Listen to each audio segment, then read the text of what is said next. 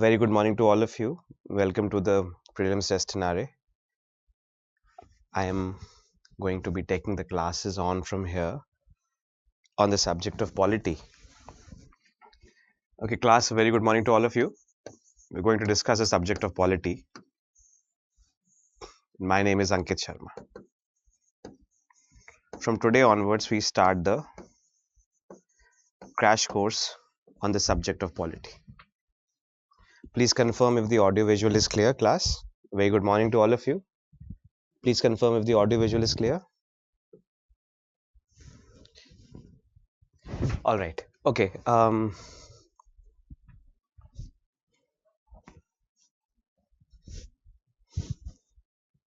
So today onwards, we are beginning upon the crash course of the subject of polity, and we are going to continue for about 9-10 days, only dealing with the what you can call subjects which are related to polity, topics which are related to polity subject. All right. Now,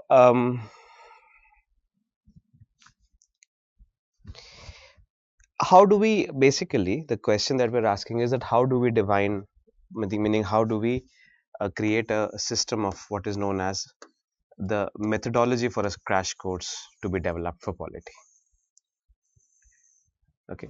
Now, generally, when I say crash course, what I basically mean to say from it is that we have to be able to cover the conceptual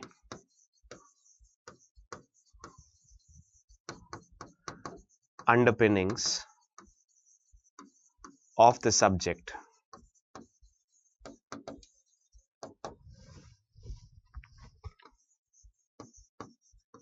along with the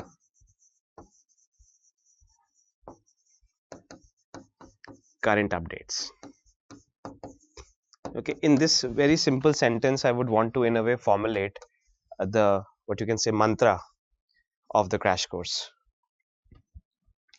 If you take a look at, for example, all the previous year questions of the UPSC Civil Services Examination prelims paper, especially for the subject of polity, you can notice a few, what you can say patterns which arise out of that. One, that all questions are inspired from current affairs. It is the current events which are appearing in the newspaper for the last 15 months that have been the most, what you can say, prominent source from which the question on the UPSC prelims examination are being asked. Right, so all questions are inspired from current affairs. By, for example, inspiration from current affairs, I mean two kinds of things. Either they are directly inspired by current affairs, or you have maybe direct questions from current affairs,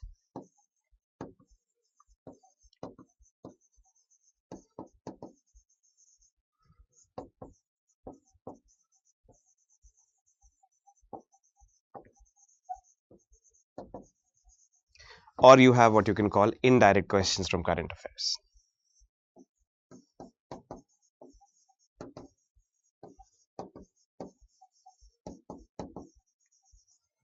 Okay, so let's say, for example, if let's say, for instance, if, for example, a question comes like this, you have a current affair this time with regard to, let's say, for example, the electoral bonds, right? So let's say, for example, if the question comes like this, the electoral bond scheme was made operational by amendments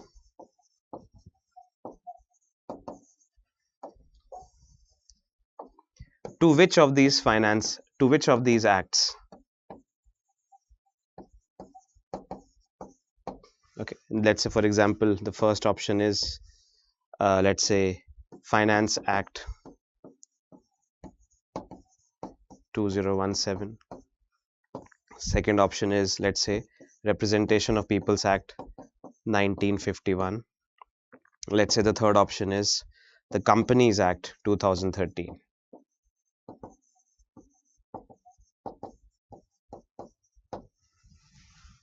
right? So electoral bond schemes was made operational by amendments to which of these following acts, right? Now, if you take a look at, for example, the ways of doing this, you have A, 1, 2, and 3, B, 1 and 2, C, 2 and 3, and D, 1 and 3.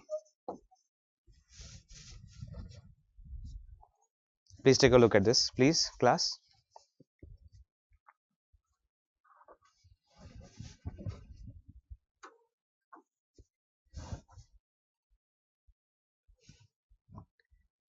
Can you see what is the correct answer to this? Just by whatever we have seen in the classes, or we have, you must have read something in the newspaper.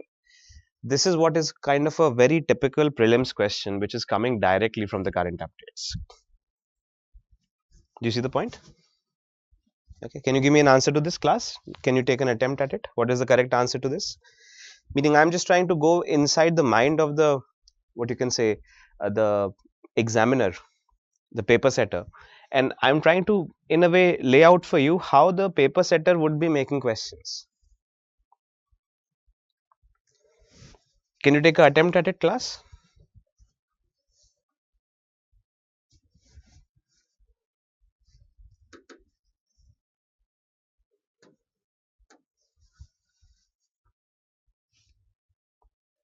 Yes, very good. The answer is A, 1, 2, and 3. So let's say this is a direct question that comes from the, what you can call, electoral bonds case and updates. Now let's say if the paper setter has to make an indirect question out of it.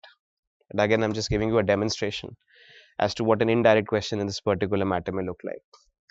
If, let's say, an indirect question is asked by the examination, which says something like this, that the Finance Act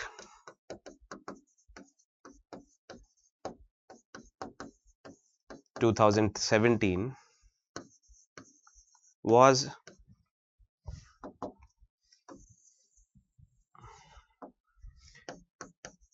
the provisions of Finance Act 2017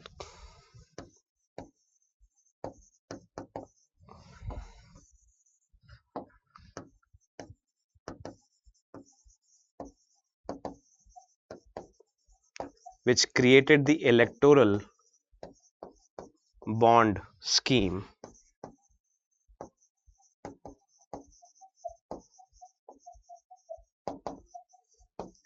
were recently struck down by the Supreme Court.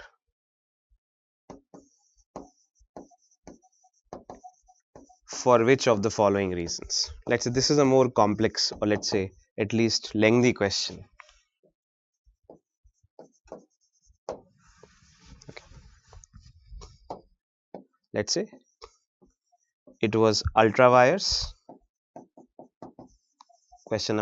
Point number A, violated basic structure.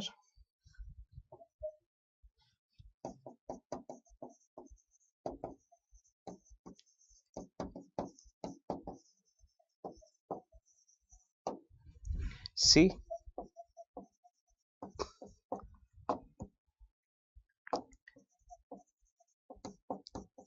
writ powers, or let's say D,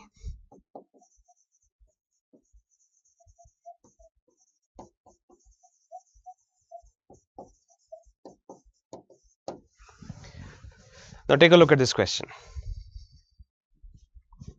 This is what you can call an indirect question that the UPSC paper setter may make out of the, what you can call, the electoral bond scheme.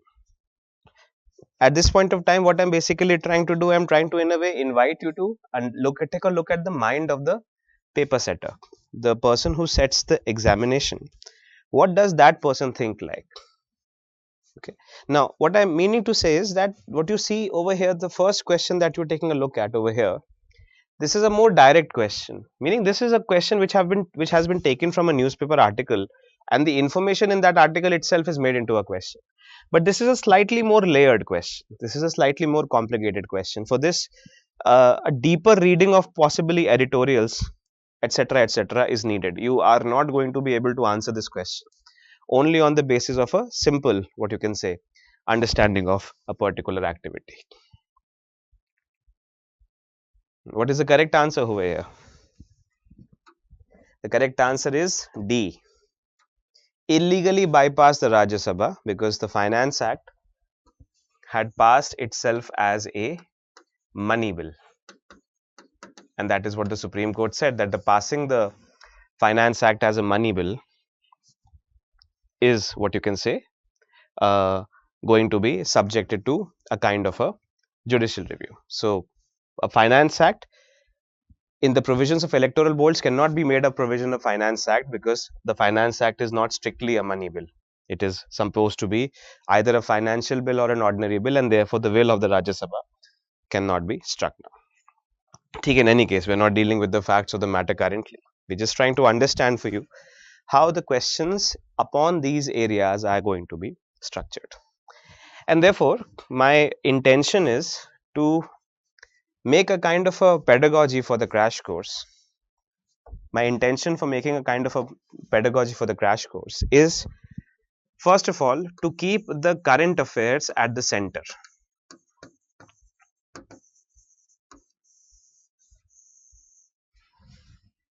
I want to keep the current affairs at the center, which means, for example, let's say I want to focus upon the most important events which have transpired in the country for the last 15 months in the subject of polity. I want to focus upon the most important events which have transpired in the subject of polity for the last 15 months, right? And when I'm taking a look at each of these items, so for example, let's say, if I take a look at, let's say, for example, the judgment which is currently reserved, it is not out yet, but at least some elements of that judgment, the order, the arguments, etc., etc., out there. If I take a look at the Aligarh Muslim University case, I would want to place this at the center of our subject. If I take a look at the AMU case, I would want to put it at the center of the subject, right? And then I would want to develop the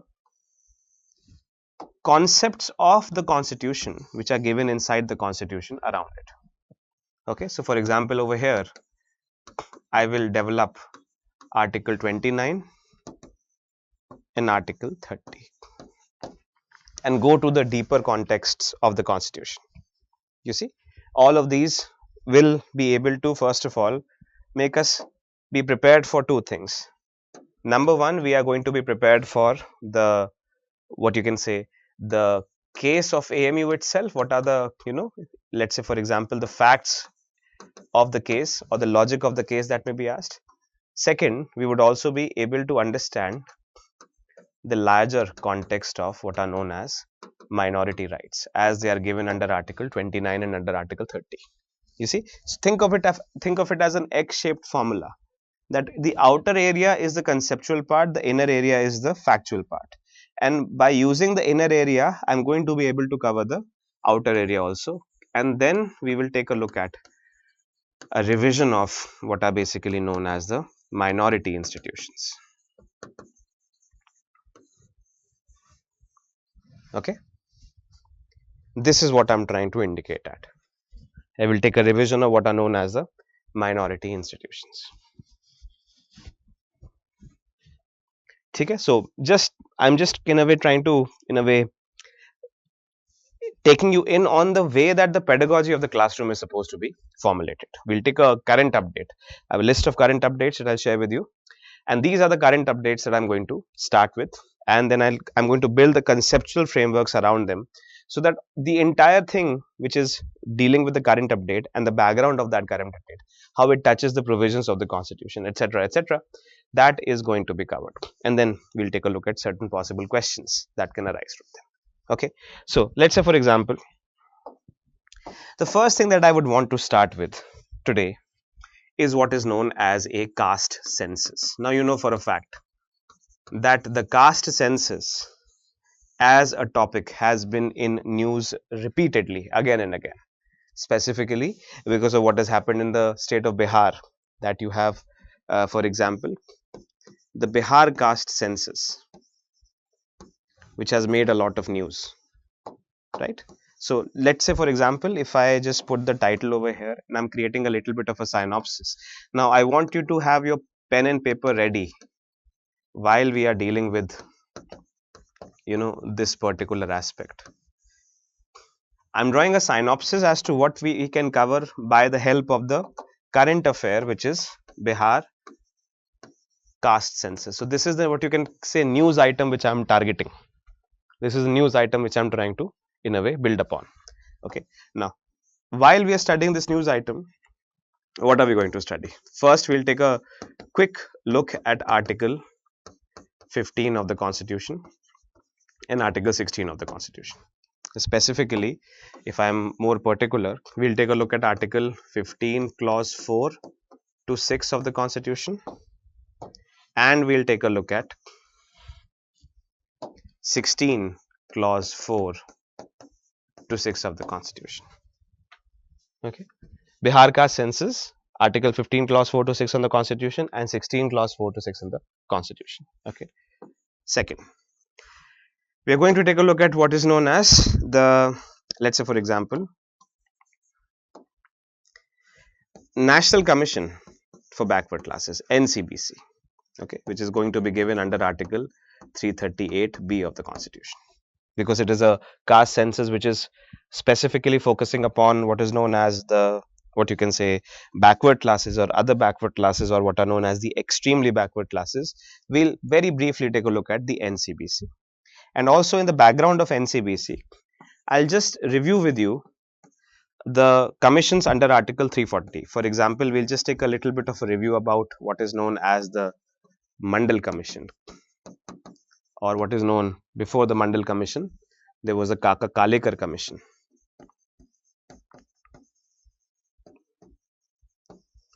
These are the first and the second backward classes commission. And also, after this, we'll take a look at a little bit of an understanding at the landmark judgment of the Supreme Court in the Indra Sawhney case. Okay, this is 1992 judgment of the Supreme Court. So a prelims question upon this can be expected as well. Then we are going to take a look at an extremely important aspect of the current affair, which is associated with a stalwart Indian politician, also known as the Karpoori Thakur formula. Now you see, Karpoori Thakur ji is a former chief minister of the state of Bihar, and the Karpoori Thakur formula has been a lot of what you can say news in the recent times. Of course, you understand that Karpoori Thakur ji has been recently awarded with the Bharat Ratna. So therefore, a very simple and very organic question that can come is, what is the nature of the, what you can say, what is the relevance that Karpoori Thakur ji has provided to the Indian discourse on politics, especially on caste politics, and what are his formulas basically, according to him, which should be adopted in calculating reservations. Okay. Then we'll take a look at the caste census done by the Bihar government, along with some amount of data. Okay, where I am going to just refer to only very simplistic data which is possible in terms of understanding this particular thing. Then we'll take a look at Bihar Legislative Assembly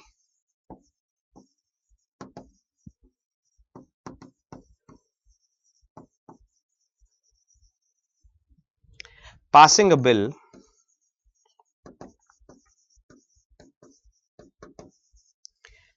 which increases quota from 50% to 65%.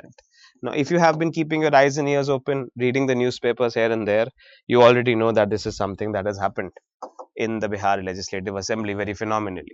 Okay.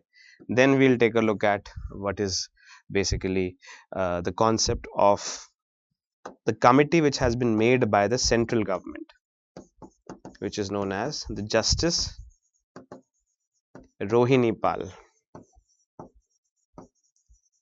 Commission. All of these things I am going to integrate into one point. And while we are dealing with Karpoori Thakur ji, let me also at this point of time add a strand out and discuss Article 18 of the Constitution, because Article 18 talks about what are known as abolition of titles. And here we can have a fresh look at what is the question basically that we are asking. Here we can have a fresh look on how, for example, titles or abolition of titles is considered under Article 18 Clause 1 in the context of Bharat Ratna and the Padma Awards. Are the constitutional, what you can say, relevance to these things which are given by the state, because Article 18 says that there shall be no titles given. So that's basically what we take a look at. Okay, so class, do we understand this? If you want, you can take a synopsis of this. This is the first current update that I am going to in a way deal with, and by the time we are finished with these current updates, we would be able to ensure that most of these things are typically understood and covered by you properly. Okay, please take a look at this, and if you want, you can take a note of this properly. Jaldi se fir shuru karte hain. Okay, have you taken it down, class? Now, since it is a crash course, be on your complete best in terms of taking the notes. Okay, I want you to have a pen and a paper ready in your hands. Okay, you will look at the screen, but also you're going to take a lot of notes as we are going to be doing it, and make sure that I'm not going to dictate notes in the classroom like this, but I'm going to share some documents with you. But please make sure that you're able to take running notes from the classroom, especially what I'm drawing on the board, and be able to catch up with what I'm taking a look at the board on side. We'll do it quickly and in a very swift manner. Okay, start. We're looking at the concept of reservations, right? Reservations is a concept which is given under the category of right to equality. So you have to be very sure that the concept of reservations is given under the category of right to equality.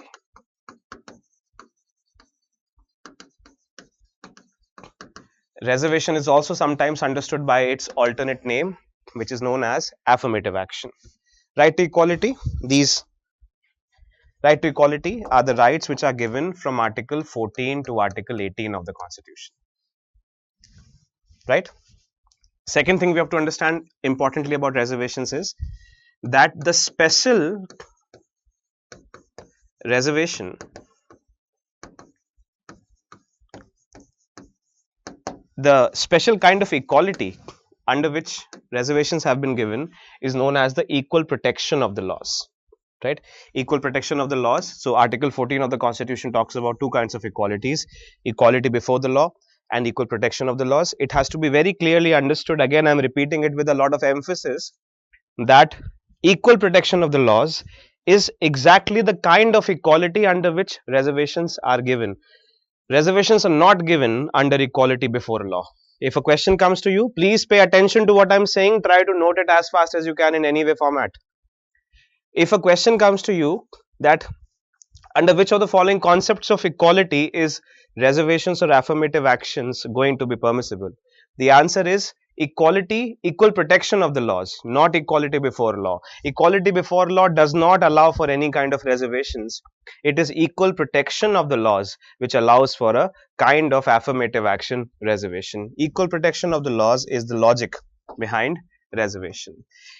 It was Dr. Ambedkar who borrowed the concept of equality, equal protection of the law from the American Constitution. Right? So the origin of the concept of equal protection of the laws is from the American Constitution, whereas equality before the law is originated from the British Constitution. Do we understand? Okay. Third aspect of reservations. Reservations are given in this kind of a categorization. Reservations to create equality of status are given under Article 15, and reservations to create equality of opportunity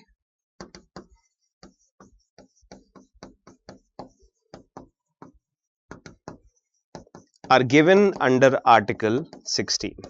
Okay, please take a very good note of it. If you give reservations to equality of status, they are given under Article 15. If we talk about reservations for equality of opportunity, they are given under Article 16 of the Constitution. Therefore, the way that this is in a way divided is very simple, that reservations which are required to create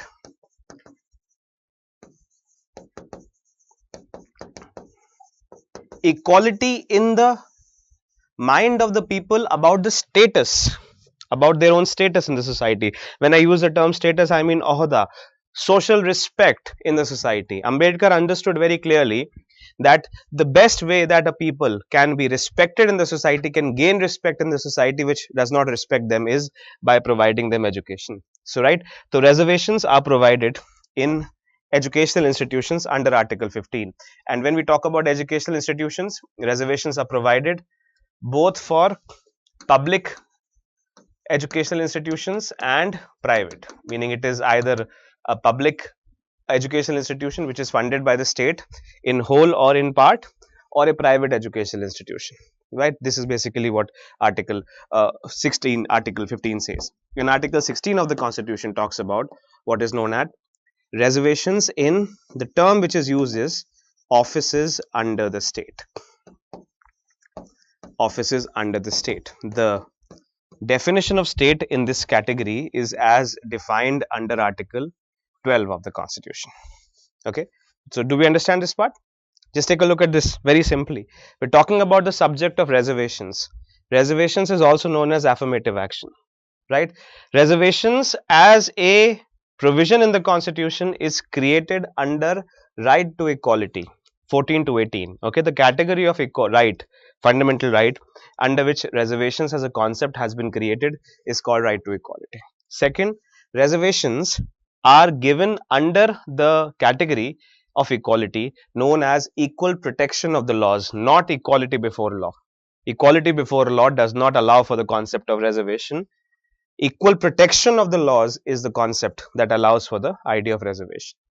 Equality of status given under Article 15 is talking about educational institutions, reservations in educational institutions, both public and private. And equality of opportunity given under Article 16 talks about reservations in offices under the state.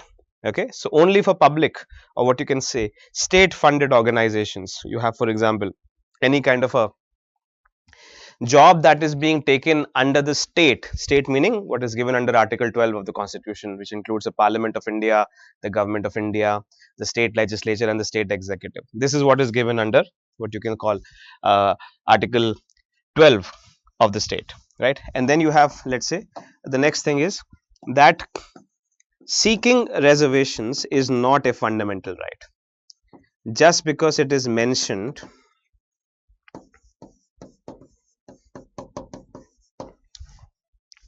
in part 3 of the Constitution doesn't mean that reservations are a fundamental right. Seeking reservations is not a fundamental right. Along with this, what is to also be remembered is that cancelling or getting reservations cancelled is also not a fundamental right.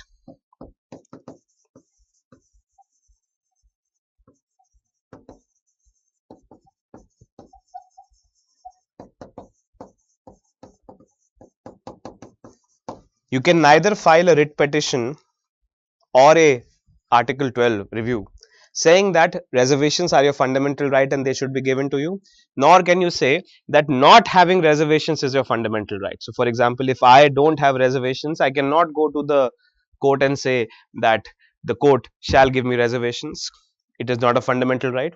Nor can I say that others who are getting reservations should not get reservations. Getting reservations cancelled is also not my fundamental right. Okay, they are not included under fundamental rights and they enjoy an immunity from Article 19 1G, which talks about what you can say the right to profession, trade, occupation, employment, etc. etc.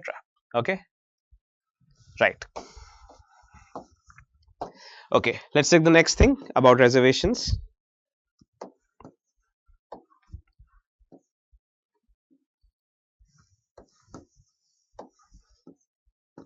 There are special constitutional bodies. This is a question that came last year itself. yeah, in fact, let's say the categories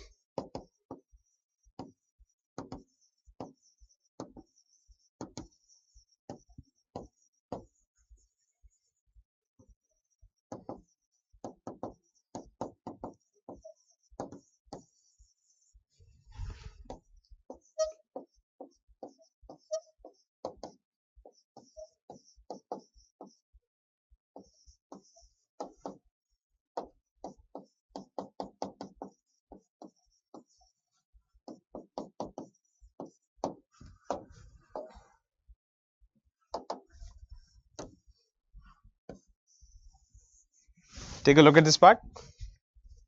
The categories eligible for reservations in India are scheduled castes, scheduled tribes, other backward classes, which are also known as socially and educationally backward classes. Please mind the fact that these are known as socially and educationally backward classes, and economically weaker sections, right?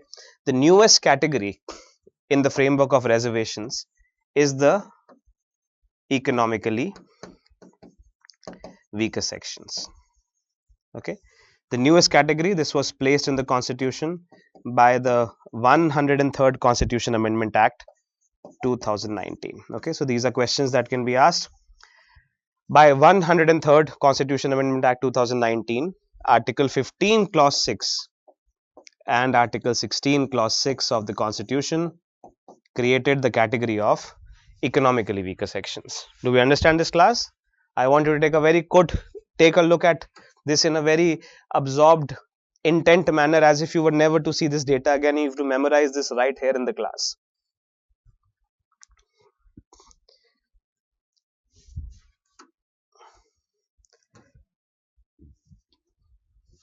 If you take a look at the chapter of reservation, reservations fall under the concept of equality from Article 14 to 18. The category of equality under which reservations fall is equal protection of the laws.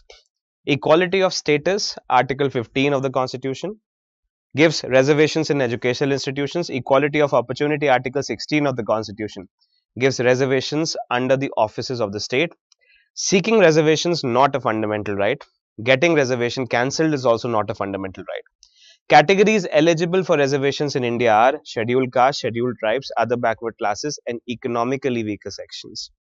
EWS, economically weaker section, is the newest category created for reservations, which is purely on economic grounds, and it was done by the 103rd Constitution Amendment Act 2019, which inserted Article 15 Clause 6 and Article 16 Clause 6 inside the Constitution. Are we clear, class?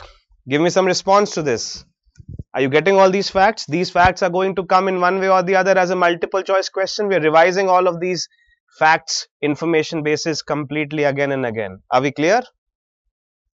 Class, do we have an understanding here? Okay. Alright, now let's say, for example, if we have to talk about constitutional bodies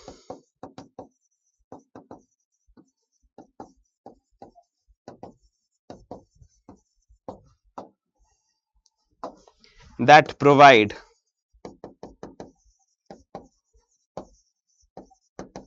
the socio-economic research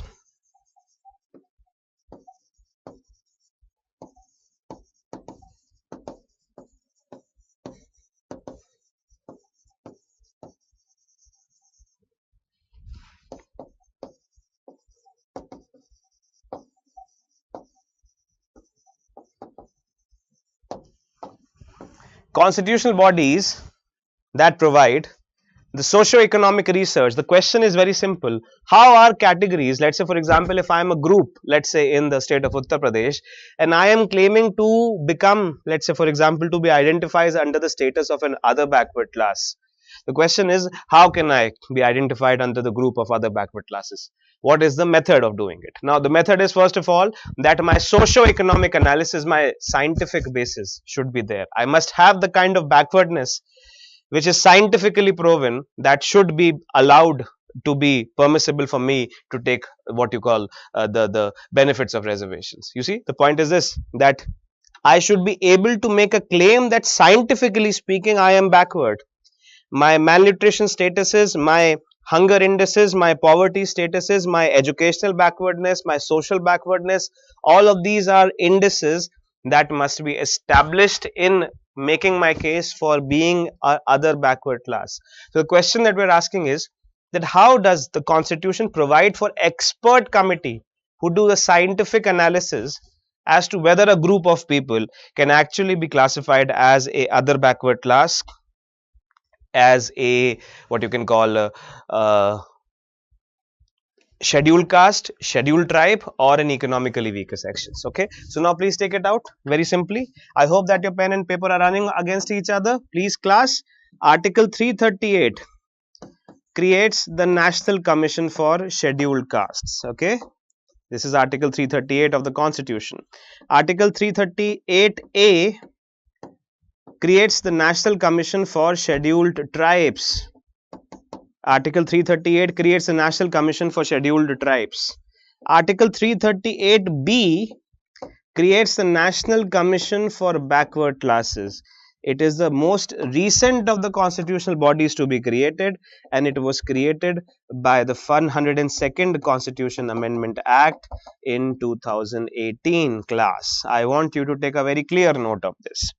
When it comes to the concept of what you can call an economically weaker section, EWS, there is currently no constitutional body which is attached to it. Economically weaker section doesn't have a constitutional body attached to it. Economically weaker section expert committee is a non-statutory body under the Ministry of Social Justice.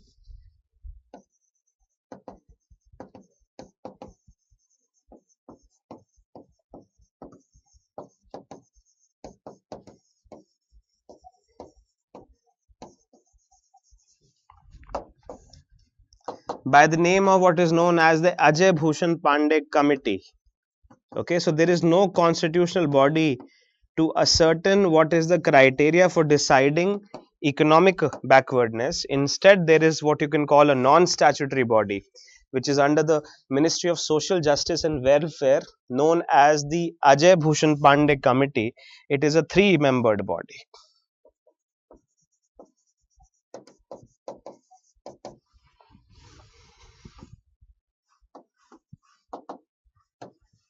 It is a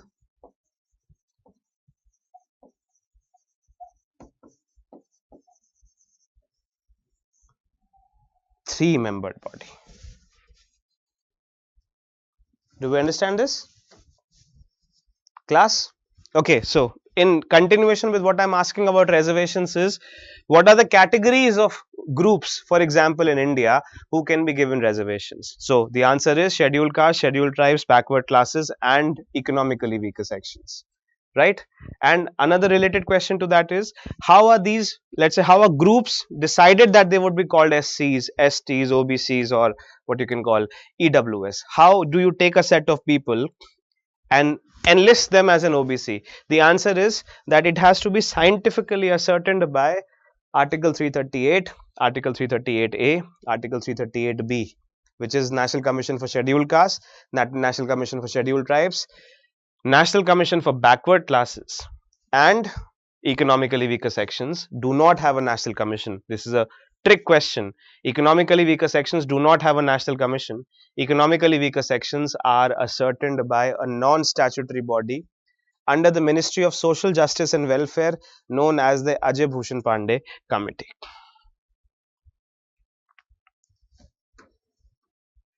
Okay, do we understand this question, class? चलिए एक बार देखिए revise करके हमने जो जो लिखा है. I hope that your pen and paper are working out properly. We've taken a list of informations. Again, any of these informations, what you can say, are included under this particular activity. Okay, let's take a look at a few questions. Put more light on why getting reservations cancelled is not a fundamental right. Sir, very simply speaking, I say, for example, I am not able to get a job. Let's say, assume, I say I am not able to get a job.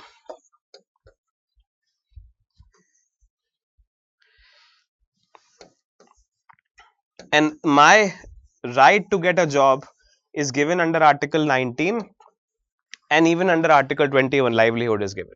Now, I say that I am not able to get a job because the job has been given to someone in a reserved category. This I cannot do. Saying that because someone else has been given a job, I am not able to get a job under the reserved category. This I cannot do. This is what basically we understand with the concept of getting reservations cancelled is not a fundamental right. Very simply speaking, a person cannot say that I want reservations. Another person also cannot say that I do not want, meaning I want reservations of another person to be cancelled so that openings can happen for me. This cannot happen, is what I'm trying to say. Again, the question that is associated with what you're asking is, how do on what basis then reservation for EWS Marathas were challenged before Supreme Court? Both these judgments. Okay, so EWS is slightly challenging. I'll come to it maybe when I discuss the judgment of the Supreme Court. EWS, economically weaker sections, the reservations was challenged before the Supreme Court. As the same thing as the Marathas were challenged on one of the grounds was that the Indra Sawhney judgment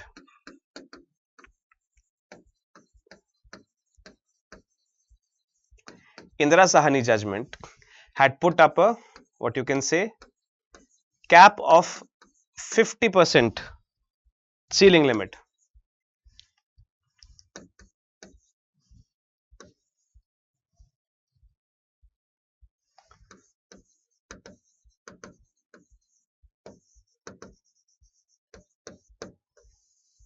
(50% ceiling limit was put up by the Supreme Court in the Indra Sawhney judgment. It was a 9-judge bench. Okay. And what the people argued in both EWS and the Maratha court is that 10% EWS and Maratha are violating the 50% and therefore they ought to be challenged. Okay. In the case of EWS, it was upheld. In the case of Maratha OBC, it was cancelled by the Supreme Court. Okay. Aren't women included in reservation? Certainly they are. Yes, 100%. But the provision for women's reservation is given under Article 15, Clause 3. Okay. Women, what you can call the affirmative action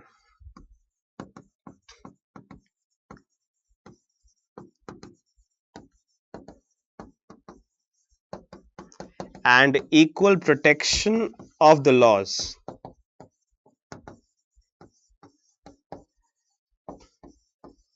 affirmative action and equal protection of the laws for women and children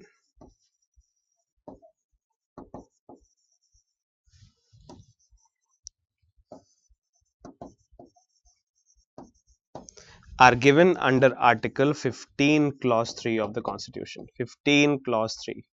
Again, I'll repeat it. 15, Clause 3. That state can make special provisions for the advancement of women and children. That can be done by the state under Article 15, Clause 3 of the Constitution. Do we understand this, class? Class, do we have a clear understanding upon this? Okay. Now just take a look at this part again. All the data and information, any questions, any doubts, any considerations, please bring before me.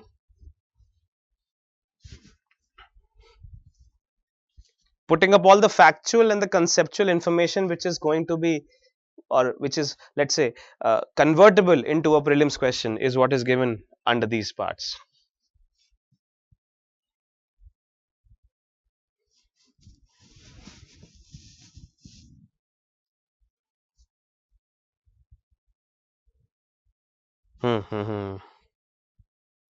Okay.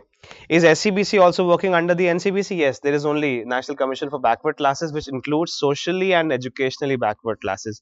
In fact, the term other backward classes and socially and educationally backward classes are actually interchangeable. There's hardly a difference between the two terms. So, what is given under Article 338B talks about National Commission for Backward Classes equally as OBC and SEBC, right? The what you can call the socially and educationally backward classes. Okay. Question is, what is the, what you can call,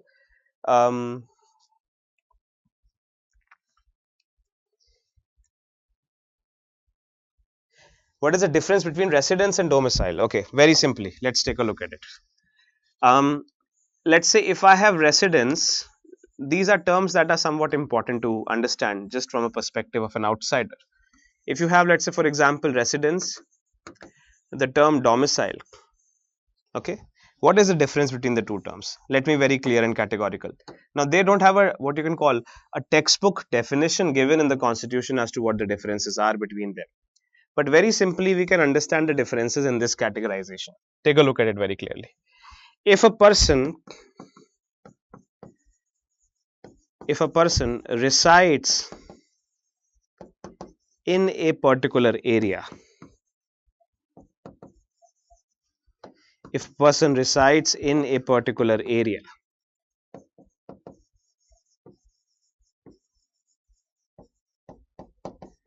it is residence. मतलब अगर कोई व्यक्ति एक क्षेत्र में मौजूद है, ठीक है, तो उसको हम रेसिडेंस कहेंगे. He is physically present over there. Okay. Domicile meaning if a person residing in a particular area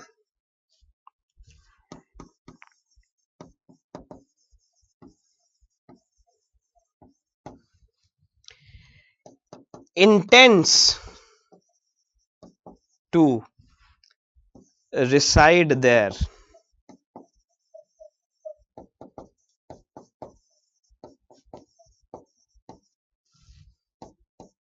in perpetuity. Okay, do you get the point? If a person residing in a particular area intends to reside there in perpetuity, then this is what is known as a domicile. So the term domicile is actually used only once in the constitution, but in specific ways it has been used only under Article 5 of the constitution. Article 5, the term domicile appears, and I am distilling before you the judgments of the Supreme Court as to what they call a domicile. Okay, you see, so Article 5 of the constitution talks about a domicile, and the definition of a domicile according to a lot of judgments of the Supreme Court is not only the residence of a person in a particular area, but his intention to keep residing in that area in perpetuity. That's the important thing that you have to understand very clearly and specifically, right? So let's say, for example, let's say if I am staying in the state of Madhya Pradesh, let's say I'm staying in the city of Bhopal for some time. I'm staying there over in the city of Bhopal for some time, right? Now, if for example, let's say I am only visiting Bhopal and I'm staying there, let's say for 2 months, I am a resident of Bhopal. For 2 months, I am a resident of Bhopal, right? But I may not have a domicile of Bhopal. To be able to establish my domicile, I will have to show some more evidences. For example, I have a ownership of a house in the city of Bhopal. I have, let's say, for example, I have my family who is living in the city of Bhopal. I have my job in the city of Bhopal. I have my kids who are going to school in the city of Bhopal. All those evidences which are able to establish that this person is not only residing there, but also intends to reside over there. But he has invested in this area in such a way that he intends to reside in this particular area. That is what is basically known as a domicile. Class, do we understand the difference between a residence and a domicile? Okay, are we clear? Why equality before law doesn't secure reservations? Well, see, just the fact that it doesn't should be enough for the prelims examination. But if you want me to go to the explanation again, you'll have to wait a little bit. क्योंकि इसमें conceptual questions इतने level पे नहीं आएंगे prelims में. बस अगर आप ये समझ लेंगे अभी कि it doesn't allow for reservations, that is going to be sufficient. But if you want a better elaborate explanation upon this, let me discuss one of the cases in the coming times in which I'll take it up. ठीक है? तो चलिए, तो ये तो पहला वाला part हमने कर लिया. आर्टिकल 15 और 16 का जो हमने पार्ट यहाँ पर कवर किया था वो हमने आपके सामने रख दिया. तो आर्टिकल 15 क्लॉज 4 और 16 clause 4, 15 clause 4 to 6 and 16 clause 4 to 6, all the items which are covered under the what you can say reservations for educational institutions and public or offices under the state, I have covered for you. तो ये वाला हमारा पहला पूरा part हो चुका है. ठीक है, एक बार देख लीजिए इसको दोबारा. ये हमने जो पहला पार्ट आपके सामने डाला था वो हो गया. राइट टू इक्वालिटी में आता है, इक्वल प्रोटेक्शन ऑफ लॉज में आता है, इक्वालिटी ऑफ स्टेटस में आर्टिकल 15, इक्वालिटी ऑफ अपॉर्चुनिटी में article 16, seeking reservations not a fundamental right, getting reservations cancelled is not a fundamental right. Categories eligible for reservations in India are SC, ST, OBC and EWS. Constitutional bodies that provide the socio-economic research on deciding such groups to be given reservations are National Commission for Scheduled Castes, National Commission for Scheduled Tribes, National Commission for Backward Classes. Economically weaker sections where you have a non-statutory body called the Social Justice under the Ministry of Social Justice and Welfare, Ajay Bhushan Pandey Committee.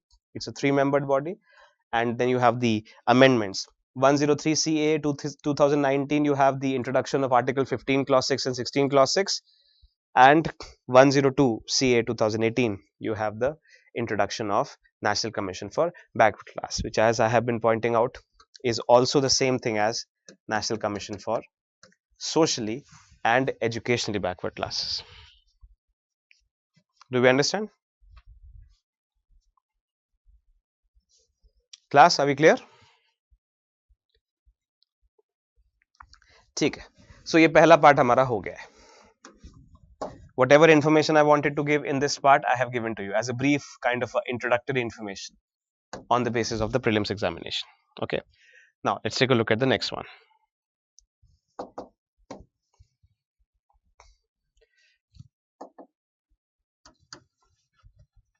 हाँ, तो जो भी जहाँ पर भी reservation permitted on the basis of domicile, yes. So for example, if you take a look at let's say the reservations which are given under Article 16 Clause 3, which are given on the basis of residence, okay, they are not only residence but आपको यहाँ का domicile भी देना पड़ेगा. तो अगर reservation 16 Clause 3 के अंदर दे रखे हैं तो वो आपके domicile में आएंगे. अगर किसी state गवर्नमेंट के एम्प्लॉयमेंट में अगर उस स्टेट के रेसिडेंट्स को अगर रिजर्वेशंस दिया जाएगा तो वो आपके डोमिसाइल सर्टिफिकेट को इशू करने के बाद दिया जाएगा.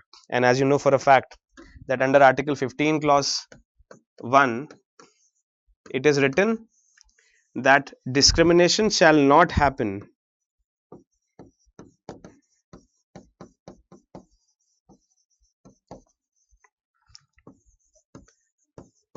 on the grounds of race, religion, caste, sex and place of birth. मतलब आर्टिकल 15 में लिखा है कि इन सब चीजों पे किसी व्यक्ति के संग डिस्क्रिमिनेशन नहीं किया जाएगा, है ना. लेकिन आप इसमें अगर नोटिस करें तो इसमें रेसिडेंस नहीं लिखा हुआ है, तो इसीलिए आप आर्टिकल 15 में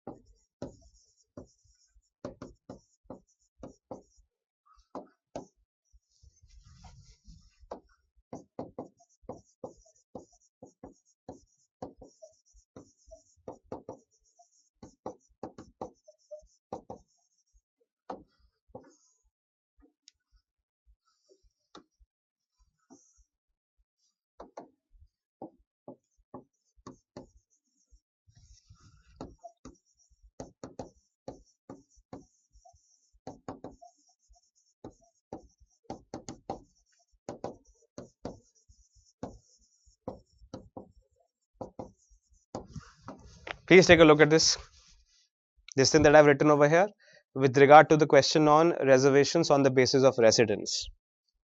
Again, I'm making it clear to you that reservations can be given on the basis of residence in two categories.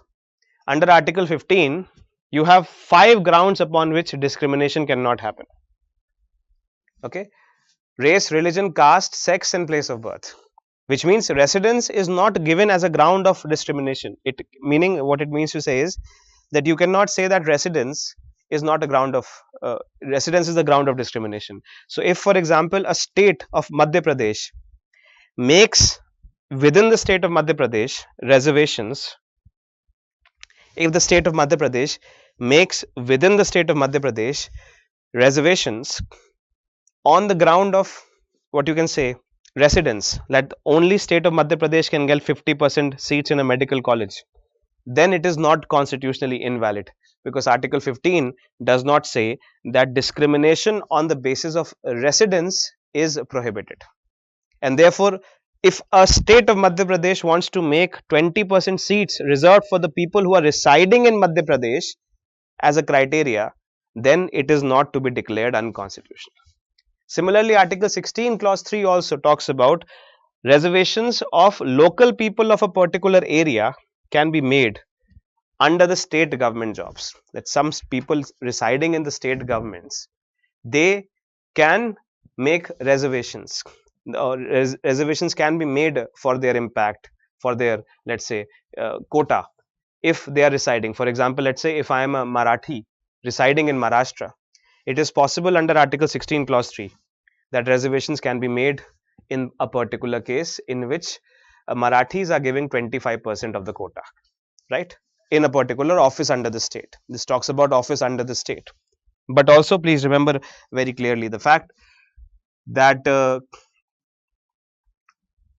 this law, which is giving reservations under Article 16 of the Constitution, can only be made by the Parliament, not by that state. ठीक है? हाँ, तो ये हरियाणा वाला जो case था, residence category is not to be, it is unconstitutional, it has been declared unconstitutional. हटा तो दिया उसको. It is unconstitutional because the state government cannot do it. Only the Parliament can do it. Therefore, it is unconstitutional. Yes, 100% unconstitutional. No, there is no time period to be a domicile. It is, again, as I prove, as I established to you, that it has to be proven that your intention is to reside in that particular territory. That's basically what a domicile requires. Now, this is a subjective criteria which can be made by the district administration on the case-to-case basis. There is no time period for which a domicile has to be given. If I come into the state of Madhya Pradesh today and tomorrow I buy a house, then I can get a domicile, because even if I'm residing only for one day, but by buying a house, it is somewhat proof that I intend to reside in the state of Madhya Pradesh. Therefore, I can have a domicile. Okay? Right, class? Okay, just let me take you through a few articles of the Constitution to get a sense of what I'm trying to say over here clearly.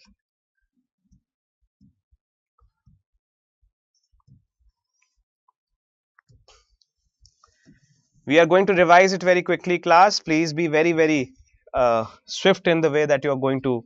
We have a lot of data to cover, and I want it to be as specific and as swift as possible. So, I hope that you maintain the pace at which we are doing in the class. If you take a look at Article 15 of the Constitution, okay, again, the question that you are asking is, first of all, the question that you are asking is, can there be reservations on the basis of gender? Yes, we will possibly discuss the women's reservation bill in the Parliament, right? Now, the question is asked, if you can, let's say, create reservations for women in the Constitution, what is the possibility of doing it? The possibility of doing it is given under Article 15 clause 3. Please take a look at it, class. Article 15 clause 3. What does it say? Nothing in this article shall prevent the state from making any special provision for women and children. Okay? Nothing in this article shall prevent the state from making any special provision for women and children. Now, what do I mean by this? What I mean is, let's say, for example, if the Delhi government wants to make, let's say, for example, buses free for women, it can do so under Article 15 clause 3. Right? Also, for example, if the UPSC wants that women candidate should not pay any fee at all, then it can do so under Article 15 clause 3.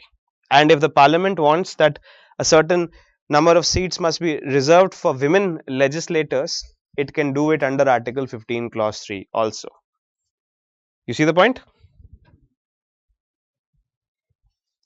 Okay. Now, if you take a look at Article 15, overall,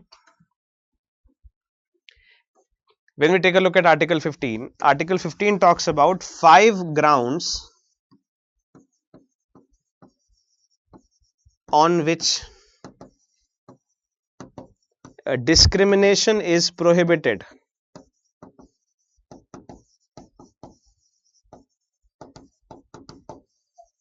Please take a look at it. Article 15, which talks about equality of status, it says that in matters of social equality, social, let's say, respect, a person cannot be discriminated on the 5 grounds. What are the 5 grounds? Religion 1, race 2, caste 3, sex 4, place of birth 5. Please be sure that residence is not mentioned under Article 15, and also descent is not mentioned under Article 15. Do we understand this, class? Please, I want to be very sure about this. Therefore, the question is that can the state make, let's say, can the state of UP make reservations for the people who have their domicile in the state of Uttar Pradesh in an engineering college run by the state government? The answer is yes. Why? Because reservations based upon residence are not unconstitutional, because discrimination created on the base of residence is not unconstitutional. Now, you have to be very clear in understanding the fact that residence is different from a place of birth. Okay, you have to be very clear in understanding the fact that residence is different from a place of birth. If, let's say, for example, if I am a person born in Maharashtra and I'm living in Maharashtra, I have my place of birth and residence both in Maharashtra.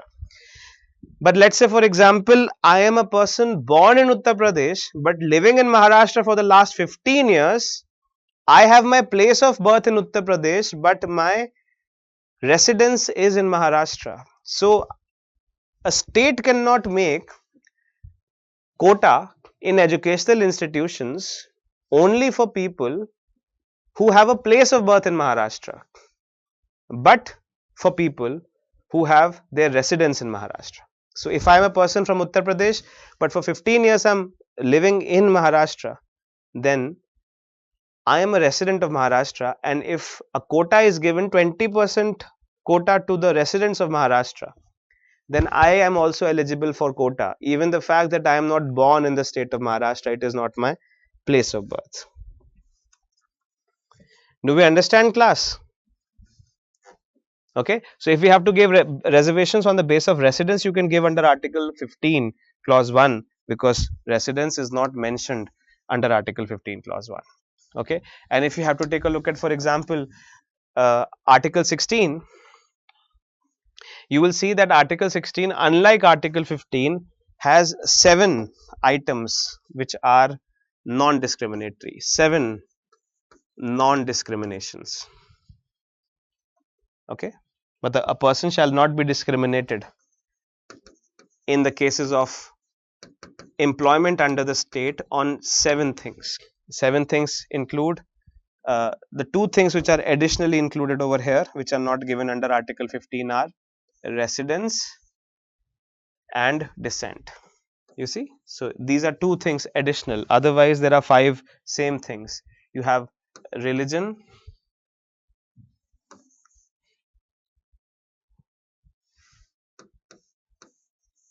race, caste, sex, place of birth. These are exactly similar to each other, right? So you have 1, 2, 3, 4, 5. What is extra in Article 16 is residence 6 and descent 7. Do we understand the point? Now, when I take a look at the concept of descent, descent का मतलब होता है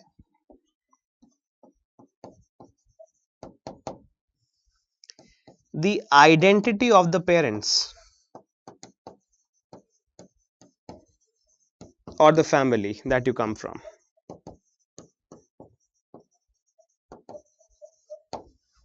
that I come from a certain parent. Let's say, for example, if I come from parents who are Marathis, and if, let's say, for example, a quota is made only for people whose parents are Marathis, then it is a point of descent. I am a descendant of the parents who are Marathis. That is what is the meaning of the term descent. No, Maratha reservation is not unconstitutional. No, because the 50% rule has been in a way flouted very clearly, openly by the EWS judgment. So Maratha reservation will not be unconstitutional on the 50% ground anymore. Okay, it's a slightly complicated history to that. Class, am I able to make you understand this part? Again, very simply, if I have to take a very simple understanding of Article 15 of the Constitution and Article 16 of the Constitution, I say Article 15 of the Constitution talks about equality of status, which means that no person shall be discriminated on the basis of race, religion, gender, caste, place of birth. 5 grounds. Okay, and residence is not a ground, but residence is different from place of birth. Therefore, under Article 15, you can make reservations also for people residing in a particular state to be admitted into the state universities of that particular state. You can make, you know, special advancements for women and children, and you can make special advancements for SC, ST, OBC, and EWS for educational institutions under Article 15 of the Constitution. Am I clear? Article 16 of the Constitution talks about discriminations that shall not happen on 7 grounds. It includes religion, race, caste, sex, and place of birth, but it also includes descent and residence. So even on the cases of residence, you cannot make special provisions for people to get jobs if they are residing in a particular state, not the place of birth also, but also residing. Okay. Now the only exception to this is this part. Please take a look at this. This is the case in which the Haryana government did what it had to do, but of course it was unconstitutional. It says that if in any event a reservation is to be made upon residence, if in any event a reservation is to be made upon residence, again let me repeat it, if in any event a reservation is to be made upon residence of a particular state, then it can only be made by the parliament. It cannot be made by the state government. So for example, if you want to make under the state PCS of Maharashtra, you want to make 25% reservation for residents of Maharashtra, the state of Maharashtra cannot do it, only the parliament can do it. State of Maharashtra cannot do it, only the parliament can do it. Are we clear? Class, do we take a look at it openly?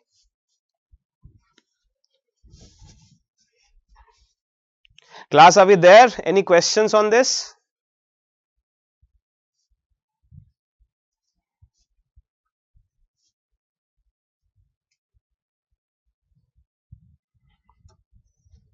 Class, any questions?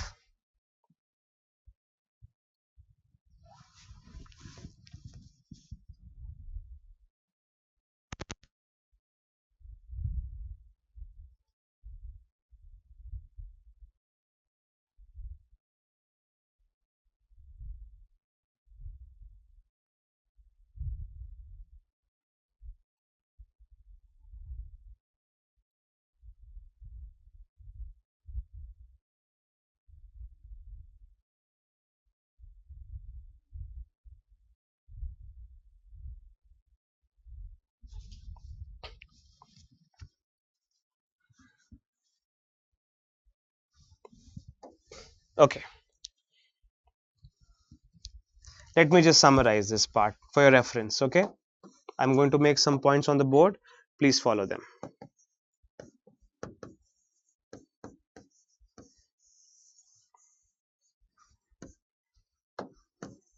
Just for your reference, okay, to make it simpler for you to remember all of these things.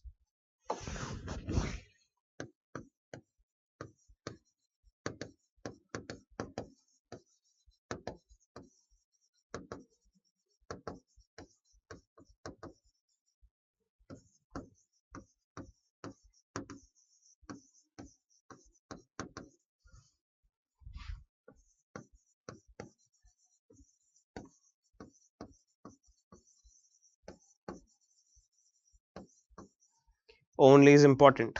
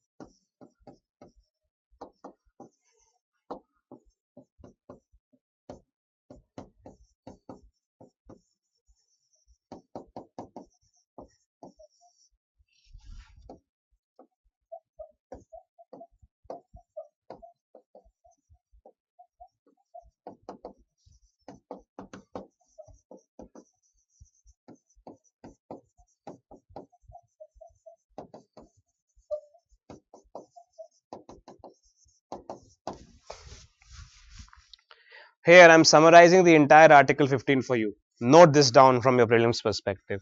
Everything that I have discussed on Article 15 is presented over here as a summary. Class, please note it down now. Any kind of a conceptual question from Article 15, this is the literature that you have to mug it up. Mug it up.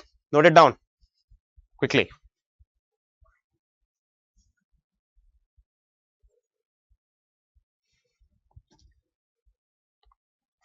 You're right about pointing it out. Exactly. Though I would disagree that the meaning is different, but let me replace it with sex. But the meaning is not different under the Constitution. You can have transsexuals also in the Constitution, and you can have transgenders also in the Constitution. The meaning is not different. After the judgment of the Supreme Court in Nalsa versus Union of India 2016, the meaning is not different. You can have transsexuals and transgenders also at the same time. But yes, technically, let's put sex over there.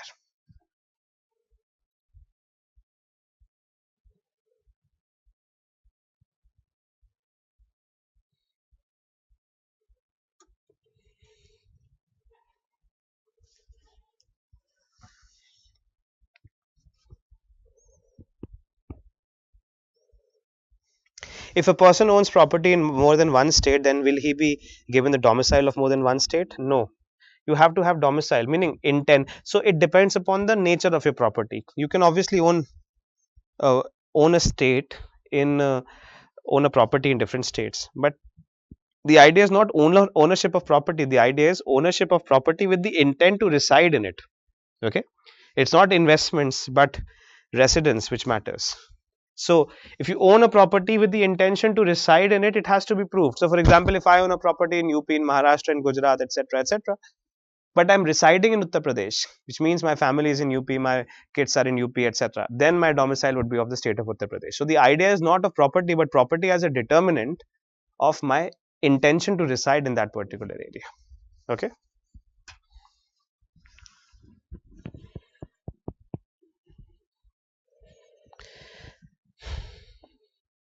You have to say state cannot discriminate on 5 grounds in terms of status and cannot discriminate on 7 grounds in terms of public employment. Yes, you are correct.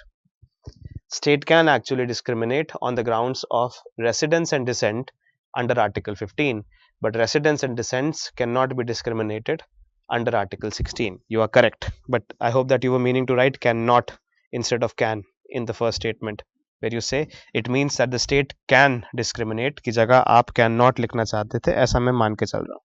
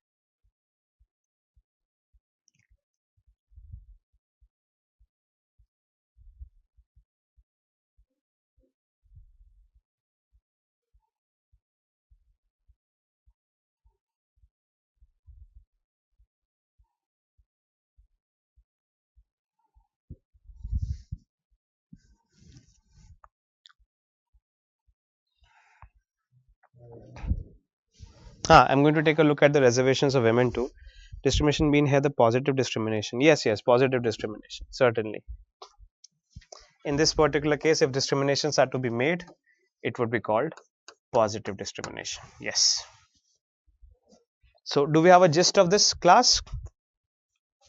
अभी हम करेंगे Bihar legislative assembly women's reservation bill सब कुछ करेंगे. आप थोड़ा ना पहले कॉन्स्टिट्यूशन के जो प्रावधान है उनको एक बार समझ लेते हैं, जिससे कि बेसिक कंटेंट वाला क्वेश्चन आंसर फ्रेमवर्क हमारा पूरा हो जाए.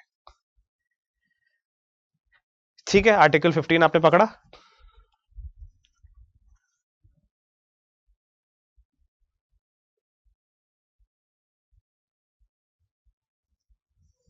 Can we get a sense of Article 15 of the Constitution?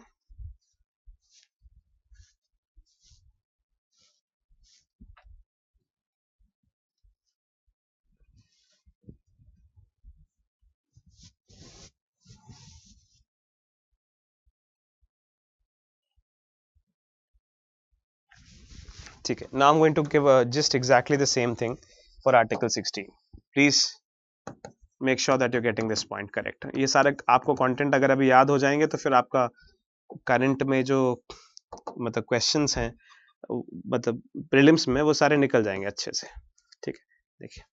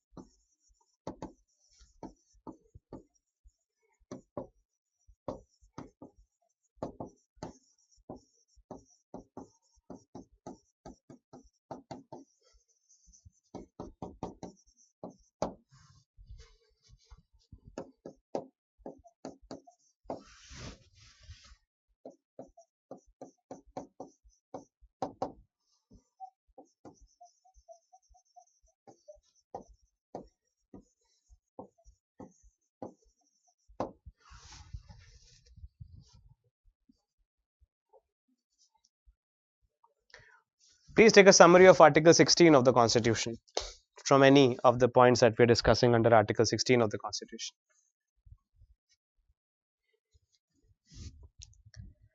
Class, please take a look at Article 16 of the Constitution, please.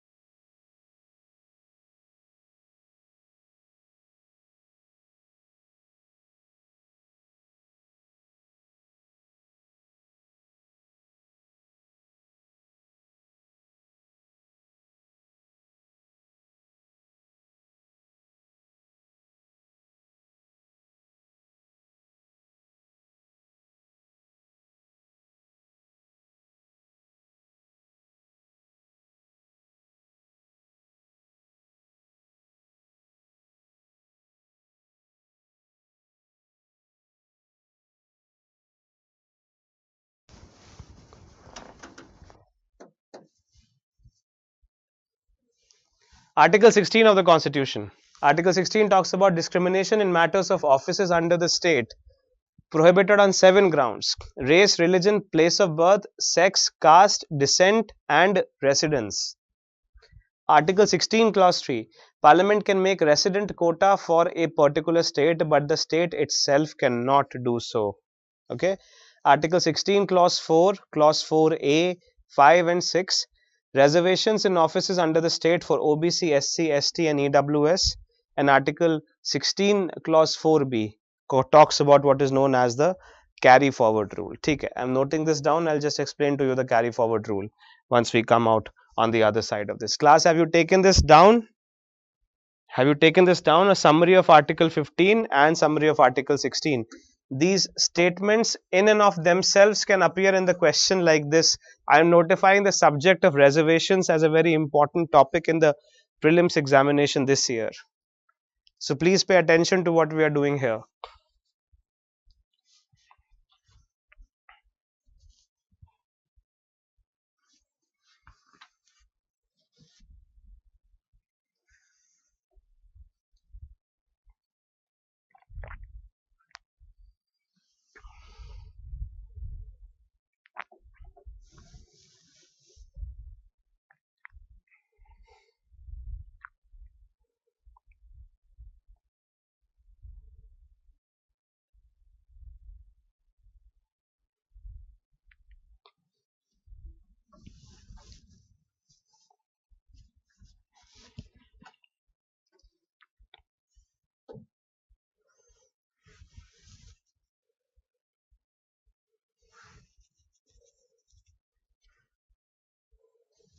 ठीक है, 16 क्लॉज 3 समझाना है ना, सुनिए ध्यान से।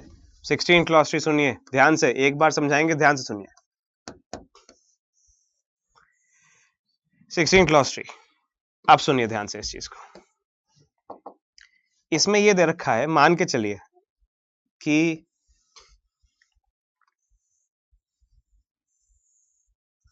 what is given under Article 16 clause 3 is this. Let's say this is the Union of India. Okay, let's say this is the state of Maharashtra. This is the Union of India, this is the state of Maharashtra. Okay, now let's say for example in Maharashtra PCS,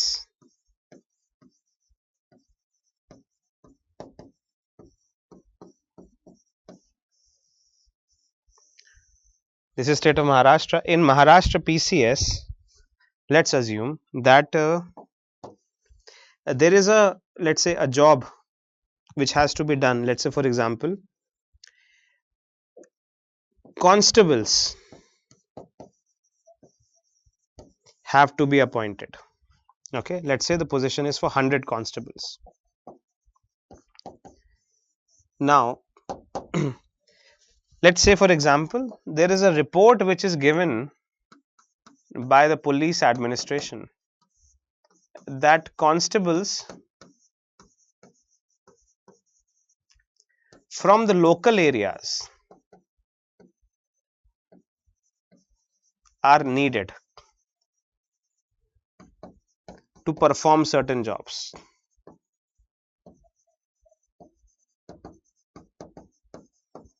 Please pay attention to what I'm saying. I'm explaining Article 16 clause 3 to you.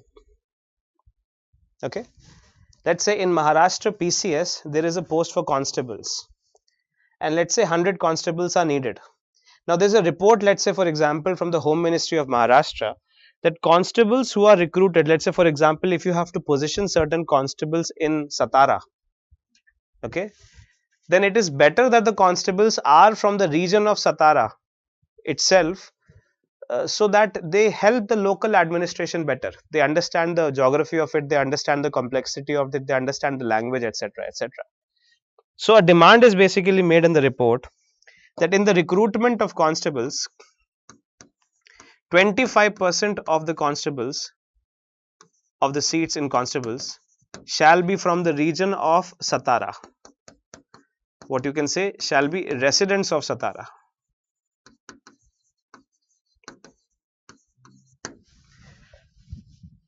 You understand? Shall be residents of Satara, 25%. If this kind of a demand is made, that in the admission of constable 25% of the seats should be reserved for the residents of Satara. The Maharashtra legislature cannot do it. The what you can call the Maharashtra Legislative Assembly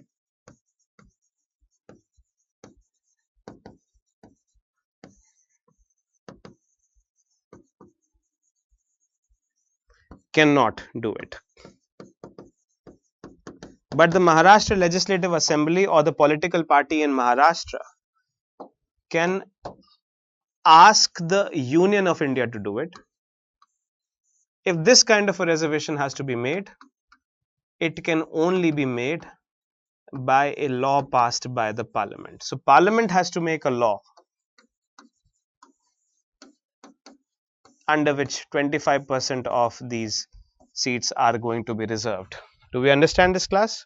Are you taking a look at this, please? Article 16 clause 3 is what I am explaining to you.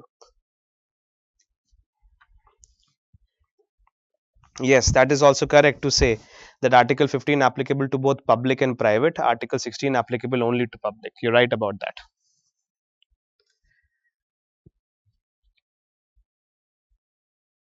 Do we understand Article 16 clause 3? Am I clear in making you understand how Article 16 clause 3 works, class?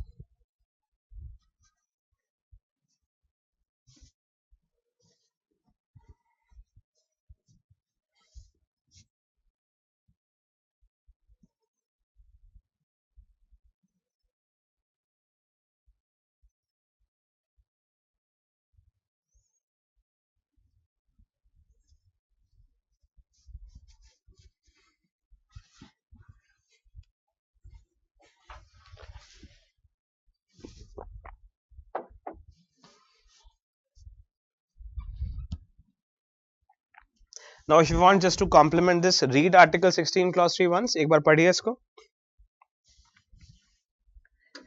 Try to read Article 16 clause 3 once.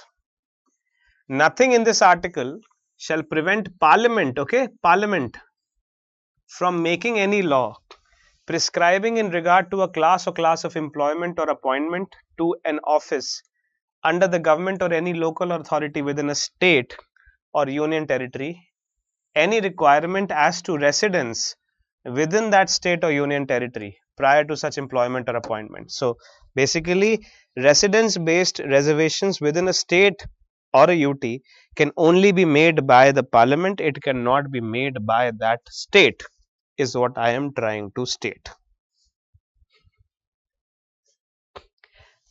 Are we clear now, class? Article 615 clause 3, 16 clause 3. Okay. So, let me just for instance, let's say if I want to take a look at Haryana reservations.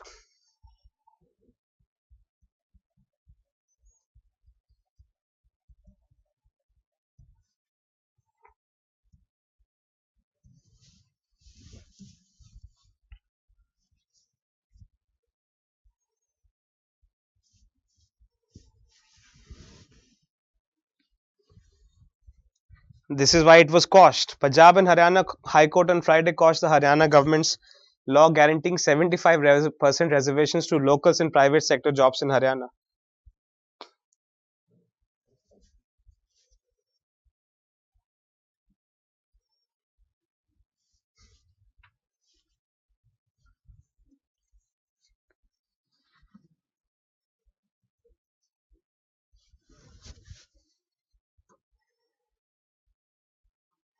Right, and there are many conditions for this. Of course, first of all, under Article 16, as you're pointing out, only offices under the state are applied. The private sector is not even covered. So, under Article 15 or 16, anyway, the criteria for making residence based reservations can only be done by the Parliament, but also it is only for offices under the state. Here, the Haryana government is making this for private sector, which is absolutely absurd in comparison to what the constitution is saying. It is a violation of Article 14 of the constitution, equality before law, and is a violation of what you can call Article 19(1)(g), which talks about equality of which talks about freedom of what you can say trade, occupation, and profession. Take a look at this. one of the petitions challenged the law on account of the fact that it provides a reservation in private employment creates an unprecedented intrusion by the state government into fundamental rights of the employers.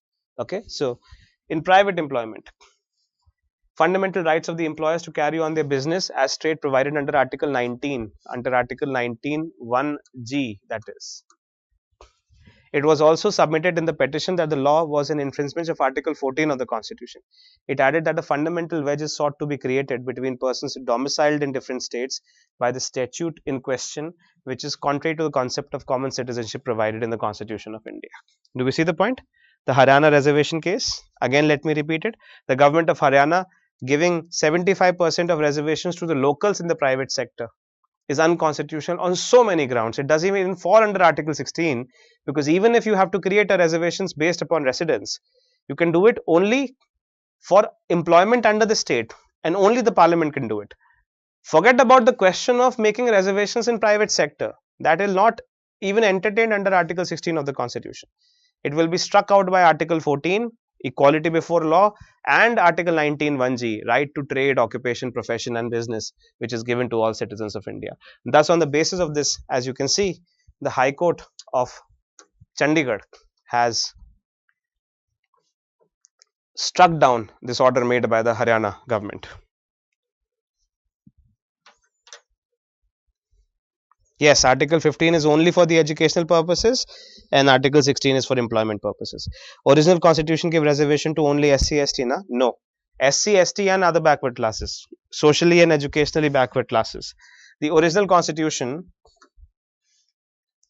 had contemplated reservations for SC, ST and socially and educationally backward classes, which are also known as the other backward classes, SEBC.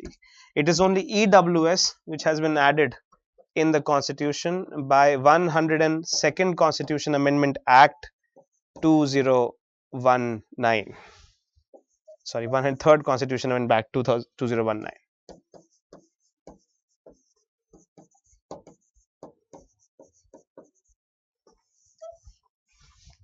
Am I clear, class?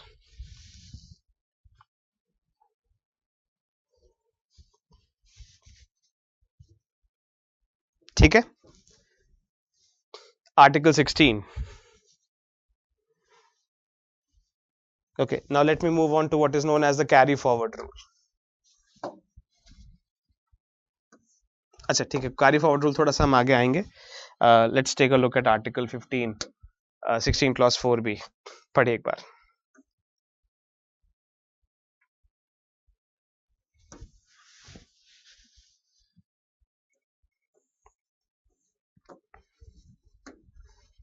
Okay, carry forward rule.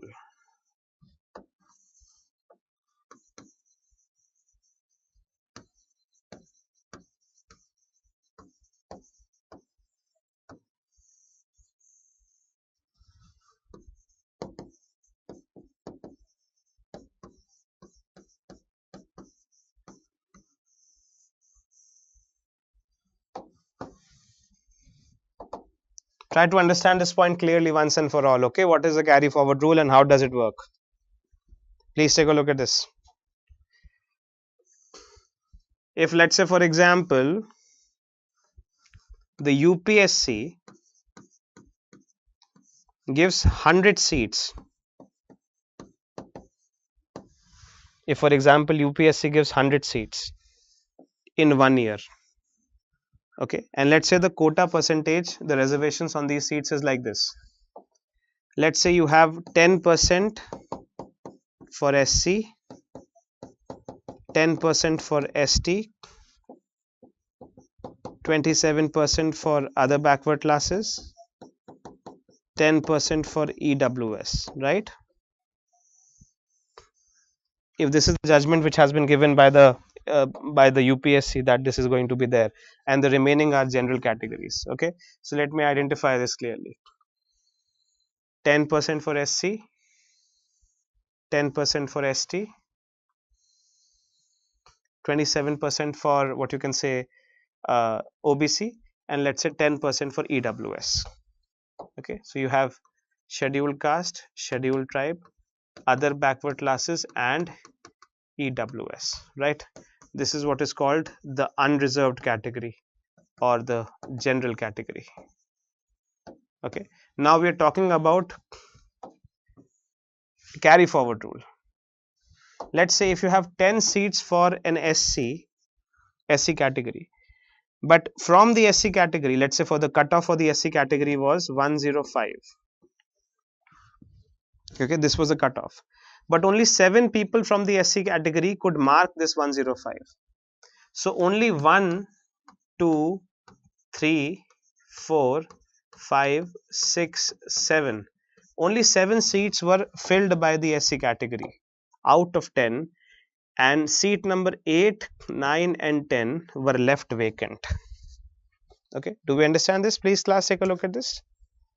7 seats were filled by the SC category, 1, 2, 3, 4, 5, 6 and 7, and only seat 8, 9 and 10 were left vacant, which means that 3 people could not, but only 7 people could touch the cutoff out of 105. Okay, now what I mean to say is this. Let's say for example, if this is an educational institution, but if we're talking about an educational institution, then what would happen is that these 3 seats are going to be put under what is known as an open category, which means to say that the general candidates will have 3 more seats which have not been fulfilled by the creating of a what you can call reservation for the scheduled castes. Please take a look at this again. If you have this kind of a reservation system and you have SC, ST, OBC, EWS and general, okay, 1, 2, 3, 4, 5, 6, 7 seats are taken by SCs, but 3 seats 8, 9 and 10 are not taken by SCs. No people among the SCs was able to touch the cutoff of 105. Okay, in cases of educational institution, these 3 seats would be rendered open. What I mean to say is that they would be given to the general category. Matlab 3 more seats which be added to the what is known as the open category. Clear? In cases of educational institutions which are under Article 15 of the Constitution. But in the cases of what we understand as offices under the state, in cases of offices under the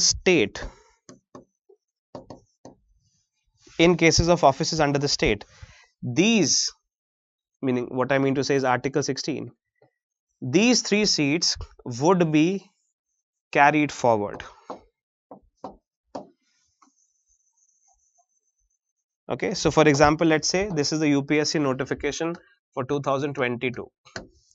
Out of this, only 7 out of 10 SC seats were fulfilled. So the 3 remaining seats will not be given to the open category, they would be carried forward. And then let's say for example, the UPSC makes another notification in 2023, and in the notification of the UPSC in the year 2023, you would have 10 seats in scheduled castes.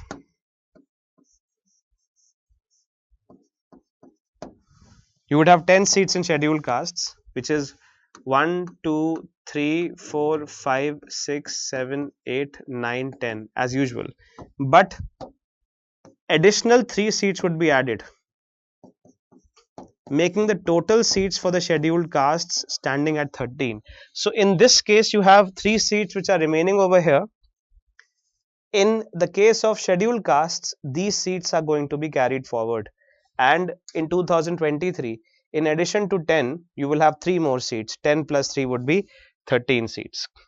Do I make myself clear, class? This is what is known as a carry forward rule. Now, a few things that you have to remember for carry forward rule. Okay? Just a few understanding. This is how you can explain the carry forward rule under the Article 16 clause 4b. What are the few points that you have to remember for a carry forward rule? Only in cases of offices under the state,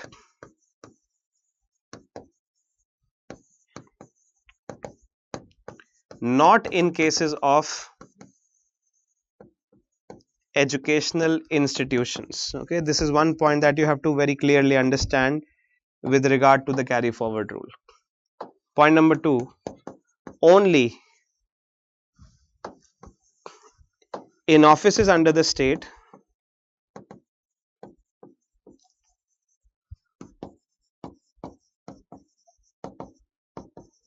only in case of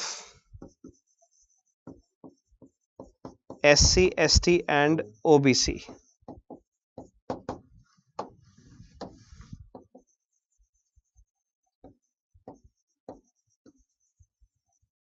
Carry forward rule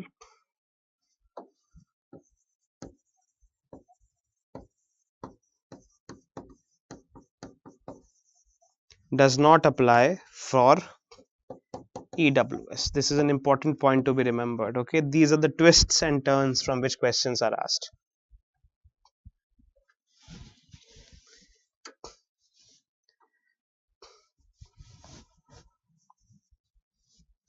Okay, am I making myself clear, class? These are the 2 points that you have to remember to answer a kind of a prelims based questions on the carry forward rule. Class, please take a look at this clearly.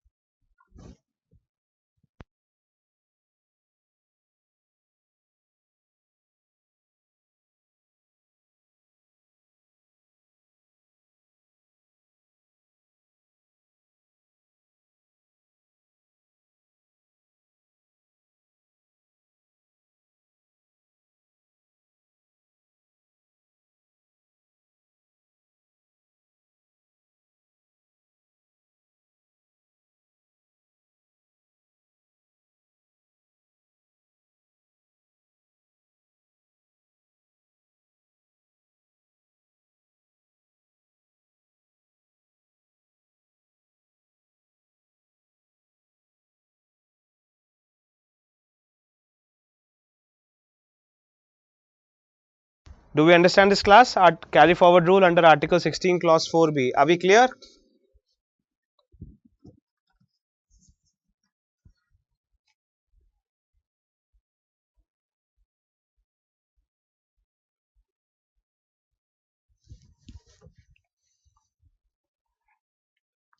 No. See, they will not be deducted from the general category. If, for example, you have 100 seats over here, 3 seats would be added, bringing the total number of seats to 103. If you have 100 seats over here, 3 seats would be added, bringing the total number of seats to a net of 103. Am I clear?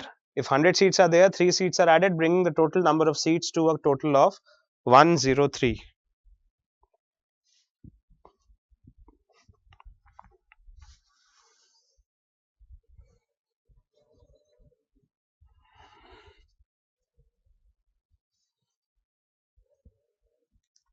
ठीक, अब educational institutions में क्यों नहीं है मुझे नहीं पता, लेकिन मतलब कॉन्स्टिट्यूशन में सिर्फ आर्टिकल 16 में दे रखा है. आर्टिकल 15 में दे रखा होता तो एजुकेशनल इंस्टीट्यूशन में भी लग जाता, बट अगर आर्टिकल 16 क्लॉज 4B में दे रखा है तो it is only for what you can call offices under the state. Now why that logic is, of course we can discuss about it, but for the prelims examination that is not necessary.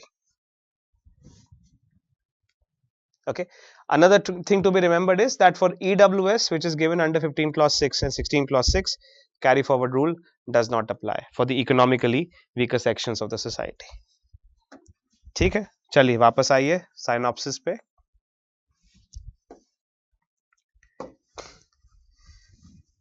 Now is this clear? एक बार देखिए इसको. Right to equality under Article 14 to 19, equal protection of laws taken from the American Constitution. Equality of status, Article 15 हमने पूरा elaborate कर दिया है आपके सामने. Equality of opportunity under Article 16 has been elaborated properly. Seeking reservations not a fundamental right. Categories eligible for reservations in India are SC, ST, OBC, SEBC and EWS. The newest category is EWS under the 103rd Constitution Amendment Act 2019. Now we can take a look at a little bit of a constitutional bodies that provide the socio-economic research on deciding which groups to be given reservations. Okay, so we take a look at some of the constitutional bodies which are involved in reservations, especially the National Commission for Backward Classes, but along with National Commission for Scheduled Caste, Scheduled Tribes, and backward classes, and then you have the non statutory body for the EWS. तो इसको थोड़ा सा हम एक बार देख लेते हैं. ठीक है, चलिए. क्लास यहां तक सारी चीजें क्लियर है. आर्टिकल 15 क्लियर है.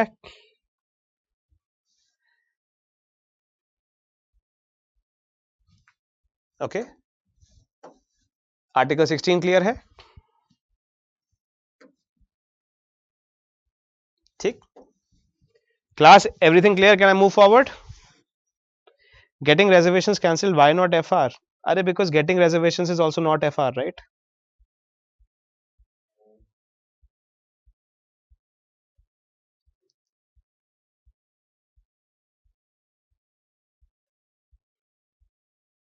What about that year seat? उसे 97 ही लेंगे. ये वाली जो सीट आप कह रहे हैं ना, इस दिन इस दौरान सिर्फ 97 एडमिशन लिए जाएंगे 100 में से. Only 97 admissions are going to be taken out of 100 in this year. The remaining are going to be forwarded to the next year. 100 plus 3 equals to 103 में आ जाएगा. Okay? Understood class?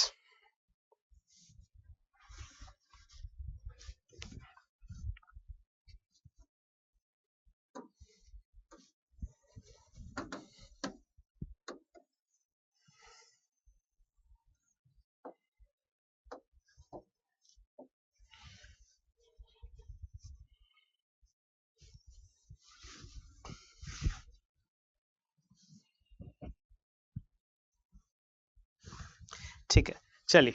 Now let me just in a way expand to you a certain idea. Oh, I think I'll just make a summary, then we'll break for half an hour for lunch. Just give me 5 minutes, I'll make a summary over here.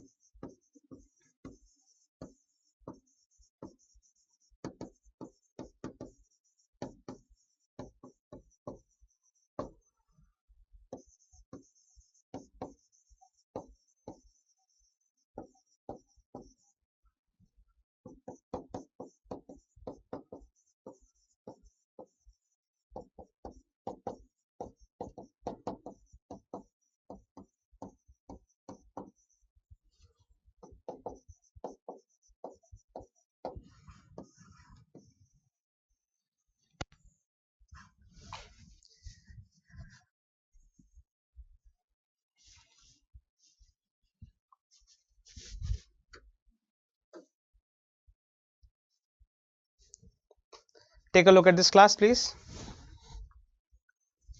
Just draw the synopsis of constitutional bodies which are associated with reservations. Okay.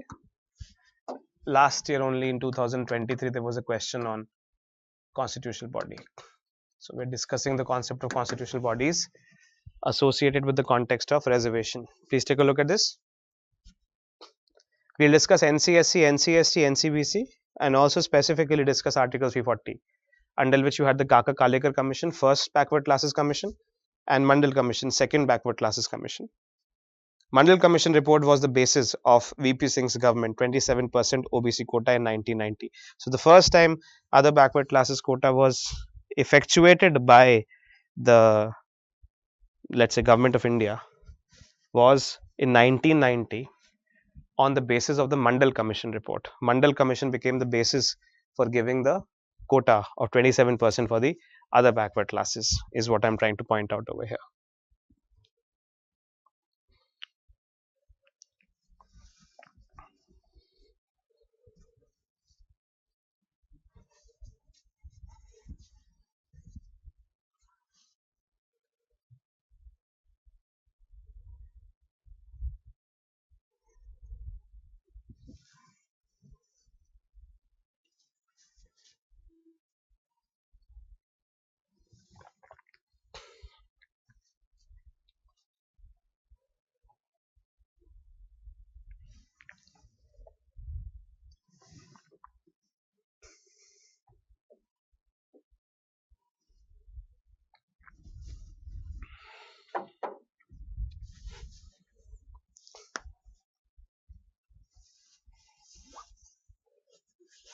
ठीक है, we'll give a set of bodies names for the constitutional, non-constitutional, statutory, etc. prelims के लिए. As per right to choice, why getting reservation cancelled is not a FR?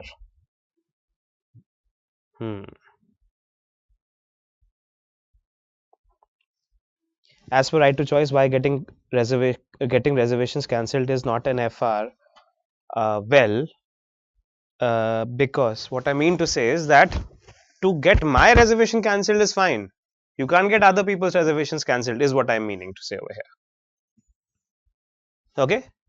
I can't say that this person shall not be given a reservation because he is taking away my fundamental right to employment. This is what I'm saying is not a fundamental right. If you want to give up your reservations, of course, it is a fundamental right. It is a right to choice, as you're correctly pointing out. But what I'm meaning to say over here is getting the policy of reservations to be cancelled because you don't want it. That is not correct. Okay. So you say because I am a SC, I'm giving up my reservations and therefore the policy itself should be scrapped. That is not allowed. Or that I am not an SC but my right to employment is getting hurt by reservations. I cannot hope to say that the government of India is going to cancel the policy of reservation on that ground. If you want to renounce your reservation individually, then it is perfectly all right. That comes under the right to choice, as you're correctly pointing out. Resuming from this part, now I'm going to just circulate a little bit of a timeline as to what happens. Let's say, for example, our focus, as we have seen over here, is to understand the nature of how the constitutional bodies over here work, right? Now, if let's say, for instance, I take a look at this particular scenario and I talk about, let's say, for example, the other backward classes.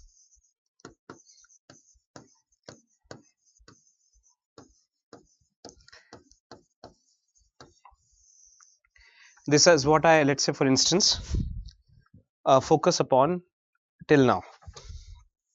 In fact, let me do one thing very simply. Before I go with the other backward classes, let me just get a current update about Manipur in reference to the scheduled castes out of the way, right? Now, let's say, for example, if I talk about Manipur. Now, Manipur has had a range of issues recently which are dealing with the what you can call the status of the Metis and the Kukis, right? So, let's say if I think about Manipur,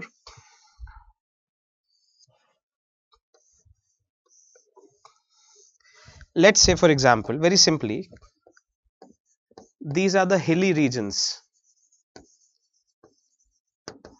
of Manipur. If you take a look at Manipur in a topography manner, and these are, let's say, the plain areas.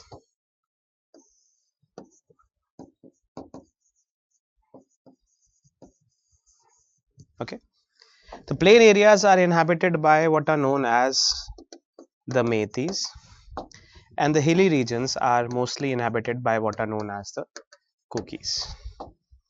Okay, now Kukis are identified as what you can call a scheduled tribe. See, the point that I'm trying to make is that at the heart of the conflict,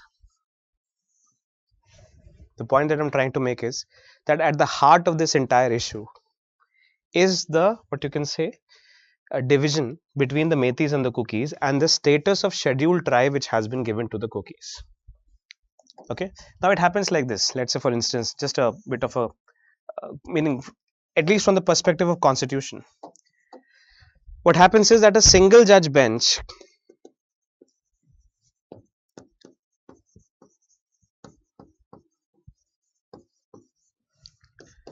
of the Manipur High Court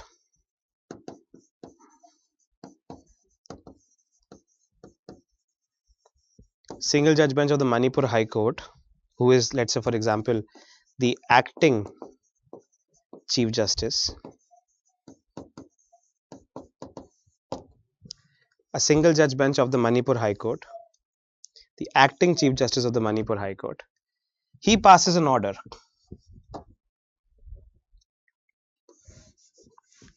He passes an order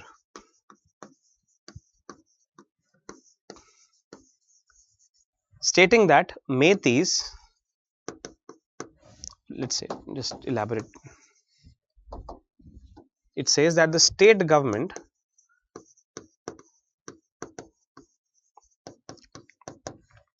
must make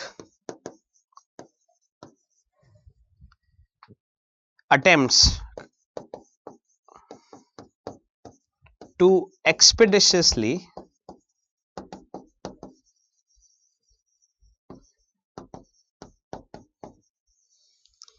list the Meiteis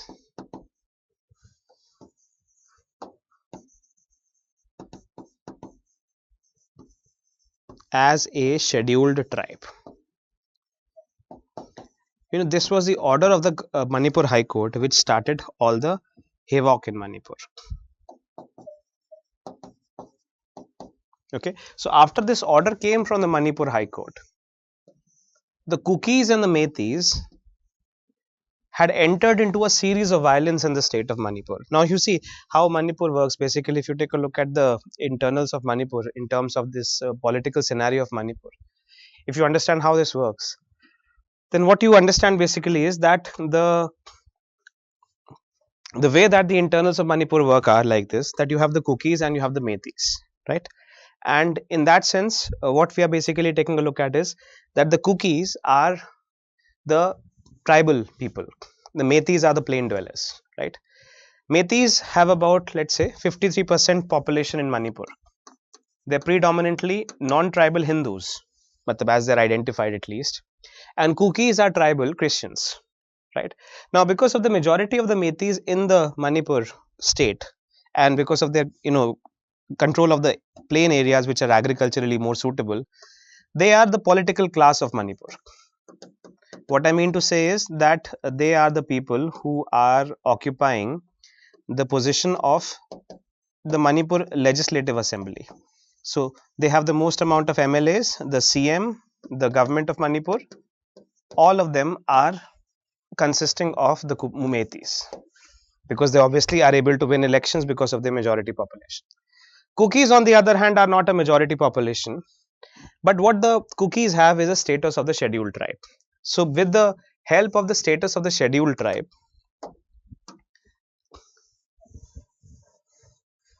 with the help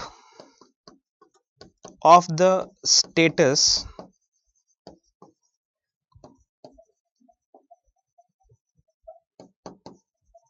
of scheduled tribes, the Kukis are able to manage the power balance of Manipur by being prominently present in the public administration of Manipur. right? So basically, if you take a look at very simply, if you take a look at the power dynamics of Manipur, the Meiteis form, let's say for example, the MLAs, the CM, the councillor ministers, etc. These are all Meiteis because they win the election. But a high percentage of people in the public administration, the senior IAS officers, etc., are cookies. And this is what you can say a kind of a delicate balance, a power balance between the two, what you can say, communities inside Manipur, right? Between the Meiteis and the cookies. Clear? Now, the High Court order stated that Meiteis are also now going to be included in the list of scheduled tribes. The High Court order stated that the Meiteis are also now going to be listed in the category of scheduled tribes. That's what the High Court order also stated. Okay, and thus the listing of the Meiteis in the category of scheduled tribes is basically listing of the Meiteis in the category of scheduled tribes is also basically what we take a look at in terms of the Meiteis being listed as a scheduled tribe. Immediately put a threat upon the cookies' presence in the public administration. You see, because the Meiteis, anyway, because of their majority status and because of their landed class status and amount of, like, some amount of wealth and resources that they control, that the, what you can say, Meiteis are going to be, in a way, already occupying the higher echelons of the state. You see, but when, let's say for example, the power sharing is done by cookies on the ground that they are the scheduled tribes and they receive the reservations in government jobs and examinations and universities over there. Now, if the Meiteis are given a special status, that even at the level of public administration, Meiteis and cookies are going to be brought to an equal footing, which the cookies consider is going to be a problem, because then the Meiteis would have the country complete government under their control, and then they would interfere as per the cookies into the local and hilly areas of these people, etc., in terms of controlling the power over their land over there, etc. So the moment that the High Court order comes out, there is a violence in Manipur between the Meiteis and cookies, where cookies start resisting the possibility of Meiteis being given the position of a scheduled tribe, which would invariably violate their position in the public administration, which is of a higher nature. You see, so in this particular case, what we basically take a look at is that once the High Court order is made, the violence starts erupting, and this amount of violence has actually not even subsided till today. So the question that basically, meaning the constitutional question, let's say, what is the UPSC paper setter, what is the UPSC examiner going to ask out of this? What is the constitutional question that will emerge out of this particular instance? The constitutional question that would emerge out is, number one, who has the power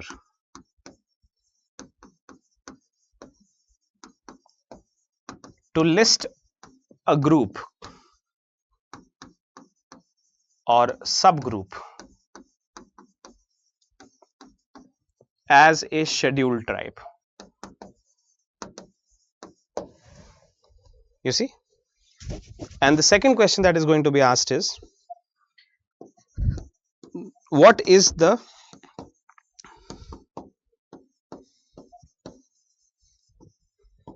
procedure for doing so?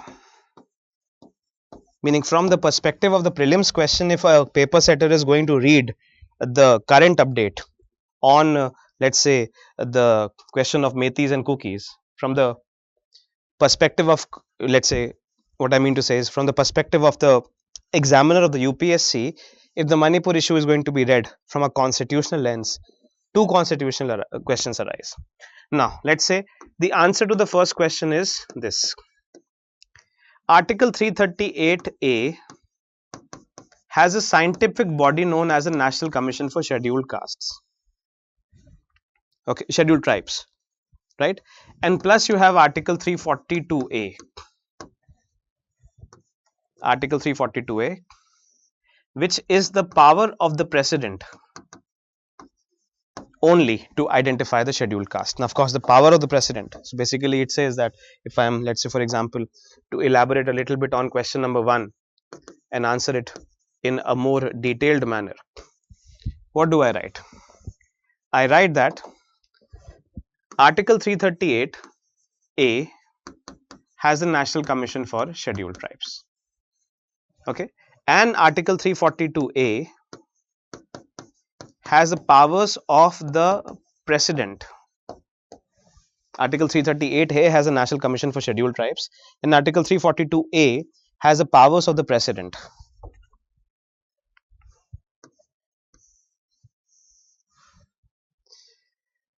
In which the president, of course, with the aid and advice of the prime minister. So the president is not acting over here alone. The president is acting with the aid and advice of the prime minister. Okay. Now take a look at this. The National Commission for Scheduled Castes can recommend to the president whether a group or a subgroup can be identified as a scheduled tribe, right? So it is the National Commission for Scheduled Tribe which provides what you can say the socio-economic basis. The National Commission for Scheduled Tribes provides what is known as a socio-economic basis. The socio-economic basis which becomes the ground on which the president can be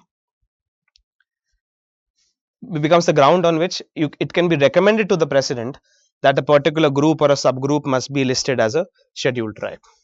Okay, with the aid and advice of the Prime Minister of India. So of course the president over here is almost redundant, but it is the Prime Minister of India actually who takes a decision. So specifically speaking, literally the report of the National Commission for Scheduled Castes is to be given to the Prime Minister of India, and the Prime Minister of India may or may not go by that report. So basically what we are also writing over here is that the report of the National Commission for Scheduled Tribes which is giving recommendations is not binding upon anyone. The report is not binding. Okay, but it only has a kind of a recommendatory nature. So Prime Minister may or may not, according to the recommendations made by the National Commission for Scheduled Tribes, select a group, let's say for example Metis, and identify them into what is known as the Scheduled Tribes Order 1950. I'll just take you through this order once. You see, so the answer to the question is that it is the Union Executive. Union Executive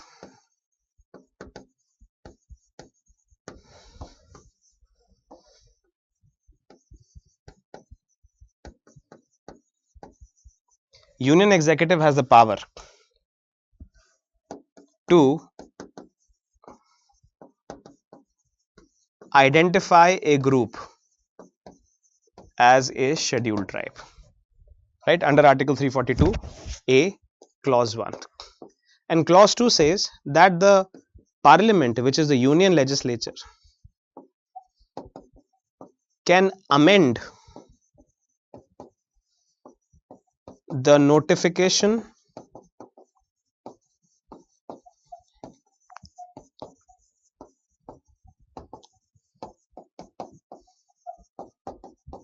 made by the Union Executive. Parliament can amend the notification made by the Union Executive. Parliament can amend the notification made by the Union Executive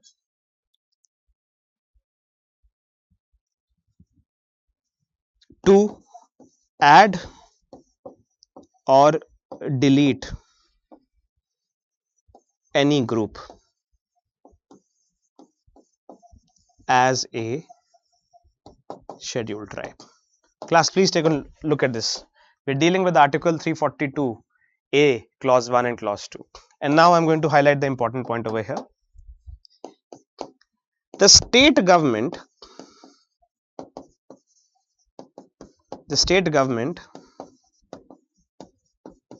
a high court or a tribunal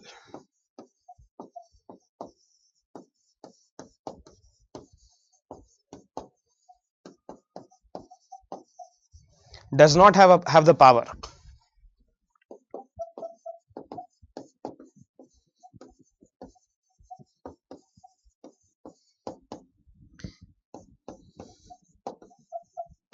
this the Supreme Court has said in a landmark judgment which is called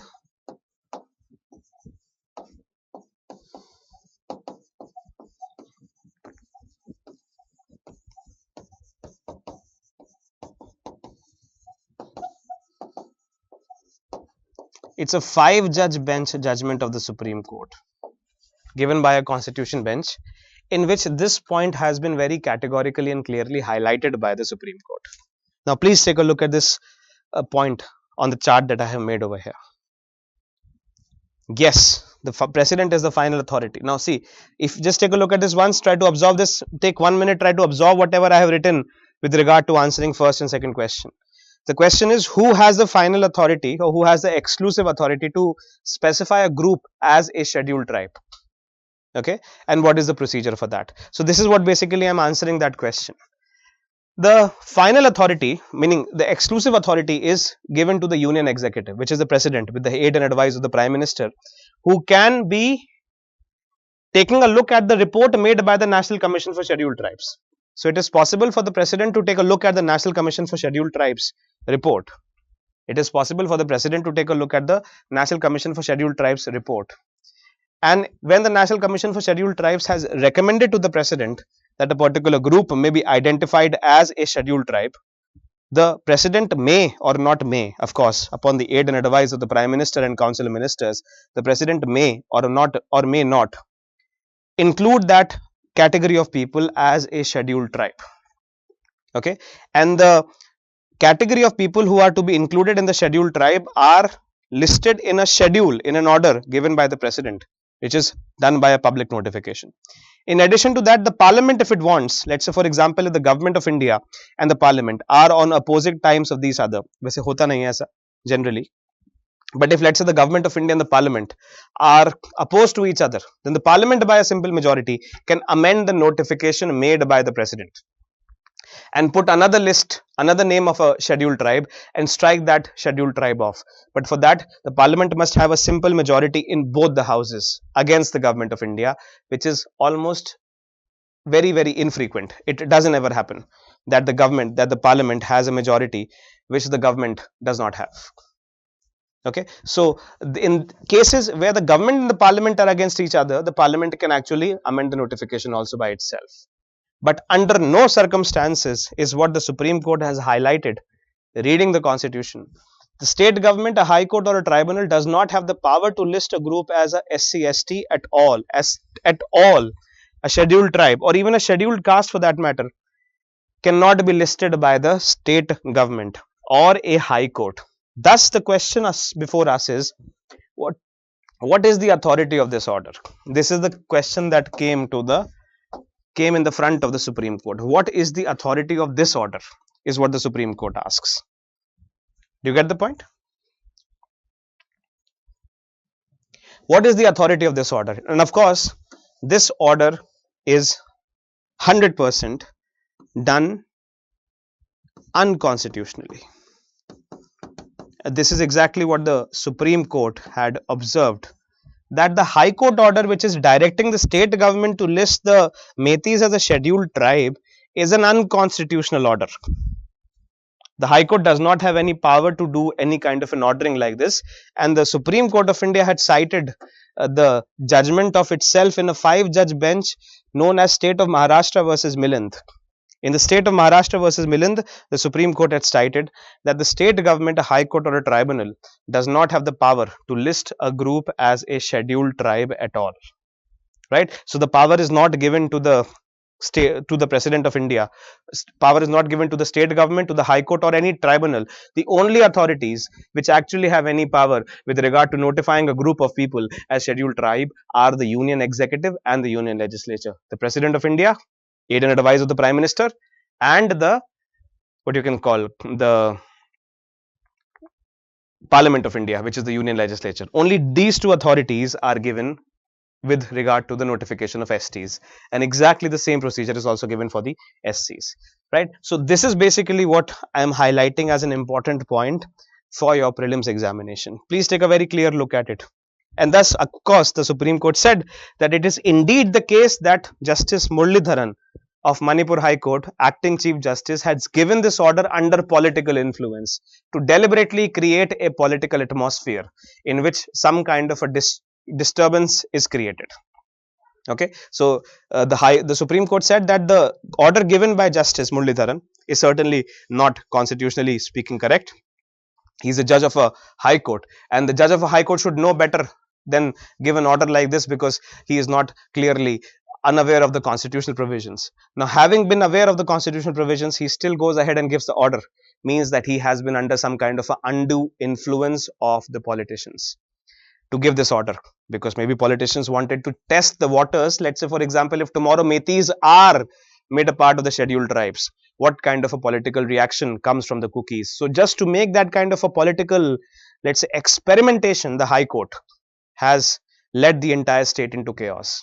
And the Supreme Court of India, with the collegium, took the acting Chief Justice of the Manipur High Court from Manipur High Court and transferred him immediately to the Calcutta High Court as a punishment. That in a situation you have contributed in making some kind of a problem, you are going to be taken from here and transferred it to another high court. You cannot be left in a high court which is basically something you have created a very chaotic situation out of. Now please take a look at what is written on the board again, and then we'll take a look at a newspaper article. This is to do with the listing of scheduled tribes.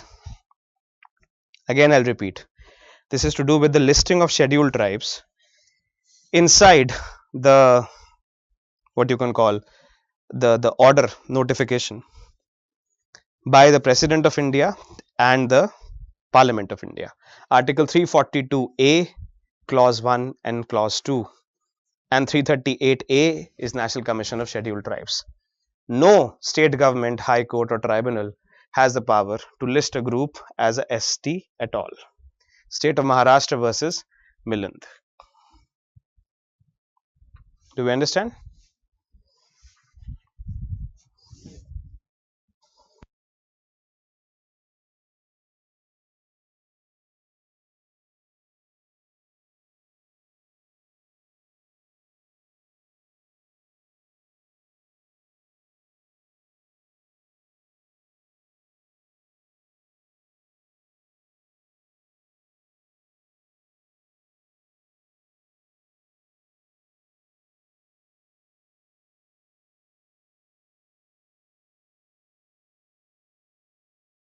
Class, are we clear? Do we understand this part? Again, I am highlighting this important for the current updates and the UPSC Prelims examination from the subject of polity. It is a recipe question in the subject of polity. Not what is happening in Manipur, but the procedure and the provisions for listing groups as scheduled tribes. I hope that you're paying attention to this part specifically, class.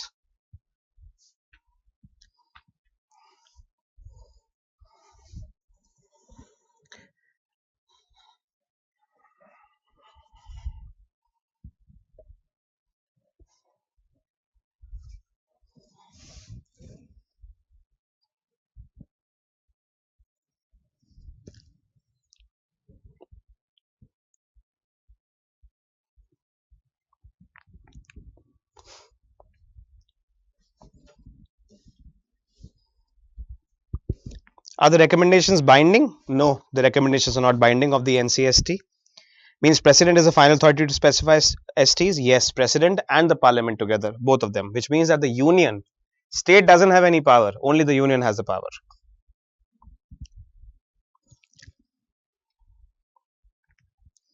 If all the final power came to Parliament, then what is the role of President? See, try to understand this practically.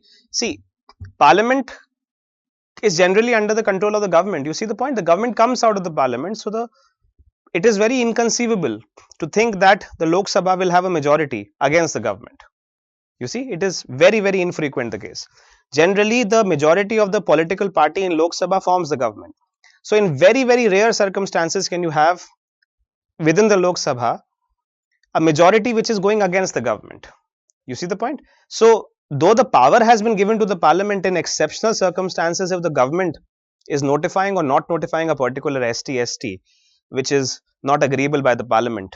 Let's say all the opposition parties come together and try to, in a way, veto the notification made by the president. But that doesn't generally happen because, technically speaking, mathematically speaking, it is inconceivable to think that you will have a parliament which can go against the government, because the parliament will not be able to have that kind of a majority, because in Indian parliamentary democracy the government is formed out of the parliament.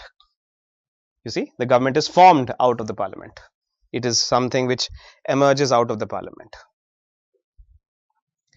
Are we clear?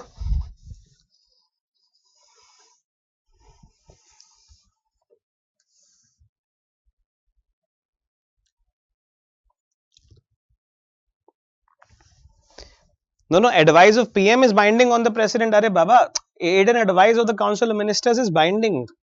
This is from your basic preliminary classes of polity. Okay, you should know this by now. Aid and advice of the prime minister is binding. The recommendation of the NCST is not binding. The president cannot do anything apart from the. It is only for being polite that the term aid and advice has been written. Okay.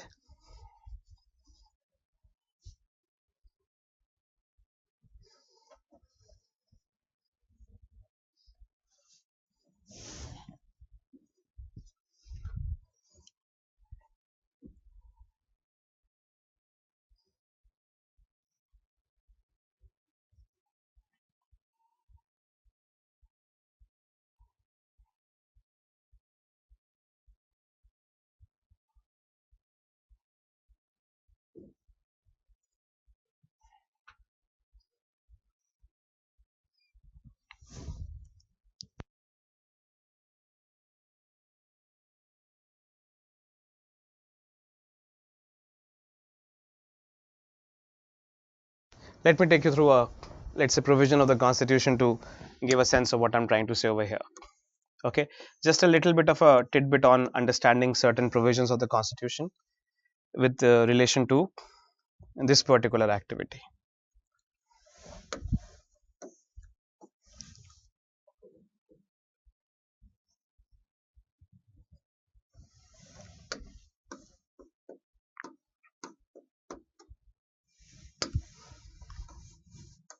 Please take a look at Article 342A, Clause 1 and 2. All of you together, class. I'm notifying this important for the prelims paper. Article 342A, Clause 1 and 2. Please take a look at it. Article 342A, Clause 1 and 2.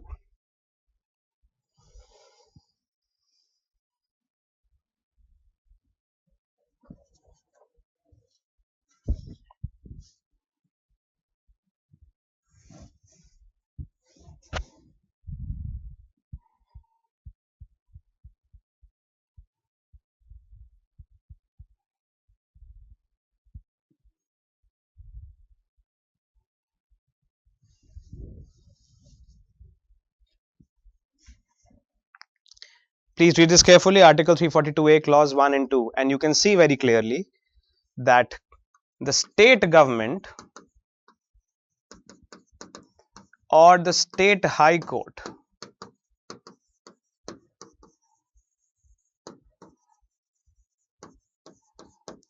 does not have any power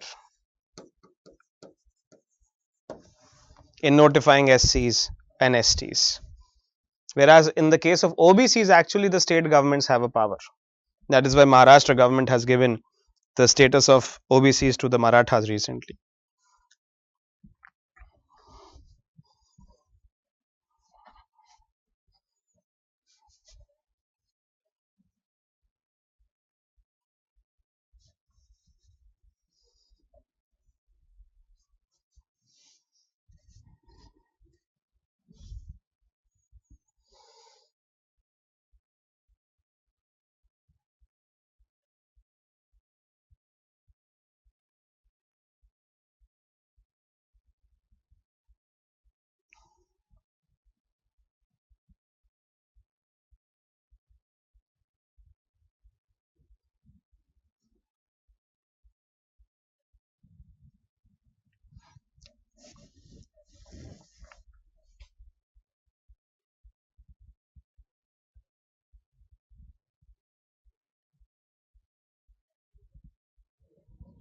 Class, is it clear?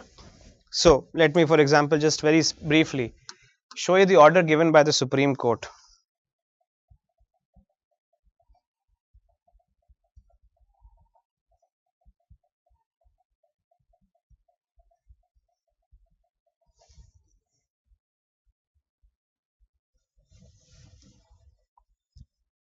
Take a look at this. This is an order given by the Supreme Court orally.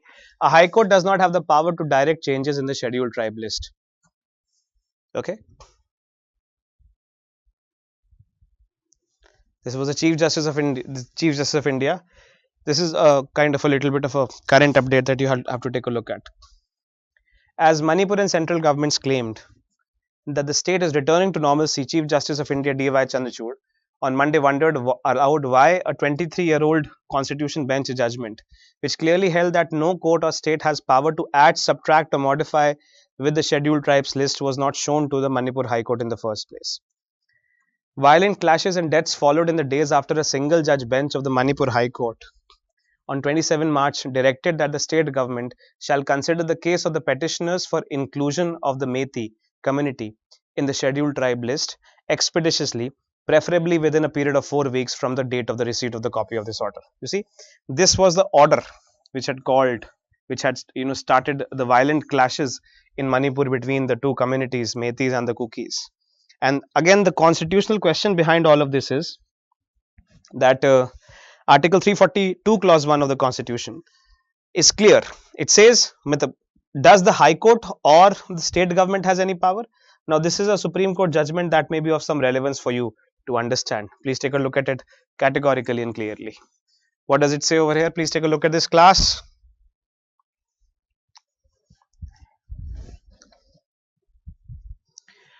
State of Maharashtra versus Milind. It is not open to state governments or courts or tribunals or any other authority to modify, amend, or alter the list of scheduled tribes specified in the notification issued under Clause 1 of Article 342. Okay.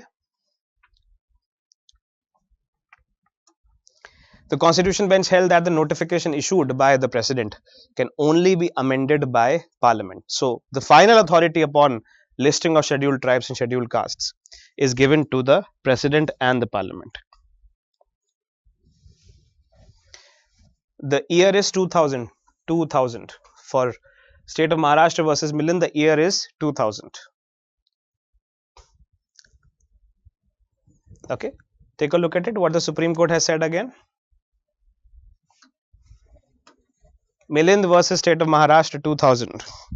With regard to the powers of including STs and SCs into the list of SCs and STs, or groups to be listed in the categories of SCs and STs.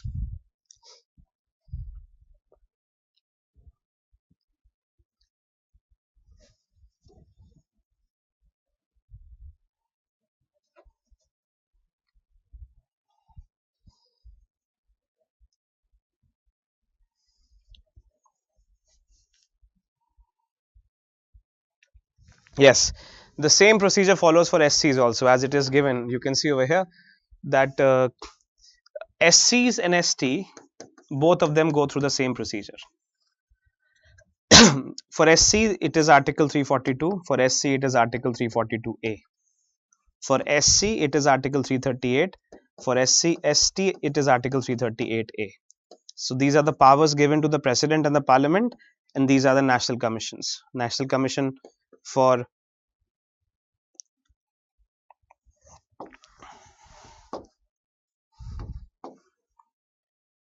sorry. Just take a look at this part and then I'll draw a proper diagram to understand, associate you with the structure of how this works.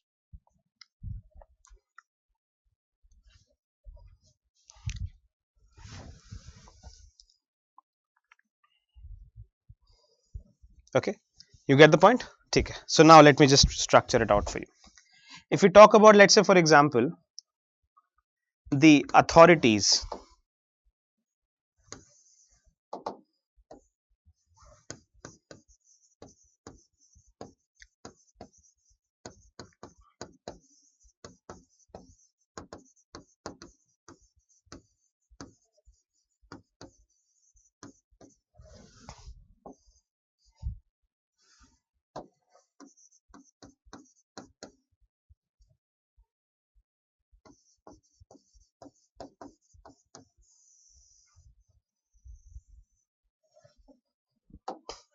Please take a look at this diagram.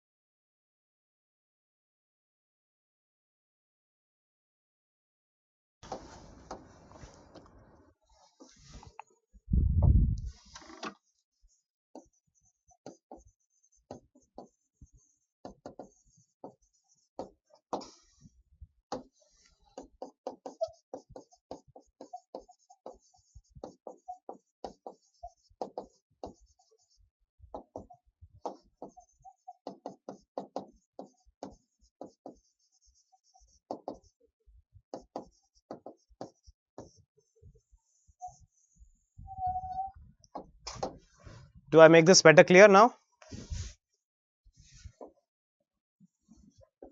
Okay. And let me take a second point about OBC, or what are known as other backward classes.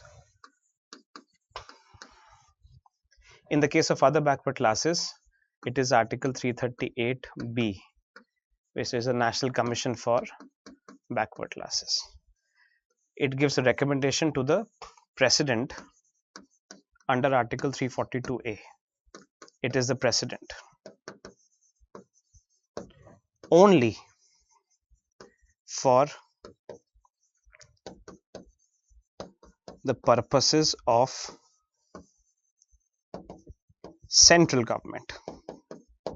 Okay, so the President keeps the, what you can say, what is known as a central list only for the purposes of central government, right? And for the purposes of state government,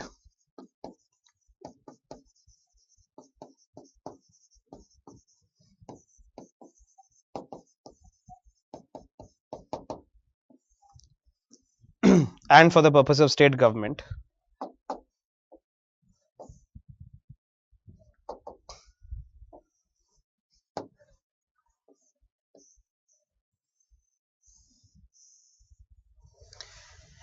purpose of state government, each state will create a state list.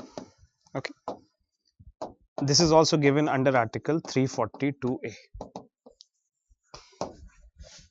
Okay, so this is basically what we understand with regard to the other backward classes. The identification for the other backward classes, on the other hand, unlike the STs and SCs, can be done both by the central government and the state government. What I mean to say is that if a central university or if a central government job is to be considered, if a central university or a central government job is to be considered, then the decision whether the group is going to be identified as a other backward class is to be made by the central government under Article 342A, and the scientific body which is going to recommend to the central government is National Commission for Backward Classes under Article 338B. This will fall in what is known as a central list. But if it is a reservation with regard to other backward classes in state government, so for example, recently we are seeing the state government of Maharashtra classifying Marathas in sections of Marathas as OBCs. This kind of a reservation of Marathas as OBCs is going to be done by the state government under Article 342A. So what are, for the purposes of central government, are to be done by the central government, and for the list of those people who are to be created under the central government, you will have a central list, and for the purposes of state government, it would be done by the state list. So a list which is to be kept over here would be called a state list. Do we understand? This is the distinction. So Article Millen versus State of Maharashtra does not apply upon OBCs. In OBCs, it is actually a matter of fact that the groups can be identified as other backward classes with from the OBCs into the, let's say, the scheduled into the groups of OBCs by the state government for the state government purposes. So जो state की university है या जो state का administration है, उसमें आप OBC के reservation अपना खुद का राज्य बना सकता है. ठीक, जैसे for example, if you talk about Bihar PCS, for Bihar PCS, who is going to be an OBC can be decided by the Bihar government. But for the UPSC aspirants appearing from Bihar, the OBC status will be decided by the central list.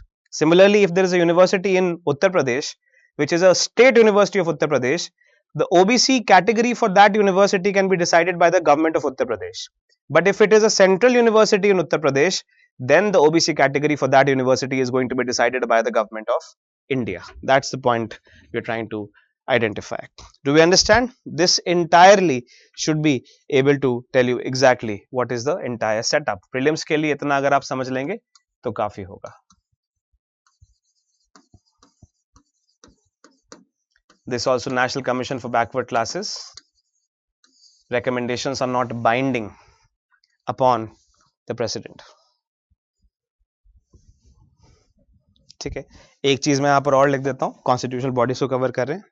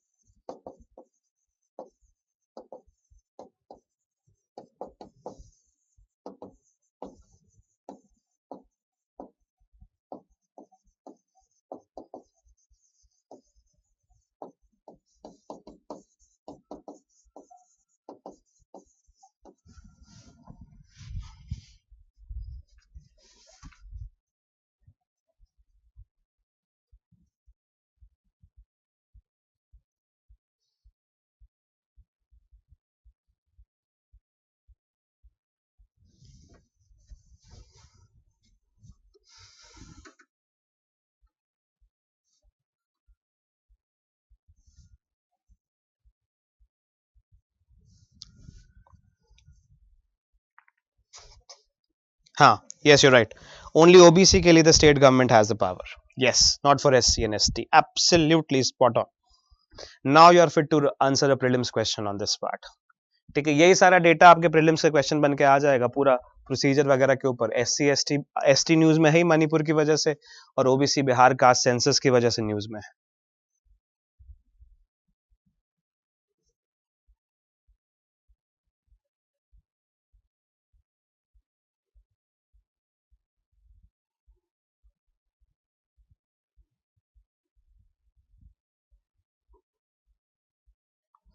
No, the power given to the government of India is for the central list, and power given to the government of states is for the state list. what is given under Article 342A Clause 1 is for the central government for the central list, and for Article 342A Clause 3 is for the state government for state list. Do I make myself clear? Article 342A provides that the central government shall keep a central list and the state government shall keep a state list.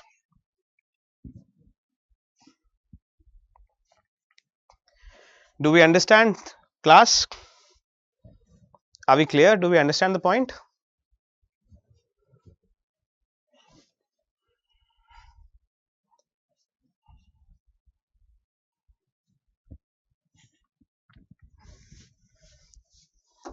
So again, I'm going back to this part.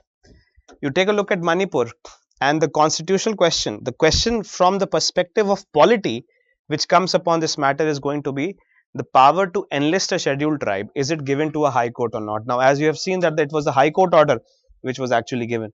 But the high court, obviously, as we have seen ourselves clearly, and as the Supreme Court also has taken out very clearly, does not have the power to do any of that activity. The state government, a high court or a tribunal does not have the power to list a group as ST at all.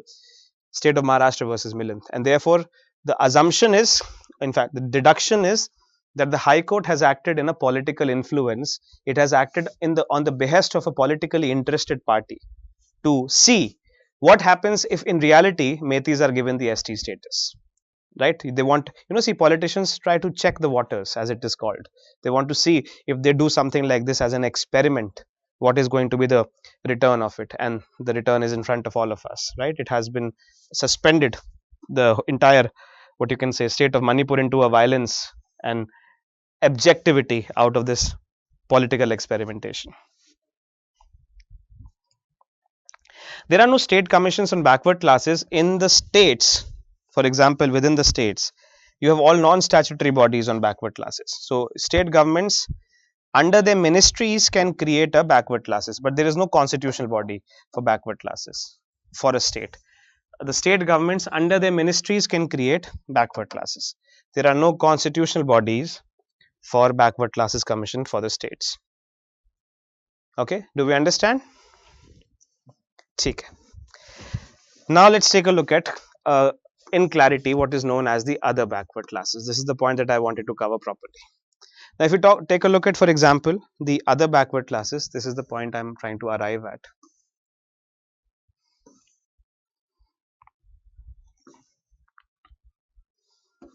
From a historical perspective, let's say, if I try to understand this question, the provision, as you are asking the question, the provision for reservation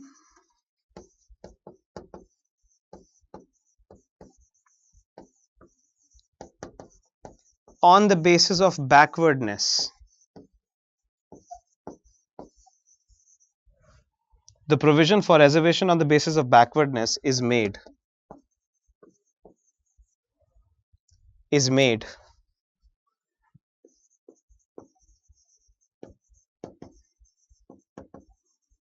under Article 15 Clause 4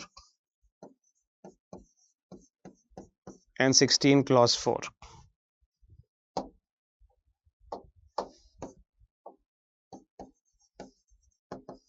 Which means that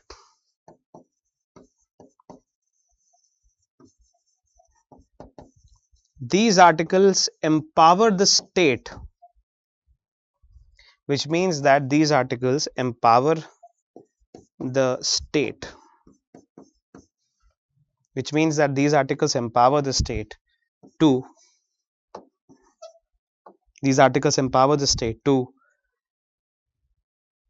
make reservations for what are known as backward classes of citizens. Empower the state to make reservations for backward classes of citizens. Okay. Now, just to be sure about this, the first time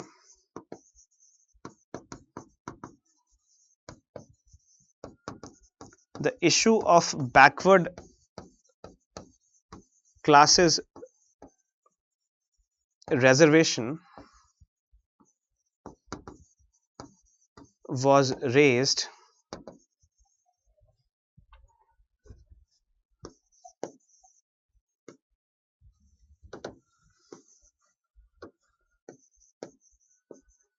when the first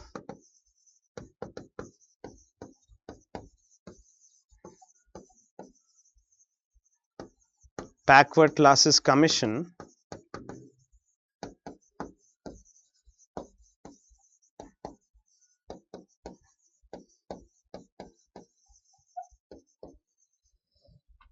known as the Kaka Kalekar Commission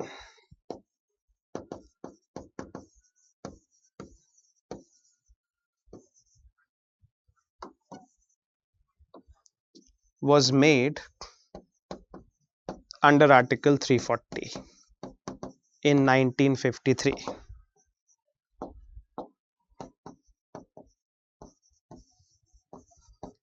and it submitted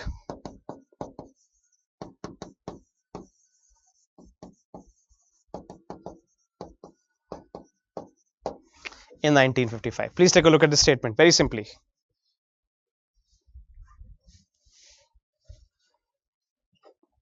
Giving a kind of a statement version of how a question can come on the other backward classes. Please take a look at the statement class very simply.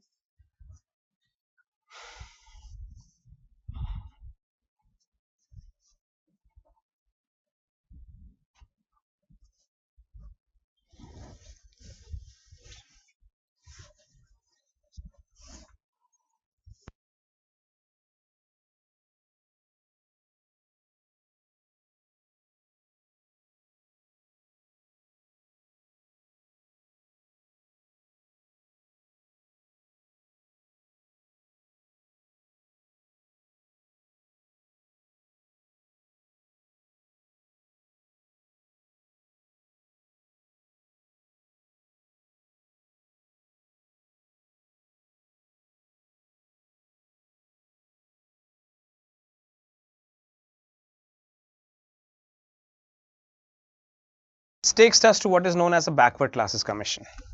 Okay, now let's take a look at it. Article 340 of the Constitution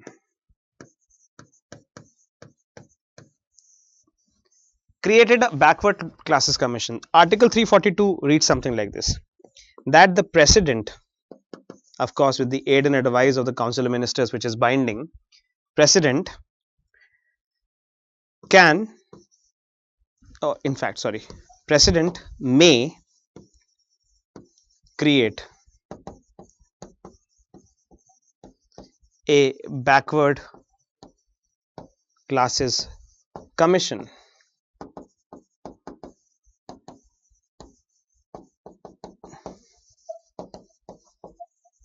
as an expert body. President may create a backward classes commission as an expert body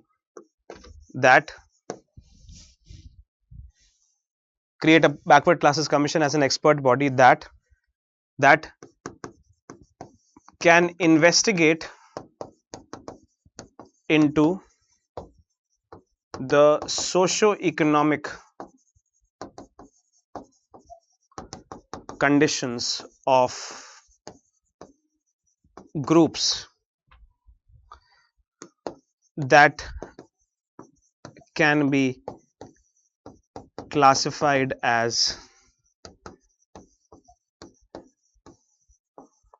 backward classes, or what the term said was socially and educationally backward classes.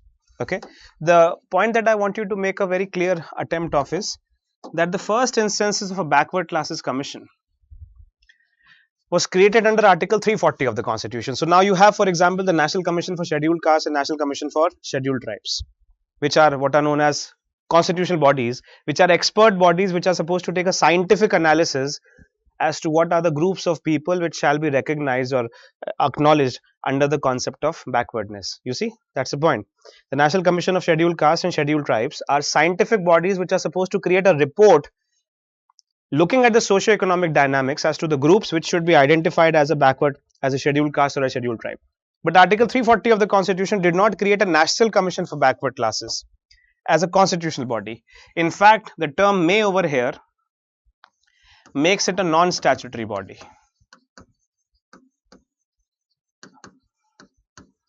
Because the president is going to create it all by himself. It has to be done by a cabinet resolution or a Ministry of Social Justice, Ministry of Social Welfare and Justice. Then that particular thing is what is a non-statutory body, Article 340. And this Article 340 has historically led to the creation of two, what you can say, National Backward Classes Commission. The first Backward Classes Commission, which is known as the Kaka-Kalekar Commission, as I have given the understanding.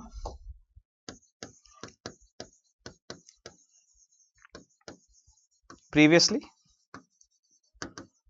this is the first Backward Classes Commission, and the second Backward Classes Commission, which is known as the Mandal Commission.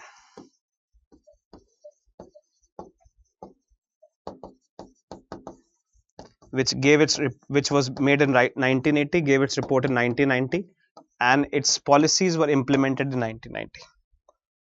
Okay, and then what we can say fourth is that by amending the constitution by the 102nd Constitution Amendment Act,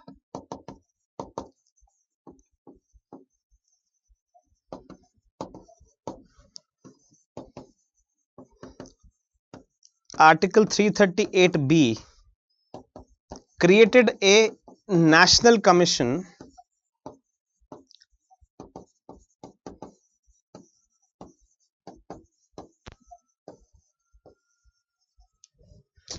for backward classes.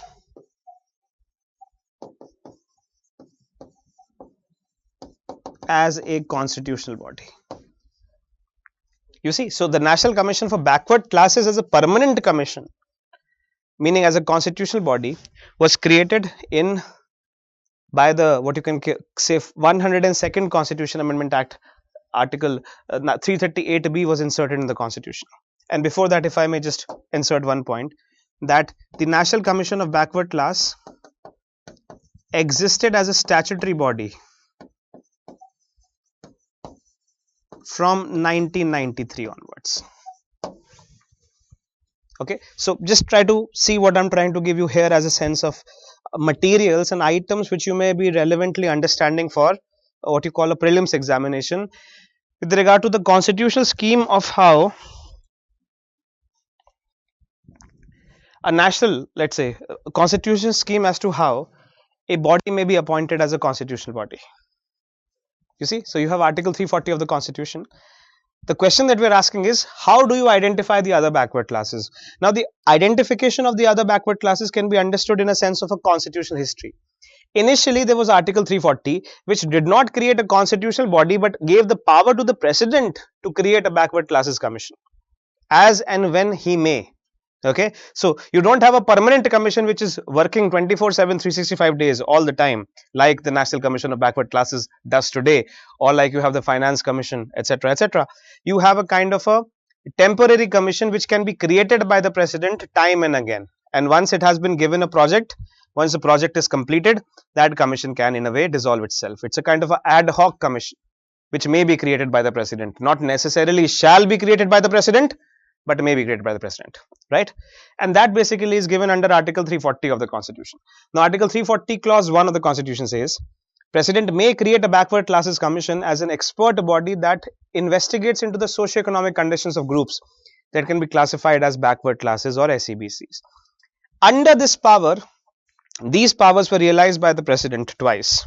President, of course, I mean over here, with the aid and advice of the Council of Ministers. The Kaka-Kalekar Commission was the first backward classes commission, which was instituted in 1953, but it gave its reports in 1955. Okay, so the Kaka-Kalekar Commission was the first backward classes commission, which was instituted in 1953 and gave its report in 1955, but its report was not implemented. This commission for the first time advocated for the reservations of the other backward classes.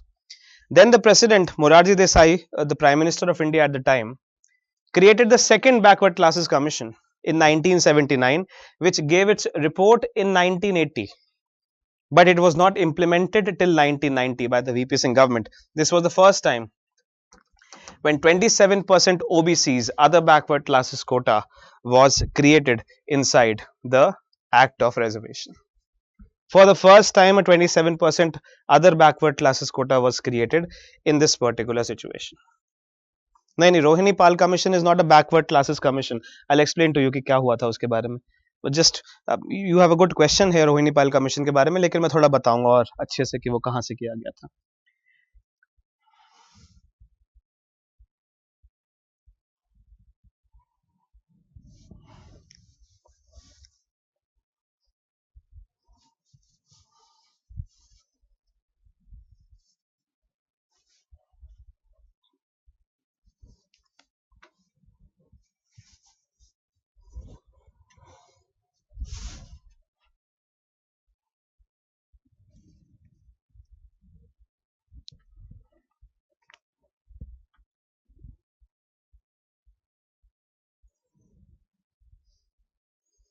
Please just let me come to the Rohini Pal Commission. I'll just tell you. Abhi thoda sa hold it. It's a good question. It's a very good question.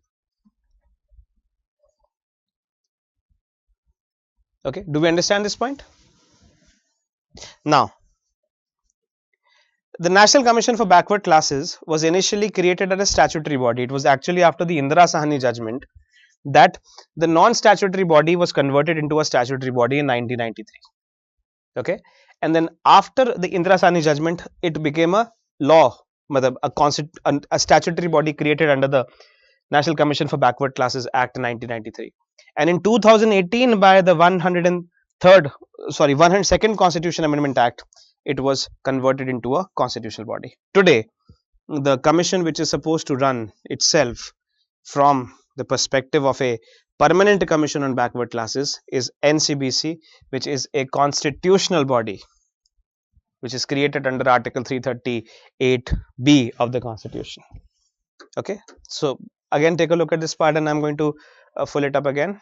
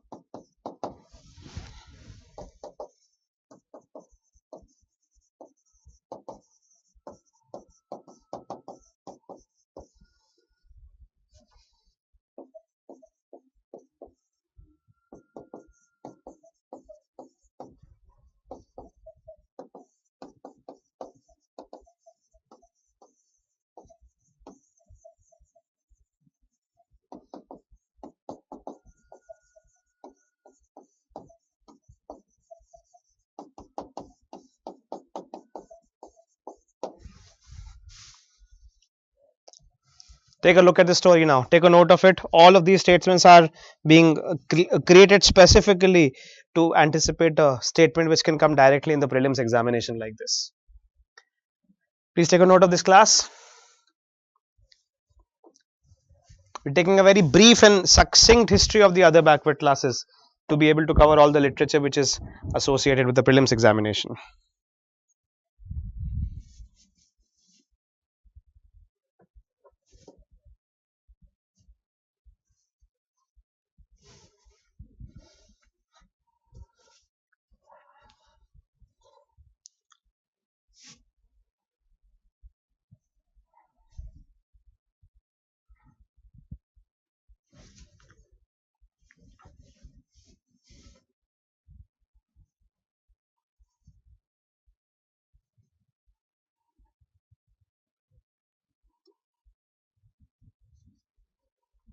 Just a kind of a historical summary to understand the very complicated issue of the other backward classes. Class, please, I hope that you have been able to understand what I'm meaning to write over here.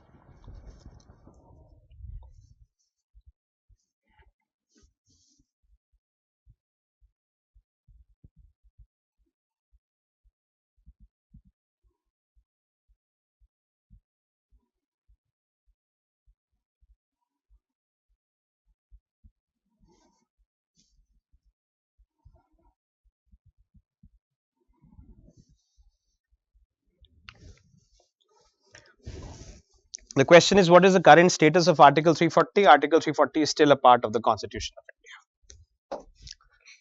Okay, so you understand what I'm trying to suggest here.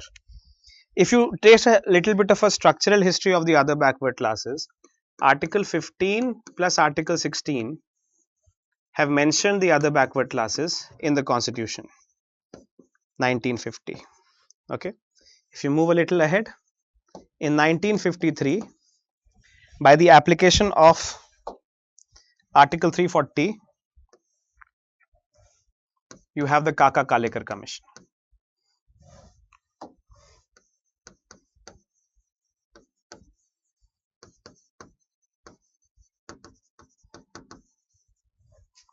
Right, by the application of Article 340.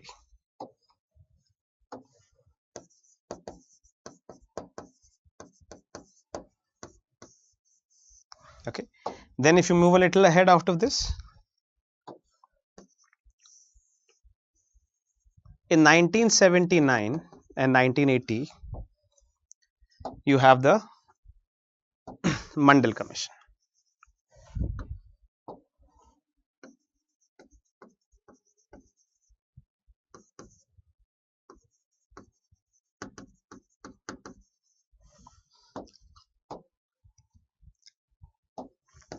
again under Article 340.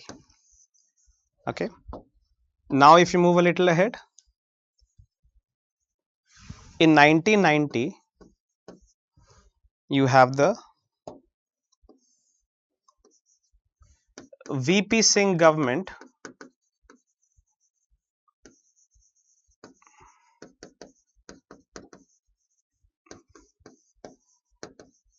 reservation policy, which talks about 27% OBC quota based on the Mandal Commission report. Right. If you move ahead in 1992,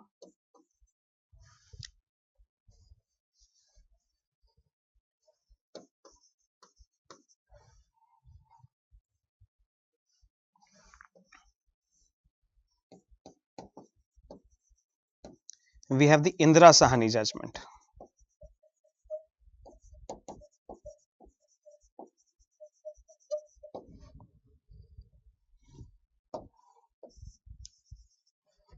Then in 1993, you have the National Commission for Backward Classes Act, which makes the National Commission for Backward Classes a what you can call a statutory body. And then in 2018, you have Article 338B plus 342A, which make National Commission for Backward Classes a constitutional body. And let's say in 2023, which is where we are today, a new set of activities which happen are, let's say for example, the Bihar caste census,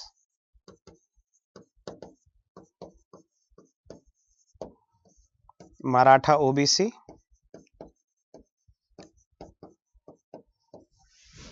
50% to 65% in different states, and Rohini Pal Commission.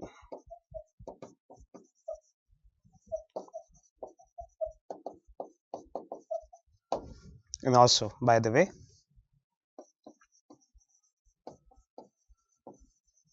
Karpoori Thakur ji over here.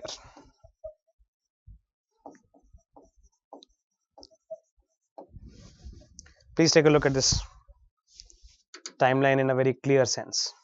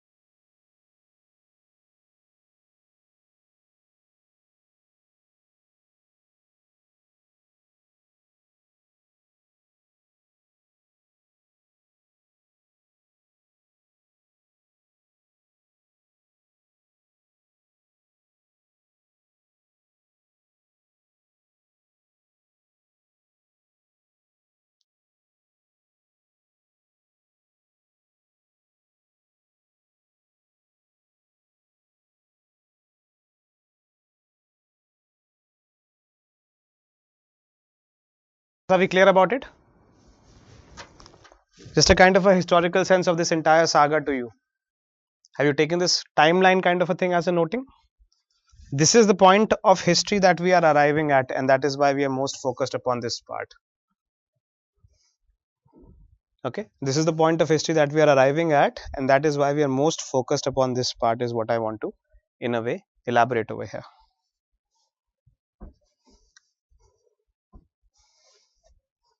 Take. Now, if I take a look at this entire structure over here, we have come to the point of understanding how the history of OBC is happening, other backward classes, right? And in conclusion of that, the point at which we are arriving is the, what you can say, Indra Sawhney judgment.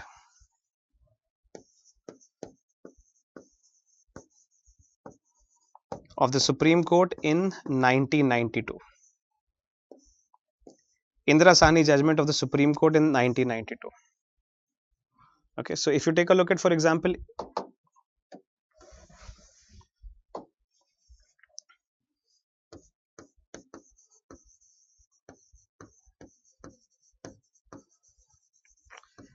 if you take a look at Indra Sawhney judgment, it was a 9-judge bench.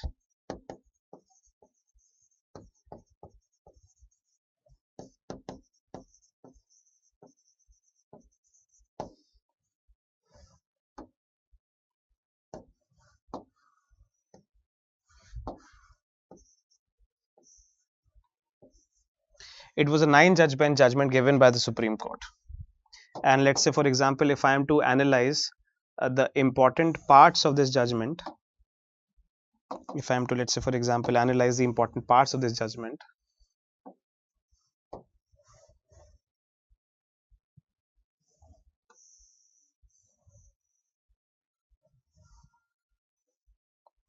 I can think of it in 4 categories.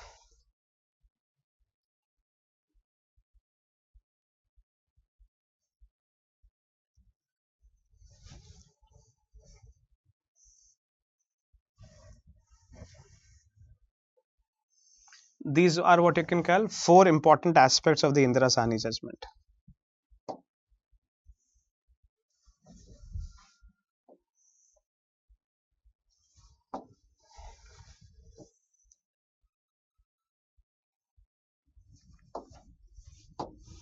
First,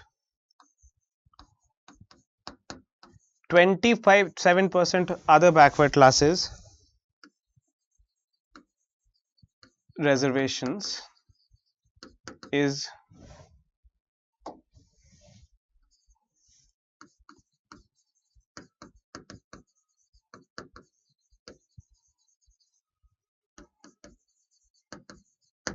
constitutionally valid. 27% other backward classes reservation is constitutionally valid. This is the first judgment. OBC are to be divided into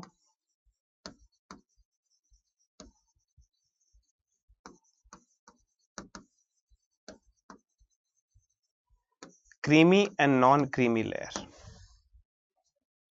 Okay. Third, there is a 50%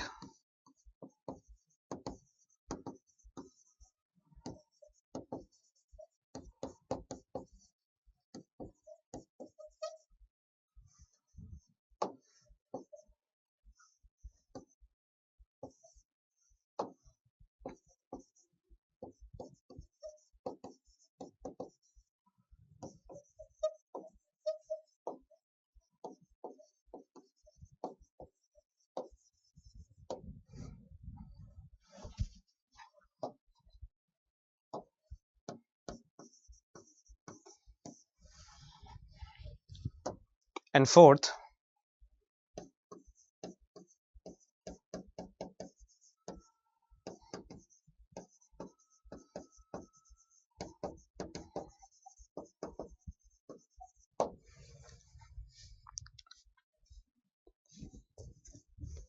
Okay, just take a look at these four elements again, like a typical multiple choice question. It can be asked with you. What are the main features of the Indra Sawhney judgment given by a 9-judge bench of the Supreme Court in 1992, in which, as we have seen it, that the reservation policy of the VP Singh government, which had given the reservation policy in 1993, 1990, this policy was challenged before the Supreme Court in the Indra Sawhney case. And the four, what you can say, observations made by the Supreme Court in the Indra Sawhney case are given like this: 27% OBC reservation is constitutionally valid. OBC are to be divided into creamy and non-creamy layer. 50% ceiling limit of total seats in the reserved categories, and 10% EWS is unconstitutional. These are the four elements which are given under the Indra Sawhney case. Class, are we clear about it? Which means, let's say for example, if a question is asked that if the validity 27% OBC को अगर 26 करना है आपको, या 25 करना है, 24 करना है, 26, 28 करना है, 29 करना है, तो आपको इंदिरा साहनी जजमेंट से ऊपर वाली बेंच का जजमेंट चाहिए. You have to get a 11 judge bench of the Supreme Court to make 27 26.5. You get the point? Or to remove OBCs altogether. Unless you have a 11 judge bench of the Supreme Court which can overrule the Indra Sawhney judgment, OBC reservations cannot move from 27% to 26.9%. They have been fixed at 27% by Indira Gandhi. In Indra Sawhney, they can be moved beyond 27%, but they cannot be moved lower than 27%. Second, this legendary rule of the 50% ceiling limit was actually instituted by the Indra Sawhney judgment in the Supreme Court case.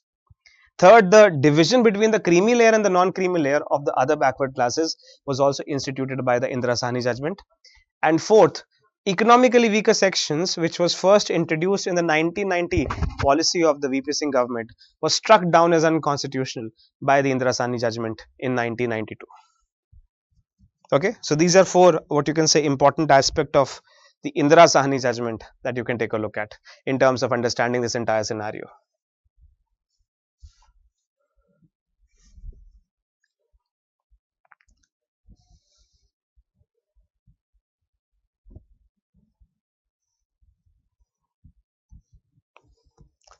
So the concept is, of course, we know for a fact, right? Let's say that the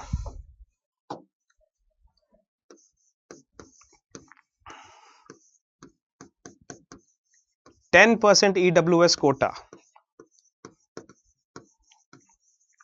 was first introduced by the VP Singh government in 1990. The 10% EWS quota was first introduced by the VP Singh government in 1990. But it was struck down by the Supreme Court in the Indra Sawhney case.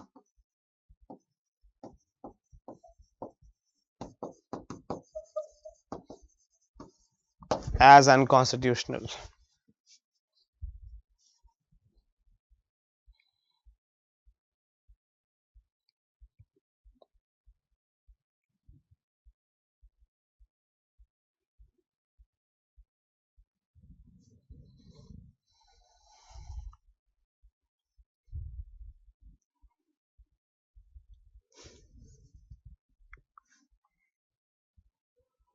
Well, yes, initially this percentage was only for public employment, but later on it was also made for educational institutions, for both the categories.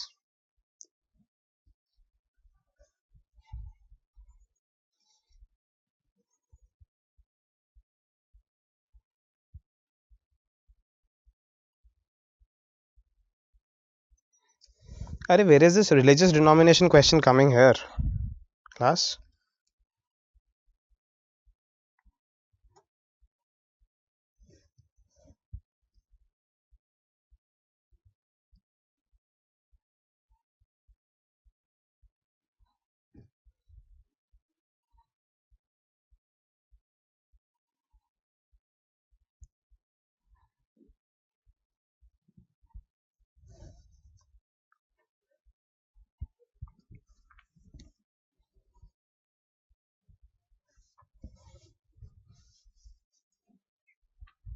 Okay, so this is the Indra Sawhney judgment. Just keep noting the points. These are all prelims material. इसी से question ऐसे बन के आ जाता है sentence wise. ठीक, चलिए अब आगे चलते हैं.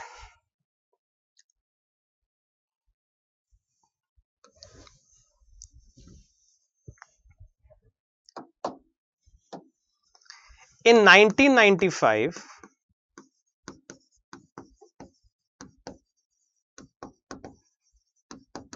for the first time, OBC category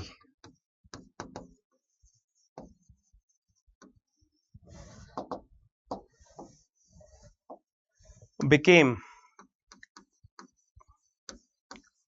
a reserved category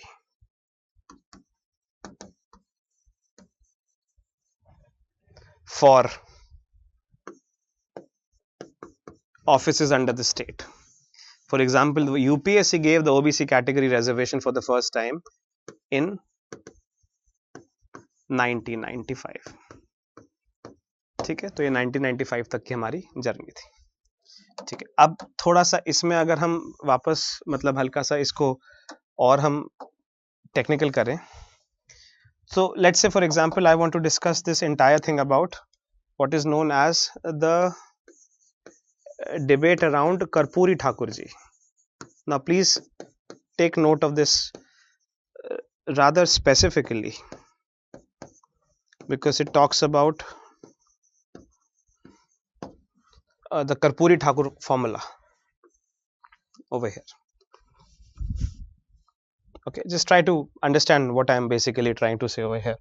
Even if it is a little hard to explain in the paucity of time, I will do my best to make you this point very clearly because the Karpoori Thakur formula is very relevant for the UPSC prelims examination this time, and it has to do everything with the other backward classes politics. Okay, now think about it like this.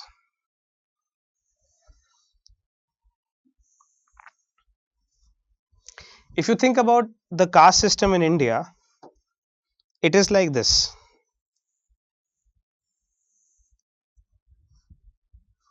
Let's say these are what you can call the avarnas, the scheduled castes. Okay, and then let's say for example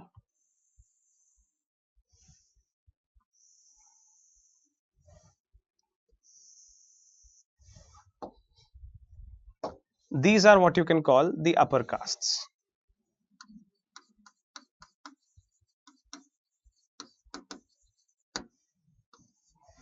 Try to understand it very specifically. We are talking about the upper castes, for example Brahmin, Kshatriya, Vaishya. These are the scheduled castes, right? Now let's say for example, let's call this band is the intervening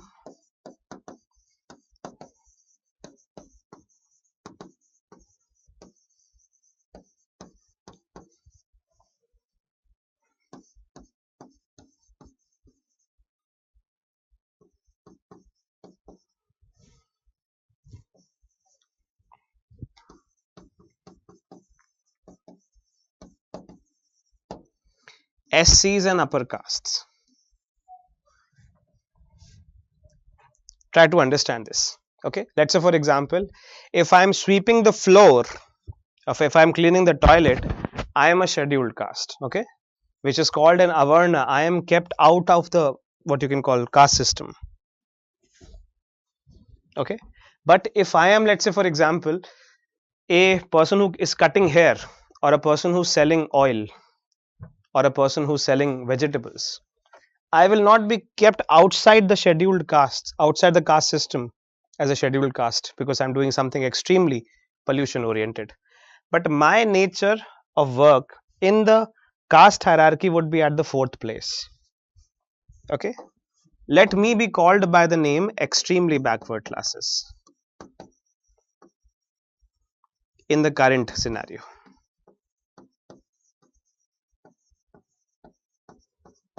Okay, so let's say for example, if I'm a person who's cutting hair, if I'm a person who's a, let's say who's a pulling a rickshaw, if I'm a person who is, let's say, selling vegetables, if I am a person who is, let's say, a tailor, okay, or let's say if I'm a person who's let's say selling oil, all of these castes with these vocations are neither Brahmins, Kshatriyas or Vaishyas. Okay, let us call them for this purpose at this point of time as EBCs. In fact, let me not just call them extremely backward classes as yet. Let me just call them EBCs. Okay, now please take a look at it specifically. Within the upper caste, let's say for example you have upper caste mein, you can do a little bit of a division like this.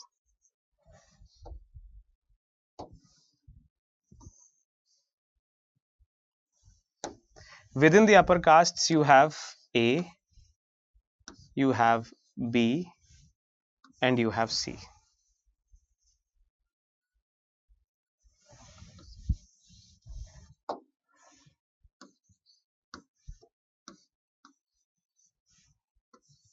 Within the upper castes you have A, B and C. Let's imagine. Okay, and let us imagine that within the upper castes itself there is a kind of a lower range in the upper caste. Let's say for example lower social hierarchy in the Brahmins,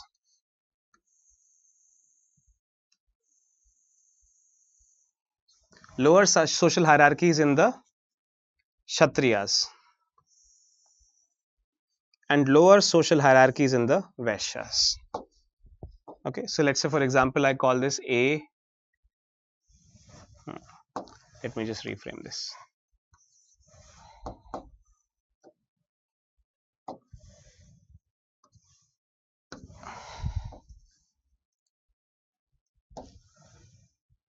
I call this 2 here, 2 here and 2 here. Okay, and let's say I call it EBC. Now try to understand this very simply. We are looking at what is the contribution of Karpoori Thakur ji in this entire debate. Okay, let's say what I do is this: A2 plus B2 plus C2 equal to backward classes.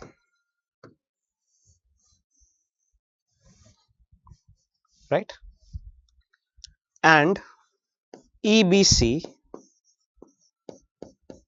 also equal to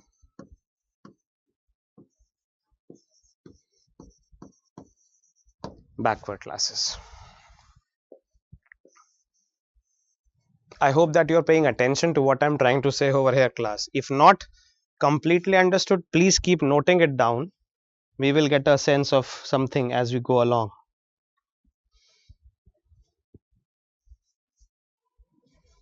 Okay, now let's say for example if I am a Brahmin but within Brahmanism I am at a lower level. If I am a Kshatriya but within Kshatriya I am at a lower level. Within Vaishya but within Vaishya I am at a lower level. I am what is called another backward class or a backward class. Okay, so you know the term that the Mandal Commission uses in its report to identify OBCs is something like this, right? One of the main categories or criteria for identifying OBCs in the Mandal Commission is low social hierarchy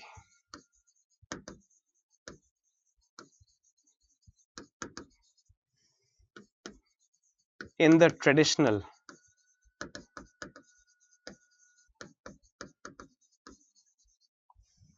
Hindu society.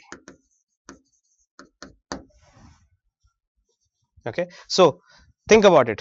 What are called as the other backward classes also include people who are not the scheduled castes but just a little bit above the scheduled castes but not a part of the Brahmins or the Vaishyas or the Kshatriyas. Okay, please pay attention to what I am saying over here.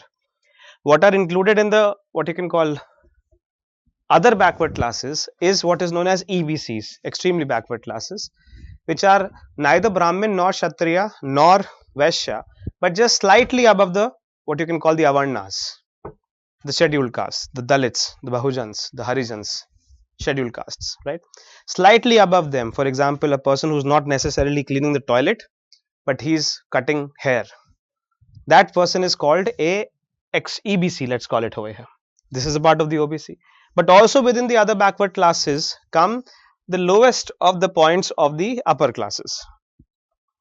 So you have A1, A2, B2 and C2, which means the lower category, lower social hierarchy in the Brahmins, lower social hierarchies in the what you can call Vaishyas and Kshatriyas, right? So basically, if you take a look at the entire category of other backward classes, it is made like this: A2 plus B2 plus C2 plus EBC is what we can call as the other backward classes. This is what the Mandal Commission report does, right? So if you are A2, B2, C2, EBC, you are is what is called an other backward classes, and other backward classes as a total are given reservations of 27%. Okay, do you get the point? So let me again redraw this in a sense that you can understand. What I call the other backward classes today, let's say if it is a box which is called the other backward classes, this includes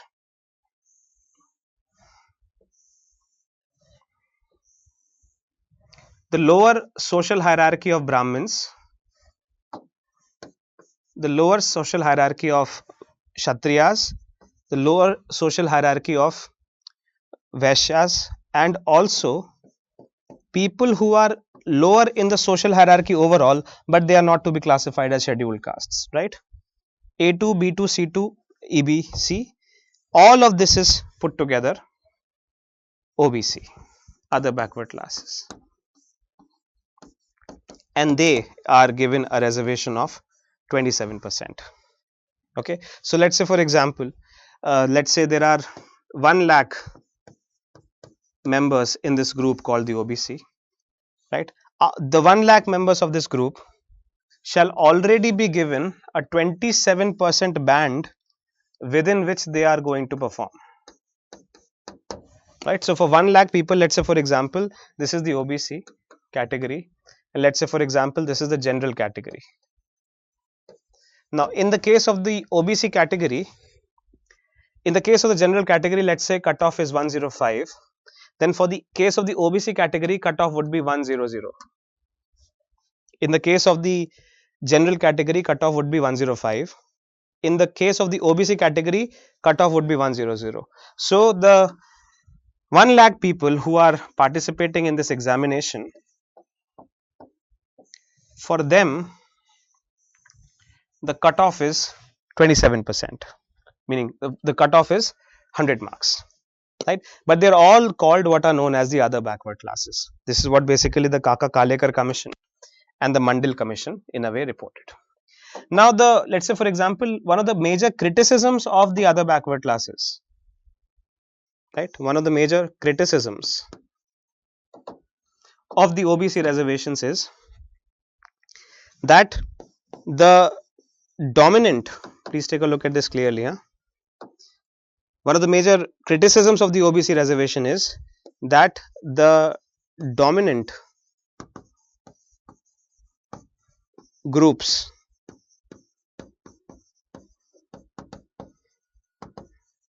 within the OBCs, that is A2 plus B2 plus C2,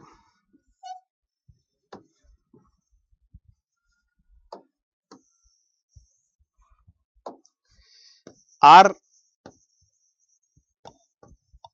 already strong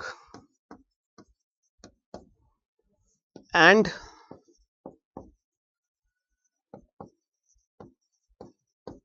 they take up most of the 27% reservations.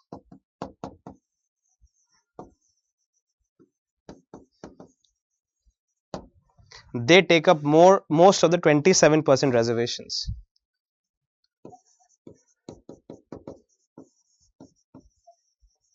leaving very little for the EBC, who are actually needful. Okay, please take a look at this statement.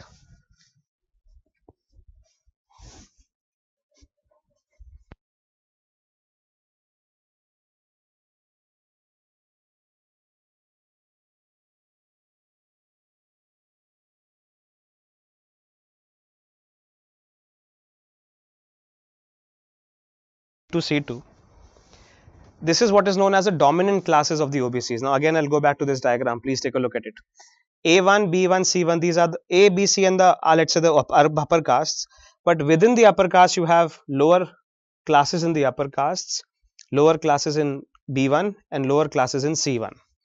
These, let's call them the A2, B2 and C2. Right. Now the common criticism against the other backward classes is that the dominant groups within the OBCs, which is A2, B2, C2, they absorb most of the 27%. So let's say, for example, this entire population is 1 lakh and let's say this population is 30,000. Most of the people who will qualify for this are going to be from this 30,000 because they're already prosperous to some extent as compared to them. And therefore, the benefits of reservations are soaked up entirely by A2, B2, C2 and very little trickle down to the EBC. That is one of the most prominent criticisms made by critiques of the OBC reservations. And the pioneer in what you can call looking at this perspective was Karpoori Thakurji. And what Karpoori Thakurji, for example, being the Chief Minister of Bihar, what he suggested was Karpoori Thakurji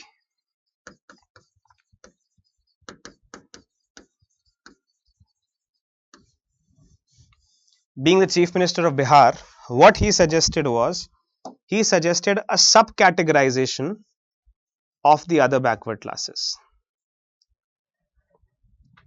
Okay. So what he basically wanted to do was, basically take a look at this. If let's say, for example, according to Karpoori Thakurji,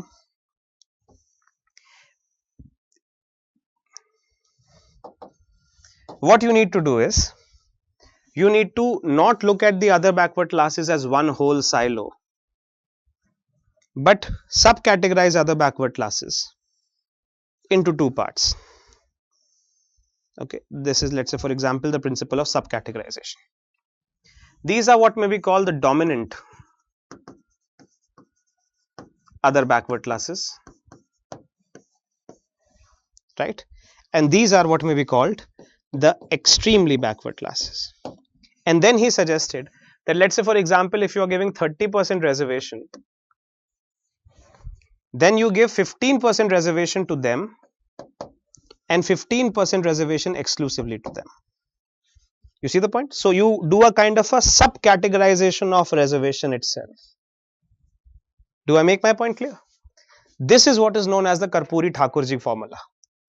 That when you in Bihar, actually, if you are aware of the internal, let's say, and this is basically where we are leading to the caste census of Bihar and everything. What basically we understand by this category and this impact is that the status of the other backward classes in Bihar is not one single silo. It is actually divided between the dominant OBCs and between the extremely backward classes. And even, for example, in a state like Bihar, the politics also follows this kind of a pattern, right? So for example, let's say the dominant OBCs in Bihar are represented by the Rashtriya Janata Dal, which is the Lalu Prasad Yadav political party, and the extremely backward class OBCs are represented by the JDU, which is a Nitish Kumar party. You see, so what Karpoori Thakurji did was, he said that in the state of Bihar, I being the Chief Minister, and this was back in 1979, he did it in 1979, he said that the fraction of people who need most amount of security and safety within the OBCs are what are called the extremely backward classes, and it is possible that you give 27% to this as a whole and 27% keeps rising to the top and these people get nothing. So you have to cut the reservations pie into two what is basically known as the concept of subcategorization.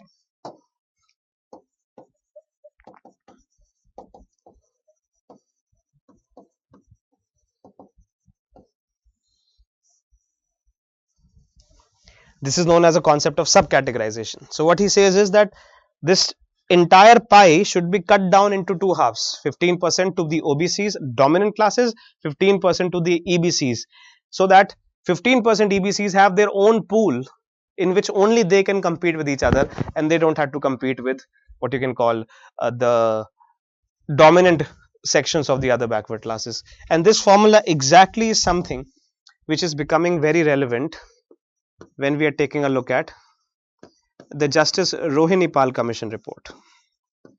In the Justice Rohini Pal Commission report, the agenda which has been given to them is exactly the same thing, to find a way to do a subcategorization of OBCs so that the dominant classes of the other backward classes, they are not the ones to take up all the advantages which are given to the OBCs as a category. Do we understand the point? Right? Class, do I make sense to what Karpoori Thakur ji is known for? Now, this is something that he did in 1978, which was before the Mandal Commission report was made.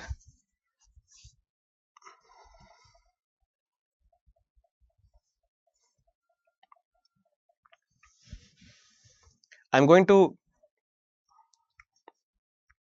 circulate a document at the end of this class, which is a IGNOU module on reservations to support and assist you through your prelims examination. Okay. Now, if for example, let's take a look at a little bit of a background upon what we are taking a look at here. It has all the little bit of a write up upon, the other backward classes, reservations, etc., etc., and it has things that are written about the Kaka Kalekar report, okay, and also the Mandal Commission report. So you will take a look at these points immediately after the class. You'll get the PDF, and then you have something called the Karpoori Thakurji formula that we'll take a look at together. Okay, take a look at this thing, the Karpoori Thakur formula, and in this you have to identify very clearly and categorically what are known as the extremely backward classes and the dominant classes within the backward classes. Once we understand the Karpoori Thakur formula, everything that is happening in Bihar and all the activities which are happening in Bihar with respect to these things are going to be understood by us very easily. Okay, ठीक है, एक बार देख लीजिए इसको. Just take a look at it, please.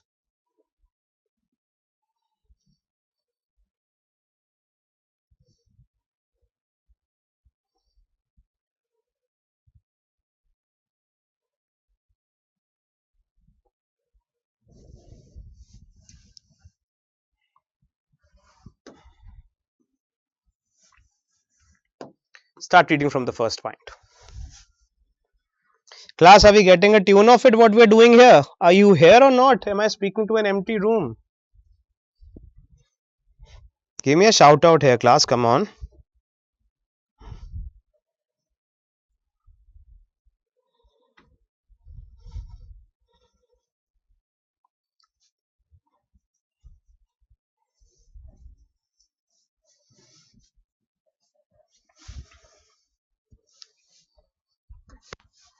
So take a look at this. The provisions for reservations for OBCs have limitations. The principal among them is as follows. As the OBCs is a group of castes having unequal levels of social, economic, educational and political standards, the OBCs consist of politically and economically influential farming communities such as the Yadavs, Kurmis, Jats, Vokaligas, Gujjars, etc. You see, and in fact, this is what basically I'm trying to indicate as what you can call A2, B2 and C2. Okay, let me do it again. When we take a look at this part,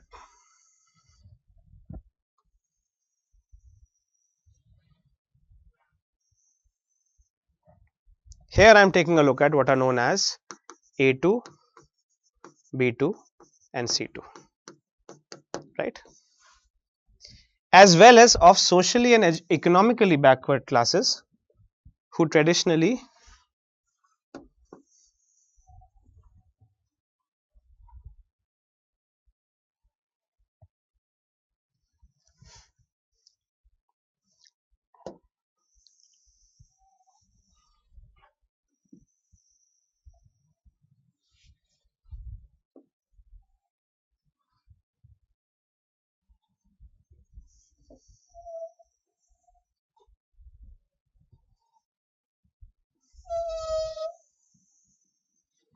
please take a look at this.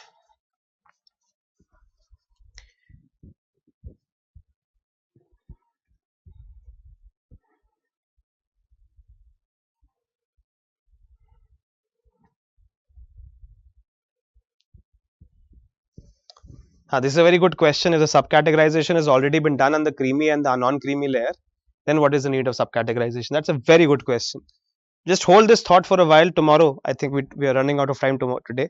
But tomorrow, as this thing ends, I'm going to come to answer that question very clearly and categorically for you. Yes, that's a very good question. Subcategorization, Bala. Subcategorization which has been done between the creamy layer and non-creamy layer. And in fact, that's the point.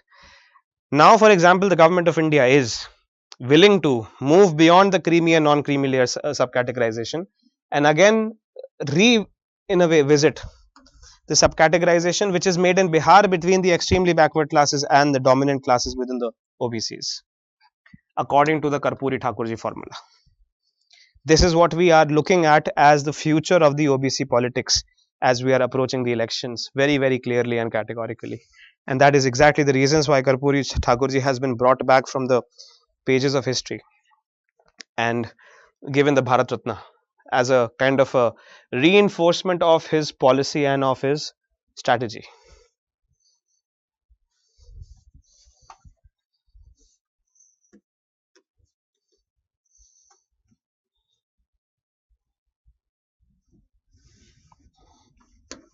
Do we understand?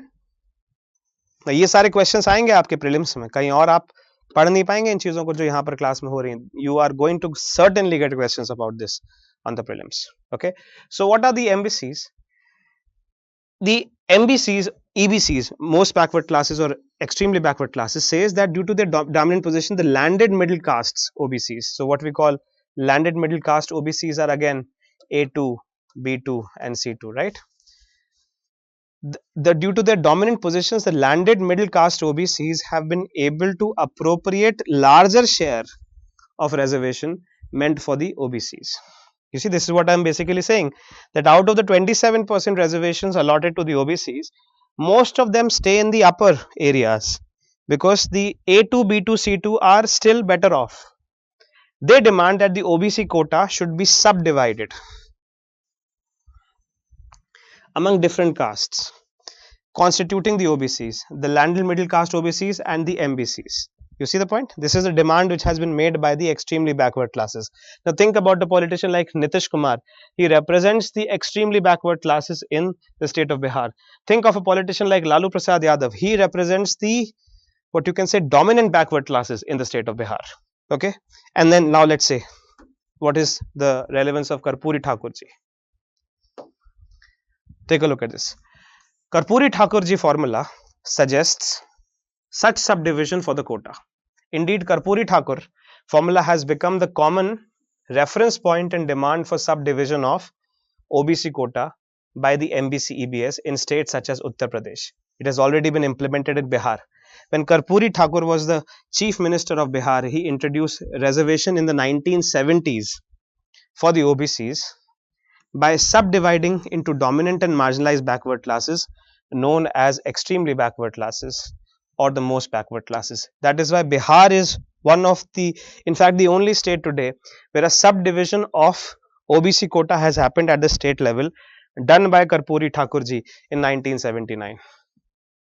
You see the point? And the government of India today wants to use the same Karpoori Thakur formula to subdivide the other backward classes into two aspects. One, the dominant OBCs, and the other is the extremely backward classes OBCs. Okay, so that's basically what is the relevance of what we are looking at as the Karpoori Thakurji formula. Do you get the point over here? Class, are we here? Do we understand each other clearly?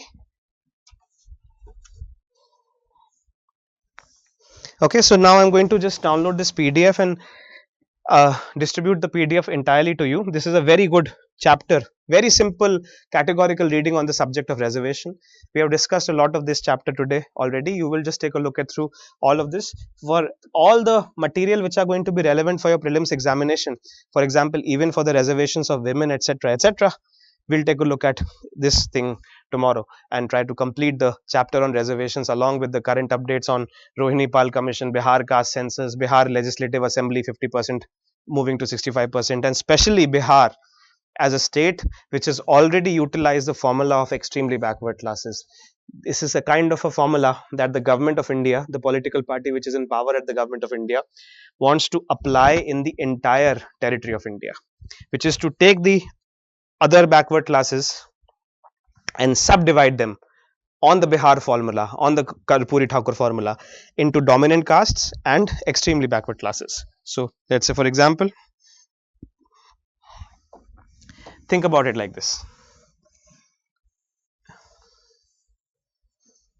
Let's say you have an understanding of what this is, right?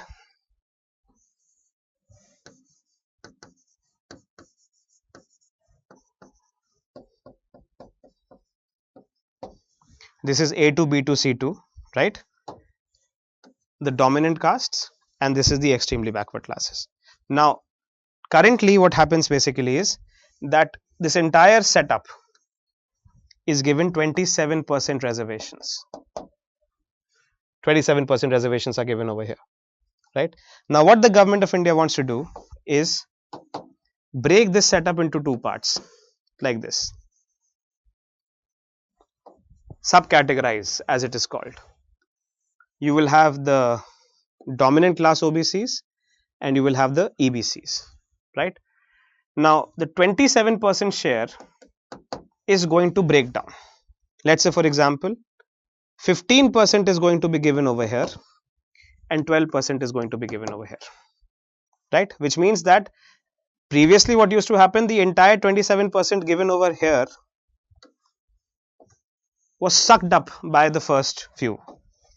But now it is going to be a subcategorization where 15% is going given over here, 12% is given over here. This is what the government of India is intending to do as one of the most prominent electoral promises, and the report which is going to back this up is going to be the Justice Rohini Pal Commission report, which is what we'll take a look at tomorrow. तो ये वाला जो पूरा part है हम कल आपको दोबारा यहाँ से शुरू करवाएंगे, ठीक है?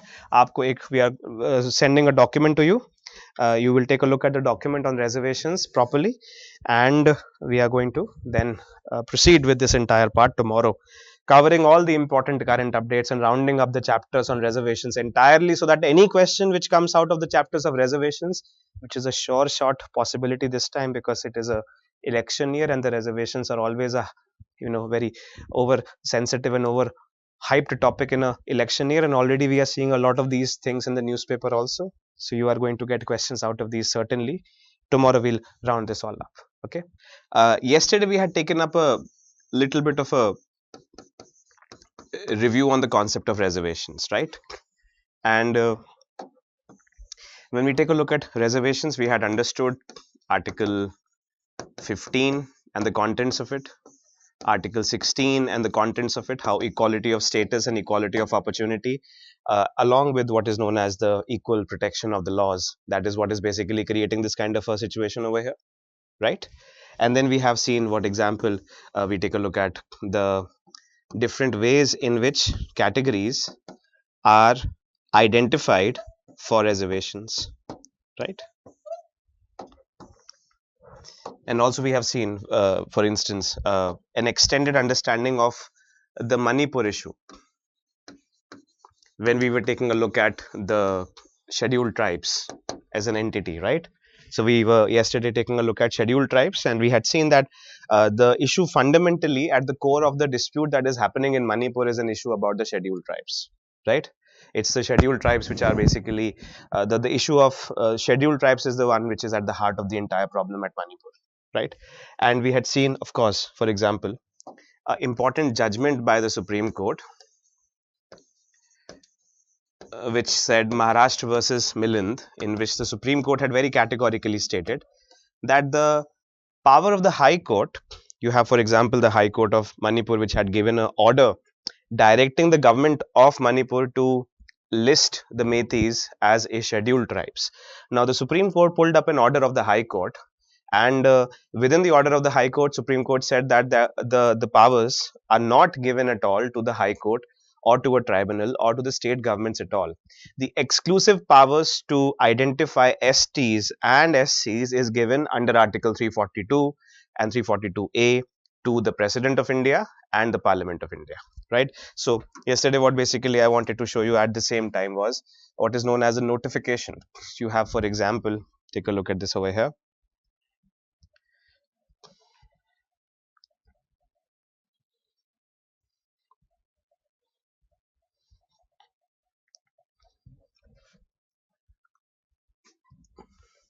This is the notification, or what you can say the public gazette notification, which is given by the Ministry of Law.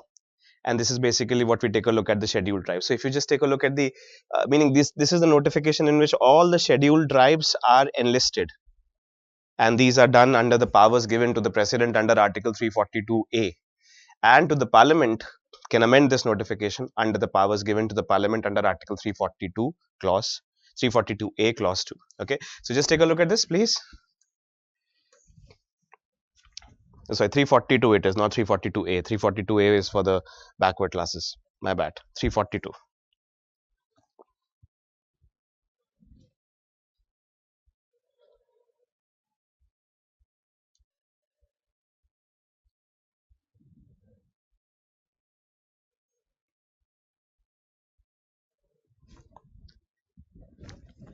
You understand, right? So, in exercise of the powers conferred by Clause 1 of Article 342 of the Constitution of India, the President, after consultation with the Governor and Raj Pramukhs of the state concerned, is pleased to make the following order.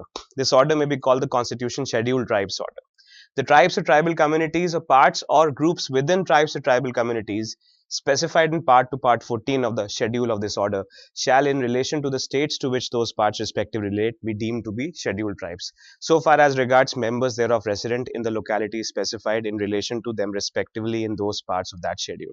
Okay, any reference in the schedule of this order to a district or other territorial division state shall be construed as a reference to that district, etc., etc. So we are concerned with, for example, let's say the state of Assam. Now the idea is that if you take a look at it, for example, over here, you see very clearly that cookies are given the status of a tribe.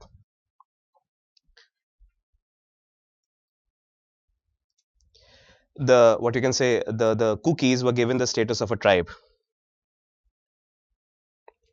which basically meant that the status of a scheduled tribe which has to be given to Metis is not currently mentioned in this. You see, for example, this is the scheduled tribes order which is coming in what you can call the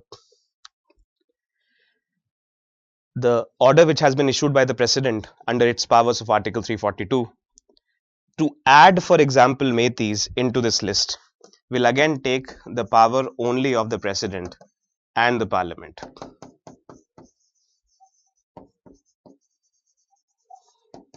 Right? The order to issue Metis into this list is going to take an order of the president and the parliament only under Article 342. And again, as I mentioned, that the Maharashtra versus state of Milind is not, does not allow any kind of a interference to be made into this activity by the High Court or a tribunal or a state government, right? So that's basically what we are taking a look at. All right. ठीक है. So then after that we had taken an extensive look at the other backward classes. Within the other backward classes, we had taken a look at what is known as the first backward classes commission, which was the Kaka Kalekar commission. Then we had taken a look at the second backward classes commission, which was the Mandal commission, and the date of its institution, the date of its submission of report. And then we had taken a look at what is known as the Indra Sawhney judgment on the matter, in which we had taken what you can say 4 points which were discussed by the Indra Sawhney judgment. Then we had taken a look at the 1995 implementation of the 27% OBC quota. And then also, in addition to that, I had yesterday in extensive detail discussed with you what is known as the Karpoori Thakur formula. Now again, this is going to be important for this prelims examination. When we talk about what is known as the Karpoori Thakur formula, we understand that the Karpoori Thakur formula is what you can say a formula which basically takes a look at what you can call subcategorization of the other backward classes, right? So you have, for example, as I mentioned to you yesterday, that when we take a look at the caste system And the term which was used, for example, in the Mandal Commission and in the Kaka Kalekar Commission report to identify what are known as the backward classes. What is identified as the backward classes is what is basically called, in this sense, what could be called the low social hierarchy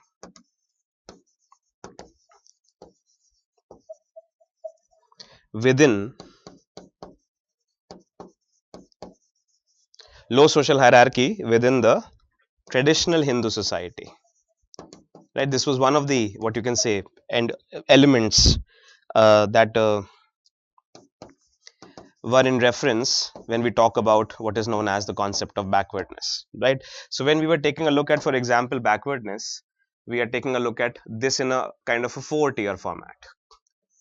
You have, let's say, for instance, the whole idea that you have, let's say here, A, B, C, right? And this is what I called the extremely backward classes. And then we're taking a look at that the low social hierarchy within the Brahmins, the low social hierarchy within the Kshatriyas, the low social hierarchy within the Vaishyas, right? This is what basically we determined as this. So when I'm going to take a look at what is known as the concept of other backward classes as it was given under the Mandal Commission and the Kaka Kalekar Commission, was always A2 plus B2 plus C2 plus what are known as the EBCs. All of this in together, in toto, were known as the other backward classes, the OBCs, right? And a 27% reservation was given to the other backward classes. This is what we had seen yesterday. And what we had seen in addition to that was that when we take a look at, for example, this particular instance, if you take a look at the other backward classes, then in that other backward classes category, you have A2, B2, C2, and what is known as the economically backwards, the extremely backward classes, right? So the element that we have to understand in this particular instance is that the issue that has been raised often, is that the 27% quota, okay, I'll repeat, the 27% quota which is given in this particular case. Okay, let be little clear about this. The 27% quota which is given in this particular case to the other backward classes, 27% quota which is given in this case to the other backward classes, is usually taken up by the, what you can call, the dominant castes within the other backward classes, right? And hardly does it actually go anywhere to the extremely backward classes, right? EBCs. And now this is what Karpoori Thakurji did when he was let's say, the chief minister of Bihar. He came with the idea in 1978 itself to subcategorize, or what is known as the subdivision, to subcategorize the OBCs into what I call the dominant class OBCs, also what are known as the middle castes OBCs, and what are known as the, what you call, extremely backward classes, which are basically the what you can call the OBCs who are at this level, right? And this kind of a subcategorization is what is known as the Karpoori Thakur formula. Now today, for example, when you take a look at, for instance, something like the Justice Rohini Pal Commission, this is the point that I was yesterday mentioning and we had taken an understanding of. When we take a look at the Justice Rohini Pal Commission,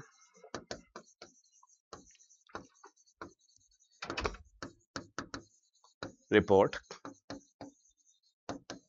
when we had taken a look at the Justice Rohini Pal Commission report, which is given to the president currently, but it is not out. One of the very clear agenda of the report or of the commission was to find a formula and method by which the other backward classes throughout India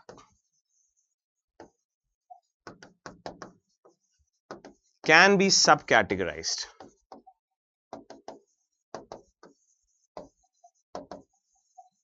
Do you see the point? To find a method and a formula by which the other backward classes throughout India can be subcategorized, right? And the condition of subcategorization is going to be, of course, to separate what are known as the dominant classes within the OBCs,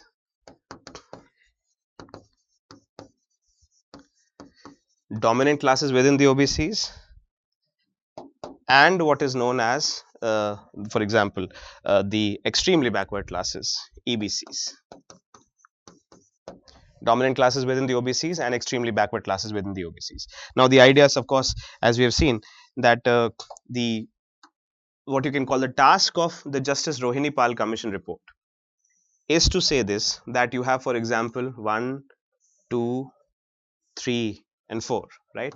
As I'm mentioning them, A2, B2, C2, and EBCs, right? And as we have seen that according to the Mandal Commission or the Kaka Kalekar Commission, the 27% OBC quota is given to each of them, but as a class altogether, 27. And again, the criticism or the complaint is that most of this 27% is absorbed by the dominant classes within the other backward classes, right? Now, what Justice Rohini Pal Commission is supposed to do is, it is supposed to, in a way, find a way to create a subcategorization to understand who are the extremely backward classes in OBCs and who are the dominant classes in OBCs.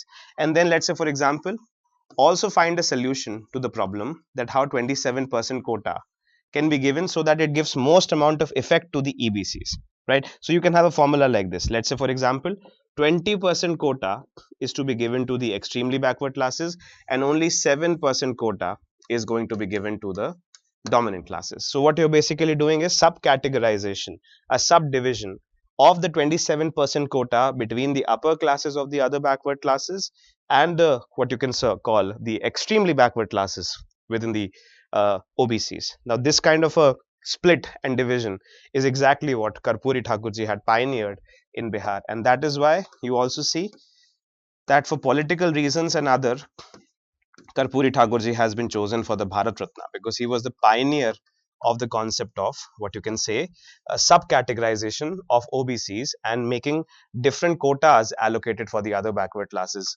in the dominant categories and different quotas exclusively to be given to the extremely backward classes. That is why Bihar is one state in India in which the OBC quota is given in two strands. One is the dominant class OBCs, the other is the extremely backward classes OBCs. And if you take a look at, if you have some understanding, even preliminary understanding into the politics of the what you can call the Bihar state legislature, the politics is divided again between Lalu Prasad Yadav and Nitish Kumar Yadav, which is basically that Lalu Prasad Yadav had a kind of a support of this vote bank, and Nitish Kumar Yadav also always had a support of this vote bank. And as you know, maybe perhaps, that Lalu Prasad Yadav and Nitish Kumar Yadav never were politically, allied with each other. They were always competing in a way with each other in terms of the EBC vote bank competing against the dominant class vote bank, right? So for first few decades, Lalu Prasad Yadav ruled Bihar. After that, Nitish Kumar has been ruling Bihar since. And recently we saw a coalition, but it has broken down. Okay, so that's basically what we are taking a look at when we take a understanding of the Justice Rohini Pal Commission report, right?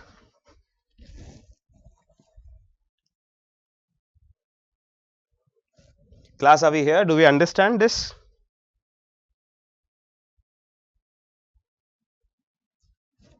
Class, tell me, are we clear with this? Do we understand this? Give me some voice, class. Are we guys all here?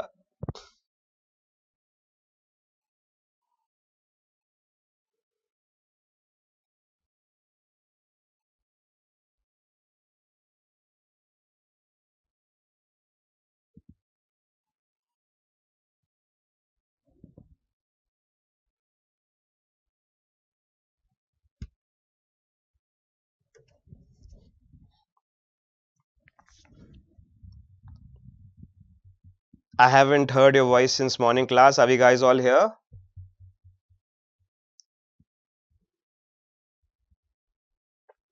So all this is clear to you. For example, if you are asked a question about the Karpoori Thakur formula, or the relevance of Karpoori Thakur ji. Do you understand this? What we have read yesterday from the notes, that it was Karpoori Thakur ji who was the pioneer in the state of Bihar to divide what you can call the other backward classes into the dominant classes in the OBCs and the backward classes in the OBCs. This kind of a subcategorization is what was pioneered by Karpoori Thakur ji. Now, the agenda at this point of time, if you take a little bit of an understanding of the other backward classes OBC politics that is happening in India. So, one side of the other backward classes politics, for example, which is represented by the political party currently in the central government, is that the current politics which is happening is that the, let's say, the Bharatiya Janata Party is not in favor of increasing 27% to 28%. Okay, it says that we will keep the entire OBC quota at 27%. Okay, but then again the question is that because of the OBC quota which is given at 27%.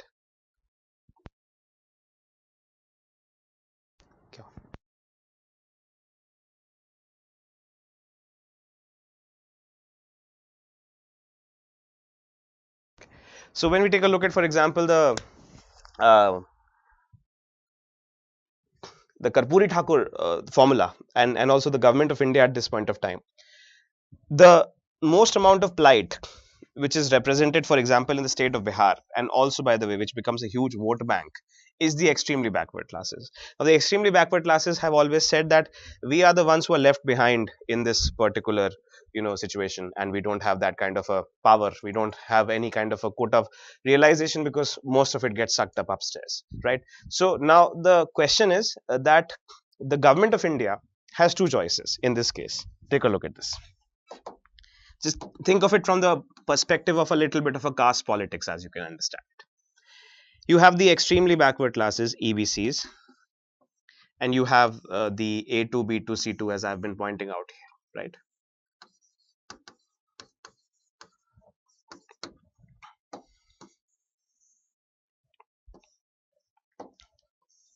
Now, the point is this, that everyone wants to tap into the vote bank of extremely backward classes. Think about a person like Nitish Kumar, who has been able to stay in power despite a lot of political turnarounds here and there. Everyone wants to tap in the vote bank of the extremely backward classes, and everyone wants to, in a way, tap into the consciousness of the extremely backward classes, stating that the extremely backward classes are not given their due share. Despite reservations, they are not able to get the benefits of it. Okay, so let's say, for example, what the Bharatiya Janata Party, for instance, wants to do is this, that it wants to, in a way, retain the 27% quota status. Okay, it does not want to change the 27% quota status at all. It doesn't want to change the 27% quota status to 35% or 40% or whatever.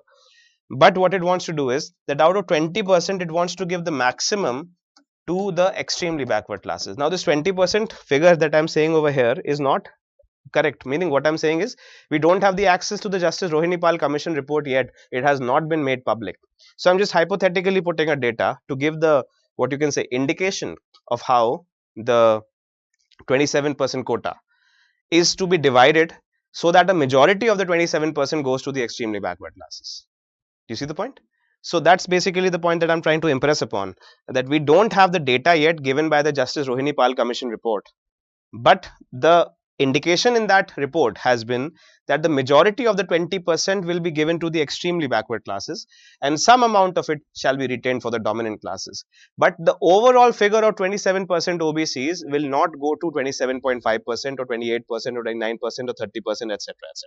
So the idea is to fix the quota at 27%, take away the quotas from A2, B2, C2, which are the dominant classes within the other backward classes, and give the quota to extremely backward classes. That's basically the principal motivation that is at the background of this kind of an activity.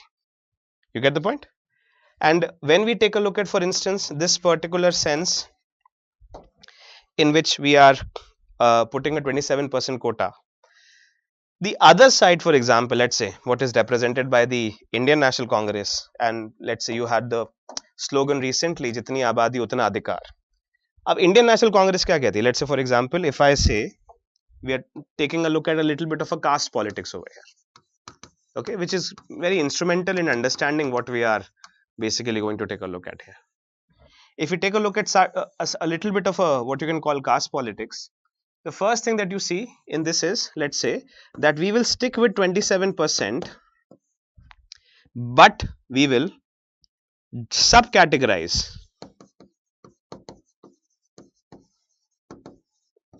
27% and give a dominant share to the extremely backward classes.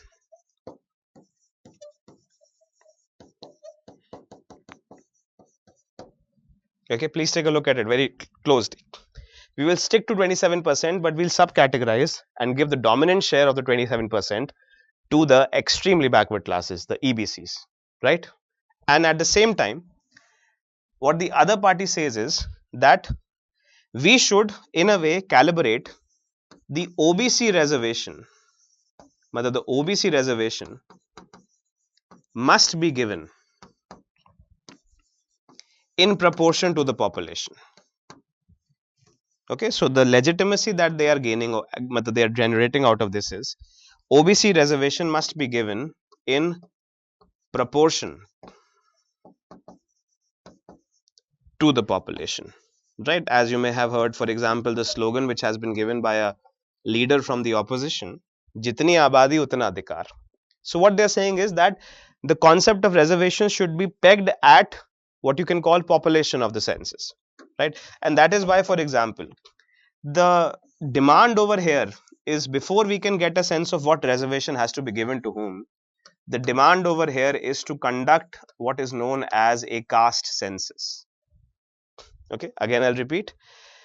The question in this particular sense, the demand in this particular sense is to what you can call conduct a caste census. A caste census has to be done to understand that within the population of a state and of different states and overall in the population of India, what are the proportions of castes which are present over here.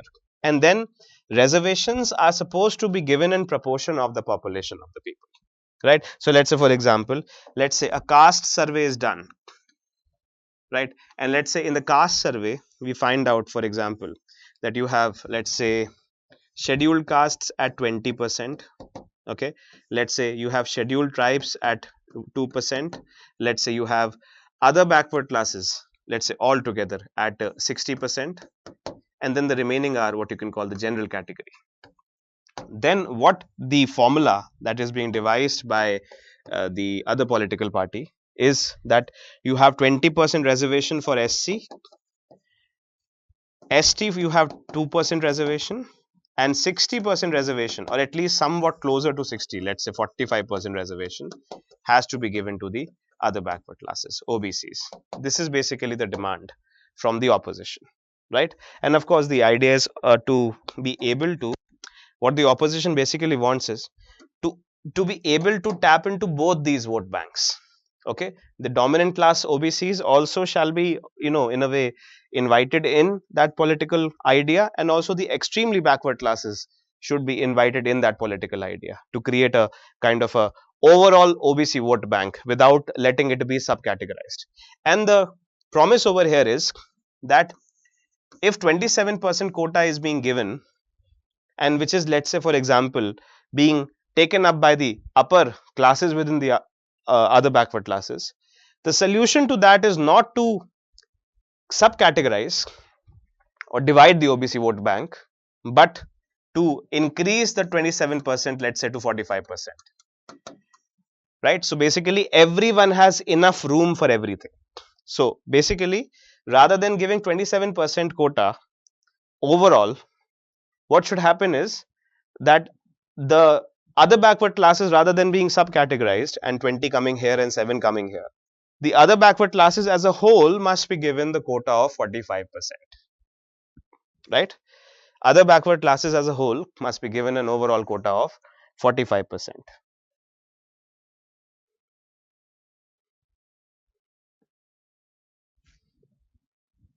Do we understand?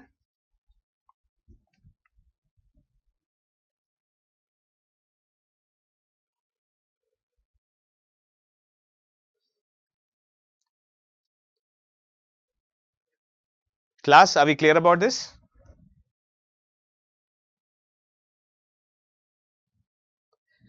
So the, let's say for example, the first manifestation of this was, now think about it as a vote bank again. This is the dominant classes OBCs, this is the extremely backward classes OBCs, right? And let's say for example, if I say, if you take a look at a little bit of it from the political perspective, within the dominant class OBCs, you are taking a look at what is known as this vote bank, right? This is what is known as the Rashtriya Janata Dal in Bihar, or what is known as the Lalu Prasad Yadav's party. And this vote bank is what is known as the Janata Dal United in Bihar, which is known as the Nitish Kumar's party. Now, in the previous time, RJD plus JDU plus Indian National Congress, they had, in a way, at least in Bihar, created an alliance known as the India Alliance. Right? I'm sure you would remember this part, that you had in this particular case RJD plus JDU plus Indian National Congress in Bihar creating what is known as the India Alliance, right? And the idea was to keep the OBC vote bank under one umbrella and not let it be subdivided, right? So rather than making the narrative that the upper classes within the OBCs have taken up the share of the extremely backward classes, the narrative should be the upper classes of the OBCs and the extremely backward classes OBCs are one unit altogether, both sociologically and politically, as represented by the coming together of Nitish Kumar Yadav and Lalu Prasad Yadav, right? And what we are basically going to do is that if we come into power, we are going to increase the overall share of the other backward classes in percentage in terms of the quota. We are going to increase the overall share of the other backward classes in percentage in terms of the quota. And in that sense, what we are going to do is we are going to make sure that the EBCs get their due share. But the due share which has to be given to the EBCs is not to be taken from the upper backward classes and given to them, but it shall be given by increasing the overall quota. And what is the legitimacy for increasing the overall quota? That the share of population of the OBCs combined has to be understood. We have to understand what is the share of the population of the OBCs combined in totality in this particular situation. Do we get the point, class? And thus you have the demand for what is known as the caste census. That the demand that comes out of this entire situation is that of the caste census. Now, take a look at this. While JDU plus RJD plus Indian National Congress, when they were in power in Bihar and Nitish Kumar was the chief minister of Bihar along with Tejashwi Yadav as the deputy chief minister, meaning the Lalu Prasad Yadav and Nitish Kumar Yadav coming to form a party under the mediation provided by the Indian National Congress. The target was the OBC vote bank in Bihar, and not to let the OBC vote bank be divided into extremely backward classes and the stronger OBCs, right? Now, what basically happens out of this is that the state of Bihar, what you can say, orders a caste census to find out what are the percentage of other backward classes which are present in Bihar. And let's say, for example, if they find that the percentage of other backward classes in Bihar is 65%, then they can take the 27% at least to 45%. Under the idea of reservations should be given in proportion to the population. I hope I'm making my point clear here, class. If, for example, in certain cases, the state government of Bihar finds out that the total OBC population in the state of Bihar is 65%, then they will have a basis, they will have a ground, a data on the basis of which they could say that the proportion of population should be the criteria to determine the percentage of reservations that are to be enjoyed by the classes. And at least if not to 65%, they could take up some notches up from 27% to 45%, therefore keeping the other backward classes as a vote bank altogether consolidated under their fort. Do you get the point? You see? So that is why there was a kind of a what you can call the demand for the caste census in Bihar. And once the demand for the caste census in Bihar had had emerged so properly and so poignantly, The Bihar caste census, which I'm, let's say for example, if we can take a look at the report of the Bihar caste census, right, and that is exactly the kind of thing that you will get your questions from. It is one of the most top ranking current updates, which is basically in the news these days.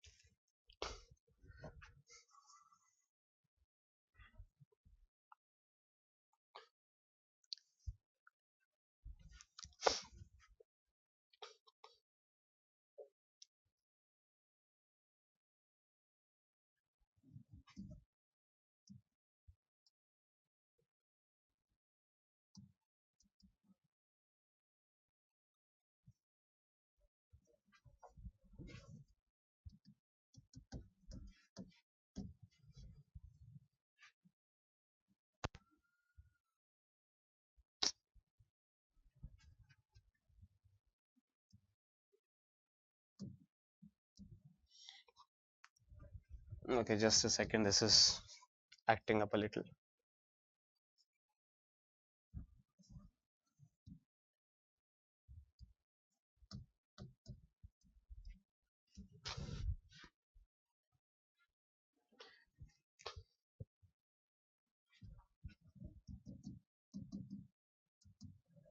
Please just give us a second.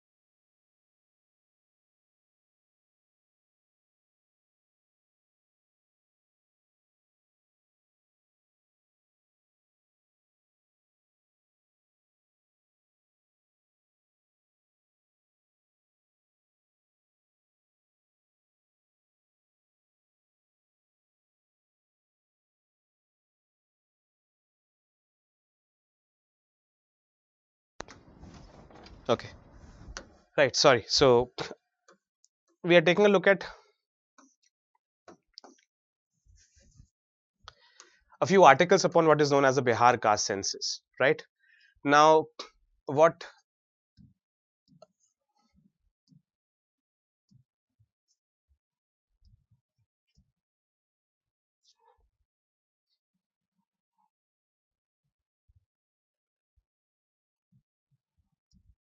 Yeah,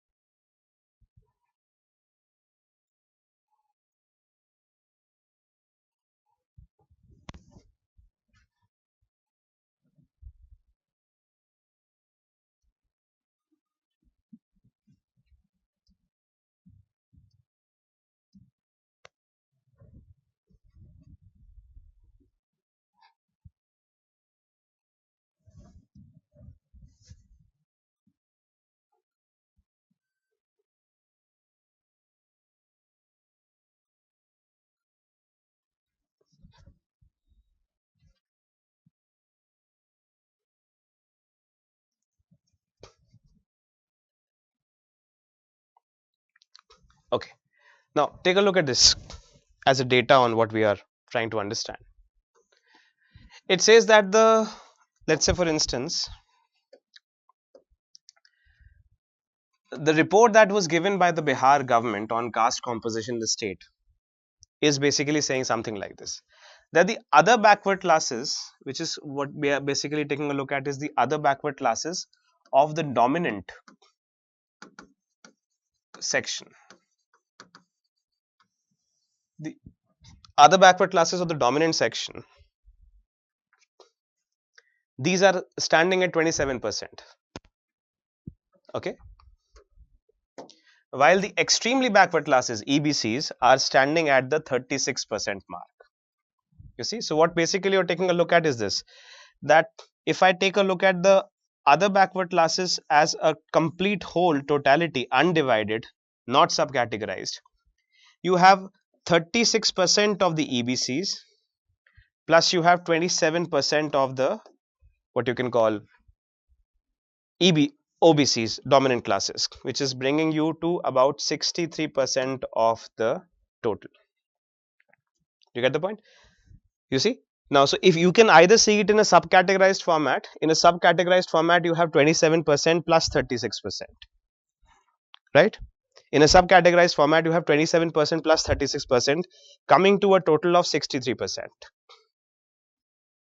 And if you, for example, let's say take a look at it overall, it is coming at 63%. So that's basically the way that this census report has been given out, right? So let's say, for instance, very simply, if I have to detail let's say the Bihar caste census, the first thing that I understand is that OBCs overall in the state of Bihar, there is about, let's say, 13.1 crore population of the people of Bihar, 13.1 CR population of the people of Bihar. The other backward classes are standing at something which is known as 63%. Okay. Now, if you subcategorize, if you apply, for example, the Karpoori Thakur formula over here, and if you subcategorize the other backward classes, right? So I will, let's say, for example, write over here the Karpoori Thakur formula. If I subcategorize the other backward classes, let's say, into these two parts, then what I'm basically saying is that the dominant class OBCs, as I mentioned them to you, dominant class OBCs are marked at what you can call 27%. Okay, so think of it as the vote bank of Lalu Prasad Yadav, or what is known as the Rashtriya Janata Dal, RJD, right? And then you have, let's say, for example, the positioning of what you may call the extremely backward classes, that is standing at 36%. Do you see the point? This is what the Bihar caste census data shows in the first instance, which is regarding the other backward classes of the OBCs. I hope you've been able to take a note of this, right? Let me see if I have downloaded the report now.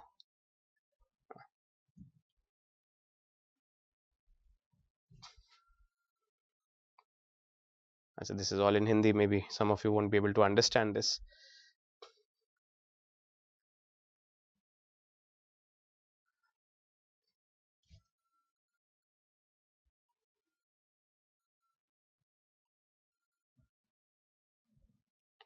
ठीक. So in any case, we are not going to go into the exact report right now, but we'll take a look at what is given in the data which has been released. Okay, so take a look at it.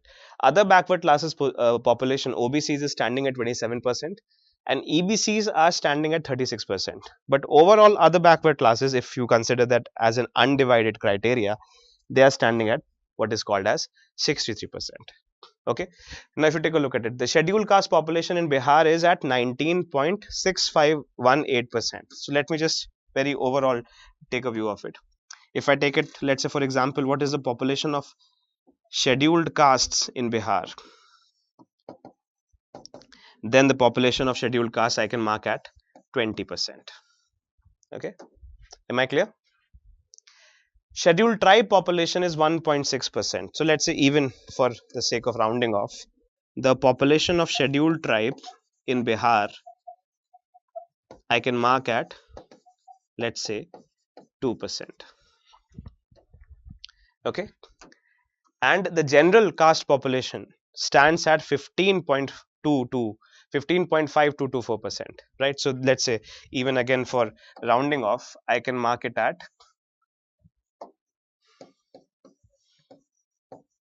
general population stands at, let's say, 16%. Do we understand? Now this is basically the breakdown of the Bihar caste census. Take a look at this. I'm putting the figures here in a summary. 63% other backward classes, which includes 36% extremely backward classes and 27% dominant classes OBCs, 20% scheduled castes, okay, 15% what you can call or instead 2% scheduled tribes, and let's say about 16% is the general population, right? So in a broad term, if it is what basically we can understand as the population of Bihar with regard to the caste census data.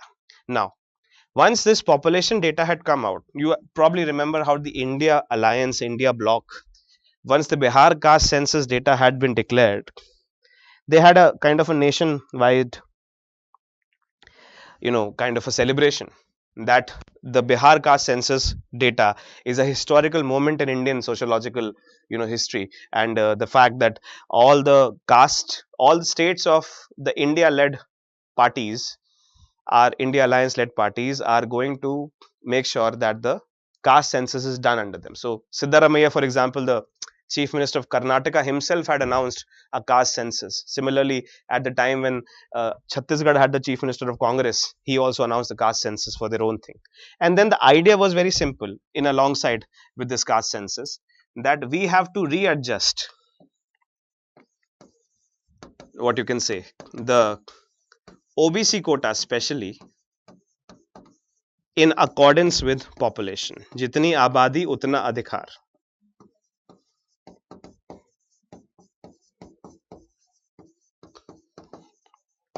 The point that was stated was this, that we have to readjust the OBC quota, other backward classes quota.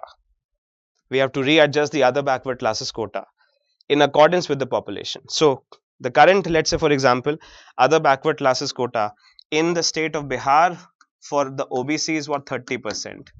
It had to be readjusted according to the population, according to the caste census. And again, the state of Bihar became a kind of a, what you can say, a kind of a teaser, a trailer that would happen in the entire country once we are voted into power. So again, try to think it from a political perspective, as if you were a politician. What you're saying is basically is this, that we are currently in power in Bihar. JDU, Lalu Prasad Yadav, Nitish Kumar Yadav, RJD, Lalu Prasad Yadav, Indian National Congress. These are in political power in Bihar, right, as a coalition. Now, when we are in political power in Bihar, what we are going to do is, number one, we are going to conduct a caste census in the entire state of Bihar. That's done. The data of caste census is given over here. Second thing that they want to do is that they want to readjust the population of, readjust the reservation quota in proportion to the population. Right. So what basically we are going to do is, again, let's very simply understand that the target is to get the OBC vote bank together, to not let the OBC vote bank be compromised or divided into the extremely backward classes and into the, what you can say, the upper classes of the backward classes. The target is to keep the OBC vote bank together and to offer something to everyone within the OBCs, including the dominant classes and the extremely backward classes. And what is in offering is that 27% reservations are going to be expanded to a 45%, by which all the OBCs are standing to gain. And we are going to do that once we are in power in Bihar. And once we do it in Bihar, it is a kind of a trailer, it is a kind of a teaser, it is a kind of a feeler of what we will do once we are in power in the entire country. So thus you had the whole, what you can say, narrative and the news around the demand for caste census, first within a lot of states in India, and also a general demand for a national caste census report to be released, which basically means that once we are in power, we are going to release the caste census data of the entire country and then readjust the reservations in proportion with the populations. What we are doing in Bihar today, tomorrow in power, we'll do in the entire country of India. This was the what you can say, what you can political, what you call motivation to attract the OBC vote bank and to be able to stand a mark in the Lok Sabha elections, right? Now, just giving you a kind of a political implicated side of it, right? So, as soon as this particular data comes out,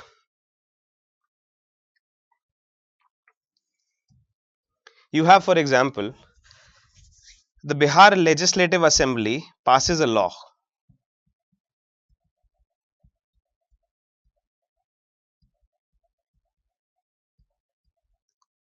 which is basically again was so much in news that about 65% reservations are to be done. Okay, so if you take a look at, for example, this particular thing here,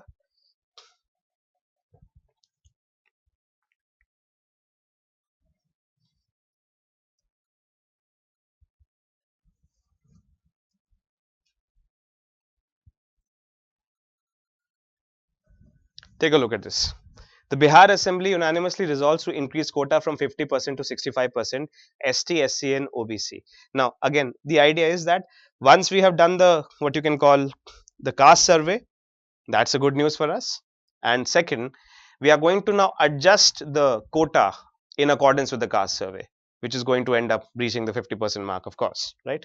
So, take a look at this.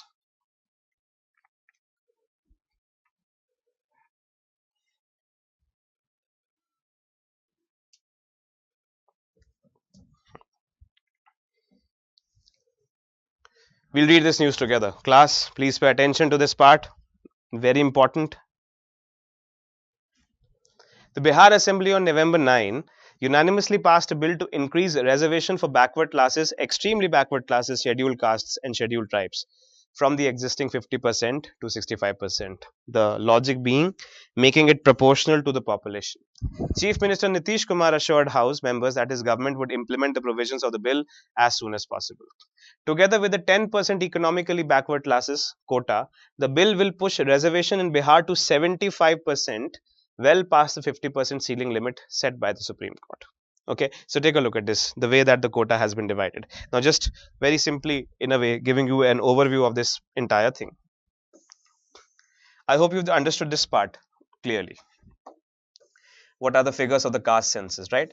And now the figures of the caste census I'm going to keep in juxtaposition to what the Bihar Legislative Assembly does in terms of making increase in the quota, right? So, for example, let's say the overall reservations which stood at 50% in Bihar, or what I'm calling the overall caste reservations. Let me write it out.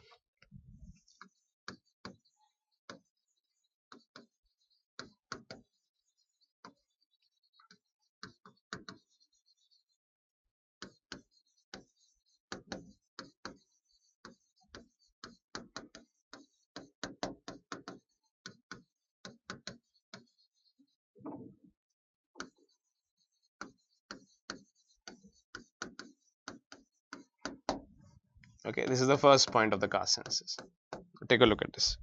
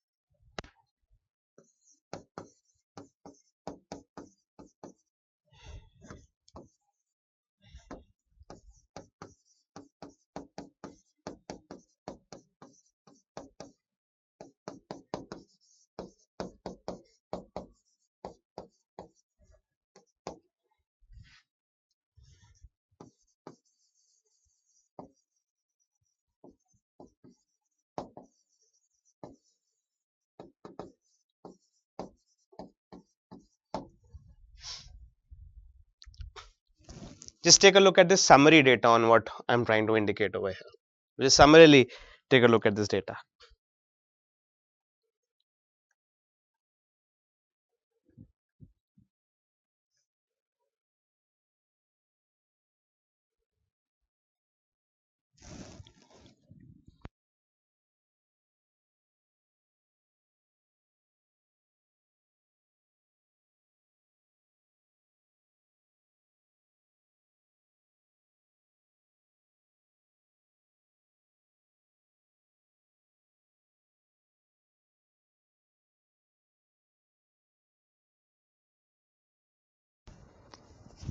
Class, do we have an understanding? Overall caste reservations that stood at 50% in Bihar are now at 65%. Additional 10% reservations are marked for the EWS. Overall reservations with OBCs plus STs plus SC plus EWS are at 75%. Unreserved category stands at 25%. The general category, the open category, stands at 25% with regard to this particular data analysis. Right now, if you want to take a breakdown of what are the data increases, just take a look at this paragraph over here. Very simply, and I'm hoping that you're making a note of this. Anything out of this can be asked as a question, because this is hot burning current updates, right? This is exactly the kind of stuff that the UPSC prelims questions are made up of, right? It converges on all lines: polity, current affairs, what are happening in relevant sections of the news, social issues, all of these are intersecting in this particular activity. Okay, now according to the legislation named the Bihar Reservation Amendment Bill, right, quota for extremely backward classes will be raised from the existing 18% to 25%. Right. So, just as a matter of reference, I'm putting it on a sideline. Take a look at this. For EBC, the quota has been moved from 18% to 25%. So, do we understand this? For the backward classes, or what are known as the dominant classes within the backward classes, the quota has been moved from 12% to 18%. Right. For the scheduled caste, it has been moved from 16% to 20%. And for the scheduled tribes, it has been moved from 1% to 2%. Now, just say, take a look at it. How this quota scheme wants to bring the quota in proportion of the population. You see? And this is again just a teaser as to how much this is going to be in the case of something, right? So just take a look at this data again, take a look at this entire paragraph again, and try to take the notes of this properly.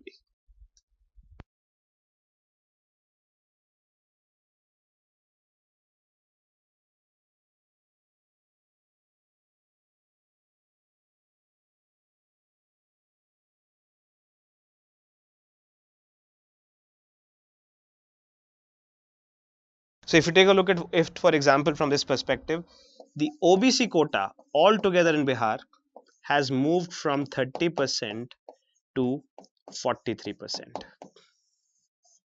This is what I'm trying to indicate to you, is what basically the political opposition with the India alliance has as its political narrative. You get the point? Class, are you able to take the details out of this entire proper structuring? Please let me know.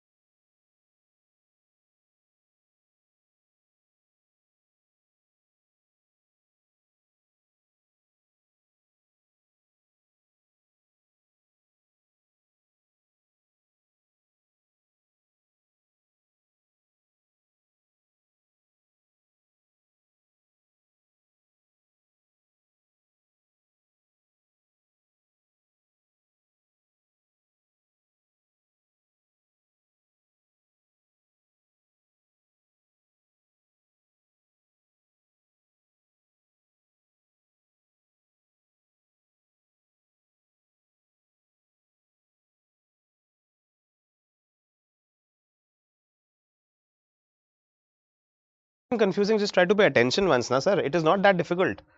Table mein to mil hi jayega, of course, but some application of mind is invited over here. Of course it is breaching the 50% limit, of course, that's the point. Constitutional question to yahin par aayega na aapse ye पूछने के लिए.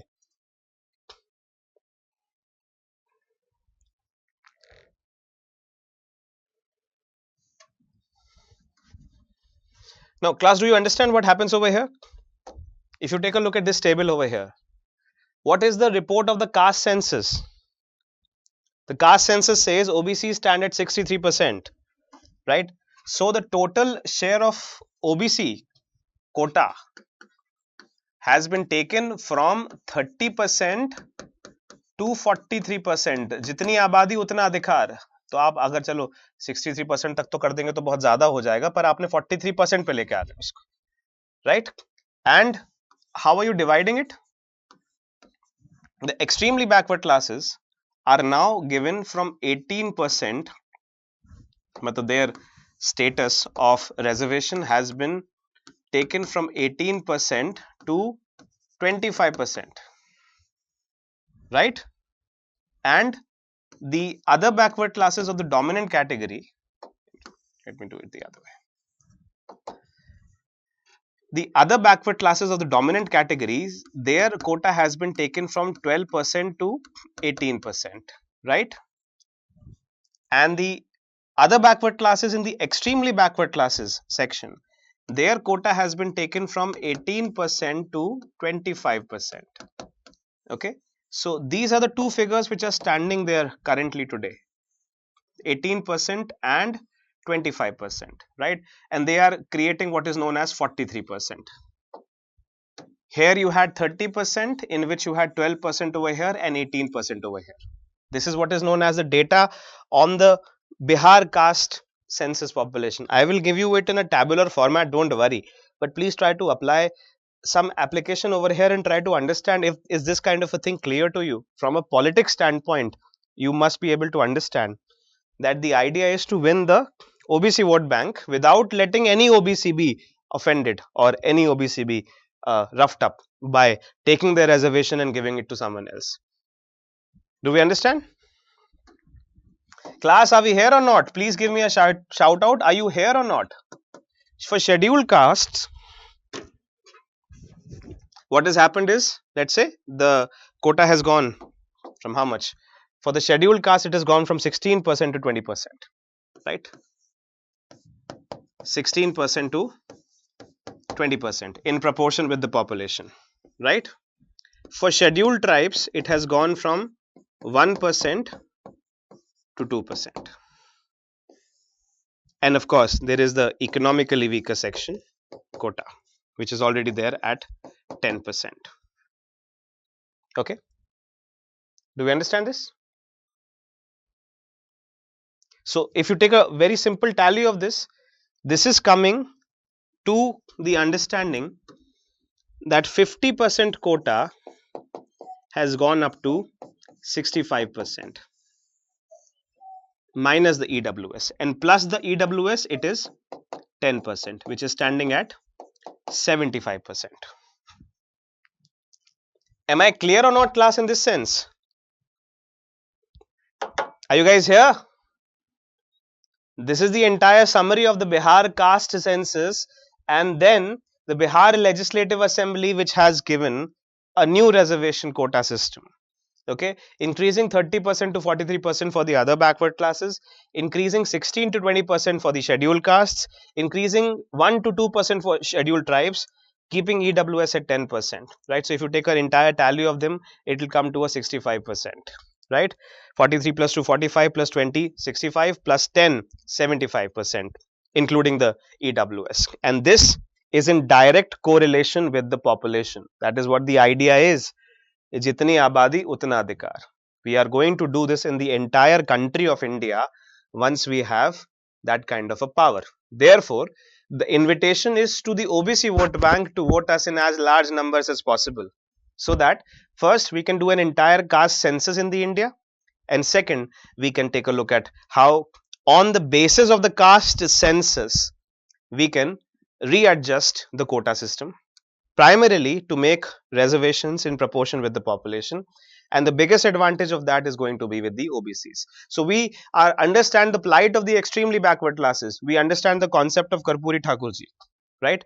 That extremely backward classes are ignored out of all of this because the 27% reservation is taken up by the upper classes of the other backward classes. But at the same point of time, rather than saying 27% को हम आधा आधा काट के EBC को देंगे और इसको देंगे, we are going to in a way enlarge the pool, right? So all boats rise, as it were. We are going to make the water in the pond become what you can say more, so that everyone gets advantages within the OBC. So what we are going to do is we're going to move from 27% to 43% and have the upper classes of the OBCs and what you call the uh, extremely backward classes also clubbed into one category, and that is what becomes the basis of for us the context of reservations, right? Do we understand this? No, that's the point. It won't be struck down by the Supreme Court, and I'm going to come to that because Supreme Court itself, by the way, had said in a judgment given by the Supreme Court that 50% violate कर दो कोई दिक्कत नहीं है, क्योंकि आप देखो generally if you think about it. अच्छा, I'll come to the 50% rule. That's the most interesting part. Indira Sahni वाला जो जजमेंट था उसको आगे जाके हम थोड़ा सा एक और उसमें ट्विस्ट मारेंगे. बट आप ये बताओ कि यहाँ तक समझ में आया कि नहीं आया. पहले आप ये बताओ, is this entire part clear to you? I'll forward you some data with regard to the Bihar caste census and everything in a tabular format. Don't worry about that. But tell me, do you get a sense of what we are trying to understand over here?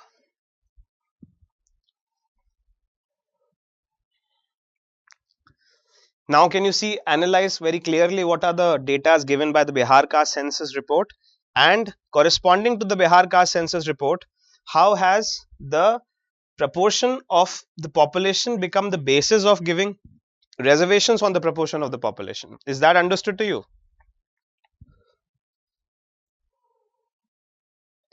Clear or not?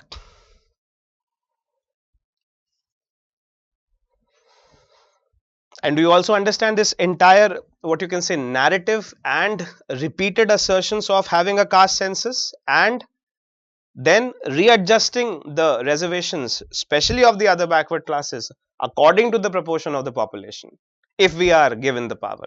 It is an attempt to pull a Mandal 2.0. You see the point?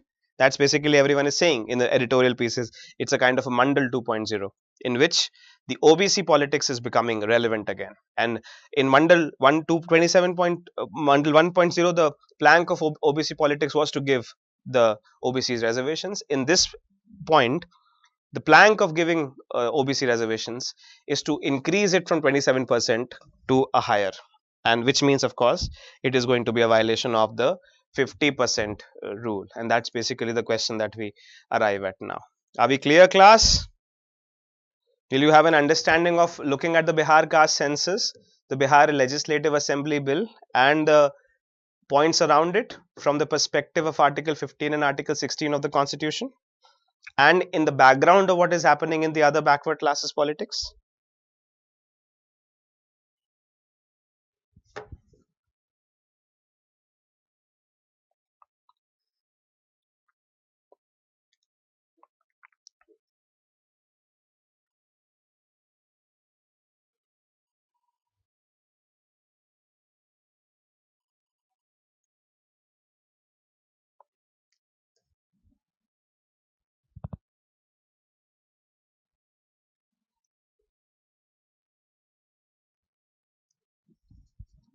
All right, ठीक है.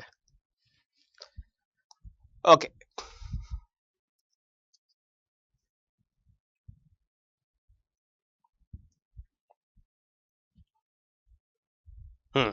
Now let's take a look at the SC view on this, right? So again, the constitutional question number 1 over here is, now I'm going to put out at this constitutional question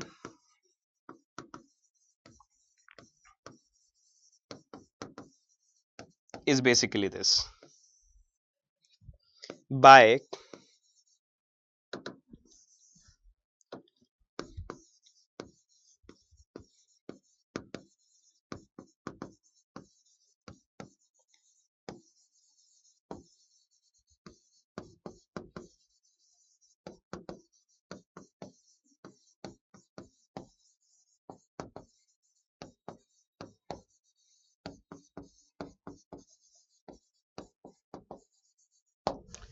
By adjusting the reservations in proportion to the population,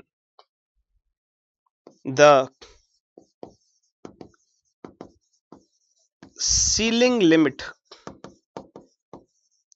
set in Indra Sawhney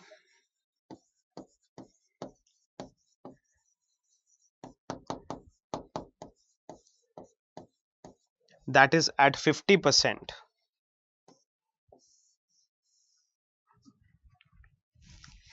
By adjusting the reservations in proportion to the population, the ceiling limit set in Indra Sawhney that is at 50% is breached.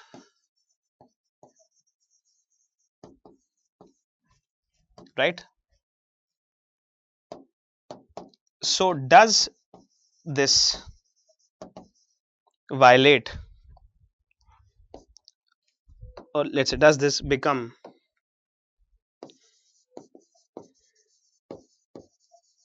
subject to judicial review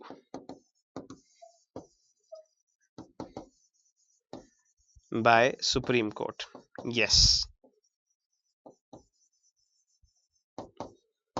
Okay.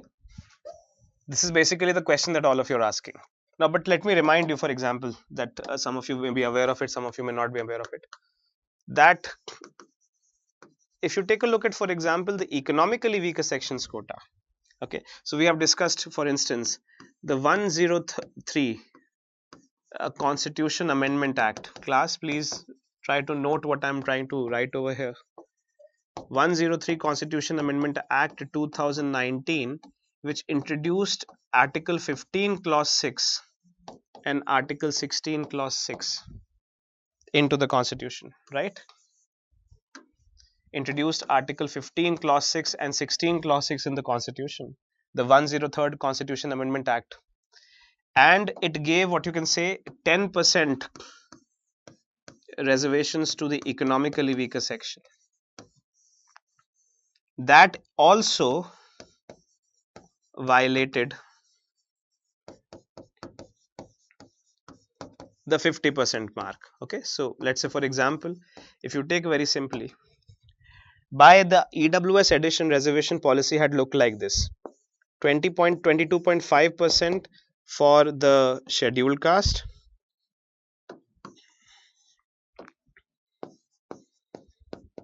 24% for the scheduled caste and scheduled tribes, both of them put together, right? 27% for OBCs, and then was added 10% for EWS, right? You see, so already मतलब पहली बार अभी सरकार के द्वारा कोई ऐसा नियम नहीं बनाया जा रहा है अभी कि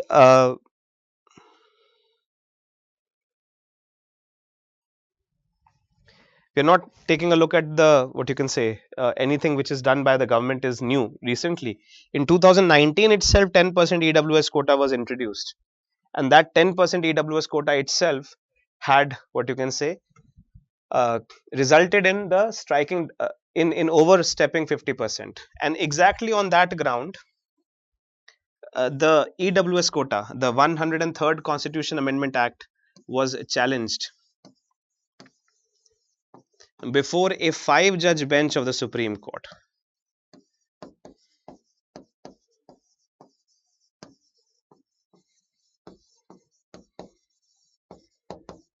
Do you see the point? That the 103rd Constitution Amendment Act 2019, which includes Article 15 Clause 6 and Article 16 Clause 6, was challenged before a 5-judge bench of the Supreme Court. And that 5-judge bench of the Supreme Court had itself at the time stated that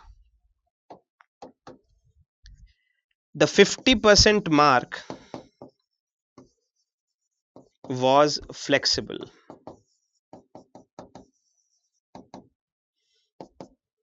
while upholding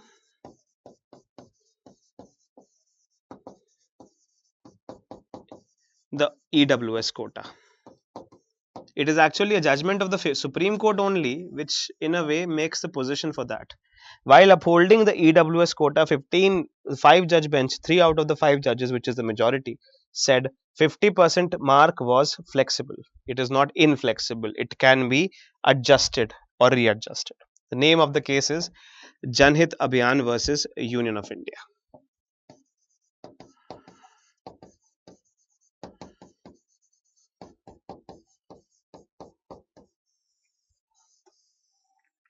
2022. This was also known as the EWS judgment, which was one of the, let's say, the most landmark judgments given by the Supreme Court. So, in this case, the Supreme Court 5 judge bench itself, while giving validity to the 10% EWS quota, which obviously the 10% EWS quota had also violated the 50% mark. In this particular case, the Supreme Court itself, while giving a validity to the 10%, what you can call while giving a validity to the 10% EWS quota, which violated the 50% mark, said that 50% mark was flexible, which means adjustments could be made to 50% mark, which is the socio-economic reality of the country today. You cannot ignore that the 50% mark is supposed to not work today. And on that basis, it did not cancel out the EWS quota. This is the Janhit Abhiyan versus Union of India 2022, the EWS judgment. And on the basis of this judgment, EWS, the Supreme Court of India had itself given a kind of a permission to all the state governments to breach the 50% mark. And that is why if anyone goes back to the Supreme Court or the High Courts saying that the reservation which has been given to the other backward classes and the reservations which has been given to ST, SC, EBCs, etc., which is violating the 50% mark, should be constitutionally struck down. The answer to that would be that if EWS was not struck down, why is this going struck down? You see, now you have to understand that the EWS and the OBC are opposite side of the vote bank. Okay, so what the other backward classes representatives would say that if the EWS quota could be made permissible, even when it was violating the 50% rule, why is it that the OBC quota is now violating the 50% rule if we are making it more than 65%? So, in one sense or the other, the Supreme Court itself has closed the gate of coming this question to itself, and that closing of the gate happened when the Supreme Court gave the EWS 10% quota a thumbs up, saying that even if it is violating the 50% mark, it is not something that should be difficult to in a way undertake, because the 50% mark is flexible, it can be adjusted and readjusted. So the sacrosanct nature of the 50% mark, which was anyway being flouted by Maharashtra government or Tamil Nadu government or Bihar government, was now itself in a way diminuted by the Supreme Court, and that has become a basic, what you can call, estoppel. It has become a kind of a, a sense of hindrance has been given to the Supreme Court by itself in terms of taking up any questions on the 50% mark, because then again there is a judgment of the Supreme Court in the EWS quota that gave a 10% allowance for the EWS, because it said that the 50% mark is not, what you can call, inflexible. 50% mark was flexible. Janhit Abhiyan versus Union of India, also known as the EWS, economically weaker sections judgment.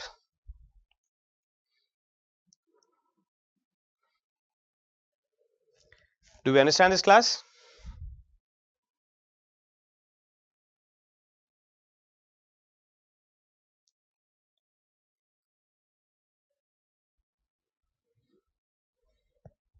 Class, are we clear about it?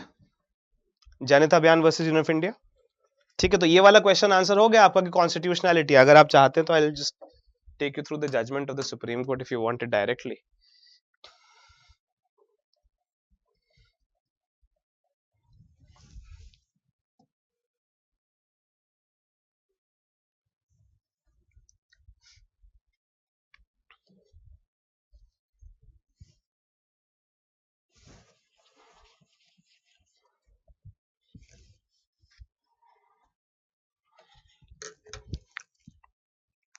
हाँ, high courts के पास power है strike down करने की. Everyone is bound by the Indira Sawhney judgment. पर जब high court के ऊपर सुप्रीम कोर्ट ने ही बोल दिया है कि ठीक है चलेगा, तो फिर हाई कोर्ट क्या बोलेगा? हाई कोर्ट को भी तो लोग जनहित अभियान वाला केस दिखाएंगे ना.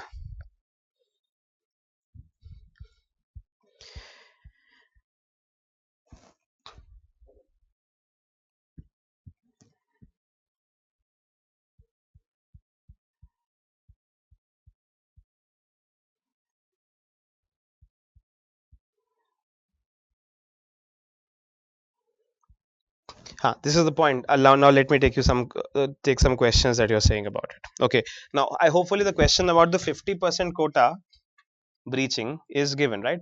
Now, see, this is a Janhit Abhiyan versus Union of India, in which the Supreme Court had, in a way, questioned the 103rd Constitution Amendment Act,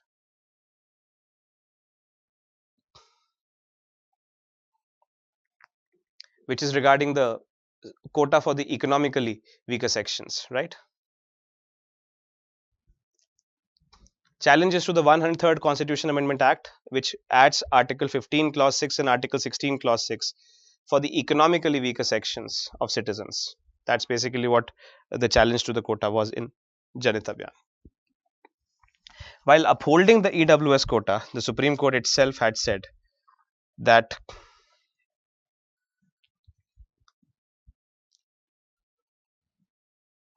take a look at this.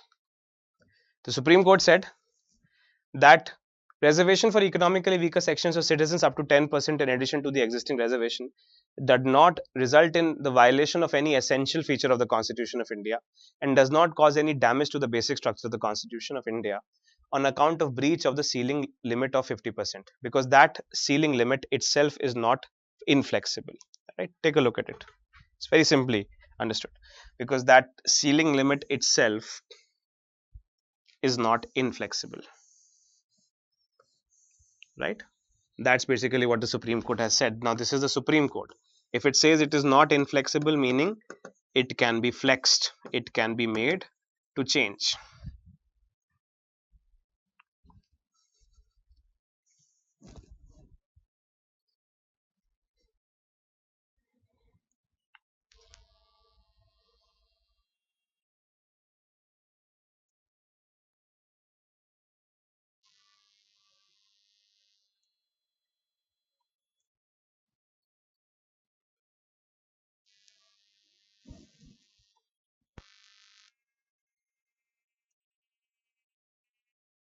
Sorry, there is a little bit of a power gap here, right? So we see, for example, the economically weaker section quota.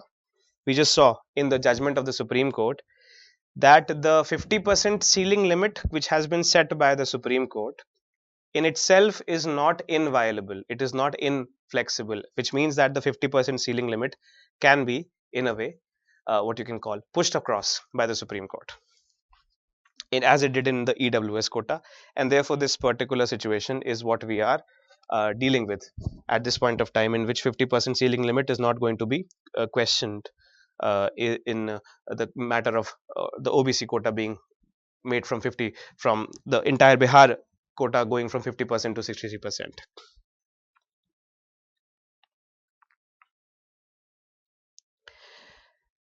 Now the other question is, let me take other questions over here. Reservation for women पे पूरा मैं एक करूँगा unit ना, उसमें I'll take a look at it. What is the whole idea of the context of the reservation for women and how is it working, including the Bihar reservation for women scrapped and all that. I'll come to that.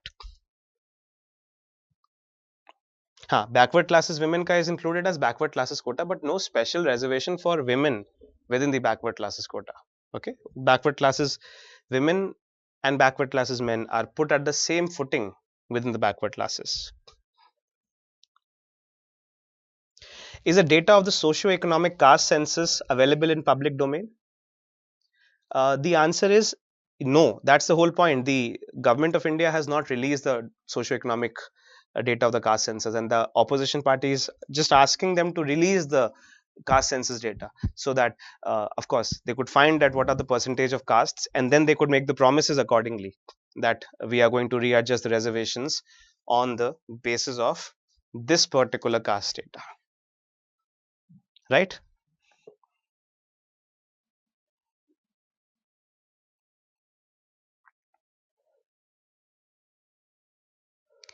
So how could Tamil Nadu have 69%? I think I've answered that question.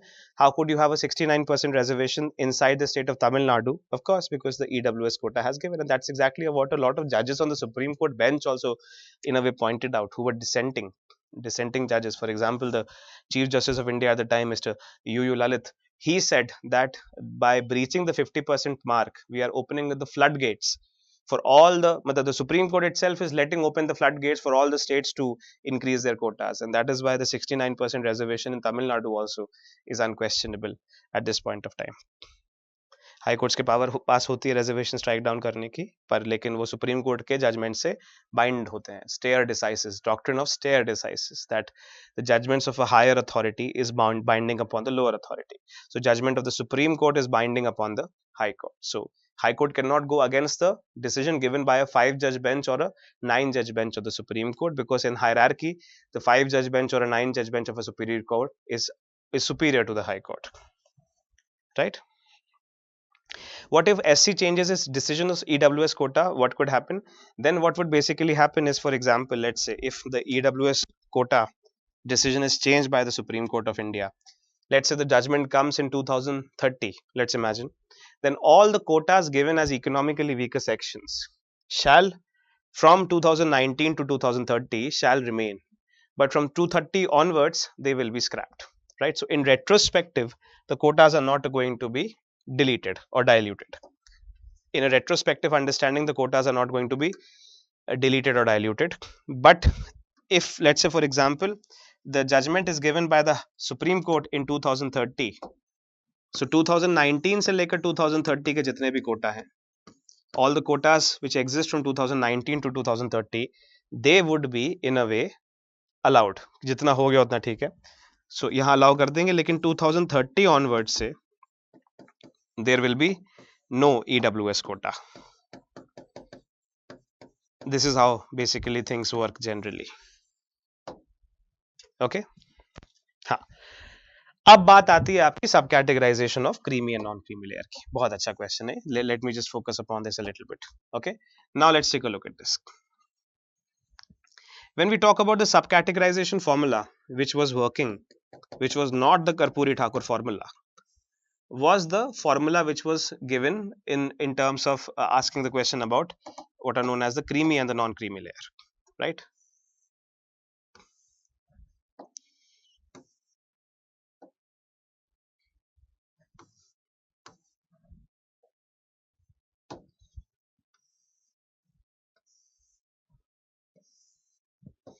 Right. Now, if I take, for example, the other backward classes as a whole, the whole concept of a creamy and a non-creamy layer, as given in the Indra Sawhney judgment, was that within the other backward classes, the introduction of the OBC quota, as it is going to be taken by the other backward classes, okay, and as people who are going to take the benefits of the quota, these people will start settling at the top of the other backward classes. It's like how a cream settles at the top after it has been skimmed through milk, right? So for example, if I take a huge bowl of, let's say, if I take a huge vessel of milk and I churn it, right, at the end of that churning, a creamy layer will settle at the top. So what the Supreme Court had said in the Indra Sawhney judgment was that if you take other backward classes as a group of people and if you add, let's say, reservations to them, then a creamy layer would settle at the top, and that creamy layer has to be excluded from the reservations which are to be given to the other backward classes. So this part the Supreme Court called the creamy layer. And to determine the creamy layer, you have the National Commission for Backward Classes, NCBC, which has set the limit at, what you can say, the 8 lakh rupees annual income of family.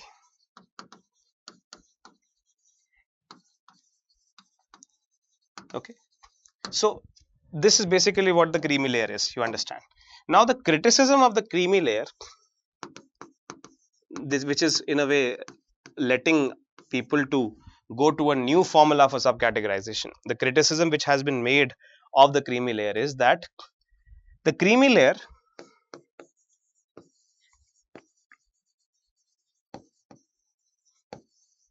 is only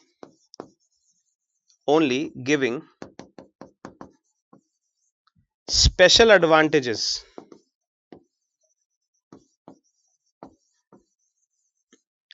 to the upper classes of the OBCs.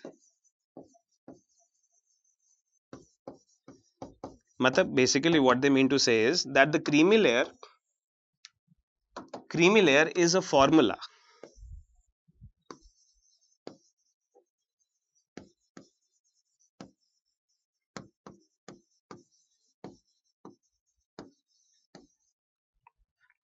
Creamy layer is a formula only for subcategorizing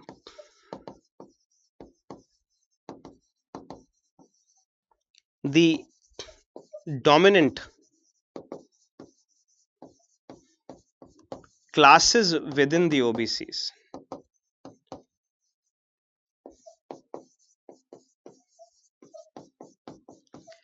As opposed to the subcategorization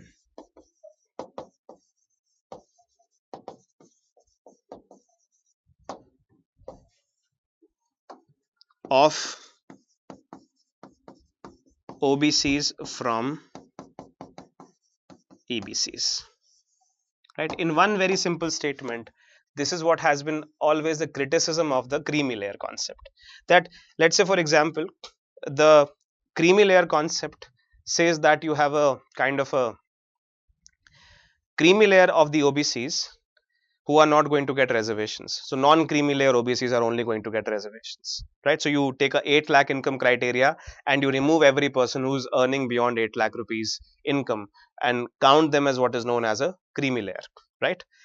But what the criticism is that people who are earning less than 8 lakh rupees, let's say 7 lakh, 7 lakh, 6 lakh, all of them are forming the dominant classes within the OBCs, whereas the EBCs have incomes like 1 lakh, 2 lakh, 3 lakh, etc., etc. So, though the creamy layer concept is a good way to subcategorize within the dominant class OBCs, eventually it is giving benefits only to the dominant class OBCs, meaning even within the dominant class OBCs, it is giving benefits to the lower end of the dominant class OBCs. The benefits are not still coming to the extremely backward classes. And then again, Karpoori Thakur ji would point out something like this, that you have to understand that there is a very clear distinction between the extremely backward classes and the other backward classes. The extremely backward classes historically have been very, very close to what are the scheduled tribes, scheduled castes, right? These have been people who have been, cutting your hair, people who have been, filling oil in the pumps, who are, let's say for example, tailors, who are gardeners and all of these things, right? And they have never had any access to land or property or something like that. They had no association with the upper caste whatsoever. On the other hand, the dominant class OBCs are actually associated with the upper caste. They are the lower of the upper castes, so they have always come from some amount of resource and property, etc., etc. You see the point? And therefore, even if you create a creamy layer, it is only empowering the dominant classes of OBCs against the elites of the dominant classes of OBCs, but the, what you can say, benefits are still not coming at the extremely backward classes. You see, that is what the Bihar caste census report suggests, that the most amount of poverty in Bihar is with the scheduled castes and the extremely backward classes of OBCs. And scheduled castes ke sang, it is still better because they are getting a dedicated 10% reservation, which has now been made to 20.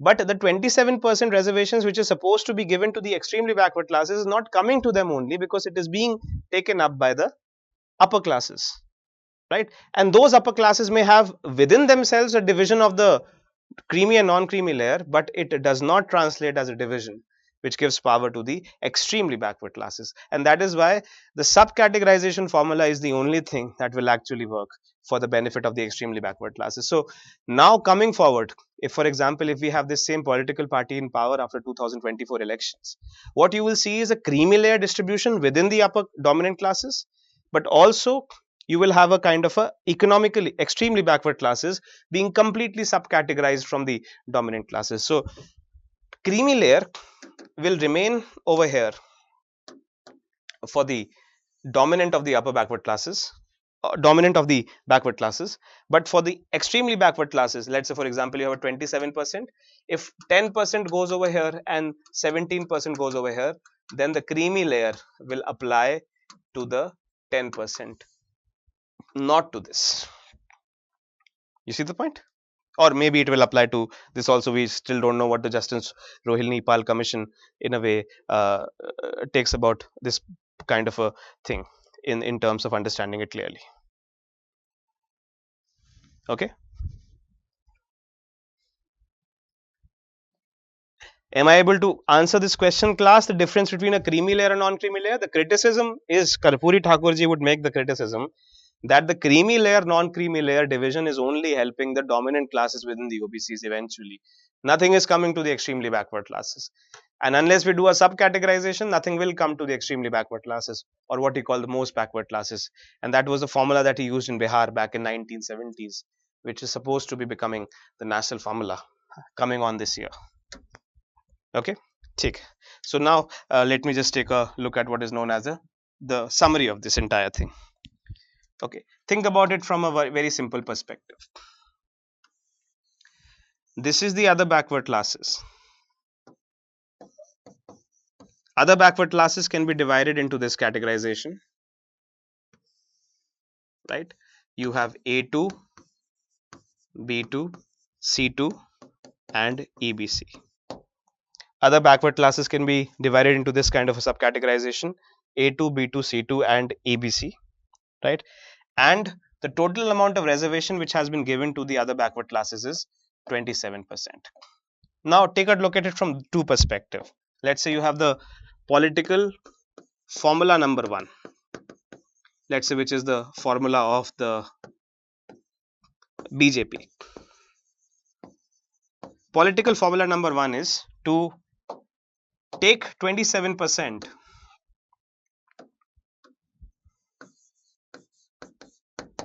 and divide this 27% using the Karpoori Thakur ji formula into EBC and dominant class OBCs.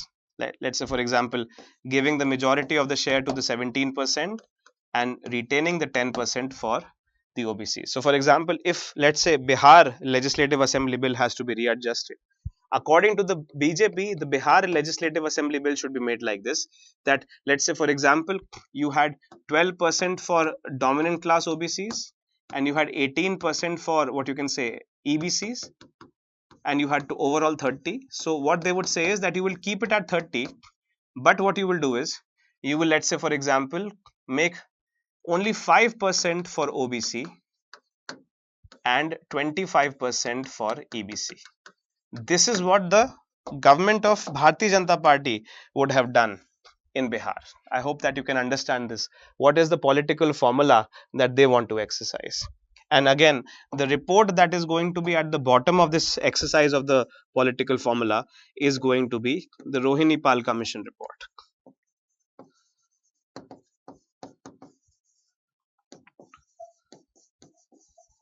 Do we understand this, class? The report which is going to be at the core of this political formula's realization is going to be the Justice Rohini Pal Commission report.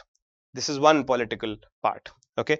If you take a look at the other political part, let's say, for example, political formula number 2, which is being given by the India Alliance.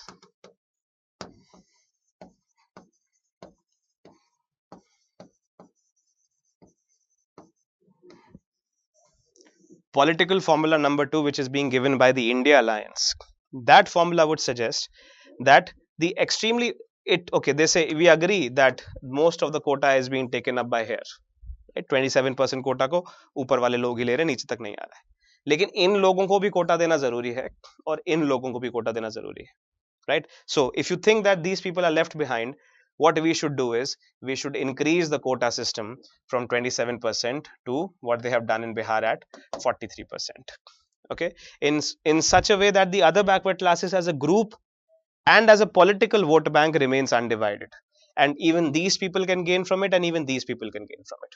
And this is the entire, what you can say, the subject matter of the Bihar caste census. And if Karnataka has a caste census, and let's say, for example, if you have the national caste census report being demanded, etc., etc., that is what basically they want, right? Now the eye of this particular political formula is upon the EBC vote, right, along with the general category vote. The eye of this political formula is on the entire OBC vote, even if they don't have the general category vote. So you have 36% of EBCs, 27% of OBCs. In a state like Bihar, if you have 63% vote bank who is willing to come with you, you are going to win the elections. So even if the general category doesn't want to vote for you, it's going to be okay, right?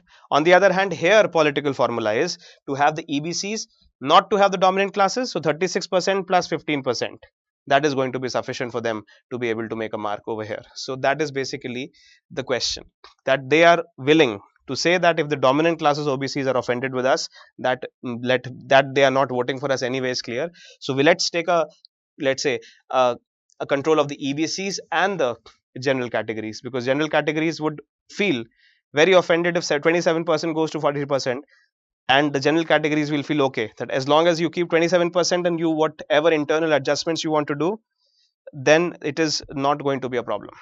Okay, so that's basically how the Bihar elections is becoming kind of a microcosm as to the political elections which is supposed to happen in Lok Sabha, with both of these parties, both of these sides to the conflict showing their different ideas. Now it is going to be in the run up of the Lok Sabha elections that you will see higher and higher voices coming for the Bihar like caste census. Okay, so if you take a look at, for example, Rahul Gandhi,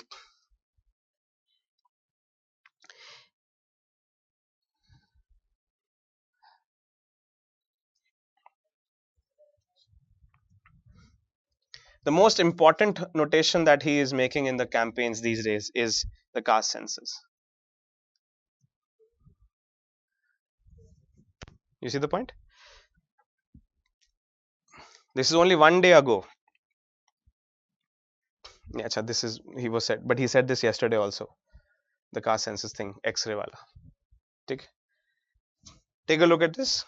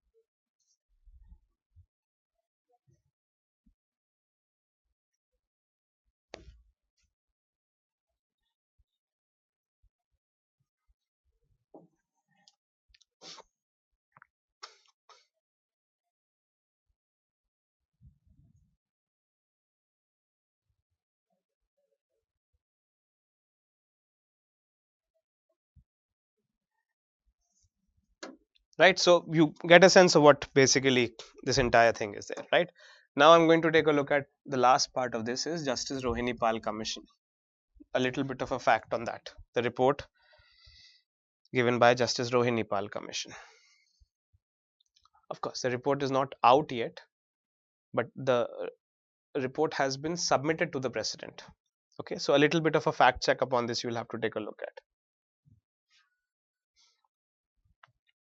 Please take a look at the data very correctly and clearly. The Justice Rohini headed commission for the subcategorization of the other backward classes. The term that I'm taking a look at is subcategorization, and again the whole idea is the Karpoori Thakur formula, as I laid out before you yesterday. The Karpoori Thakur formula.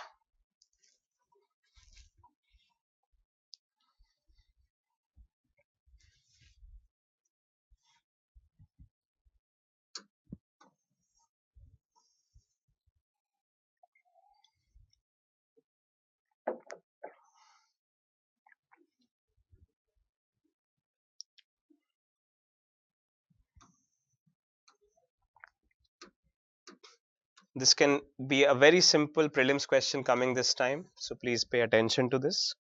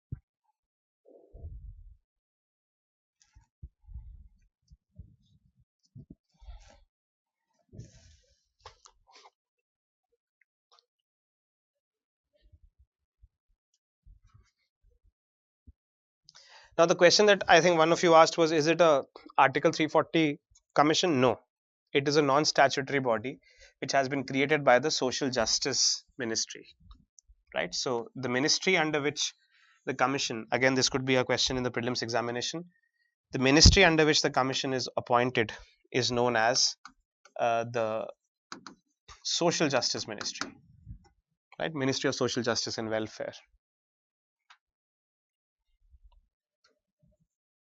And you can take a look at this part also. Please take a look at this part. The submission of this report comes as a multiple state governments are pushing for independent caste-based surveys in the respective jurisdictions, with the Patna High Court on Tuesday upholding the Bihar government's right to conduct such a survey.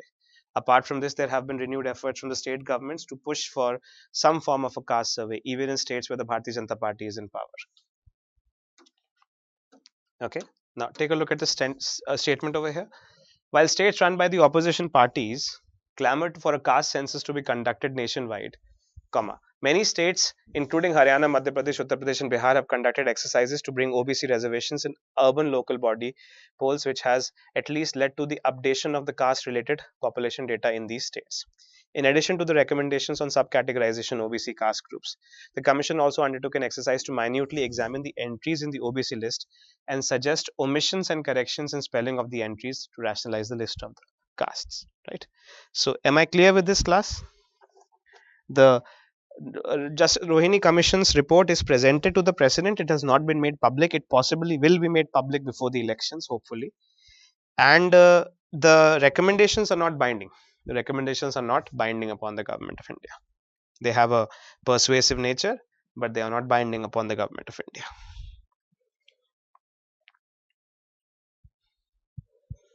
Class, do we understand this entire part? Right. So we are basically taking a look at the entire lens of reservation from the perspective of the prelims examination, and all that I had given as a detail in the synopsis yesterday I had given you, right? So we understand article 15 and 16. We have taken a special case of Manipur with regard to scheduled tribes, and we have taken a special case for other backward classes, which are all the details that I have given you, which is basically this kind of a political opposition. You can think about it, right? The political opposition to target the OBC vote bank is now divided like this, and out of that is what is generated all of our current updates on the questions of the other backward classes. Are we clear, class? Class, are we clear? Class, are you here? Do we understand this part? Karpoori Thakurji, let's say for example, the legacy of Karpoori Thakurji, I've in a way kind of elaborated for you in a brief summary.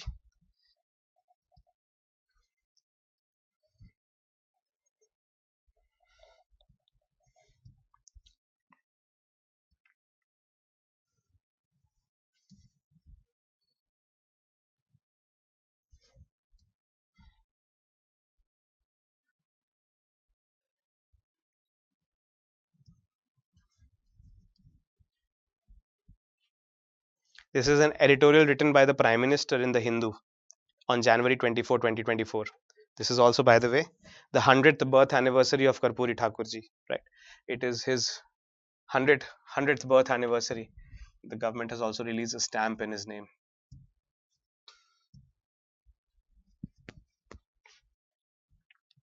Right, so you will have questions on this part very clearly also.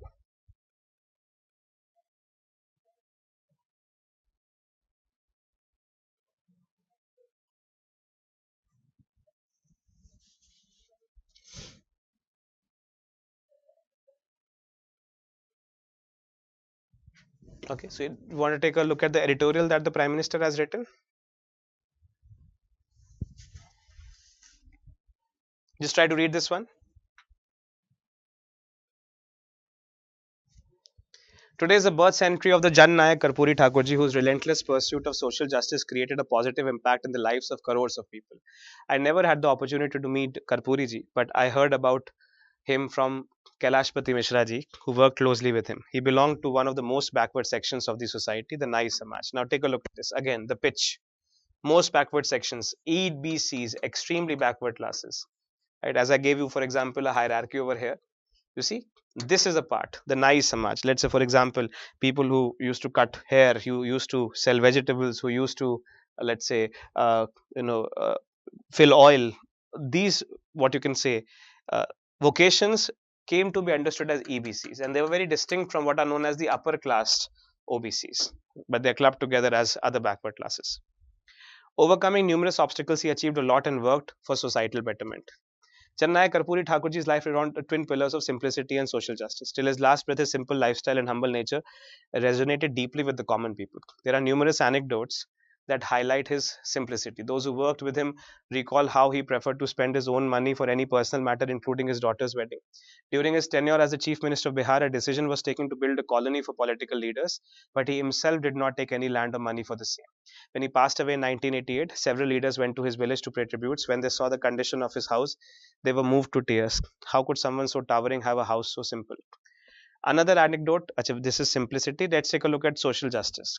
Social justice was most dear to Jan Nayak Karpoori Thakurji. His political journey was marked by monumental efforts to create a society where resources were distributed fairly and everyone, regardless of the social standing, had access to opportunity. He wanted to address the systemic inequalities that plagued Indian society. Such was his commitment to his ideas that despite living in an era where the Congress party was omnipresent, he took a distinctly anti-Congress line because he was convinced that very early on that Congress had deviated from its founding principles. His electoral career began in 1950, and since then he became a force to reckon with the legislative assembly chambers, powerfully voicing the struggles of the working class, laborers, small farmers, and youngsters. Education was a subject very close to his heart. Political Throughout his political career, he worked to improve education facilities for the poor. He was a proponent of education in local languages so that people from small towns and villages could climb the ladder, attain success. As chief minister, he took many steps for the welfare of the citizens as well. Take a look at this paragraph now. Now, this is going to be a part of the prelims questions.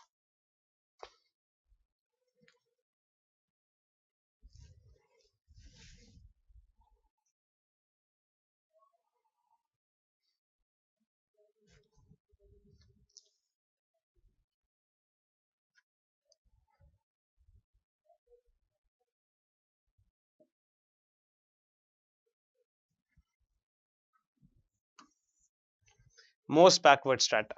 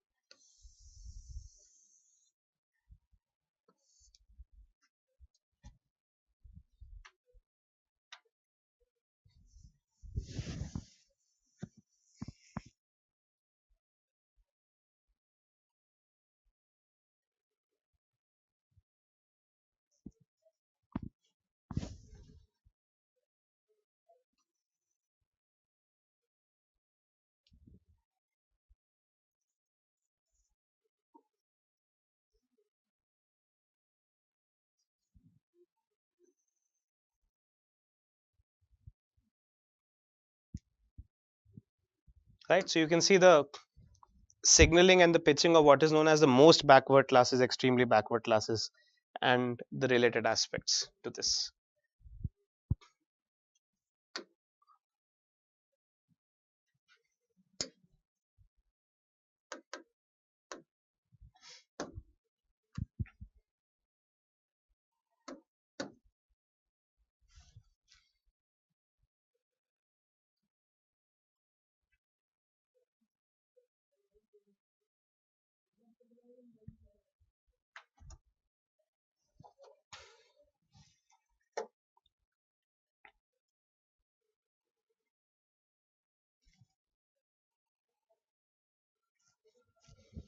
If the report is out, it is always, or the whole idea is, yes, that the positions are going to be strengthened on both sides, subcategorization and all the things. So it will have a lot of impact upon the results of the election, certainly.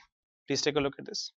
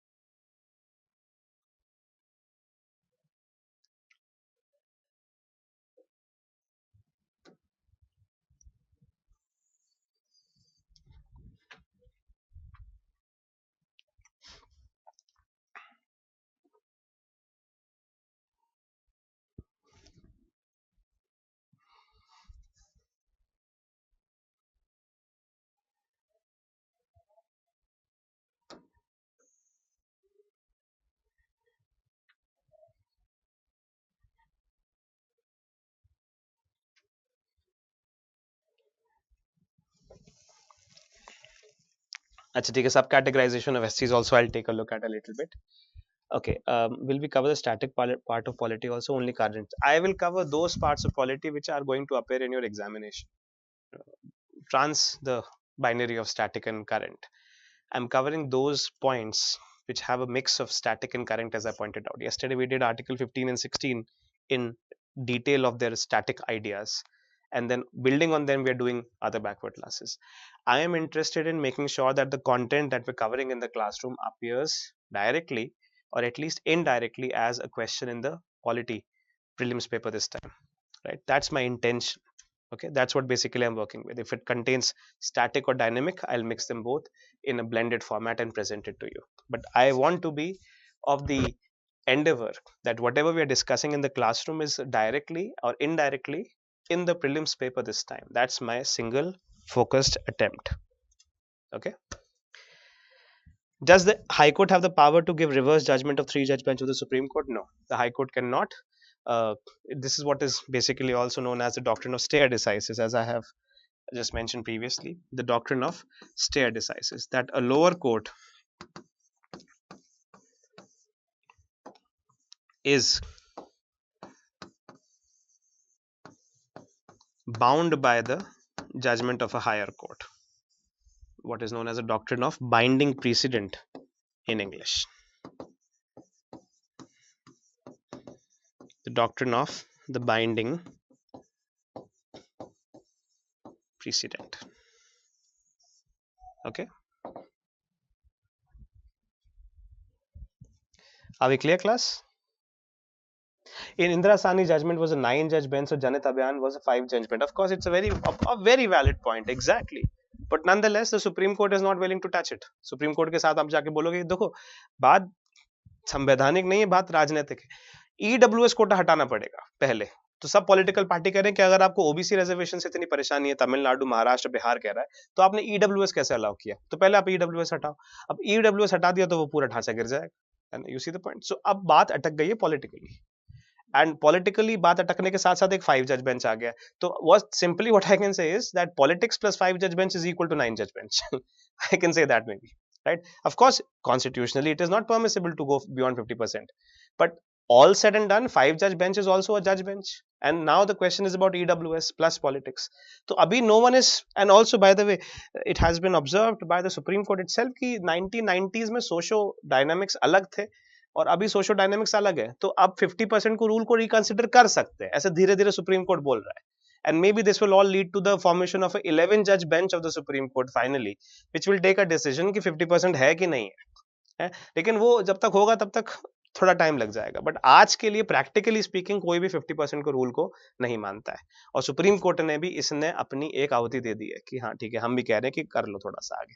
If you add all these factors up equal to 9 जज bench of the supreme court, and therefore practically in terms of realistic terms, today there is not real dum to the challenge of 50% anywhere, and everyone is doing it. All political parties are doing it one way or the other. Okay, the Bharatiya Janata Party did it with the EWS, and every other political party is now, even in Maharashtra you have a Bharatiya Janata Party government, but they are also doing it a 50% plus in the Maratha cases. In Bihar the Congress is doing it, in Tamil Nadu the DMK is doing it. So it has become a kind of a agreement among all political parties कि हम बाकी सारी चीजों पे तो लड़ लेंगे लेकिन 50% पे नहीं लड़ेंगे. और सुप्रीम कोर्ट ने भी बोल दिया ठीक है, 50% अगर लगता है पॉलिटिकल पार्टीज को रिव्यू करना चाहिए तो हम रिव्यू के लिए कुछ प्रावधान क्रिएट करेंगे. You see the point?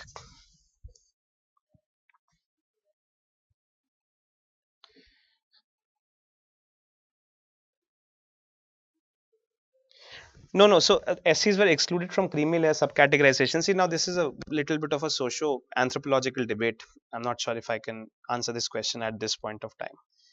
The idea of subcategorization of SCs has been more or less rejected by almost everyone. The courts, the political parties, everywhere. So कहीं एक आधा किसी ने बोल दिया है.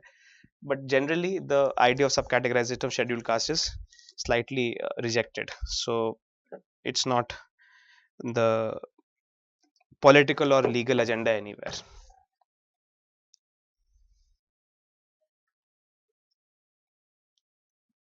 Okay, class, do we understand? Am I clear to you? Are we heading somewhere? Current updates along with the static portion. These are the things that you have to keep in mind, and I hope that you're taking written notes of what we are discussing in the classrooms. These data points, these questions, these concepts are going to be turned into your prelims questions, because exactly this is how the UPSC thinks. It reads the newspapers, it connects with the what your static portion of the exam, and then it makes questions out of these, and that's basically what we're trying to look and learn from, right? All right, so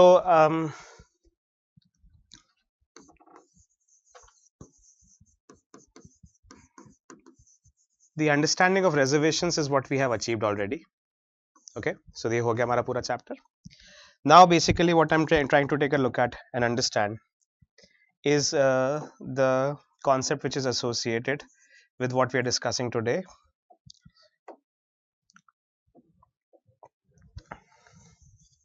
which deals with the giving of the Bharat Ratnas, right? Is Article 18 of the Constitution.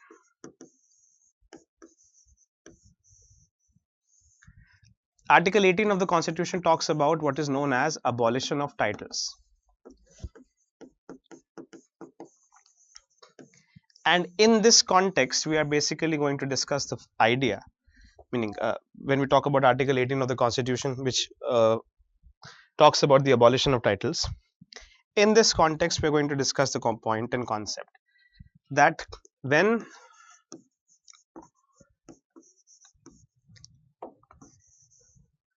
Article 18 itself sets a position that the state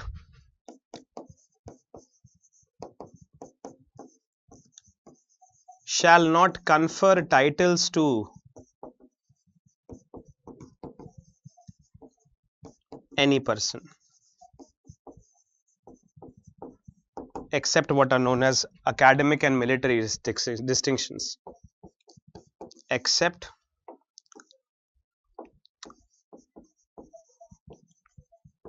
academic and military distinctions.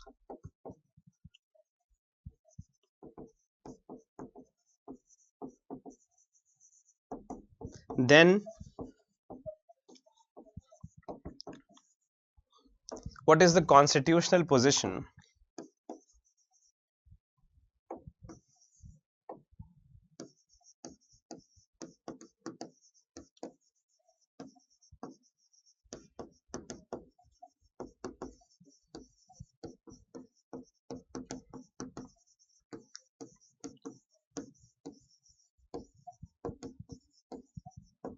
of Bharat Ratna and the Padma Awards?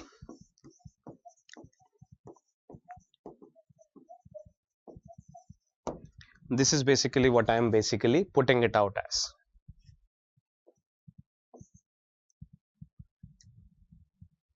Okay, this is the question that I am saying, in a clarifying out here. So can we move a little faster? We have, Arey sir, let me decide the pace of what has to be covered. I be the helm of this thing. Let me decide the pace. Everyone has to be put together on the same board. Some people may not know as much as you do, and some people have to have a little bit of a depth into understanding things. So please bear with others also to cooperate in the final conclusion. It is our responsibility to cover the entire thing before the course gets over. So please be patient with people otherwise also who want to catch up with all these things. When article itself sets a position that the state shall not confer titles to any person except academic and military distinctions, then what is the constitutional position of Bharat Ratna and the Padma Awards? Meaning the question that we're asking is that how do we justify give the state? Now certainly these are which are called honors, which are given by the state.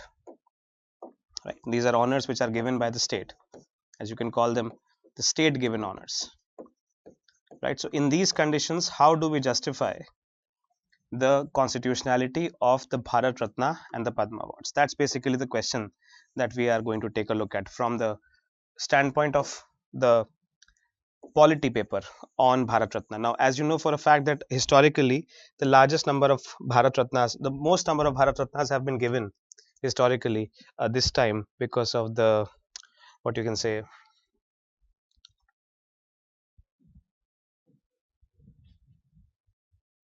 because of the 5 numbers of Bharat Ratna are given this time. Just 1 second. Right, and that is basically we're taking a look at under Article 18 of the Constitution, that with Article 18 of the Constitution we have the concept of abolition of titles. Okay, so just let me pull out a copy of the Constitution and I'll show it to you.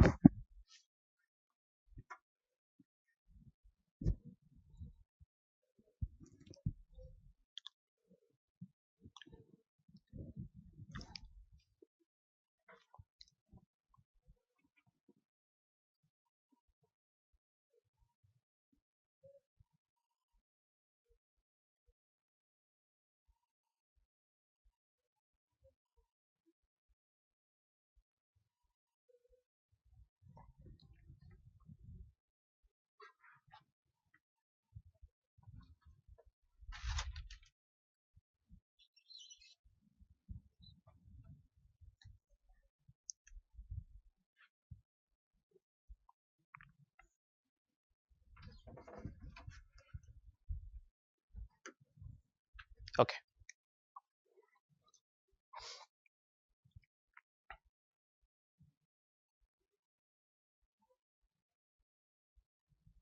Let's take a look at what is written in Article 18 of the Constitution. This is the subject matter of our reference. Article 18 of the Constitution.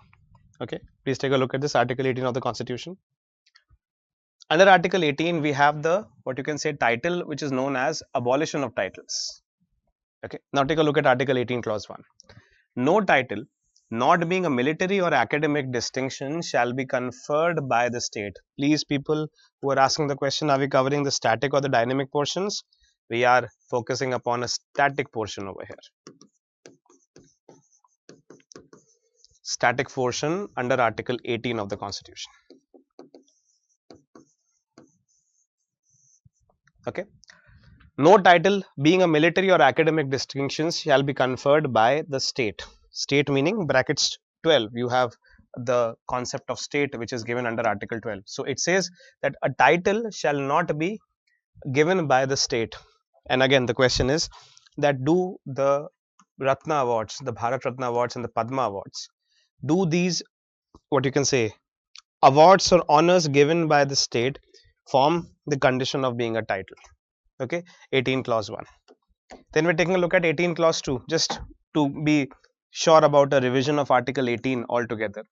We say no citizen shall accept any title from any foreign state. Okay, so article 18 clause 2 says that no citizen of India shall accept any title from any foreign state. Again, there's a question over here. For example, recently the Prime Minister of India himself has been given the Legion d'Honneur, which is the highest civilian award from the French government. You see, the Prime Minister of India himself. This is also a part of the news.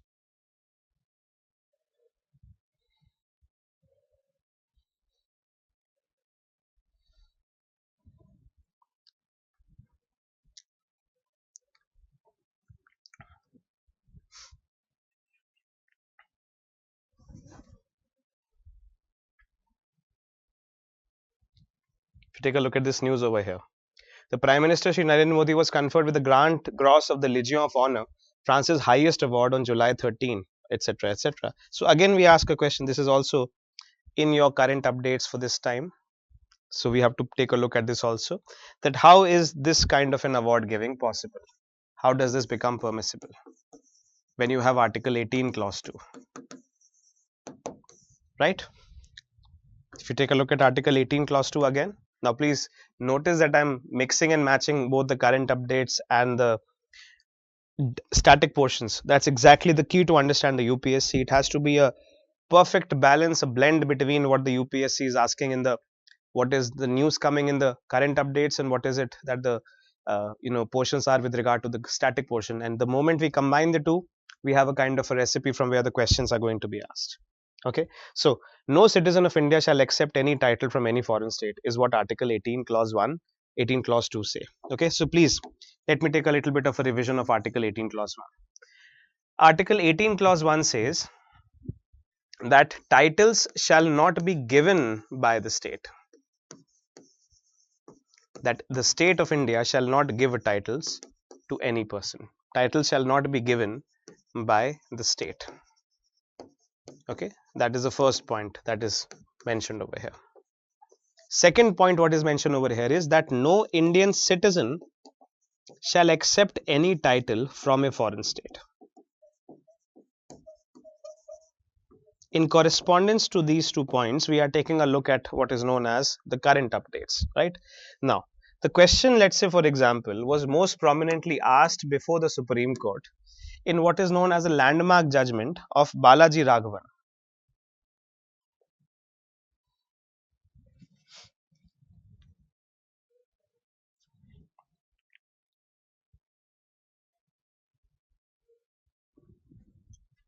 This is judgment of the Supreme Court in what is known as the Balaji Raghavan case, in which the constitutionality of what you can call the Bharat Ratna and the Padma awards was challenged by the petitioner over here before the Supreme Court of India.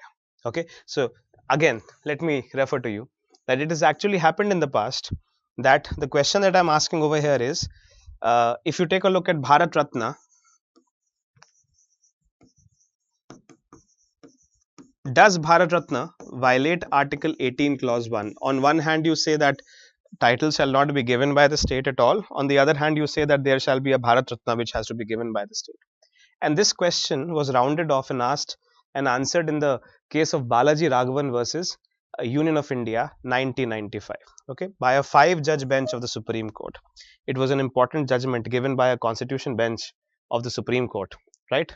And the, let's say for example, the question was, if you can take a look at this, the question that was framed fundamentally was this. Please take a look at this. This is the part that I'm going to take a very clear reference of in terms of making you understand the part, as we have covered this aspect clearly. Whether the awards Bharat Ratna, Padma Vibhushan, Padma Bhushan and Padma Shri, hereafter called the national awards, are titles within the meaning of Article 18 Clause 1 of the Constitution, right? So the question basically was coming to the point of the question whether when Article 18 Clause 1 calls for the abolition of titles, are these awards going to be described as titles?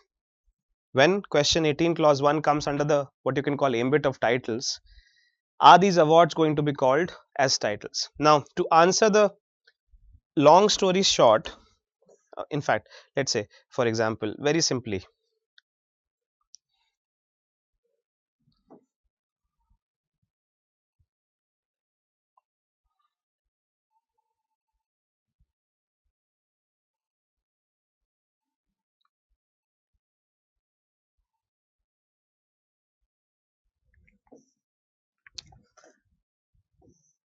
just take a little bit of a history of this. What does this chapter say? And you have to be ready with your pen and papers to take down the history of the Padma Awards, as the history has been given by the Supreme Court itself in this particular case itself. Okay, now take a look at it. The national awards were formally instituted in January 1954 by two presidential notifications, number 1 and 54, and number 2 of 54, dated January 2, 1954, which were subsequently superseded by 4 fresh notifications on January 1955. Right. So eventually, what you can say, the date of the institution of what are known as the national awards was done by a non-statutory activity of the President of India in 1954 and 1955. Please make this point very clearly understood in your head. Class, we are looking at a year in which 5 national awards have been given, 5 Bharat Ratna have been given. Okay, so what you're looking at is national awards were formally instituted in the year 1954 and 55 by the President. There is no act. Okay, please make sure that you understand this point clearly, that there is no legislature or there is no legislative enactment, there is no act made by the parliament that gives the source to these national awards. It is only a presidential order that is over there. Okay, so we don't have a National Awards Act of India 1955. We have a presidential order, an executive order, which sets up the national awards, which is done in 1954 and 1955. Right, and the categorization of the national awards is done like this. Please take a look at this. A very simple understanding of whatever we are reading over here can be, whatever you have to read about the national awards can be taken from here. Bharat Ratna for exceptional service towards the advancement of art, literature and science, and in recognition of public service of the highest order. Okay, so just take a note of this. Bharat Ratna, according to the presidential notification, can be given for this purpose. Right, just try to take a note of this. This is again a fact that you may find written in your prelims question directly. Bharat Ratna for exceptional service towards the advancement of art, literature and science, and in recognition of public service of the highest order. Padma Vibhushan for exceptional and distinguished service in any field, including service rendered by government servants.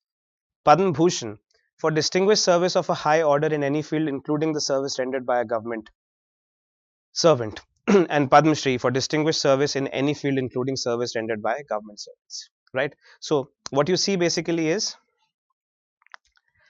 that Bharat Ratna is for exceptional service in art, literature, science. Padma Bhushan is for exceptional service.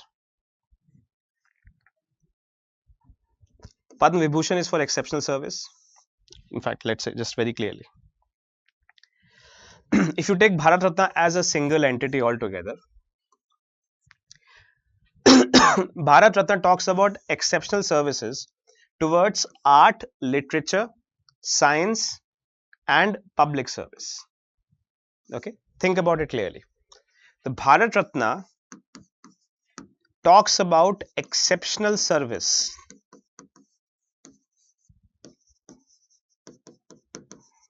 in science, literature, art, and public service. Right, so please note this adjective also. Bharat Ratna talks about exceptional service in science, art, literature, and public services. Bharat Ratna talks about exceptional services in science, art, literature, and public services of the highest order. Right, this is what basically the Bharat Ratna is given for. Okay, Again, I'm saying that all of these statements can be asked as a question in the prelims examination directly. I'm repeating it. The national awards have been set up by a presidential order under 1944, 1955 orders given by the president. They don't have a statutory backing. They don't have a legislative backing. They don't have a constitutional backing. They're only made by a union executive by an order, right? Padma Vibhushan has two categories to itself attached. Okay. Padma Vibhushan is given for what is known as exceptional and distinguished services. Okay, please take a note of this. Padma Vibhushan is given for exceptional and distinguished services. Padma Bhushan is given for distinguished services. And the Padma Shri, Padma Bhushan is given for distinguished services of a high order. Okay, and Padma Shri is given for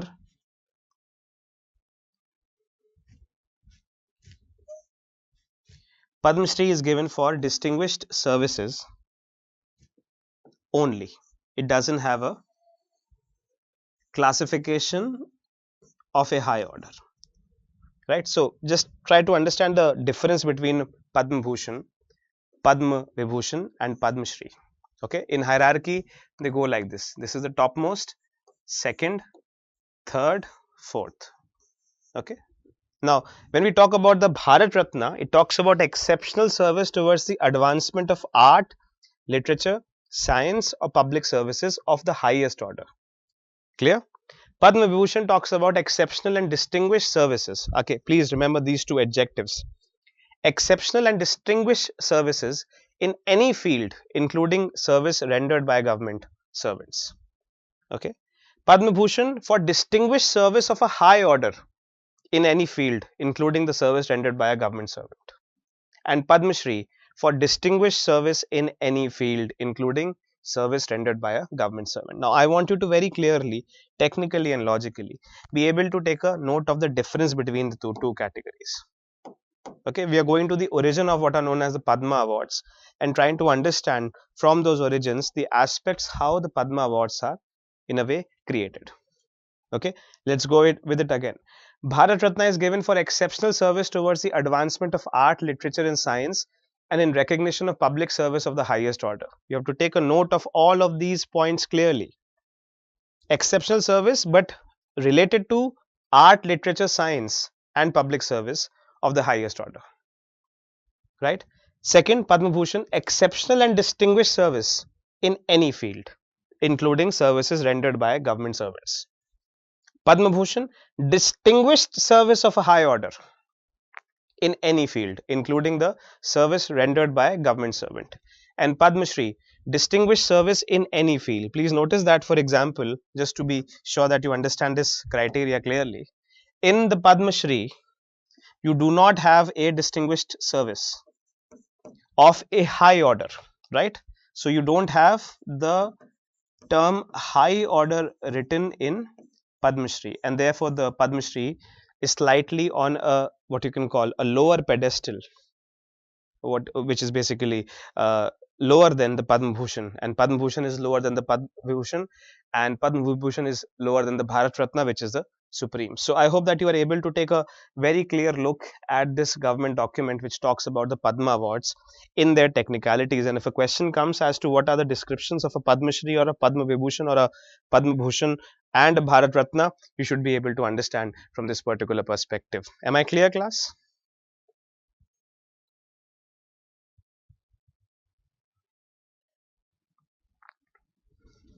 Okay, now let's go forward. The aforementioned notification, the presidential notification which initiated or instituted the Padma Awards, the presidential notification which instituted the Padma Awards also stated that the presidential notification also provided that any person without distinction of race, occupation, position or sex shall be eligible for these awards. Okay, and also that the decorations may be awarded posthumously. So we are given over here. You understand what is known by the term posthumous, as you can call, right? So posthumous meaning after death, posthumous, as it is called. Okay. Aforementioned presidential notifications also provide that any person without distinction of race, occupation, position, or sex shall be eligible for these awards, and also that the decorations, the technical term which has been given in this is what is known as decorations shall be given posthumously also. And if you focus upon this, it talks about a person and not a citizen, which means that the Padma awards can be given to both citizens and non-citizens. You don't have to be a citizen of India to be eligible for Padma awards. Do we understand the point? Okay. Aforementioned presidential notification also provided that any person without distinction of race, occupation, position, or sex shall be eligible for these awards, and also that the decorations may be awarded posthumously.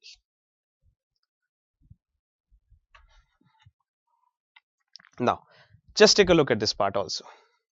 The government of India made a declaration in 1968. A declaration was made by the government of India in 1968, making it clear that the practice of using civilian awards such as the Padma Vibhushan, Padma Bhushan, and Padma Shri as titles on letterheads, invitation cards, posters, books, etc. is against the scheme of the government, as the awards are not titles and their use along with the names of individuals is contrary to the spirit of the constitution, which has abolished titles. Now I want you to take a look at this particular statement very clearly. The reasoning that was given by the government of India while it was instituting the Padma awards is that using of these Padma awards and the Bharat Ratna as titles, let's say for example Padma Shri awarded Dr. Satish Saluja, if a person is using them as titles on their letterheads, on their name plates, etc., then it is going to be a prohibition. Using the Padma Shri, Padma Vibhushan, Padma Bhushan, and the Bharat Ratna on letterheads, invitation cards, posters, books, etc., is against the scheme of the government, as the awards are not titles and the use along with the names of individuals is contrary to the spirit of the constitution, which has abolished titles. It has also emphasized in the press note that the civilian awards should not be attached as suffixes or prefixes to the names of the awardees to give them the appearance of titles. Do you see the point?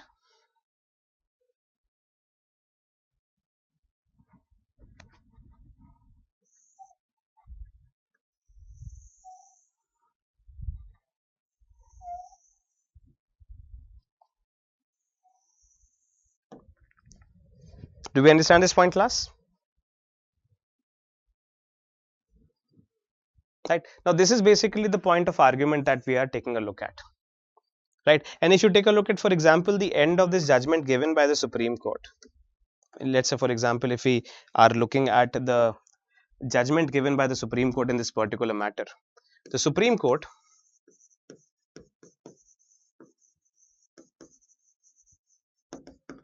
in the Balaji Raghavan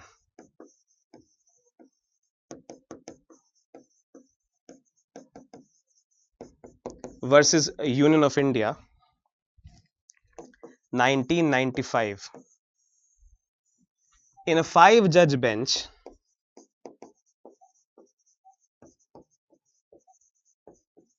case, agreed with the reasoning of the government of India, agreed with the reasoning of the government of India that the Padma awards and the Bharat Ratna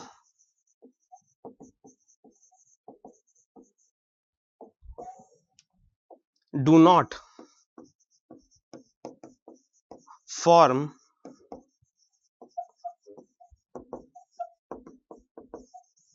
the definition of titles as given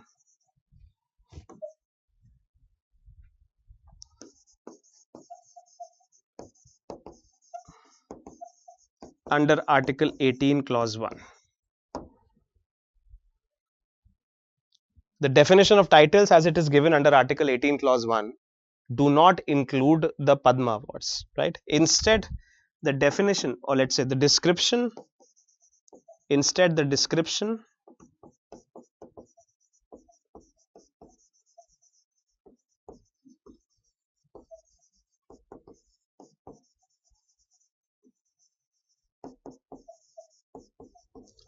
that these are decorations, and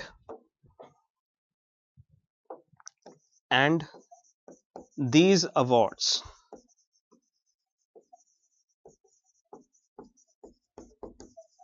cannot be used as titles.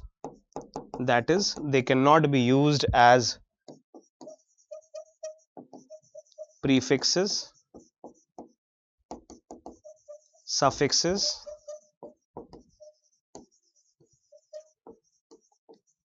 letterhead names, etc., etc., right? To create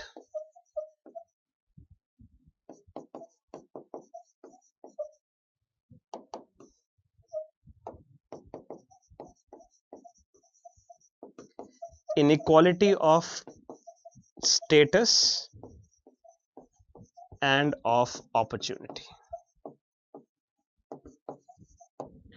This was a judgment of the Supreme Court in this particular case, which eventually led to the, what you can say, constitutional validation of the Padma Awards. You see, this is what basically we have to understand. The constitutional validity of the Padma Awards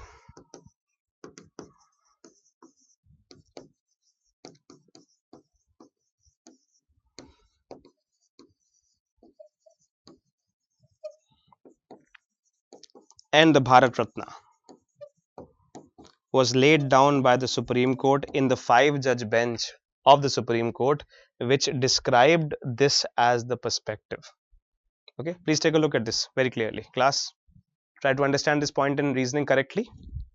This is the case that is going to become important. Balaji Raghavan versus Union of India. Please take a look at this. Okay. Do we have an understanding of this, class?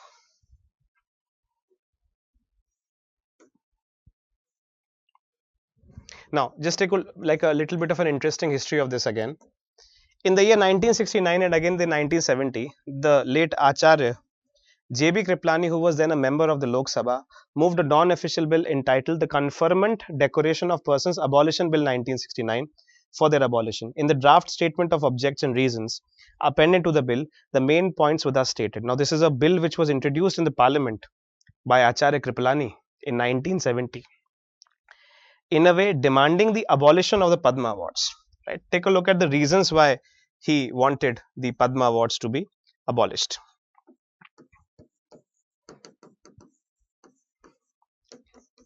It was a kind of a private members bill which demanded the abolition of the Padma Awards. Right?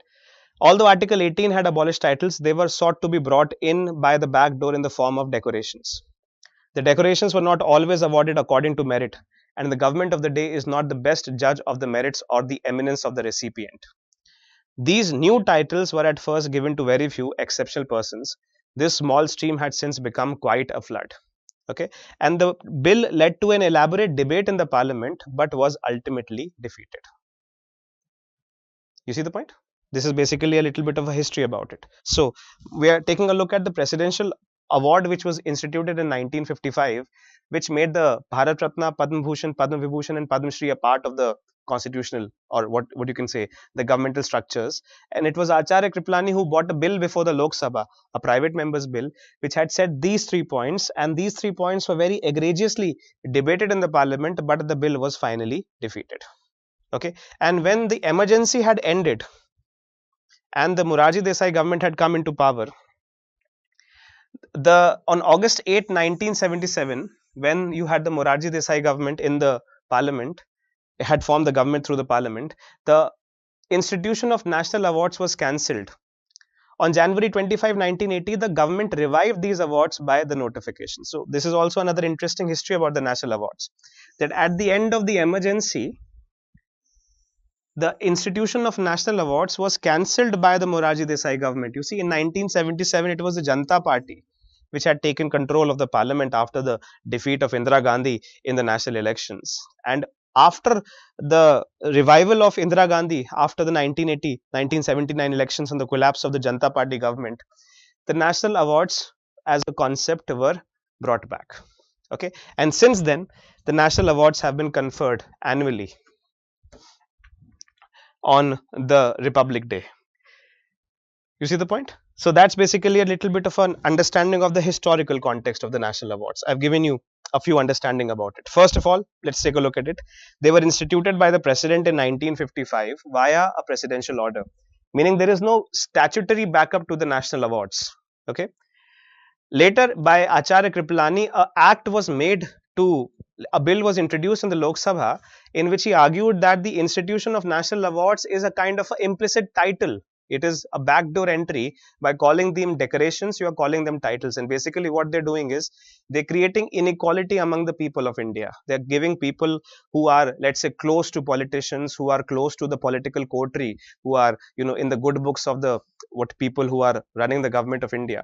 They are the ones who are getting all these awards. And by the use of these awards, they're able to, in a way, uplift their status and opportunity, as if they were some kind of a belonging from some kind of a royalty. And this is exactly the kind of things that the government of India had argued against at the time of independence, that the titles, for example, of Rai Bahadur and Nawab Sahab, etc., had been so excessively used by the people who were the chapulus of the British government to be able to pompously display themselves as superior human beings in the British India. And this is exactly the reason why the concept of abolition of titles was instituted in the first place. So Acharya Kripalani argued vociferously for the abolishment of any of these acts, of any of these awards, because they are a violation of the concept of titles.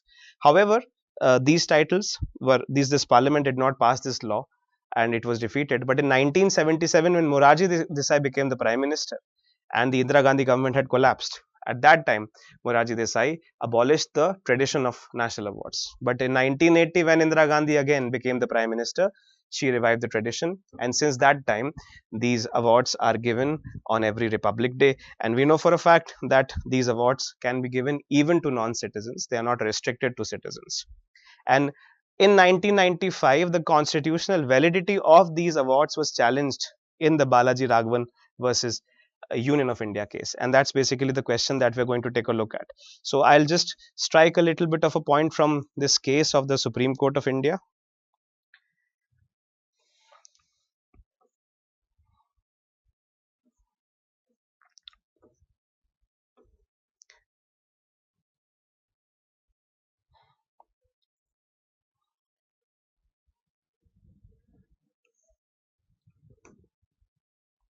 Okay, take a look at this.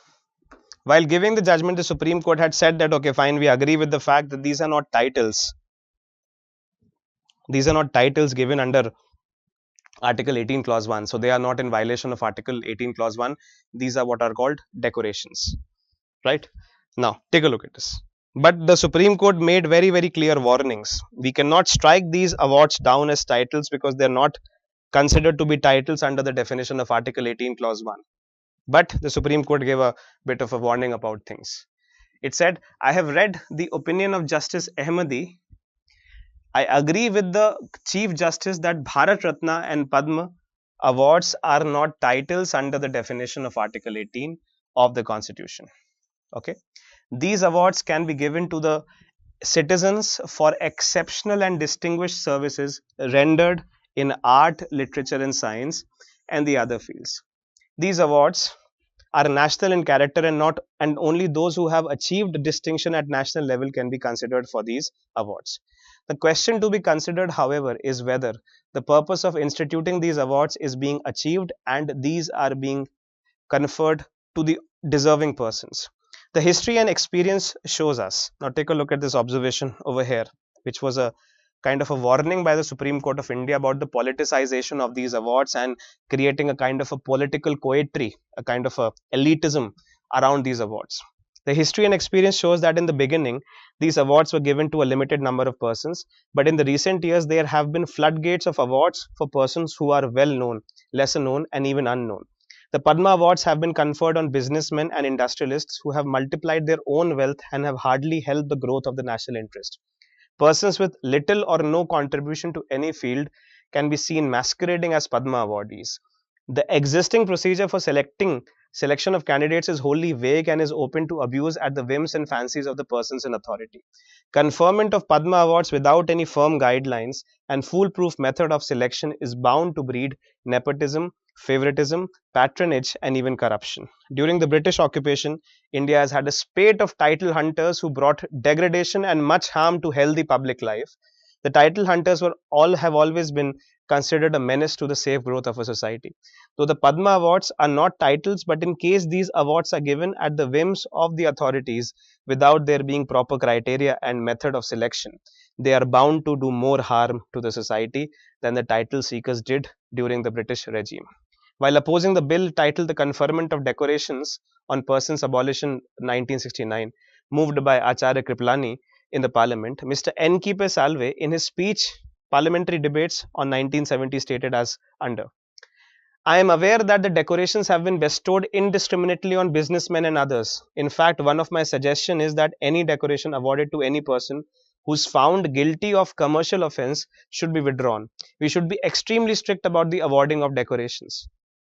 I am entirely in agreement with Sri Madhu Lemai that some of them have received these decorations without deserving them in the least, if at all they deserved anything. It was something else, but they have received these decorations. In fact, it is within my knowledge that some of them have put their decorations to commercial exploitation. In fact, a certain managing director of a company wrote a letter to me some time ago. On his letterhead was written X Rai Bahadur, Padma Vibhushan, so and so. You see, this is the point. This is basically the titular use of these decorations, which is supposed to be castigated and reprimanded, right? So to be able to use these decorations for creating a special place for you of space for you within the society by using, for example, in your letterhead X Rai Bahadur, Padma Vibhushan, and so on and so forth. Okay, so the honorable member of parliament says the criteria for awarding these decorations are not very clear. The Bharat Ratna is to be awarded for exceptional services, etc., etc. So the whole recommendation and reform in the matter that was suggested by the Supreme Court was that the method by which you are selecting the members who are getting these awards has to be streamlined and has to be made objective. There has to be some kind of a scientific or a kind of a sincere objectivity in ascertaining what are the methods and what are the variables and factors by which you are coming to the conclusion that this person such and such is deserving of the Bharat Ratna, Padma Vibhushan, Padma Bhushan, and the Padma Shri. And of course, we see this often with it, especially the Padma Bhushan and the Padma Shri, that there have been enormous amount of Padma Bhushan and Padma Shris given by the government of India in the recent pasts, and sometimes it appears that most of the people who have achieved these awards have been some or the other closer to the political alignment of the government, and it has happened the same way since the last 30 years with regard to people getting Padma Bhushan and Padma Shri in such a huge amount of numbers. And also with this regard, what you see is that the giving of these awards eventually adds a lot of weightage to the people who receive it. So for example, if I am a doctor and if I receive a Padma Shri, and now my clinic says Padma Shri doctor this and this, which obviously is going to attract more customers, is going to get me more clients, better contracts in hospitals, etc. Because the title or the titular use of Padma Shri, I am able to use it as a means of my economic opportunity, as a means of uplifting my status. And the constitution talks about equality of status and of opportunity. Therefore, Article 18, Clause 1 finds its position within the right to equality, because it does not want titles as mediums which could give any person unequal status in terms of unequal standing in terms of economic opportunity or social standing or social statuses, right? And that is why it is incorrect to use titles. But nonetheless, the Padma Awards are not titles, they are decorations. But also the Supreme Court stated, they cannot be used as titles. If you put them up front, in front of the, a person who's, let's say, not aware whether you're a Padma awardee or not, if you brandish it as a title, if you display it as a title, if you boast about the fact that you're a Padma Shri or a Padma Bhushan, and if you use the tag of Padma Bhushan, Padma Vibhushan to get better economic opportunities or better social identities, then it is going to be a violation of the protocol set out by the president in the 1955 order, where we have seen that he has written that these awards cannot be used as prefixes, suffixes, etc., which are not going to be registered as correct. Right. So that's a little bit of an understanding about a question that can come from the Padma Awards. Okay, let's take a look at this since you're asking question, if I can summarize it in a form of a timeline method. Okay, take a look at this. 1955, you have the institution of the awards. Now you know for a fact that the Padma Award, the Padma Shri, Padma Bhushan, Padma Vibhushan and Bharat Ratna have separate descriptions, right? In 1969 and 1970, a private member bill wanted to abolish these awards.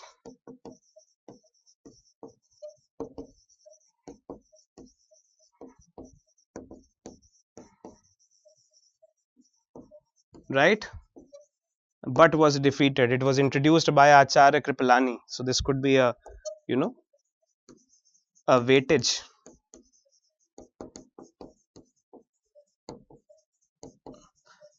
in the prelims examination on the ground that it violated 18 clause 1. Okay. In 1977, by the Morarji Desai government, they were withdrawn. Right. This presidential notification was withdrawn. It was cancelled by the Morarji Desai government, therefore cancelling these traditions.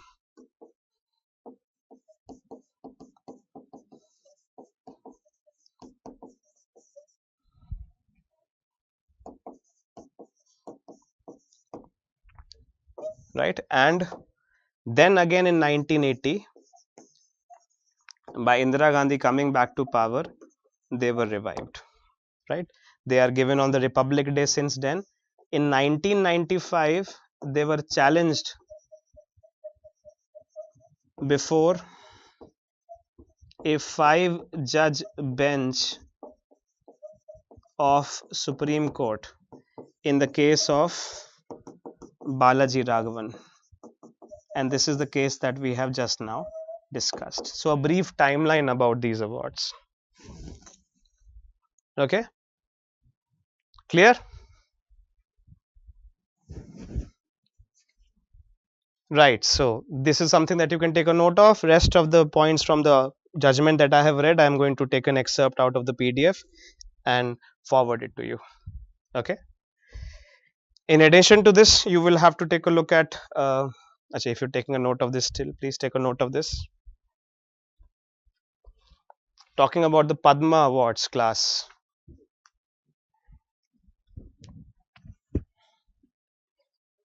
Be clear about it? Okay. This is another document that I am going to share with you, which is a MHA document, Ministry of Home Affairs document on the Bharat Ratna specifically.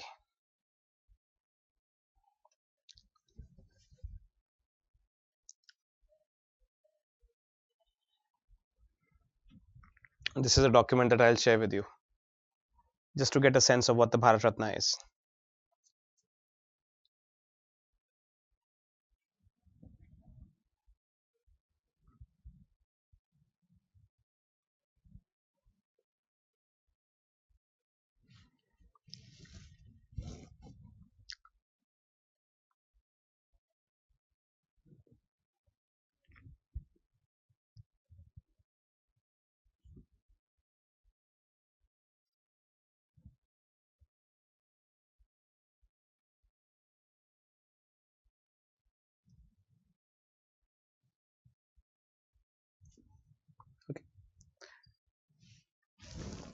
Now, this time in this part, if you say, for example, take a look at this thing again. This is a notification given by the Ministry of Home Affairs. This time a record number of awards has been given, which is 5. So therefore this part 3 does not stand anymore. Right? A new kind of a order has been issued by the Home Ministry, which says that you can have the number of awards which can go from 3 to 5 this time.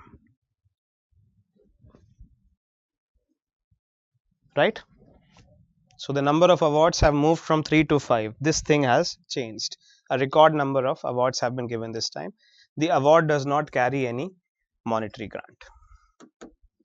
Okay, so a document attached on this sense with what's again the reference to the what you can call the Bharat Ratna and the Padma Awards is going to be shared with you. Most of all, I have documented the entire history and the constitutional challenge to this part within the constitutional framework.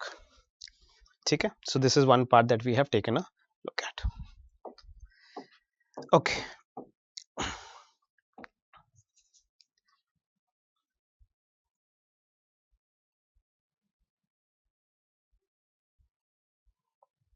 Now moving on, one of the things that we can take a look at in specific cases at this point of time as we're moving from this part is a kind of a detailed analysis that we can take on in the sense in which let's take a look at what is known as a very, very important and current updated idea of what is known as the anti-defection law.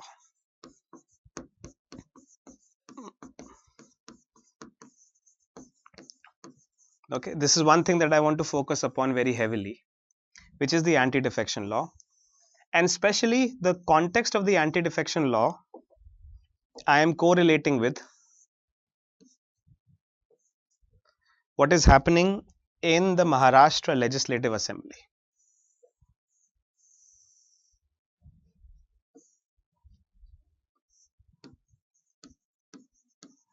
And in this context also I will take a look at a little bit of the part of Maratha OBC status. Now, since you know the background of how the other backward classes etc have to function and perform their activities, the only thing that we have not yet covered with regard to the other backward classes is the Maratha OBC status, and both of these are burning current updates, both in 2023 and also in the beginning of 2024. Okay, so for example, let's say in the beginning of 2024, you must have seen a order given by the Maharashtra Legislative Assembly Speaker on what is known as the real Shiv Sena and disqualification of members. I am just trying to write down the points of reference which we can take a look at, which we can take an understanding of from this perspective. When we take a look at, for example, the disqualification proceedings which have been initiated against certain members of the Shiva Sena, as they have moved from the Uddhav Thackeray faction to the what you can say the Eknath Shinde faction. Yes, a serving bureaucrat can be given a Padma award. Yes, certainly. Okay. Now, this is, for example, one of the things which had come in the news very prominently: disqualification of members, etc. Okay. Then you had, for example, also something in the news which related to what is known as the NCP, the Nationalist Congress Party, had been given the control of to what is known as the Ajit Pawar faction by the Election Commission of India. So it was the Election Commission of India, ECI, which had given the control of what you can call the Nationalist Congress Party to the Ajit Pawar faction, taking away the control from the Sharad Pawar faction. So these are the news items which have been coming in the events in current updates. Then we'll take a look at, for example,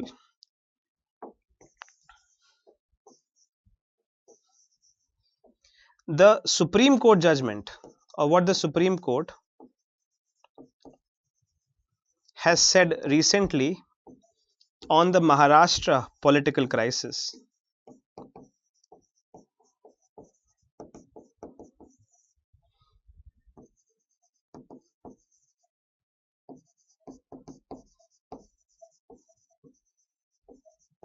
With regard to defection, okay, and the two judgments of the Supreme Court previously, through landmark judgments of the Supreme Court, which have come back in the news again, are what we are going to discuss. One is what is known as the Quota Holohorn judgment, which is in the news recently, and the second thing that we are going to discuss is what is known as the Nabam Rebia judgment. Both of these are five judge bench of the Supreme Court in 1992 judgments, and out of these judgments, the Nabam Rebia judgment, as we can see it, the Nabam Rebia judgment has been recently sent to a review to a 7-judge bench of the Supreme Court. The Nabam Rebia judgment has recently been sent to a 7-judge bench review of the Supreme Court. Clear? So this is going to be a slightly important part for us to cover. In addition to this, when we are dealing with the concept of anti-defection, we will also, while we are taking a look at these aspects, just take a little bit of a peek into the Chandigarh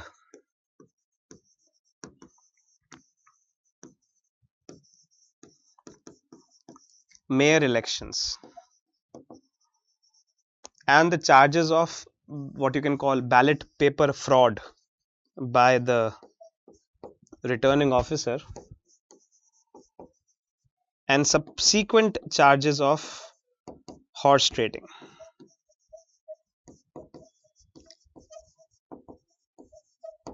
We'll take a look at it in a kind of a sense as to what is happening in these cases, right?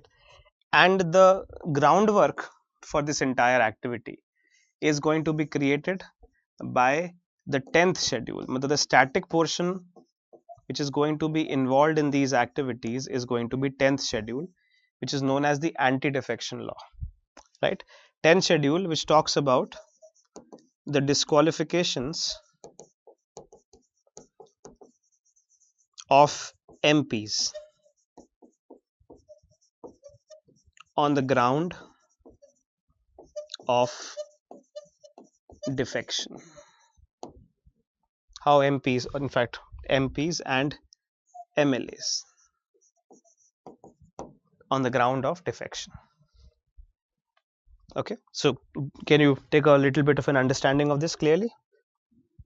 What we are taking a look at is the 10th schedule of the Constitution, which is known as the anti-defection law, and the static portion that I'm going to cover is the 10th schedule itself. We'll take a relook at the important aspect of the 10th schedule, and then, having understood the 10th schedule, first and foremost, we'll take a look at the application of the 10th schedule in the what you can call the Maharashtra Legislative Assembly crisis. This has been one of the most prominent political activities which have been going on for the last 2.5 years.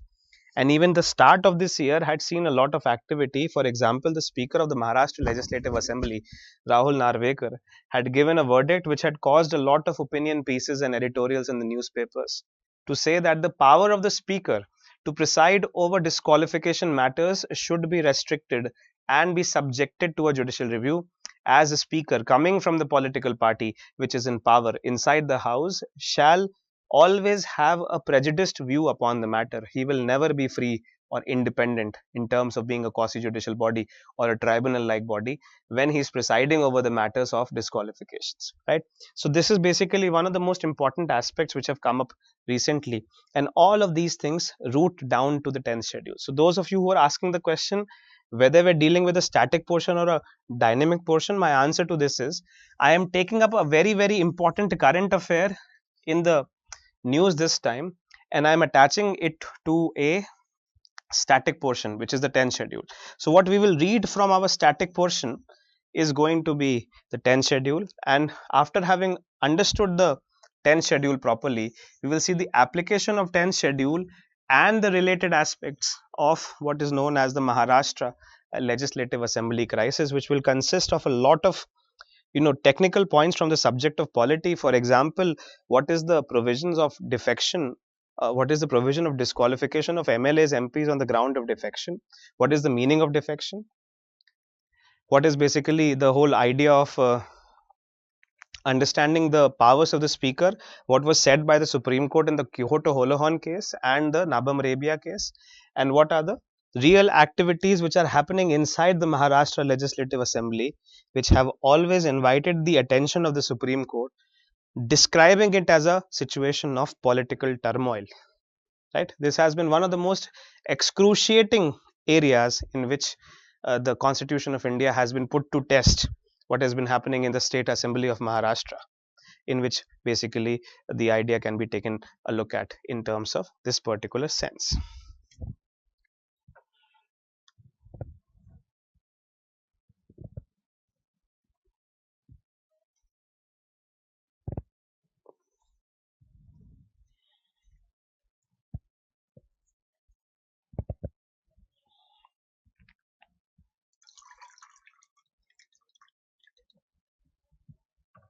Class, are we here?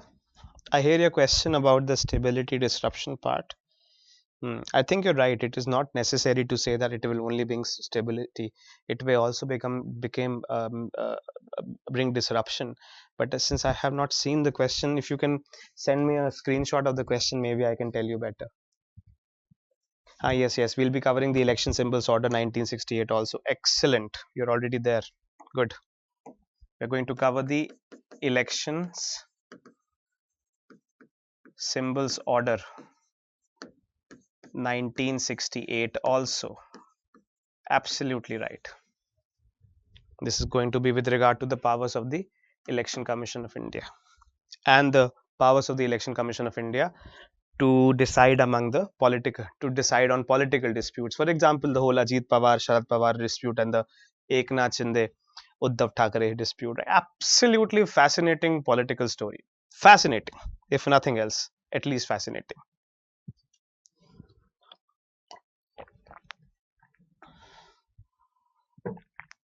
And also, once we have taken a look at this, we will try to chip in a set of details about the granting of the other backward classes status to the Marathas.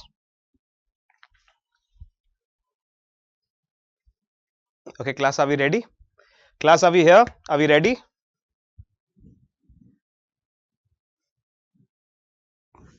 Can I hear a little bit from your side? Class, are we ready to go with this?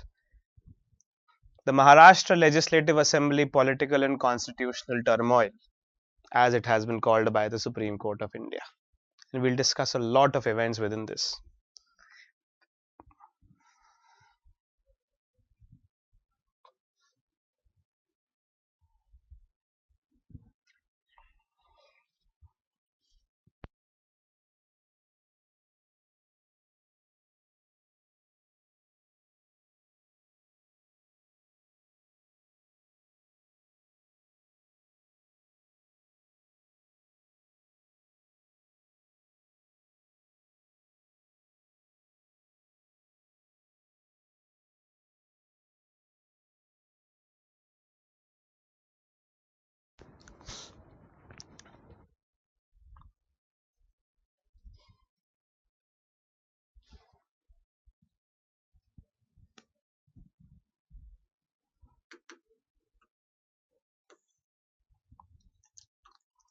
Okay.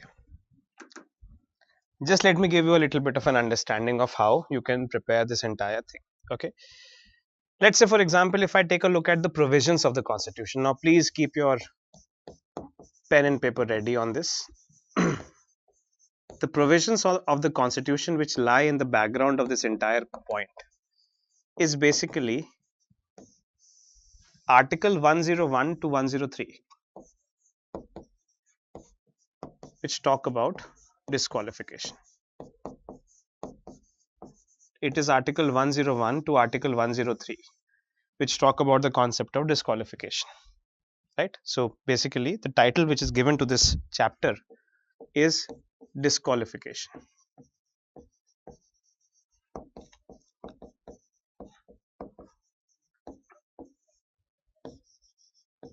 of MPs, and correspondingly disqualification of MLAs is given under Article 191.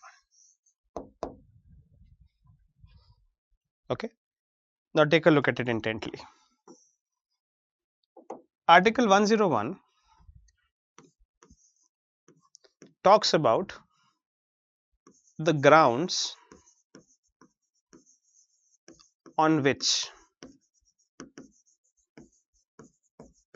a seat of an MP, and also let's say for example MLA, but that's a different article altogether, can be rendered vacant.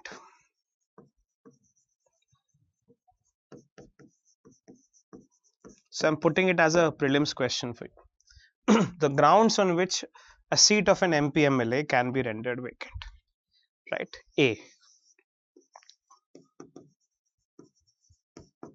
This is again from a very prelims multiple choice question perspective. Simultaneous membership of the Lok Sabha and Rajya Sabha. That if a person at the same time simultaneously is a member of both the Lok Sabha and the Rajya Sabha. Point number B.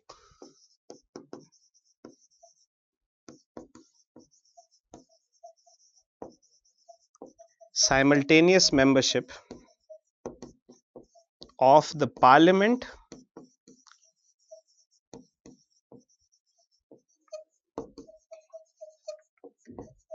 and the State Legislative Assembly.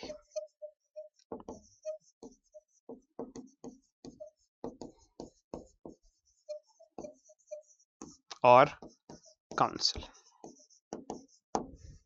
Okay, I'm putting it exactly in the kind of a format of a question that it can come in the prelims examination.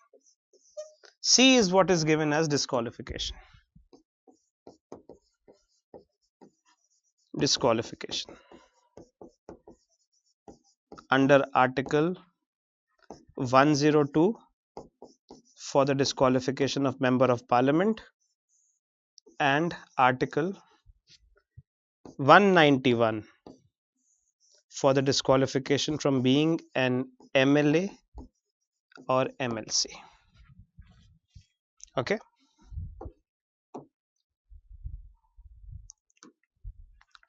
D is what is known as the resignation.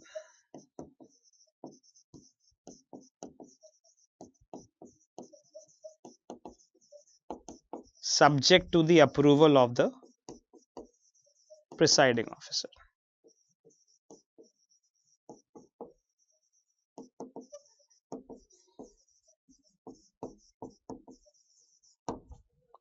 Resignation subject to the approval of the presiding officer. Okay. And E, as we can call it, deals with absence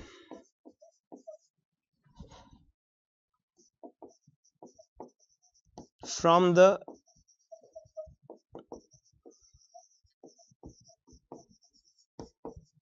meetings of the House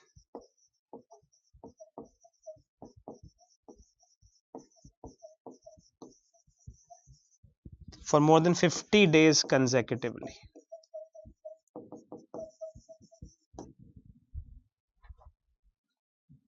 Okay, these are what you can say are the grounds for the fact that your seat is going to be considered or rendered vacant. Okay, take a note of this. Under Article 101 of the Constitution, we are taking a look at the grounds on which a seat of an MP MLA can be rendered vacant. Please pay attention to what we are discussing over here and trying to understand it properly.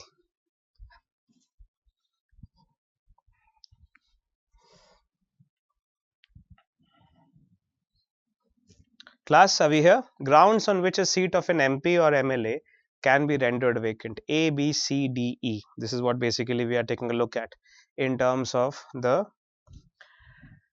multiple choice questions. If a person is simultaneously a member of Lok Sabha and Rajya Sabha, then he will have to vacate either the membership of Lok Sabha or the membership of Rajya Sabha. Again, I'll repeat.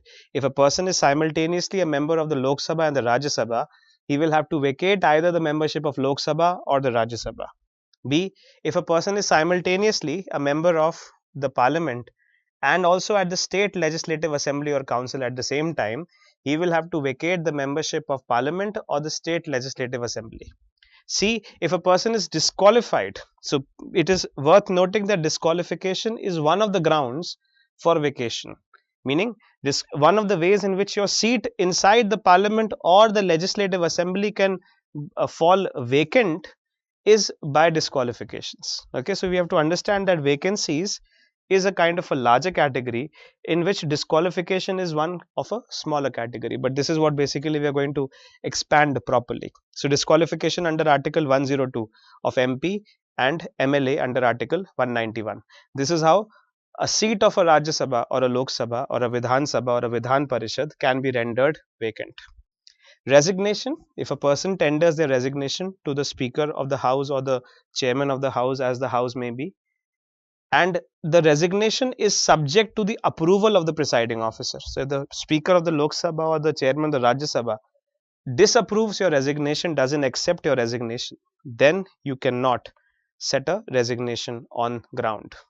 Okay, which means that you cannot have a resignation accepted unless you cannot leave the house unless the resignation has been accepted by the speaker. And last part is absence from the meetings of the house for more than 60 days consecutively. That if you are not going to be present in the house without the permission of the house for 60 days consecutively, then your seat can be rendered vacant inside the house. Okay, so A, B, C, D, E. Death will come under E. Right? Have you taken it down? Okay. Now take a look at this. Very simply, we take a look at Article 102 of the Constitution. Article 102 of the Constitution talks about what is known as disqualifications. So 102 of the Constitution, which talks about disqualifications, is giving the following grounds for disqualification. Right? So the first ground for disqualification which is given under Article 102 is, let's say you have, we can call 6 grounds for disqualifications are given under Article 102.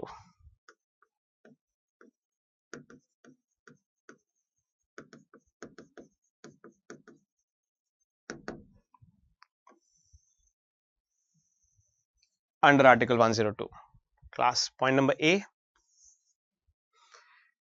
The ground of disqualification number 1 which is given is office of profit. That if a person who is a member of parliament or member of legislative assembly, if he is also holding an office of profit at the same time, then that person can be disqualified. B.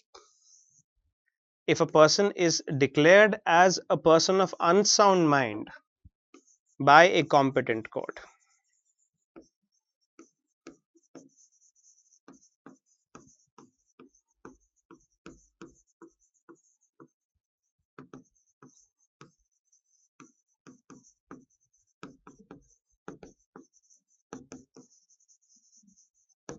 A person of unsound mind by a competent court. C. If a person is declared as an undischarged insolvent. If a person is declared as an undischarged insolvent. Okay. D. If a person is, let's say for example, not a citizen of India, meaning he has renounced his citizenship after becoming a member of parliament, or is in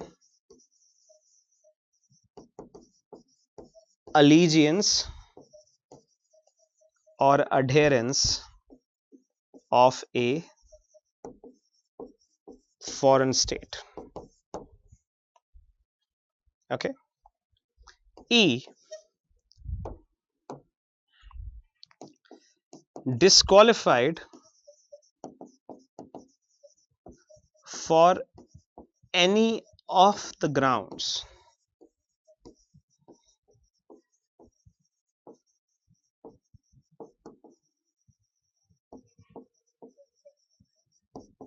mentioned under the Representation of People's Act 1951. If a person is disqualified for any of the grounds mentioned under the Representation of People's Act 1951. And F, which is basically what was added by the 52nd Constitutional Amendment Act 1985, which is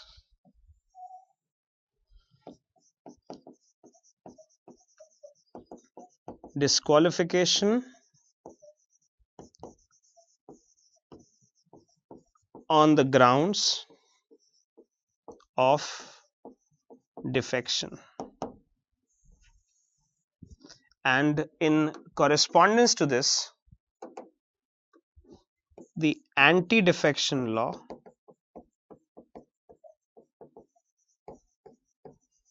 was placed in the 10th schedule of the Constitution. So the law for anti-defection was not made as a statutory enactment, but as a Constitution Amendment Act. The 10th schedule comprising of the provisions for anti-defection were put inside the Constitution itself. And then our principal focus in today's discussion is going to be the anti-defection law. This is what we'll take a look at when we're taking a look at the anti-defection law. But before that, I'm just setting a little bit of a context before you to understand what are the ways and means by which the anti-defection law, etc., are going to be covered. Okay, so just take a look at this. We're talking about Article 101 of the Constitution, which talks about what are known as grounds for vacation of a MP MLA, and one of the grounds is disqualifications. Otherwise, there are 5 grounds: A, B, C, D, and E. These are 5 grounds on the basis of which an MP or an MLA can be disqualified, right? And what we're taking a look at over here under Article 102 is disqualification. 6 grounds for disqualification: A, office of profit; B, declared as a person of unsound mind by a competent court; C, an undischarged insolvent; D, not a citizenship or is an allegiance of adherence of a foreign state; E, RPA 1951. Maybe we can take a look at the RPA 1951 also later on sometime. And we are currently taking a look at what is known as the 6th ground for disqualification, which was added in the Constitution by the 52nd Constitution Amendment Act 1985, known as the Anti-defection law. And the law for anti-defection was placed in the 10th schedule of the Constitution. I hope that you get a clarity on the point that I'm trying to make over here. Class, please take this down exactly as it is. I'm reproducing before you Article 101 and 102 of the Constitution, which deal with the context of disqualifications. And under this only, we'll take a look at the anti-defection law and the Maharashtra Legislative Assembly case as it has been in the recent past. Okay, class, I hope that you're getting the point I'm trying to make over here.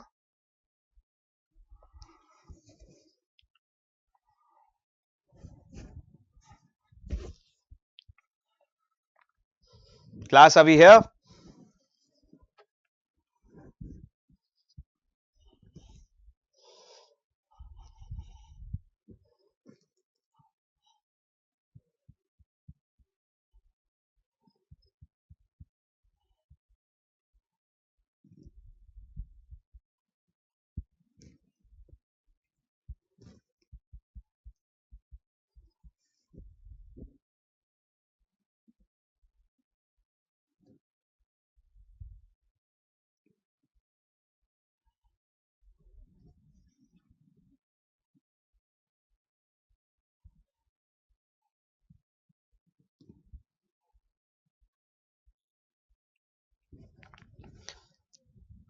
Actually, we want to also take a look at the Rahul Gandhi and the TMC MP Mahua Moitra case, right? Rahul Gandhi was disqualified under what is known as this part, Section 8, Subsection 3 of the RPA 1951. Okay. This was the case, and this is the part under which Rahul Gandhi was disqualified.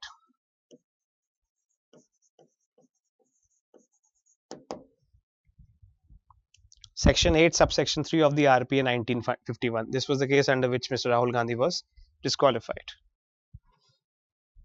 Okay. On the other hand, the TMC member of parliament Mahua Mitra, she was disqualified under the privileges committee. So it is under article 105, the breach of privilege of parliament, article 105.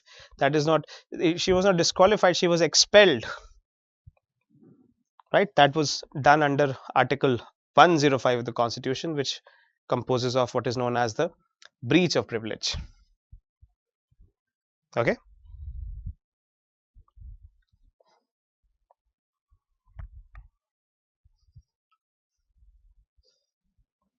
Breach of privilege. Right. Okay. Chalo. Now I'm going to begin with highlighting for you a summary of the anti-defection law. Please be very sure about what we are trying to write over here.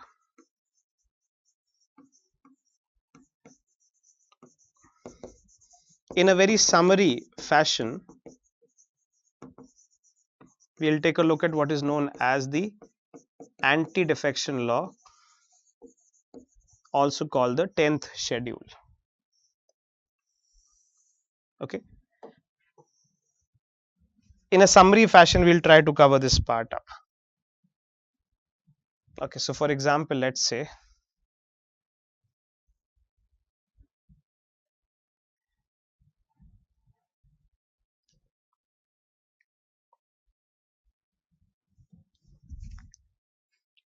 if you take a look at 10th schedule of the constitution, right, this is what basically we're talking about. When we go through the 10th schedule of the constitution, as you know, it is a part of the constitution. It was added into the constitution as what is known as the anti-defection law.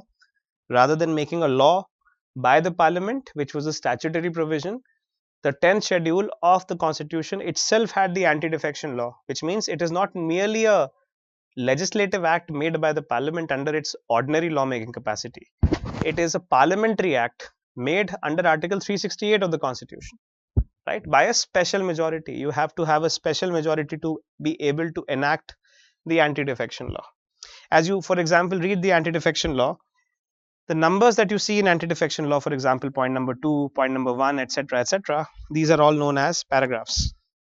Okay, the numbers which are given in the anti-defection law, these are known as paragraphs. So you don't call them articles or sections, you call them para 1, para 2, para 3, etc., right? This is what basically we are taking a look at when we take an understanding of what is known as the anti-defection law. Okay, now take a look at this summary of the anti-defection law, 10th schedule. First and foremost,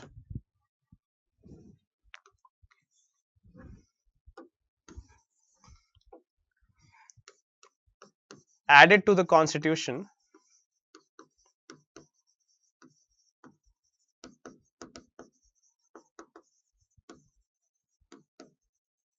by the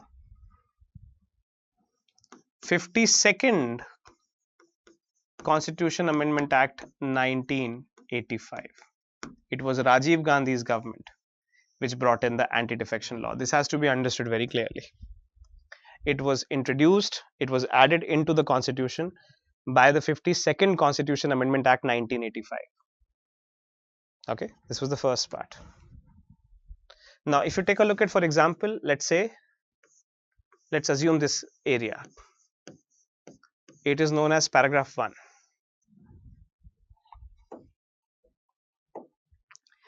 Paragraph 1 of the anti-defection law defines one important aspect, which is known as a legislature party. Now, this time the term legislature party has come so much in the news that it might as well be a prelims question in and of itself. What do you understand by the context of the legislature party? Because the term legislature party, Shiv Sena, has been repeated so much in the newspapers this time. Well, let's say, for example, if you take a look at the Supreme Court judgment on Shiv Sena,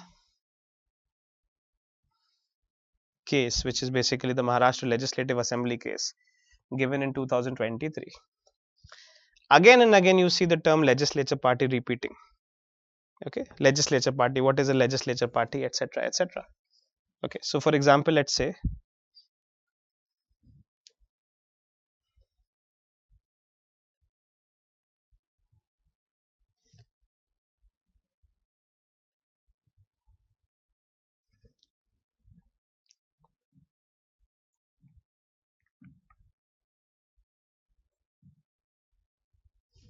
if I come to the, let's say, point about here, page number 80, the Supreme Court in one of its judgment on the Maharashtra Legislative Assembly crisis has given a detail on what is a legislature party and how is it distinct from a whatever you can call a political party.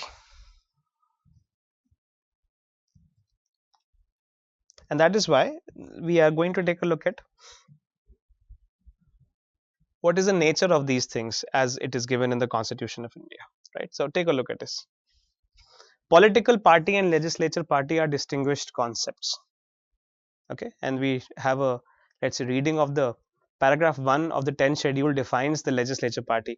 This is exactly what we are going to take a look at in terms of what is a legislature party and a political party. And we have this concept repeating so many times: Shiv Sena legislature party, again and again, Shiv Sena legislature party, Shiv Sena legislature party. What is the scope of the power of the speaker to determine the whip and the leader of the house of the legislature party? This has repeated so many times that the term in and of itself, without any further context or pretext, can become extremely relevant in understanding the questions which are going to be asked in the prelims examination this time. Okay, so just take a look at it. What is a legislature party and how is it different? Let's say the question that we are asking is, what is a legislature party and how is, let's say, for example, a legislature party distinct from a political party?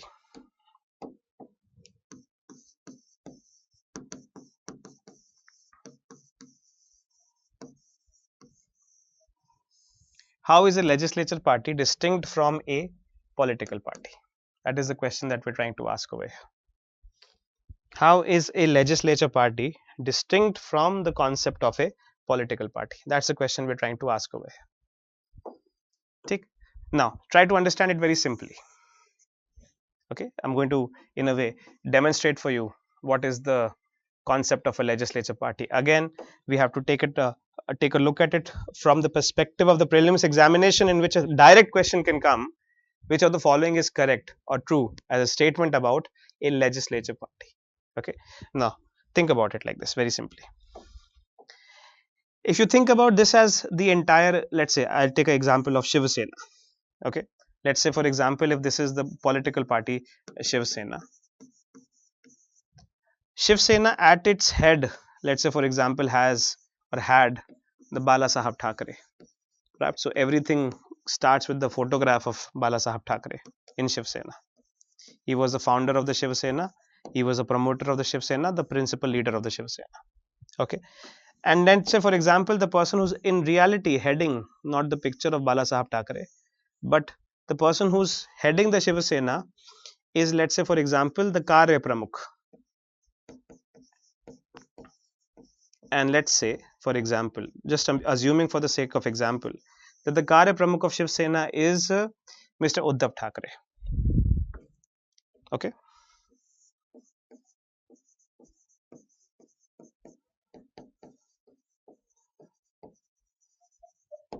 The Karya Pramukh of Shiv Sena is Mr. Uddhav Thackeray. Now let's assume, for instance, that under the Karya Pramukh is what you can call, let's say, for example, the Executive Council of Shiv Sena.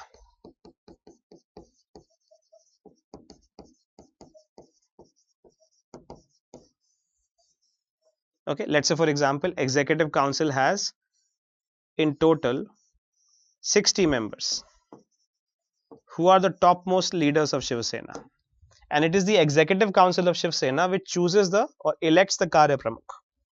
Okay, so the head of the Shiv Sena, Karya Pramukh, who is Uddhav Thackeray, is chosen as elected by the Executive Council of Shiv Sena, which has 60 members. Okay, and these are the top 60 leaders of Shiv Sena. right? And then let's say each of these leaders of the executive council has his own subdivision. So, for example, let's say that the leaders of, let's say, the subdivisions have their own hierarchies which are placed under them, right? So, for example, let's say this leader over here, he handles all, he's the, let's say, for example, the regional leader of Vidarbha area.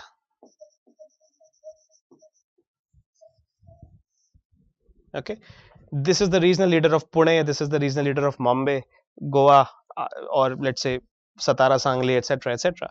Different parts of, what you can say, the leadership which have been given in this particular instance are given to different leadership of the members of the Shiva Sena, right? Now, if you take a look at this entire thing, the structure that we are creating over here, the last person in the Shiv Sena, let's say this is the last Karyakarta of Shiv Sena, let's say, who works for the political party, gets 500 rupees a day, and his job is to, let's say, drive a car or drive a auto and campaign for the Shiv Sena with the posters and the loudspeaker on. Okay, this is the Karyakarta of Shiv Sena. From here till here, from this point till this point, the last Karyakarta to the Karyapramukh, this entire organization is what is known as the political party Shiv Sena. Okay, this is what is, let's say, for example, in this particular case, we can call it a political party, right? Political party Shiv Sena, or let's say if I can call it PPSS.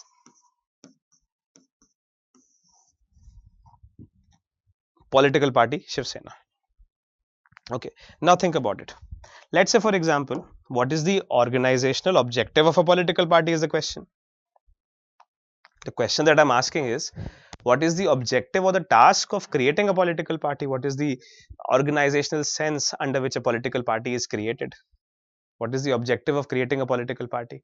And the objective of creating a political party is simply to win elections. Okay, so for example, let's say you have the Lok Sabha,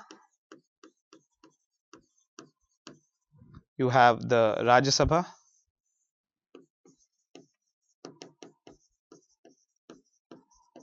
you have the, let's say, Vidhan Sabha. We'll keep them at this stage. Okay, so you have the Shiv Sena is locally active in Maharashtra, and it is also sending some people in the Rajya Sabha and the Lok Sabha from Maharashtra.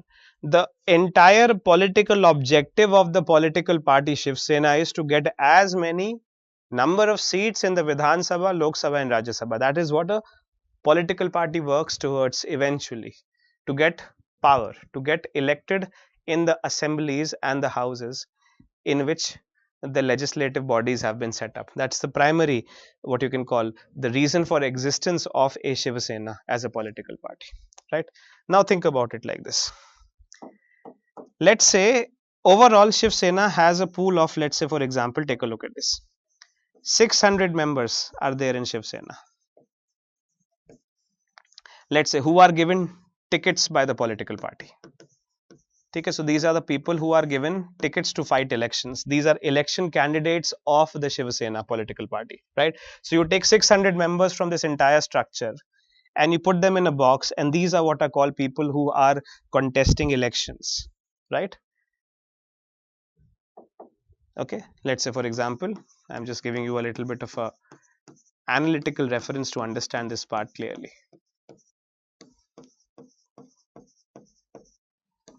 These are the members of the Shiva Sena who are being given tickets, who will fight elections from the political party Shiva Sena, right? Now, when we take a look at this perspective clearly, what we are seeing is that, let's say, for example, these members of Shiv Sena, they end up going to Vidhan Sabha. Let's say, for example, 56 members end up going to Vidhan Sabha, right? let's say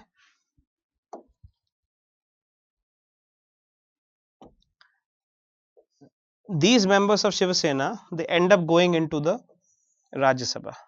Let's say Shiv Sena has, let's say, 7 members in the Rajya Sabha, and let's assume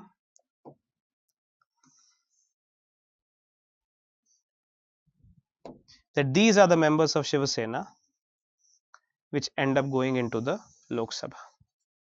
Let's say 12 members of the Shiv Sena go to the Lok Sabha. Okay, so just take a look at this diagram and try to get a sense of what I'm trying to elaborate over here entirely. When we take a look at the political party Shiv Sena as it has been given over there under the 10th schedule of the constitution, I am talking about a Shiv Sena which is organized from the top to the bottom as a political party. And then I ask the question, that is, what is the objective of creating a political party? What is the organizational goal of a political party is the question, right? Do you get the point I'm trying to make over here? What is the organizational goal and objective of the political party? And the organizational goal and objective of the political party is to send as many people inside the houses from which they can govern, from which they can control power authorities, right? And the people who are given candidature to fight elections with the political party are kept over here in this box. And people who win candidature, let's say 56 members go to the Vidhan Sabha, 7 members go to the Rajya Sabha, 12 members go to the Lok Sabha, right? These people are what are described as a legislature party. Okay, so when I take for example the context of what is the legislature party Shiv Sena, I would say something like this. Please be very clearly mindful of this point. 56 plus 7 plus 12. All of these things put together, it is what is called the legislature party Shiv Sena. Okay, and I can call it, let's say for example, for convenience sake, LPSS. This is the distinction, as the Supreme Court is asking the question, between the legislature party and the what you can call political party. I hope that you're getting a point I'm trying to make over here, class.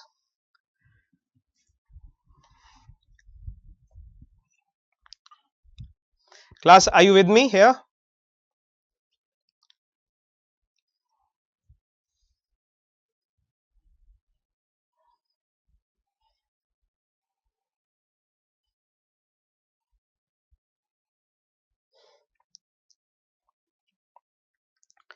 This is the question that the Supreme Court is asking and answering under this part.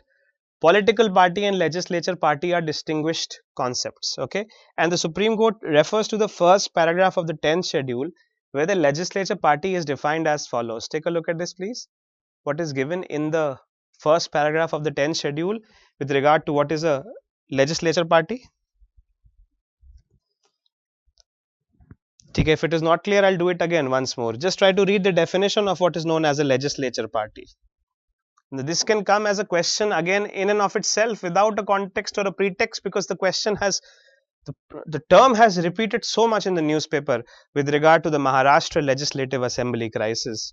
It is almost certain that a question can be asked on this in and of itself. Now take a look at the definition of legislature party as it is given under the first paragraph of the 10th schedule.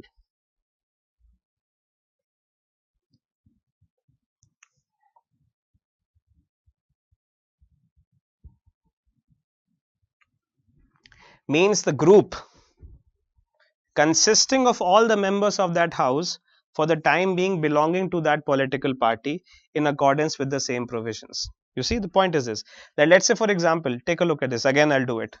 If this is the political party Shiv Sena, right, PPSS, and let's say there are 1 2 3 4 up to 54 members, 56 members of the Shiv Sena who go to the Maharashtra Legislative Assembly. Class, members of the Shiv Sena who enter the Maharashtra Legislative Assembly, let's say 54 in number, 56 in number. This is what is going to be called Legislative Party Shiv Sena in Maharashtra Vidhan Sabha. Do we understand the point here, class? If let's say, for example, Shiv Sena has 56 members in the Maharashtra Vidhan Sabha, the Maharashtra Legislative Assembly, has 7 members in the Rajya Sabha, 12 members in the Lok Sabha. This totally would be called the Legislative Party Shiv Sena entirely. And if I say Legislative Party Shiv Sena of what you can call Maharashtra Legislative Assembly, the answer is going to be 56. So what is a legislative party? Legislative party very simply means that the persons who belong from a political party and have entered into inside a house, that group is called a legislative party. Am I clear, class, now? Okay, let me for example very simply demonstrate it to you.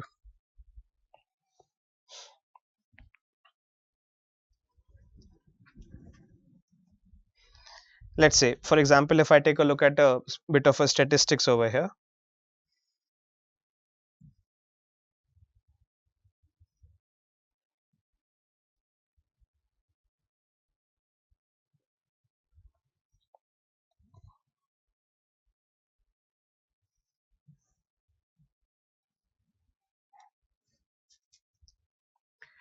Just take a look at this. 2019 elections, and you have the result of the 2019 elections as they have been displayed in front of you. Okay, please be careful and understand what I'm trying to say. The result of the 2019 elections are as they are displayed in front of you.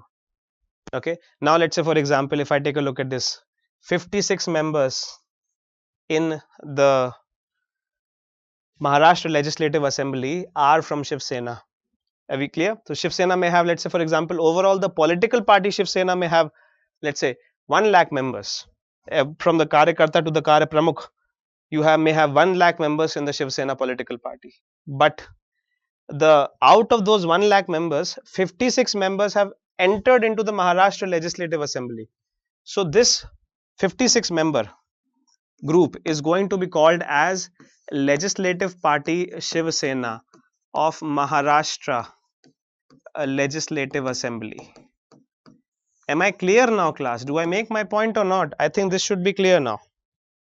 When I say Shiv Sena has overall, let's say, 1 lakh members in the Shiv Sena political party, PPSS.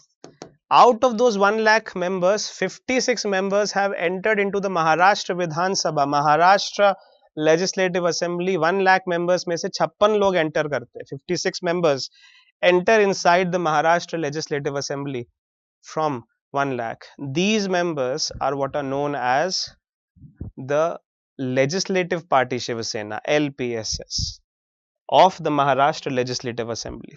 Again, let's say, if I say you have 56 in what you call Maharashtra Legislative Assembly, 7 in Lok Sabha, 12 in Rajya Sabha, this total is going to be the total of legislative or legislature party Shiv Sena. Am I clear now, class?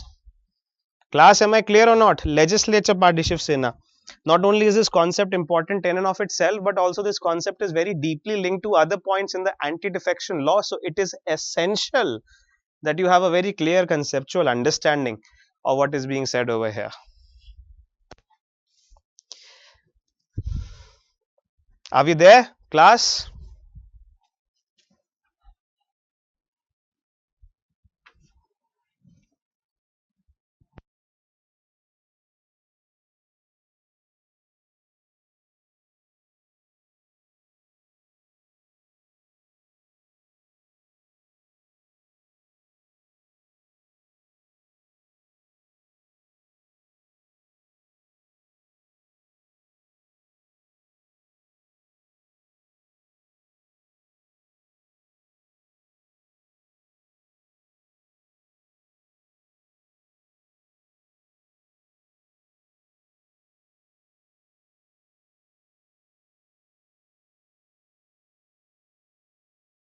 To repeat it again, class? Is it clear, class? What is the concept of a legislature party? Again, so if you want to take a look at it from the reading of the 10th schedule, this is what I want you to take a look at. Legislature party.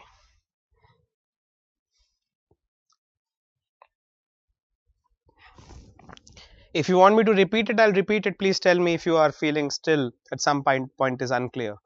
But this is an important concept that you have to understand. If you understand this concept in and of itself, you may have a question directly, or related to this, you may have a question indirectly in the prelims examination. Because the term legislature party is going to be important in making you understand the election commissions or election symbols order 1968, or the role of the election commission in deciding which is the real political party. You see, the question that was recently before the election commission of India is with regard to the, let's say, just to give a sense of this particular P.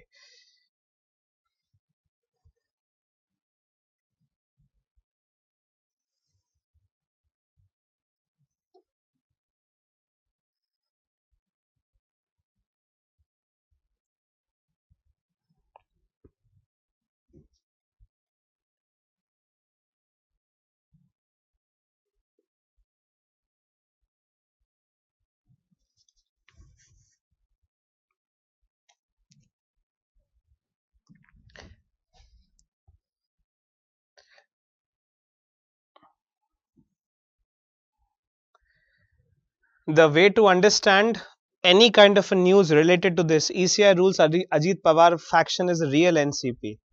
Okay, then you have to take a look at the concept of legislature party.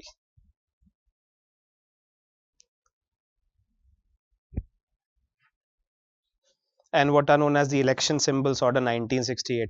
They cannot be understood without the understanding of the legislative party, because with the legislature party is linked what is known as the test of legislative majority. With the legislative party is linked the concept or the test of a legislative majority.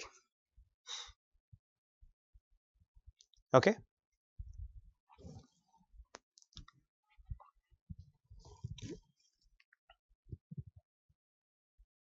Is political party or legislature party mentioned in the original constitution? No. Only in the 10th schedule has it been added for the purposes of 10th schedule anti-defection law. The term legislature party, political parties, and political parties generally are not to be found under the Constitution of India. They have been added in the Constitution of India by the 10th schedule. But today, if you ask the question, are they a part of the current constitution? Yes. Were they a part of the constitution at the time of the commencement of the constitution? No. Okay, so that's basically what we understand by the question of or the context of legislature party. Now let me just very quickly try to give you a summary of paragraph 2.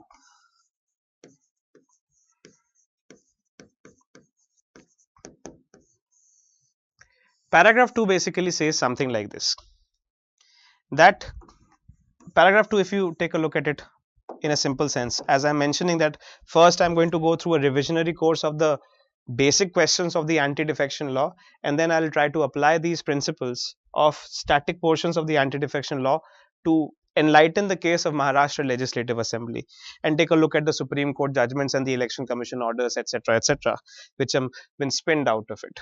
Okay, if you take a look at paragraph 2 of the Constitution of India, then the question that you're basically going to ask is this, that what are the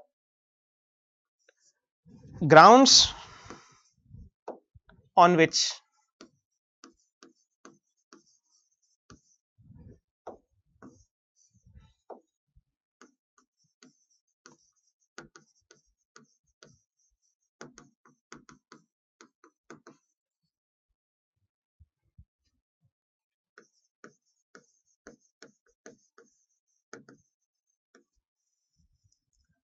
basically we can understand what is the meaning of the term defection.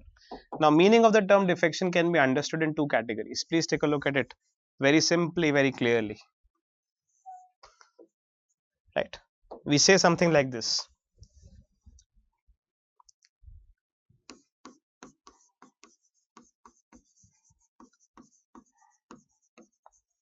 If a person has entered the house from a political party, right? So, this is what is known as the original political party. Original political party.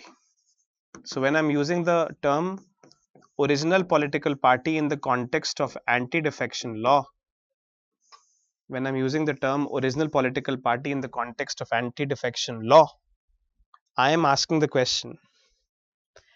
Let's say, for example, if the question that I'm asking is, if let's say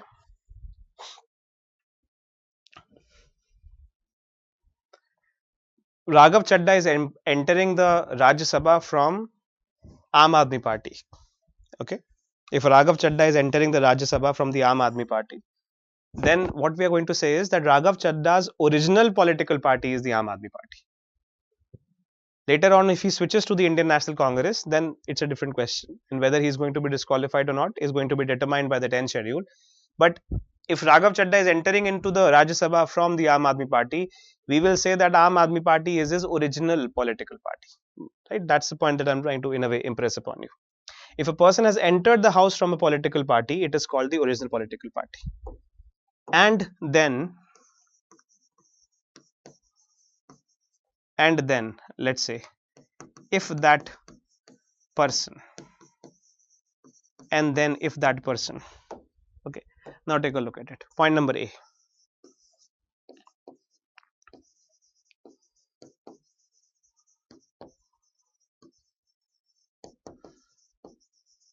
Voluntarily resigns from that political party.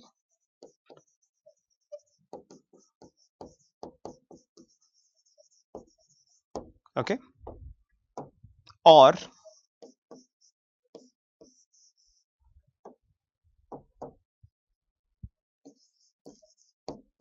acts, votes, or abstains from voting.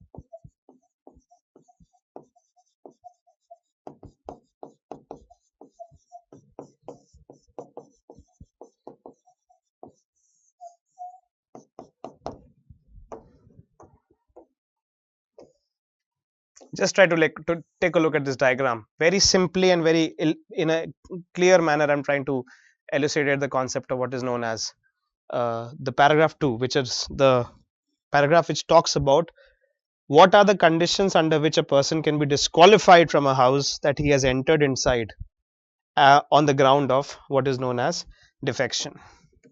Okay, try to understand this part, please, class. Paragraph 2 talks about grounds for disqualification on defection. It says if a person has entered the house from a political party, which is called the original political party. So again, let's say if a question is asked, what is the original political party in the context of what you can call defection or anti-defection law? The original political party is the party from which he has entered inside the house. That's the original political party. Now, when he's entered inside the house from, let's say, one political party, if he does A or B, he can be disqualified from the house on the ground of having committed defection. Do I make myself clear? If he does A or he does B, he shall be disqualified from the house on the ground of having done defection. committed defection. What is A? If he voluntarily resigns from that political party. So let's say, for example, if Raghav Chadda enters into the Rajya Sabha from the Aam Aadmi Party, and then entering into the Rajya Sabha from the Aam Aadmi Party, Raghav Chadda resigns as a member of the Aam Aadmi Party, then he is supposed to also empty his position as a MP of the Rajya Sabha on the ground of paragraph 2 of the 10th schedule anti-defection law. Right? If he voluntarily resigns from the political party which is his original political party, or if Raghav Chadda, for example, votes or acts in a manner in which it is contrary or contradictory to the line which has been established by the political party.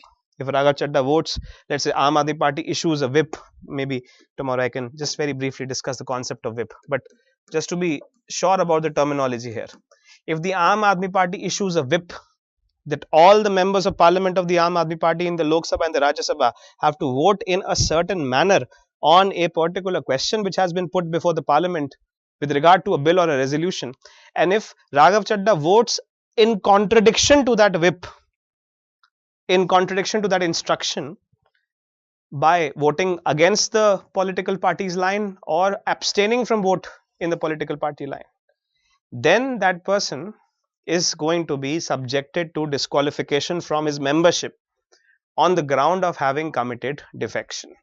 This is what paragraph 2 of the anti-defection law states.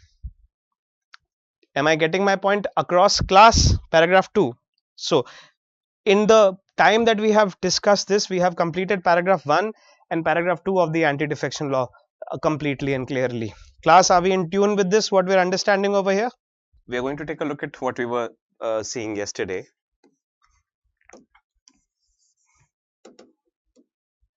In the part being the 10th schedule, right?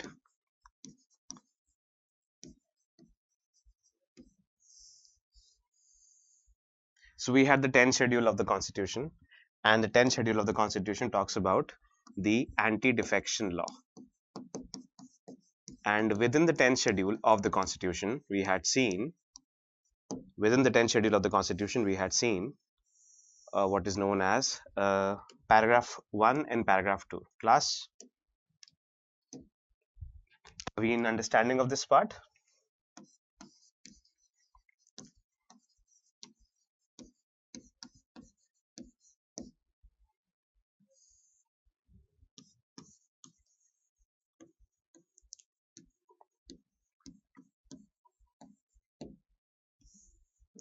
In paragraph 1, we had seen the point which is revolving around what we can understand is the definition of what is a legislature party, and also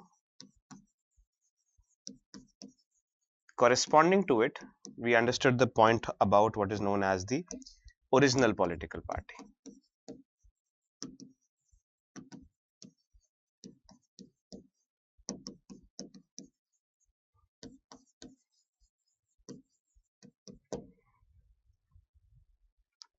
Right?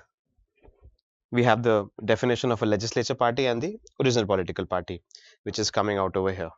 And in paragraph 2, we have taken a look at what is known as the concept of grounds for defection,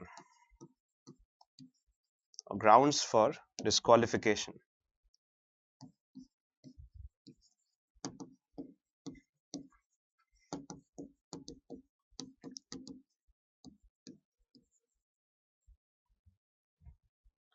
Under defection.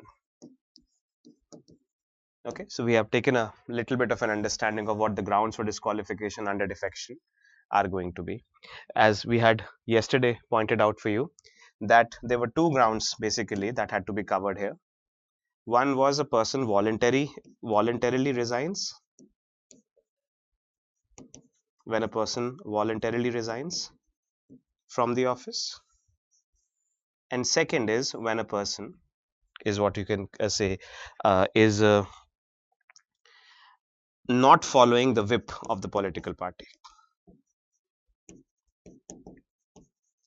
Not following the whip of the political party.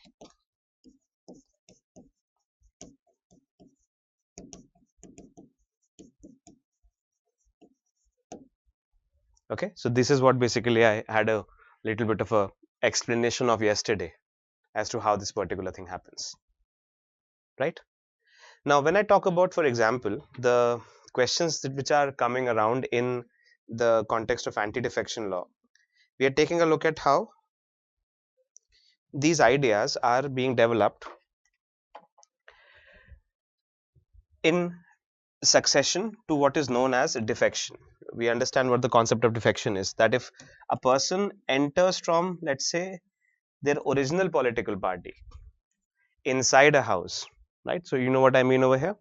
If a person enters into inside the house from a particular political party, again, I'll repeat, if a person enters inside the house from one particular political party, and if while he's entered into the house he resigns from that political party, then by the virtue of that resignation from the political party, his stability, or his, what you can say, his position as a member of parliament or a member of legislative assembly also shall be rendered vacant, or if he does not follow what is known as the whip of the political party, right? So the concept of whip, maybe I can explain to you a little bit in contextual detail as to what we understand with the idea of a whip.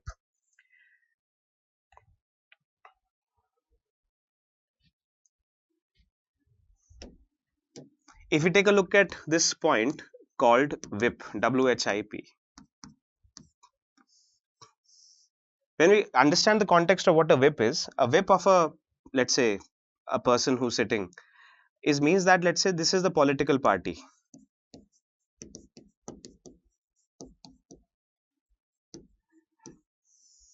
and the political party has, let's say, the control over what is known as the legislature party,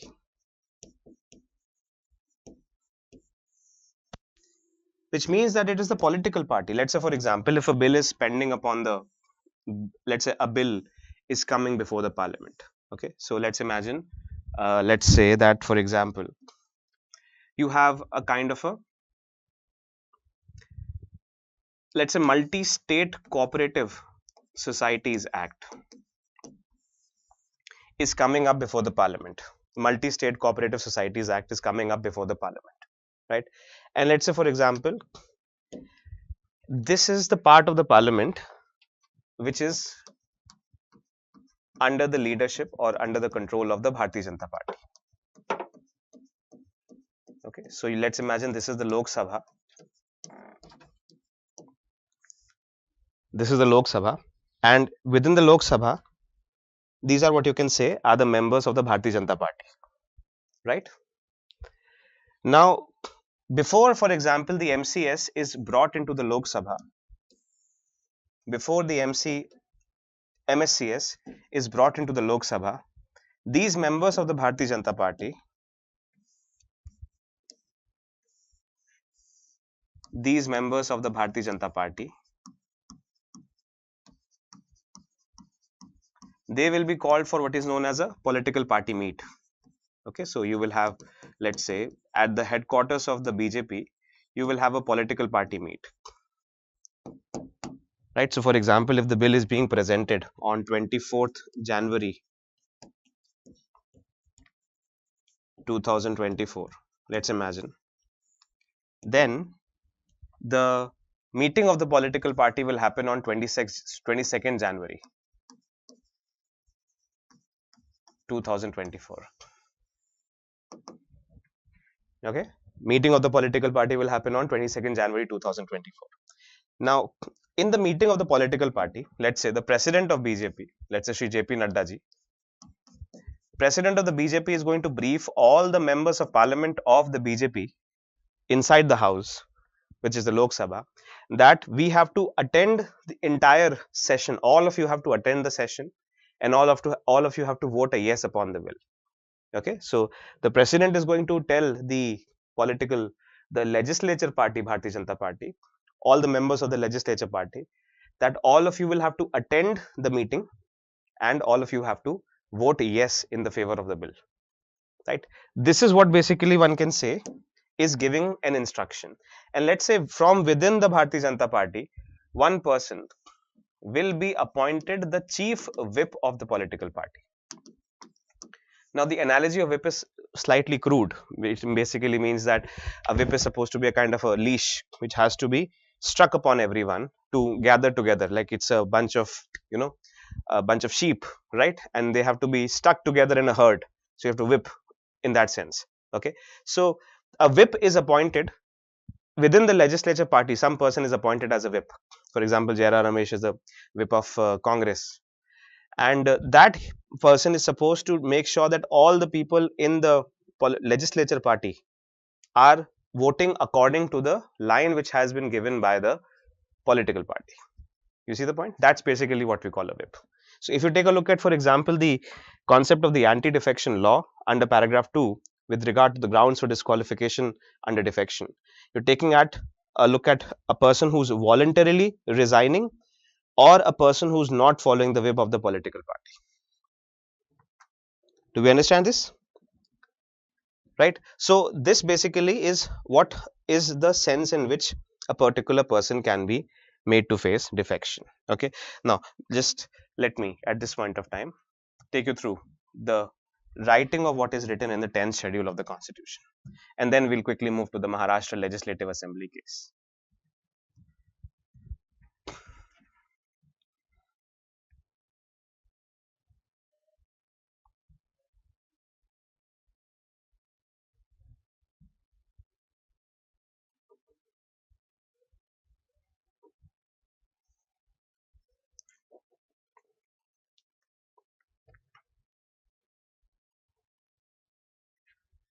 Please take a look at this part, please, once about the 10th schedule.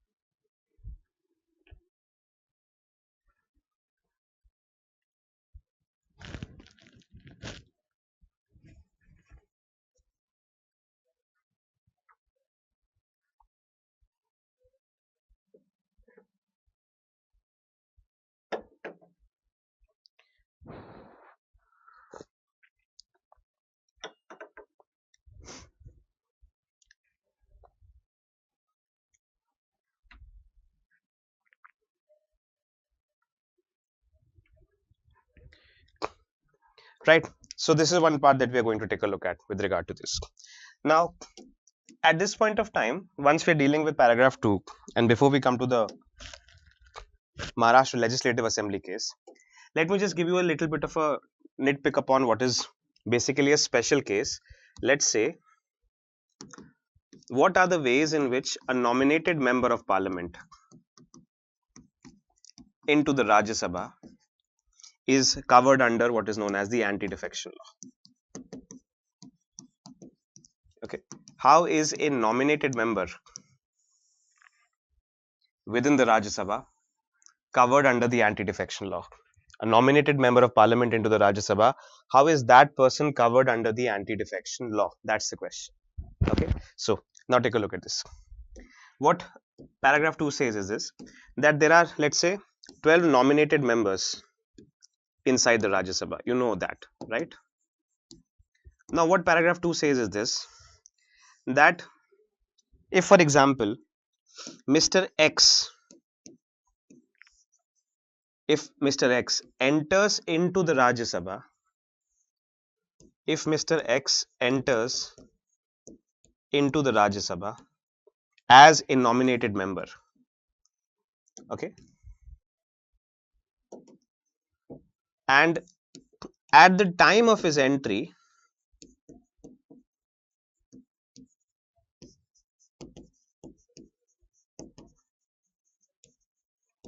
he is a member of a political party. At the time of his entry, he is a member of a political party. Then he would be covered under Article 2, under paragraph 2, right? So for example, let's say if a person enters into the Rajya Sabha from the Bharatiya Janata Party at the time of his entry, he is from the original political party Bharatiya Janata Party. If while he is inside the Rajya Sabha, he switches parties, he goes to another party, he would be normally covered like any other member of parliament, which is going to be basically the way in which a particular activity is going to be governed. So if he's going to, let's say for instance, if a person enters into the Rajya Sabha from being a nominated member of the Rajya Sabha, and if after entering the Rajya Sabha he switches political parties within the Rajya Sabha, then it is necessary that paragraph 2 disqualification shall all apply to him also. So there is no special provision given to the nominated members of the Rajya Sabha in any sense, which is basically they are not protected from the application of the anti-defection law. But that requires that a person, while he's entering into the Rajya Sabha, is already at the what you can say already is a member of a political party somewhere or the other. Okay, that's the first part. Okay, this is first scenario. Okay, now imagine, for example, if Mr. X is not covered under the first scenario but under the second scenario. In the second scenario, Mr. X at the time of his entry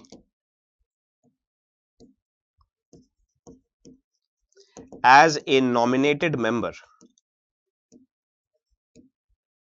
of the Rajya Sabha is not a member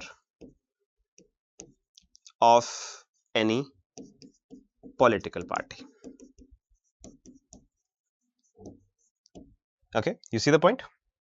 We are looking at the scenario number 2. We are talking about Mr. X if he's at the time of his entry into the Rajya Sabha is already a member of a political party at the time of his entering the Rajya Sabha as a nominated member.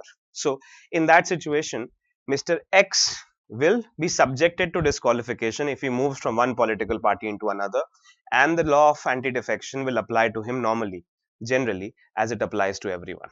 Okay, but let's say, for example, in the second scenario, if Mr. X at the time of his entry as a nominated member of the Rajya Sabha is not a member of any political party, I'll repeat it. If Mr. X at the time of his entry as a nominated member into the Rajya Sabha is not a member of any political party, then there are two things that he has to comply with. So for example, let's say he has to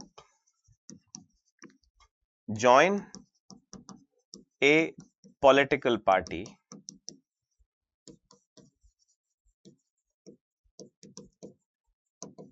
within 6 months of nomination. He has to join a political party within 6 months of nomination, right? If, let's say, for example,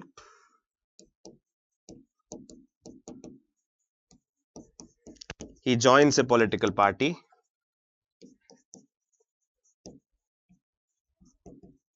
after 6 months, then he will be disqualified. This is what we basically take an understanding of. Am I clear, class, about this?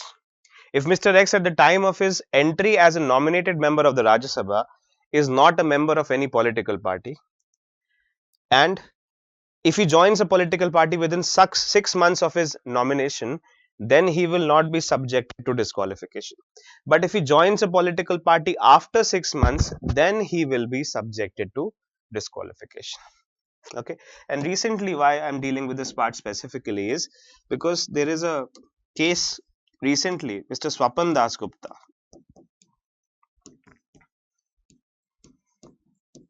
was a nominated member from the Rajya Sabha, was a nominated member into the Rajya Sabha, but when he entered into the Rajya Sabha, he was not a part of any political party.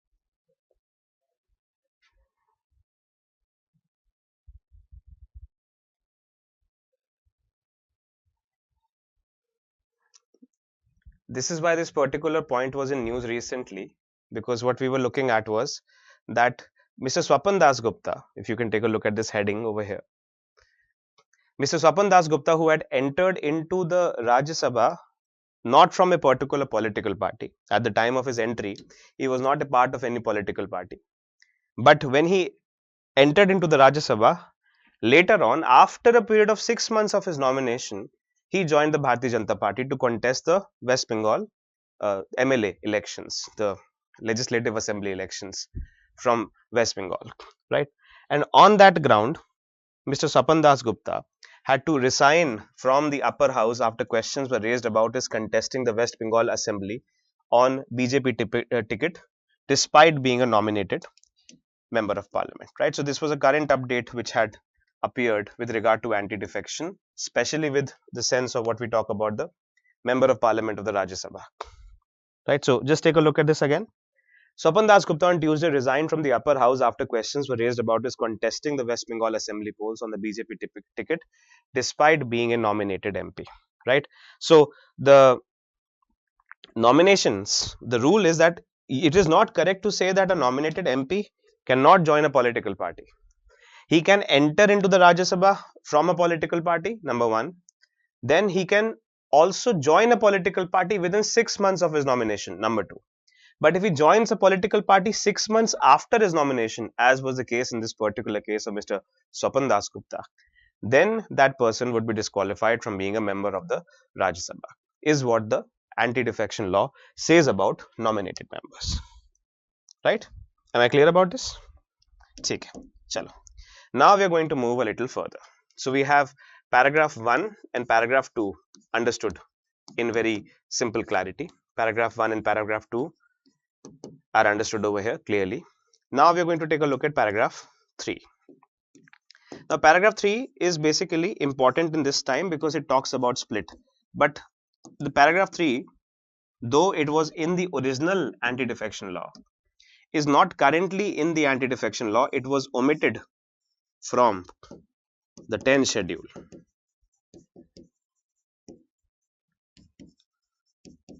In 2003.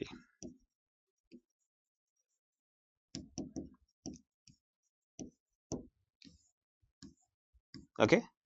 Paragraph 3 was omitted from the 10th schedule in the year 2003.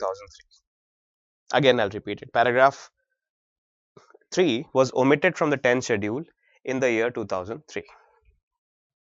And therefore, we are just going to just very simply take a look at this, what is known as a split, as it is given under paragraph 3 of the anti-defection law, right? So if you take very simply the idea that, let's say for example, now you would remember clearly I discussed with you the concept of legislature party.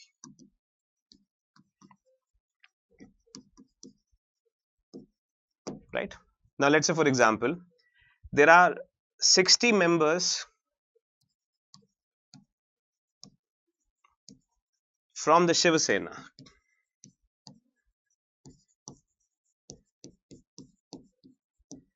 in Maharashtra Legislative Assembly.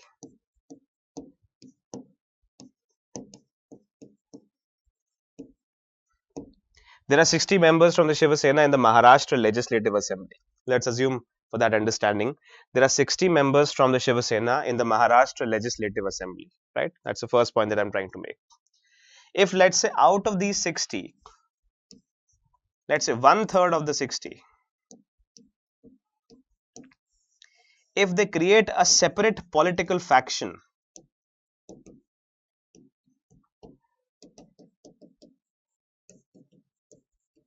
this is where the term faction comes into popularity.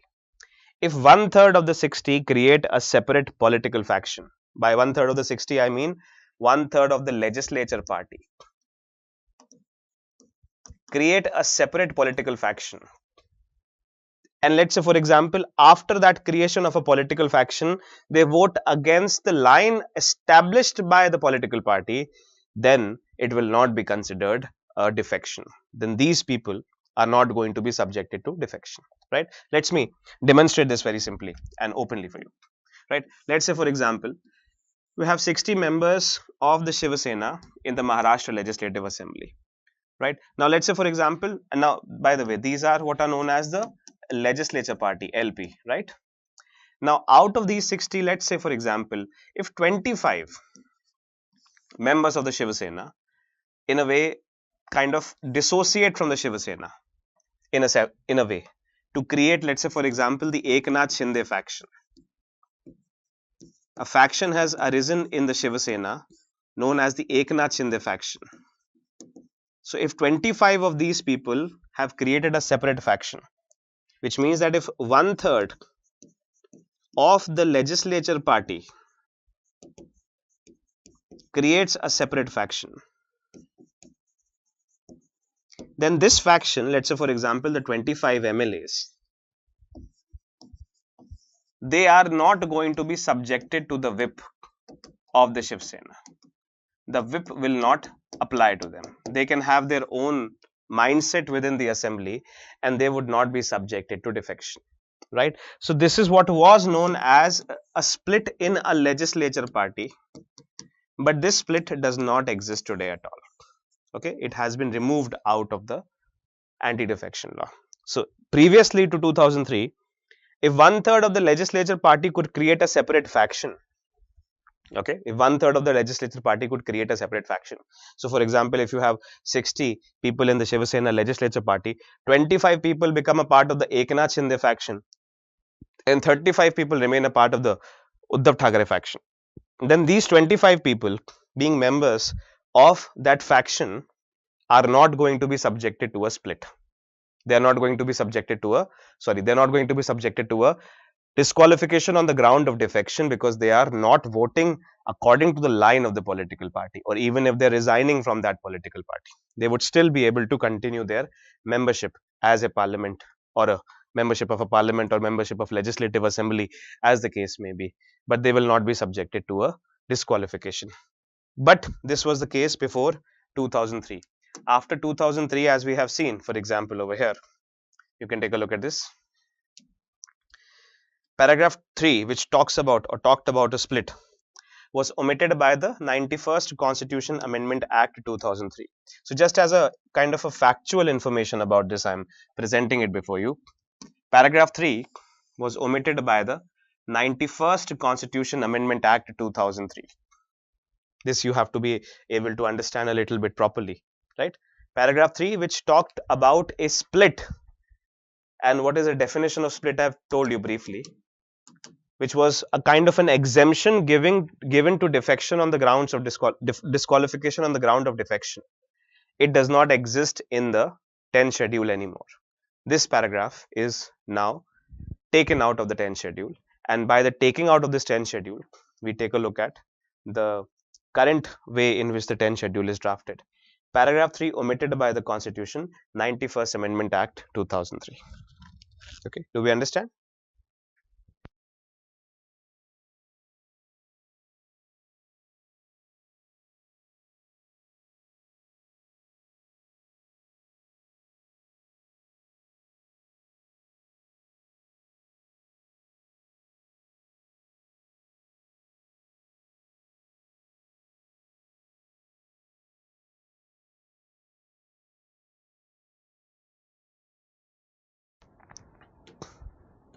Check. Now if we talk about, let's say for example, paragraph 4. Paragraph 4 is actually the only way that today you can have an exemption from defection. Okay, so for example, let's say if you ask a simple political question, that if you ask a very simple political question, that what are the ways in which people can move from one political party to another political party while they are holding their membership of the house and still not be subjected to disqualification under defection, right? That's the question that we're going to ask today. Now, there was a way that you could do it before 2003, that was split, but split doesn't exist anymore. So the question that we're asking is, what are the ways today that members of a political party can move from that political party to another political party while they retain their membership of the house and they are not disqualified on the ground of defection? Before 2003, there were two ways in which you could do it. Number one, by split. Number 2, by merger. Today, there is only one way by which you can do it.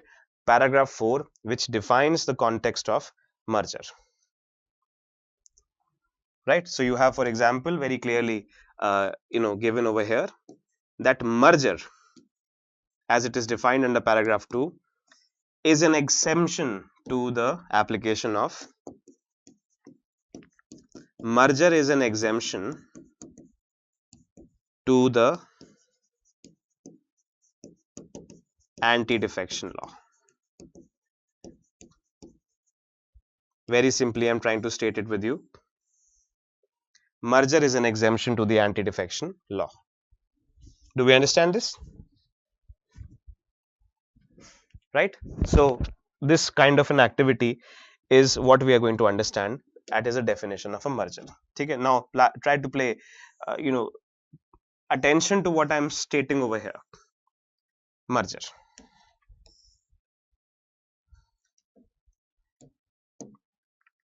Let's say, for example, again, let's take a look at this. If you have 60 members in the Shiv Sena legislative party, right? So this is, let's say, for example, the Maharashtra Vidhan Sabha. Please try to understand the concept of merger clearly. If this is what you can call the Maharashtra Vidhan Sabha, right?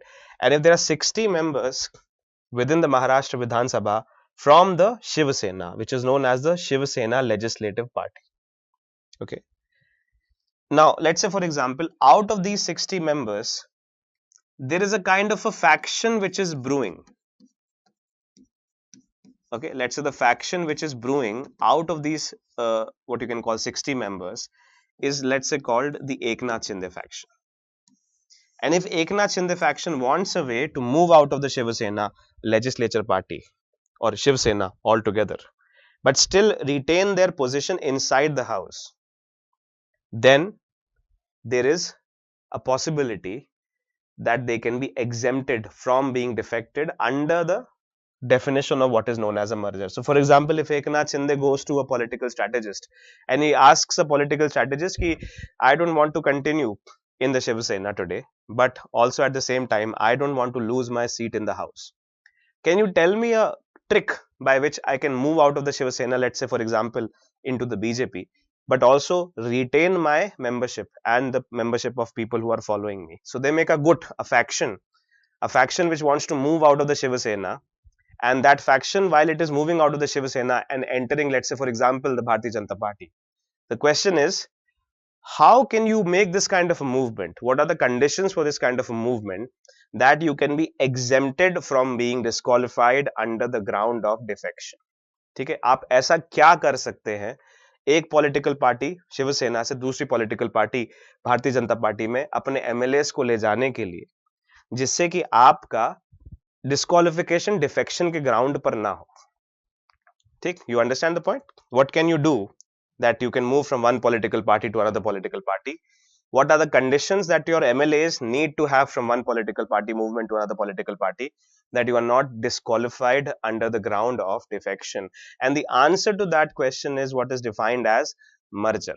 Merger is the answer to that question. MERGER. Right?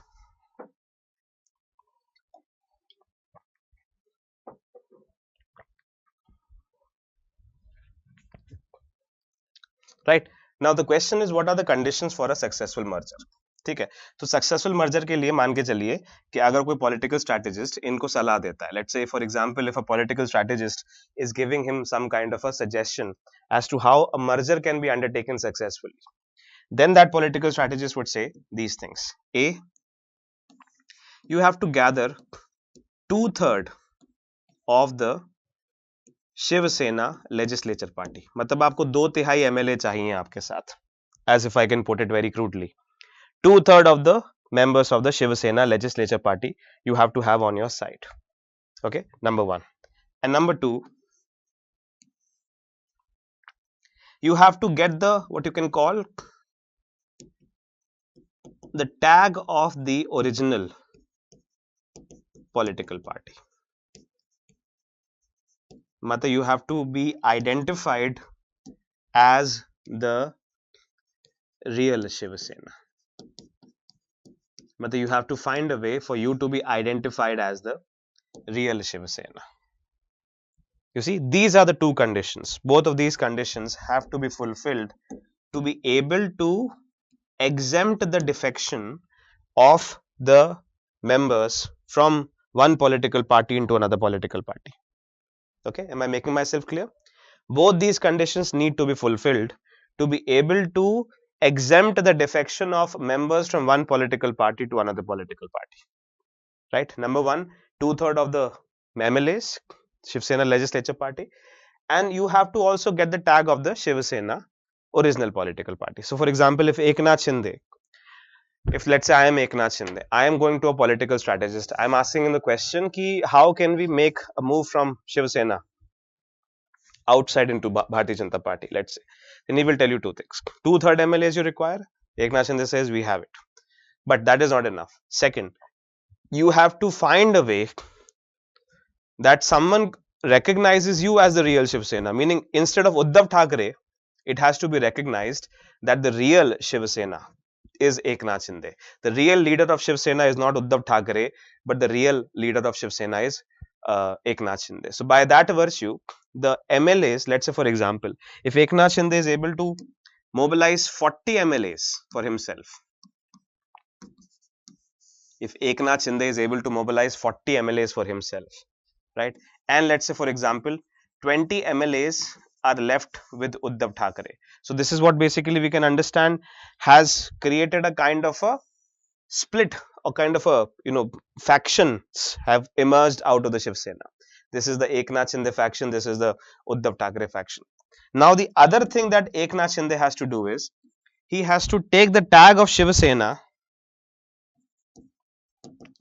He has to take the tag of Shiv Sena from the head of Uddhav Thackeray, and he has to crown himself as the real Shiv Sena or as the real leader of Shiv Sena. So the political party Shiv Sena, which is supposed to be with the Uddhav Thackeray faction, has to be taken by him and has to be crowned. But he has to make a claim like such that I am the real Shiv Sena. Uddhav Thackeray doesn't represent the values of Shiv Sena anymore. This is exactly what Eknath Shinde has been doing with the Shiv Sena and Ajit Pawar has been doing with the NCP. That's exactly what we are heading towards in understanding that breakage in the news items. Right, class?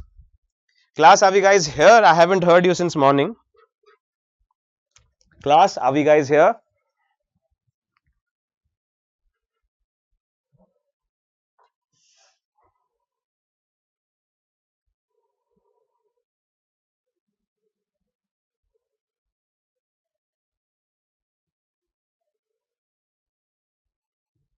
Class, are you guys here?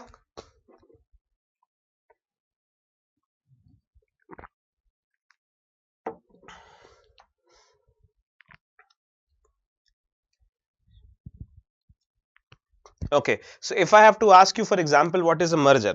Let me redefine it for you.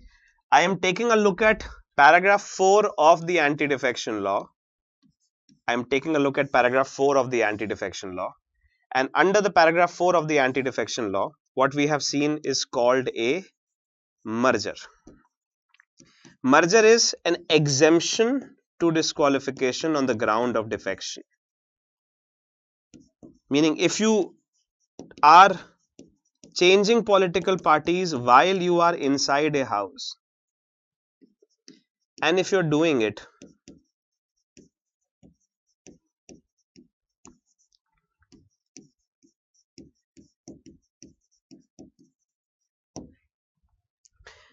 if you are changing political parties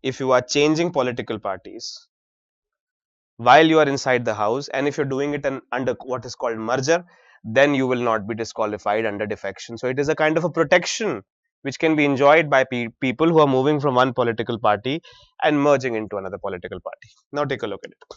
Yesterday I discussed with you the vital stats of Maharashtra Legislative Assembly. In Maharashtra Legislative Assembly, you have 56 members from the Shiv Sena, right? And let's say, for example, we had also seen that in the Maharashtra Legislative Assembly, you have 105 members from the Bharatiya Janata Party, right?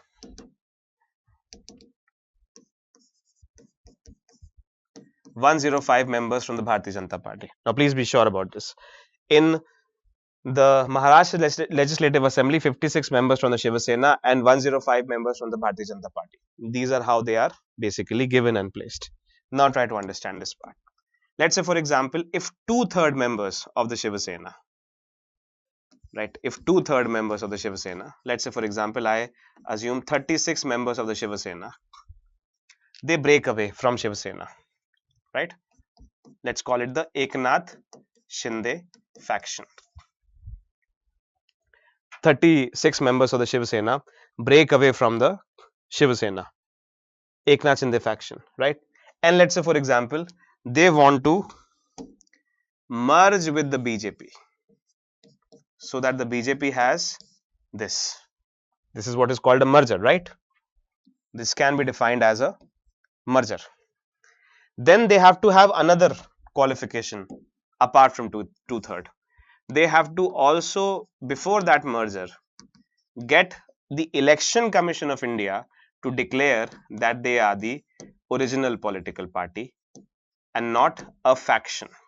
मतलब जो शिवसेना का जो नाम है, जो चुनाव चिन्ह है, जो उसका सारा पैराफर्नेलिया है, जो whatever is given with the Shiva Sena as a name of the Shiva Sena, the symbol of the Shiva Sena, the icon of the Shiva Sena, all of that must be given to the Eknath Shinde faction before they can merge into the BJP.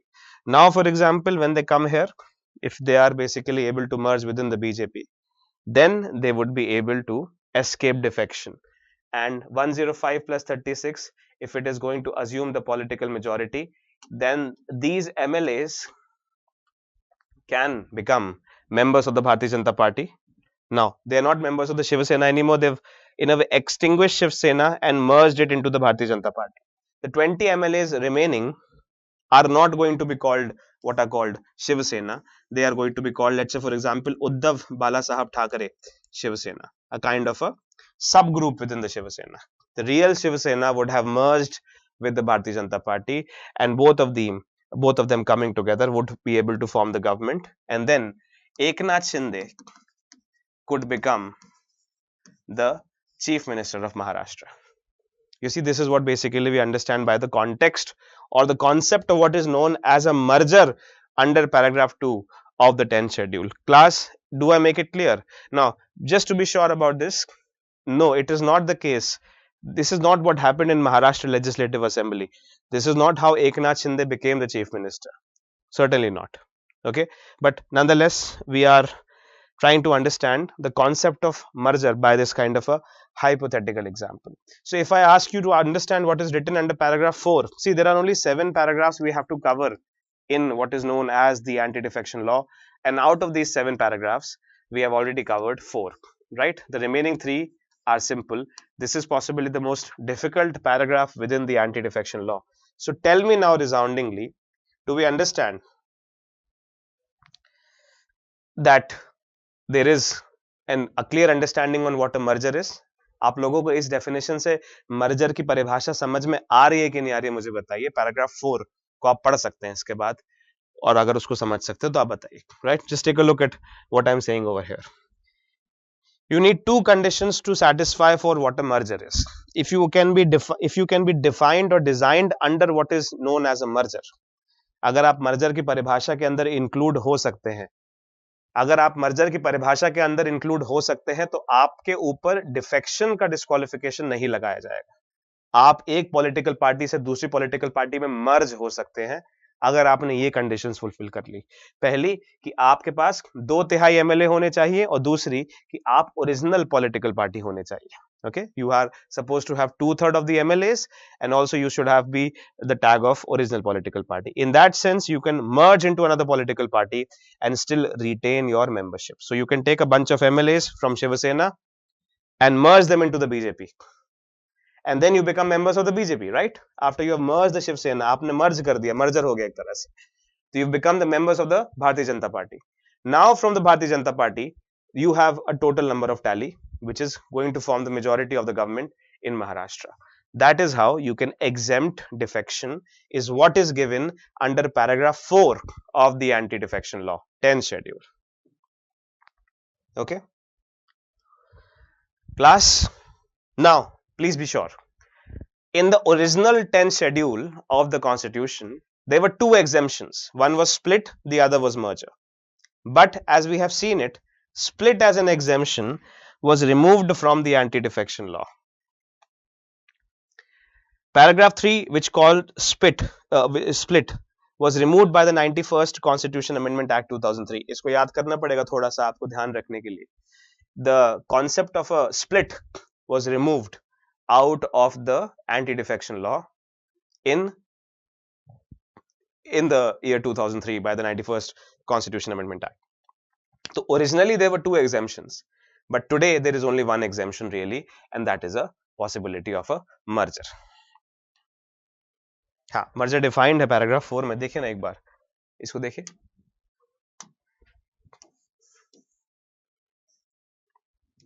कोशिश करिए अगर इसको पढ़ सकें आप थोड़ा सा हल्का सा technically enriched paragraph hai. If you can take a look at it, if you want to be able to study it properly, just try to see what is given over here.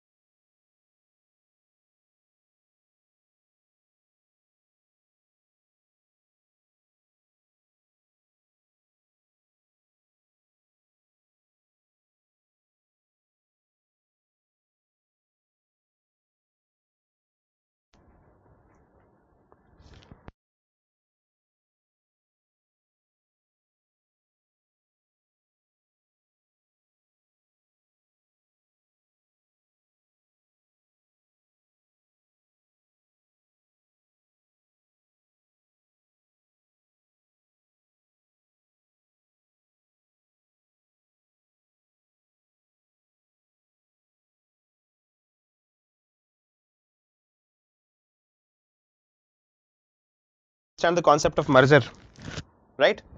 If let's say for example, very simply, if this is the Shiv Sena, if it has 60 MLAs, right?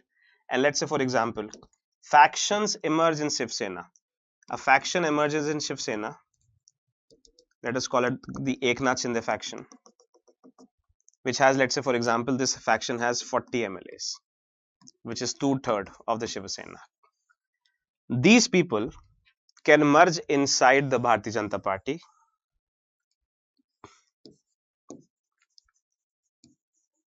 if they can get, if these 40 MLAs, the Eknath Shinde faction, can get the title of what is known as the original political party. If they can get the title of the original political party. Do you understand this, class? ठीक. So अब इससे क्या होगा कि with the application of this kind of an activity, these 40 MLAs who have merged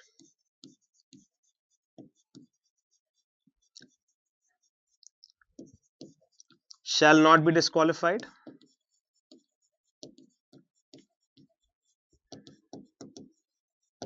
These 40 MLAs who have merged shall not be disqualified, and also these 20 MLAs who remain, they shall also not be disqualified.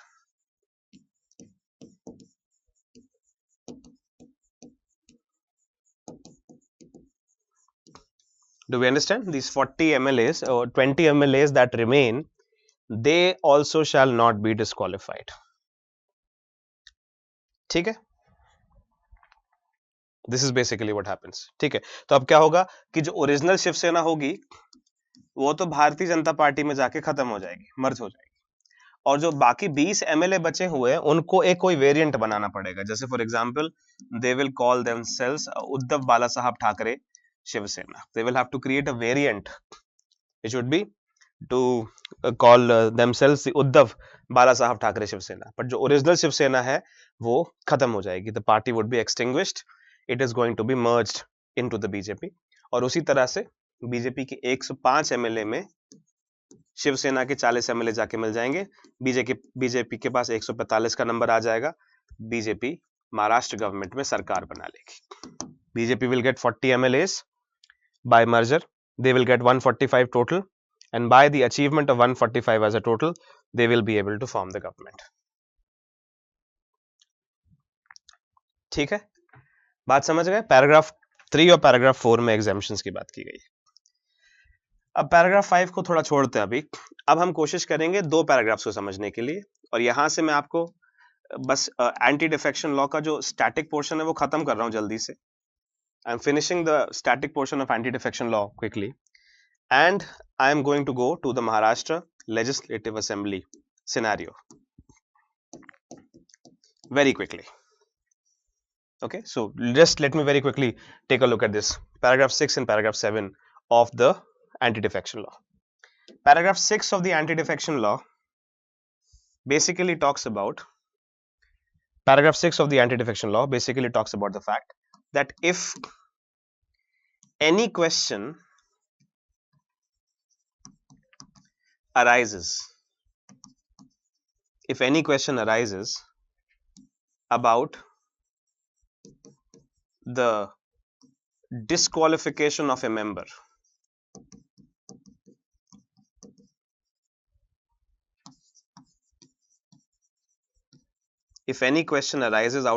about a disqualification of a member, then it shall be decided by the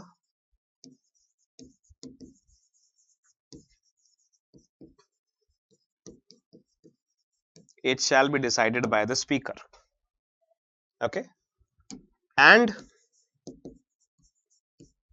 what I mean to say is speaker, but also / chairman of the house, right? So presiding officer, you can say it, by the speaker / chairman. If it is the Lok Sabha or the Vidhan Sabha, it is a speaker. If it is a Rajya Sabha, it is the chairman. Speaker / chairman, and the decision of the speaker shall be final. Now this is very categorically given inside the 10th schedule, that the authority which is supposed to be at the center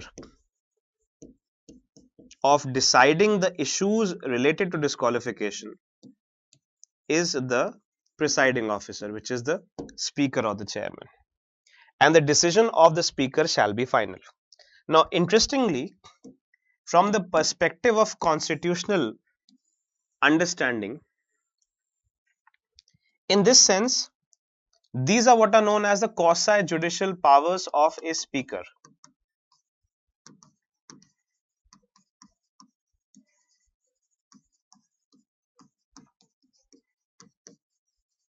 Okay, this is what basically is understood as a quasi-judicial power of the speaker. What I mean to say by this is that when the speaker is giving when the speaker is giving a judgment on a particular matter of disqualification, अगर speaker ने किसी एक disqualification के matter पे कोई अगर उत्तर दिया, मान के चलिए कि 6 लोग छोड़ के चले गए एक पॉलिटिकल पार्टी दूसरी पॉलिटिकल पार्टी में, जैसे गोवा की विधानसभा में बहुत कुछ इस तरह का हो सकता है, छोटी छोटी पॉलिटिकल पार्टीज होती है ना. मान के चलिए कि 7 एमएलए आए एक पॉलिटिकल पार्टी से, ठीक है. अब 7 के 2/3 चले गए एक बड़ी पॉलिटिकल पार्टी में मर्ज करने के लिए. You see how simple it is for a small political party. You need, let's say for example, 4 MLAs.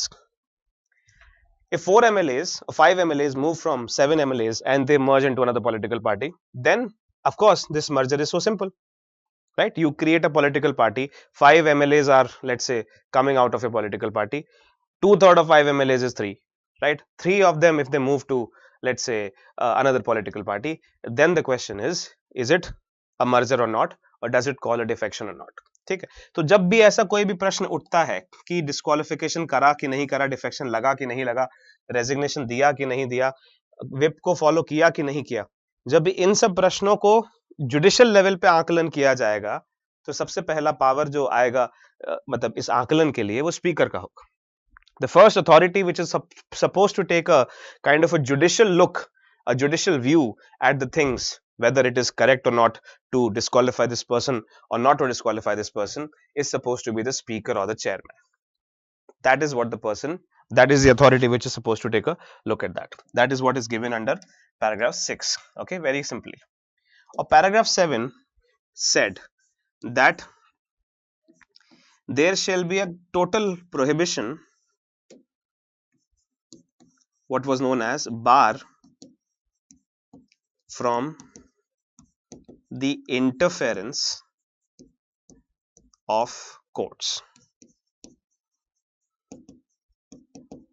in matters of 10th schedule. तो जो पैराग्राफ 7 है उसमें ये लिखा हुआ है कि जो भी एंटी डिफेक्शन लॉ या डिफेक्शन के जो भी मैटर्स होंगे, whatever are the matters related to the anti-defection law or defection in general. Okay, again I'll repeat it. Whatever are the matters related to anti-defection law or defection in general, in those matters courts cannot interfere at all. Courts cannot. जैसे मान लीजिए speaker का decision यहाँ पर आ गया इस तरह से कि ये व्यक्ति को डिफेक्शन के अंदर डिस्क्वालीफाई नहीं किया जाएगा. अब सब लोग बोल रहे हैं लेकिन ये तो डिफेक्शन है. अगर स्पीकर बोल रहा नहीं किया जाएगा तो नहीं किया जाएगा. अब आप इस डिसीजन को स्पीकर के कोर्ट में रिव्यू नहीं करा सकते, ऐसा पैराग्राफ 7 में लिखा हुआ है एंटी डिफेक्शन लॉ. पर जहां तक ऐसी चीजों के साथ होता है अमूमन, वही भी इसके साथ भी हुआ. That what is written under paragraph 7 of the 10th schedule is now changed, and you have, for example, the landmark judgment of the Supreme Court in the Kyoto Holohan case 1992, in which the Supreme Court struck down para 7 as unconstitutional. Supreme court ने paragraph 7 को unconstitutional declare कर दिया, और unconstitutional declare करने का ground ये था कि जो स्टेट्स का रैटिफिकेशन है,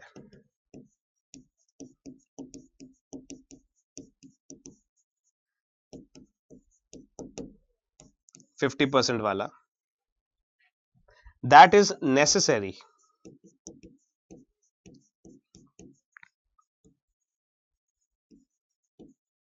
for a clause like this.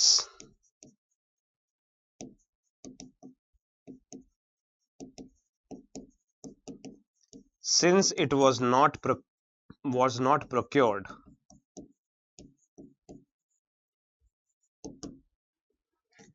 this clause which bars judicial review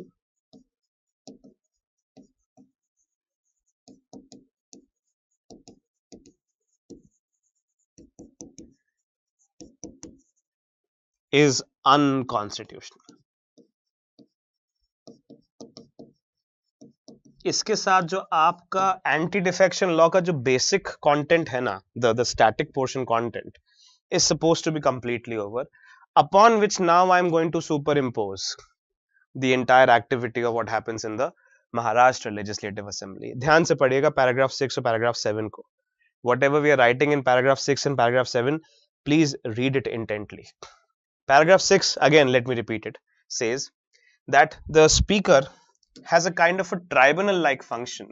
It has a kind of a quasi judicial function in which the question, if it is arising whether a person has to be defected or not, has to be decided by the speaker. Okay, again let me be very clear about it. Under paragraph 6 of the anti-defection law, the speaker has been given quasi judicial powers of a tribunal to decide on the matters of disqualification of a member on the basis of defection. अगर defection हुआ है कि नहीं हुआ है, defection में disqualify किया जाएगा कि नहीं किया जाएगा, etc. etc. Those decisions are going to be taken by the speaker. That's the first thing.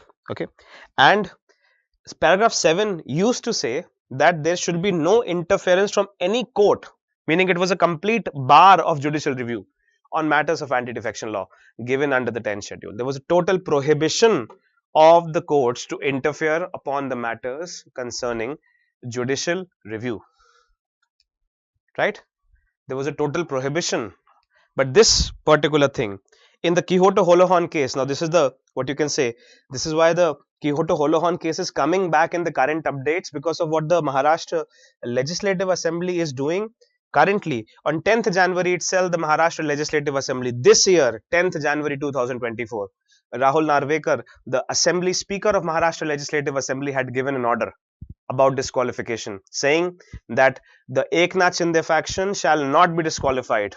And again, the question over there was, can the speaker have the decision, and does the Supreme Court, for example, Uddhav Thackeray said that we are going to take the matter to the Supreme Court. The question is, can the speaker's decision under paragraph 6 of the anti-defection law be subjected to judicial review by the Supreme Court? And to that, the answer is given under Quixote-Holohan case, which had struck down this part as unconstitutional. Please take a look at what is written on the board.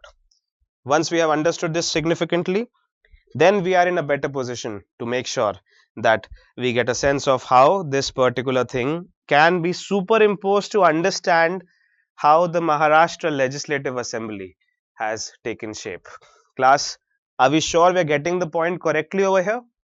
Paragraph 6 and paragraph 7.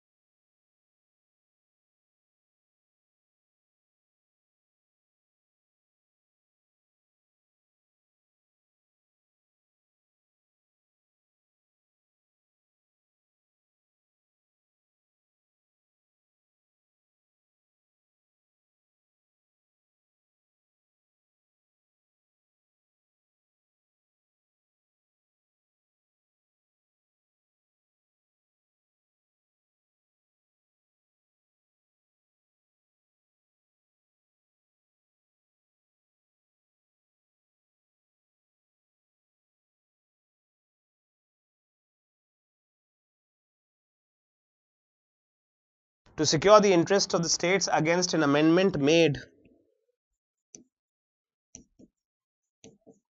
by the Parliament,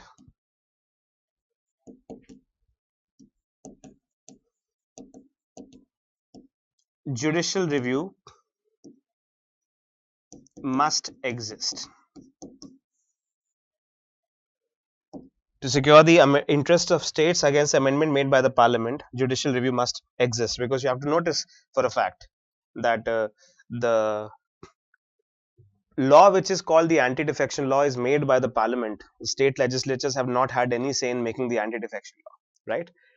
But this anti-defection law also applies to state legislatures. So it is, in a way, what the Parliament is doing is, Parliament is making a law not only for itself, but also it is making a law for the states, state legislatures, without taking any consultation of the states.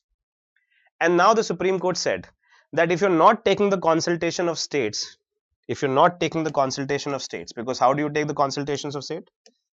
To take the consultation of states, you have to get the state's ratification, the 50% rule which is given under Article 368 of the Constitution. Okay, to take the consultation of the states, you have to get this ratified by the states, which means that the 50% rule, which is supposed to give which is supposed to take the consultation from the state, that 50% rule has to be followed with regard to the legislative assemblies. If that 50% rule is not followed, which means that you have not taken the consultation of the states, then the only body which can secure the interests of the state is the judiciary. And therefore, judicial review cannot be ruled out from the decisions made by the speaker or by the presiding officer in any particular situation, and overall upon the anti-defection law. Right? It is not correct to say that the anti-defection law overall can rule out what are known as judicial reviews. This was the reasoning, if I can pin it out correctly, that the federalism is a basic structure of the constitution, and to be able to amend the basic structure of the constitution, or let's say even to be able to amend the parts of the constitution which are related to the powers of the state, 50% ratification from the state legislatures is needed. Okay, and the process of ratification has not been followed, which means that the state legislatures have not had a say by which a law would be made which are going to govern the state legislatures. And therefore, to represent the, let's say for example, the wisdom of the state legislatures, or to represent the case of the state legislatures against a law made by the parliament, it is necessary to have a judicial review. This is what was basically said in the Quixote-Holohan case. So very simply speaking, Quixote-Holohan case said that the provisions of the 10th schedule are not beyond judicial review, including the decision of the speaker can be subjected to judicial review. Okay, if you want, you can take a look at this. Talking about paragraph 6. Paragraph 6 is what gives the power to the speaker of a house or a chairman of a house to have the final decision making power on the matter of disqualification. So this is what basically we can call sometimes as known as the quasi judicial power of the speaker, right? Because in this particular matter, the speaker is acting not as a speaker of the house but also as a judge upon a particular matter. So it is adjudicating an issue, it is pronouncing judgment upon an issue, and that is what is a quasi judicial function of the speaker, right? It is acting as if it was a tribunal which is supposed to look at these matters. Okay, this is paragraph 6. Please take a look.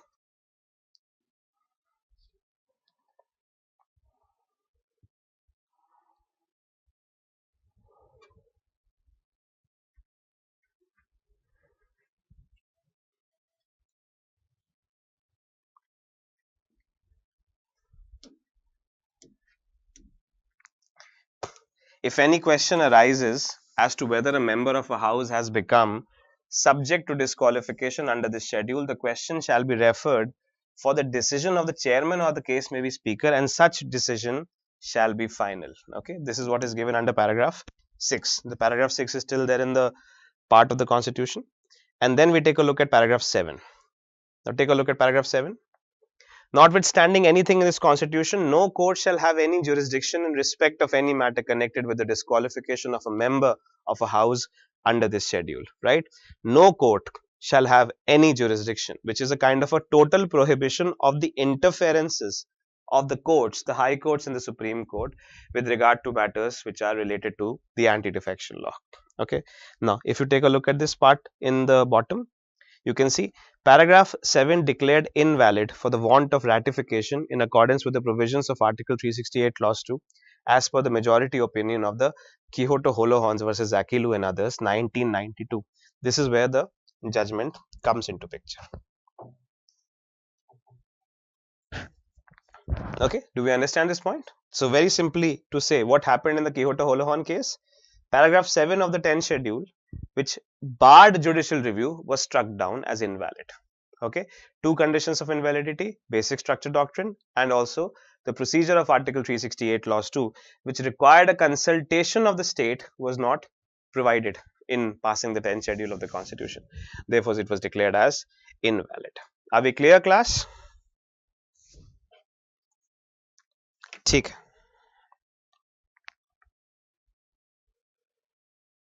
Okay, now let me take up some questions and then I can move to this part. Achha, just before I take up the question, I'll stop with the static portion and then take a look at the Maharashtra Legislative Assembly courts also. But let me just make a simple bit of a reference to what is known as the Nabam Rebia judgment of the Supreme Court. Now, this is another judgment of the Supreme Court which has been very, very often cited. Nabam Rebia judgment, right? Nabam Rebia judgment is a judgment which was given by a 5 judges bench of the Supreme Court. And the decision of the Nabam Rebia said something like this. The what you can call the ratio decidendi, the essence of the Nabam Rebia judgment was something like this. That number 1, for example, what the Nabam Rebia judgment said, that when a speaker or chairman, or let's say for example, when a speaker or chairman's position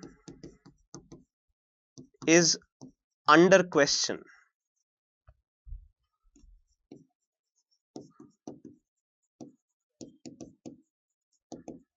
within the house, then during such questioning,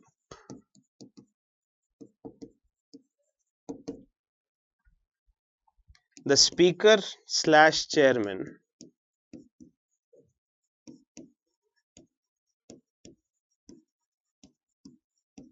cannot proceed with his powers under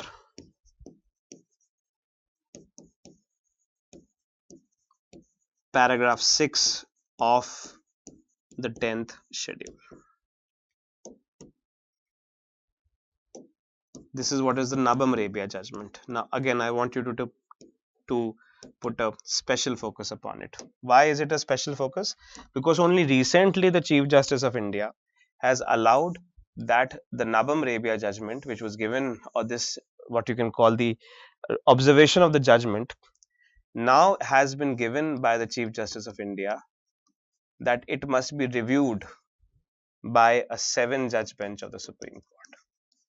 This is one of the most important points which are to be related to the Nabam Rebia judgment, that the Nabam Rebia judgment is up for review. The judgment which was given by the 5-judge bench of the Supreme Court is up for review and is being presented before a 7-judge bench of the Supreme Court. This has happened in 2023 itself. Okay, so that is why this particular matter is going to be of some relevance to us. The 2023 review which has been given by the Supreme Court of the Nabam Rebia judgment. Okay, just take a look at what I am trying to state over here. This particular judgment says that when a speaker chairman's position is under question within the house, okay, let's say for example, if the position of the speaker or the chairman itself is under a question, let's say for example, if you have the speaker of the Maharashtra Legislative Assembly, and while that person is the speaker of the Maharashtra Legislative Assembly, during that time itself his position is brought under question, that he doesn't have the right to be the speaker, or he doesn't enjoy the confidence of the house, etc., etc., then if you put a kind of a blame or a claim upon the question whether the speaker himself can hold that position on which he is standing, and if he is under a investigation or the proceedings against the speaker are pending for his removal, as you can call it like that, then the speaker, while his question or while his position is in suspicion, will not have the powers under the 10th schedule paragraph 6 to proceed with the defection disqualification proceedings. Okay, so when the speaker's position is shaky, when the speaker's removal is pending before the house, then during that time the speaker shall not have the power to in a way say anything upon the matters of disqualification or defection. अगर speaker के सामने कोई matter disqualification का defection के द्वारा लेके आया जाता है, जब उसकी खुद की पावर थोड़ी पूरी किसी तरह से हिली हुई है, या उसकी खुद की जो पोजीशन है वो प्रॉपर्ली कंसोलिडेटेड नहीं है, उस पर कोई लीगल या पॉलिटिकल क्वेश्चनिंग है, तो स्पीकर एंटी डिफेक्शन के लॉज में जजमेंट, एंटी डिफेक्शन के मैटर्स में जजमेंट नहीं दे सकता है, ऐसा नाबम रेबिया ने कहा है सुप्रीम कोर्ट में.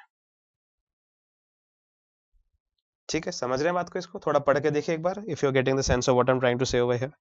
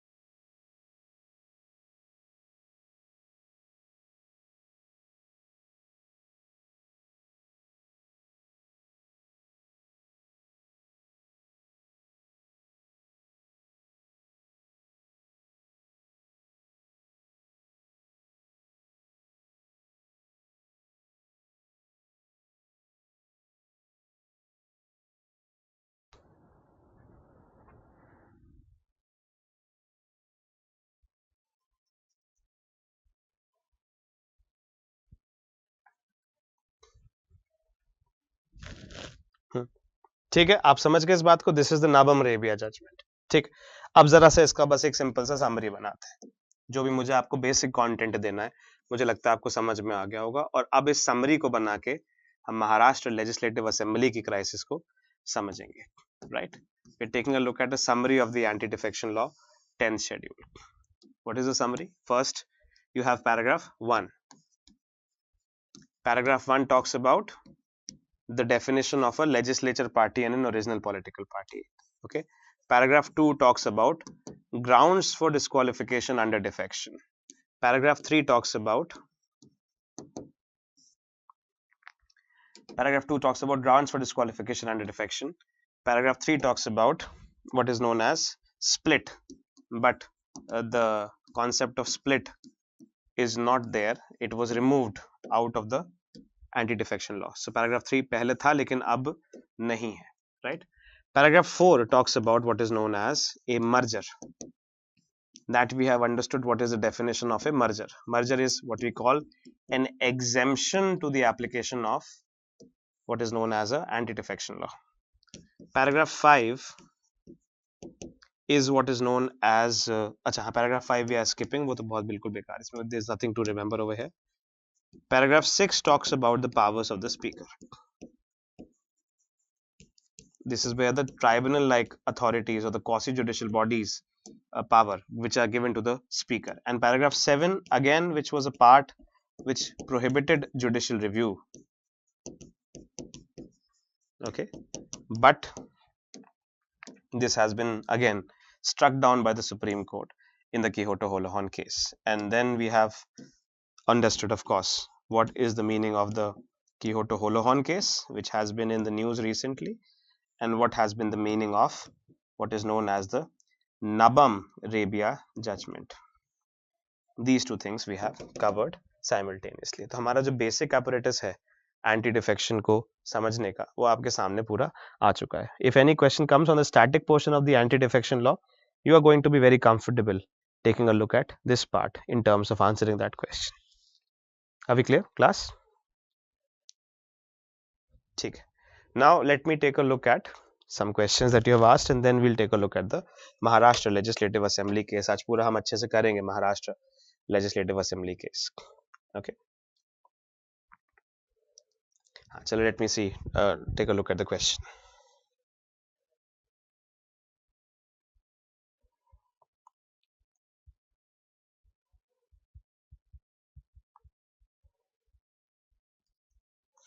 Doctrine of stare decisis and doctrine of binding precedent. हाँ ठीक है, एक बार थोड़ा सा मैं एंटी डिफेक्शन पे अभी थोड़ा अटका हुआ हूँ, एक बार लौट के दोबारा कर लूंगा. Towards the end of this session I will explain it to you, the doctrine of stare decisis और the doctrine of binding precedent. Will come back to it. Sir, on the other hand, if MPs are not independent with their constituency, say if people are against a particular bill which the party has brought, but the MP will have to vote in favor of the bill, which is diluting the very purpose of democracy. Yes, you're right. But also the point is, please remember, first of all, to answer your question, I can answer that question in two formats, right? Let's say, for example, these are often understood as the criticisms of the anti-defection law. But I won't dwell too much into it right now because this is a very mains centric question. It is not a prelim centric question. Now, criticism is number one. Basically, the idea is that the will of the MPs are subjugated by the political party. This is the criticism. Will of the MP is subjugated by the political party. Right? Now, there are two responses to this criticism. One is that in India, it has always been the case that it is rather than the MPs winning because of their own selves, they have always won because of the political party.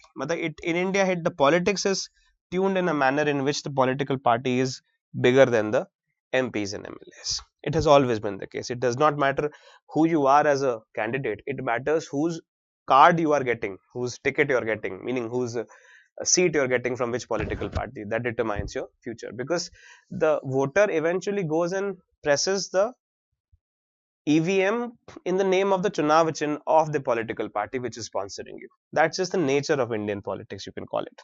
And second, that if you take a look at paragraph 2 does actually make a provision that you can move against the political party. You can actually vote against the political party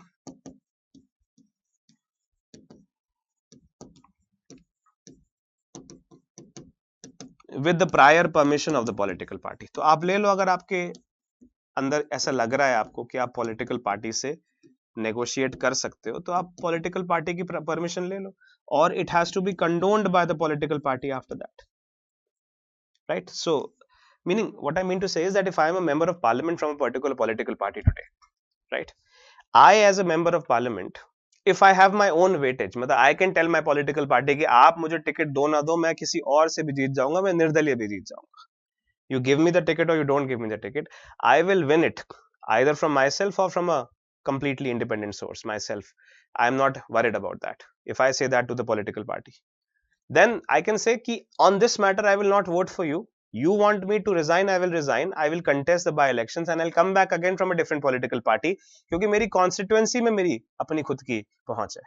I don't fear that my people are not going to vote for me if I appear from a different political party. तो यहाँ पर तो उस member of parliament को negotiation power दे रखी है ना, कि अगर आप में वो negotiation power है, अगर आपको लगता है कि आपका राजनीतिक अस्तित्व राजनीतिक पार्टी पर निर्भर नहीं करता है, आप में उतना खुद ना दमखम है कि आप अपनी कॉन्स्टिट्यूएंसी को अपने लिए मोबिलाइज कर सकते हैं, चाहे आप किसी भी पॉलिटिकल पार्टी में जाए, तो आपके पास ये दम भी रहता है कि आप उस पॉलिटिकल पार्टी से कह दे कि मैं इस पर्टिकुलर मैटर पे इस तरह से वोट करूंगा, आपकी विप के अगेंस्ट वोट करूंगा, आप कृपया करके मुझे परमिशन दे दीजिए.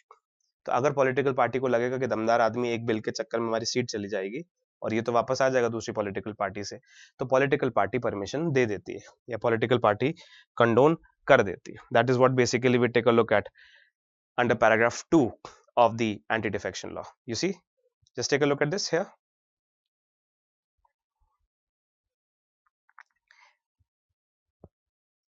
What I mean to say is that under paragraph 2 subsection B, disqualification can happen to a person who is voting contrary to the line of the political party, but if he takes the prior permission of the political party, then it shall not be subjected to defection, right? Or that his activity is condoned by the political party. उसने बोला कि ठीक है, चलो हमारा बंदा था, कोई दिक्कत नहीं है. अगर पॉलिटिकल पार्टी ने कंडोन कर दिया है उसको, तब भी आप उसको नहीं निकाल सकते. तो ये आपके क्वेश्चन का उत्तर ये बन जाता है कि अगर मेंबर ऑफ पार्लियामेंट या मेंबर ऑफ लेजिस्लेटिव असेंबली में उतना हौसला है, if it has the kind of a political mileage of its own sake, not coming from the political party but coming from his own characterization as a person, then he can obviously negotiate with the political party and say कि इस bill pay तो मैं यही vote दूंगा, आपको जो करना है सो कर लो, है ना. अगर आपको मेरे को बाहर निकालना तो आप निकाल दो, क्योंकि मेरी कॉन्स्टिट्यूएंसी मुझे दोबारा विजय घोषित करके यहाँ भेज देगी. You get the point? That is basically the answer to your question.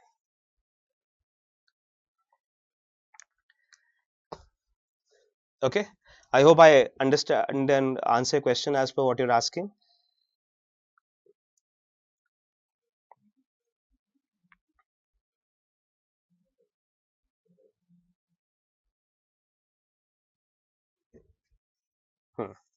What if maximum vote against the whip resolution for no confidence motion would be passed against the ruling party? Um, no, no, no. If you can't give a maximum vote against the whip, you are subjected to be defected out of that. It does not happen within a political party. Outside political party, if it can happen, it can happen. Within political party, before the no confidence motion, there would be a what you can call defection proceedings that are going to go in that particular sense. Paragraph 3 is not in function. Currently, the concept of split does not apply. Currently, one third of the members of a house of a legislature party, if they move out, it does not lead to a what you can call a split or any kind of a justification for defection.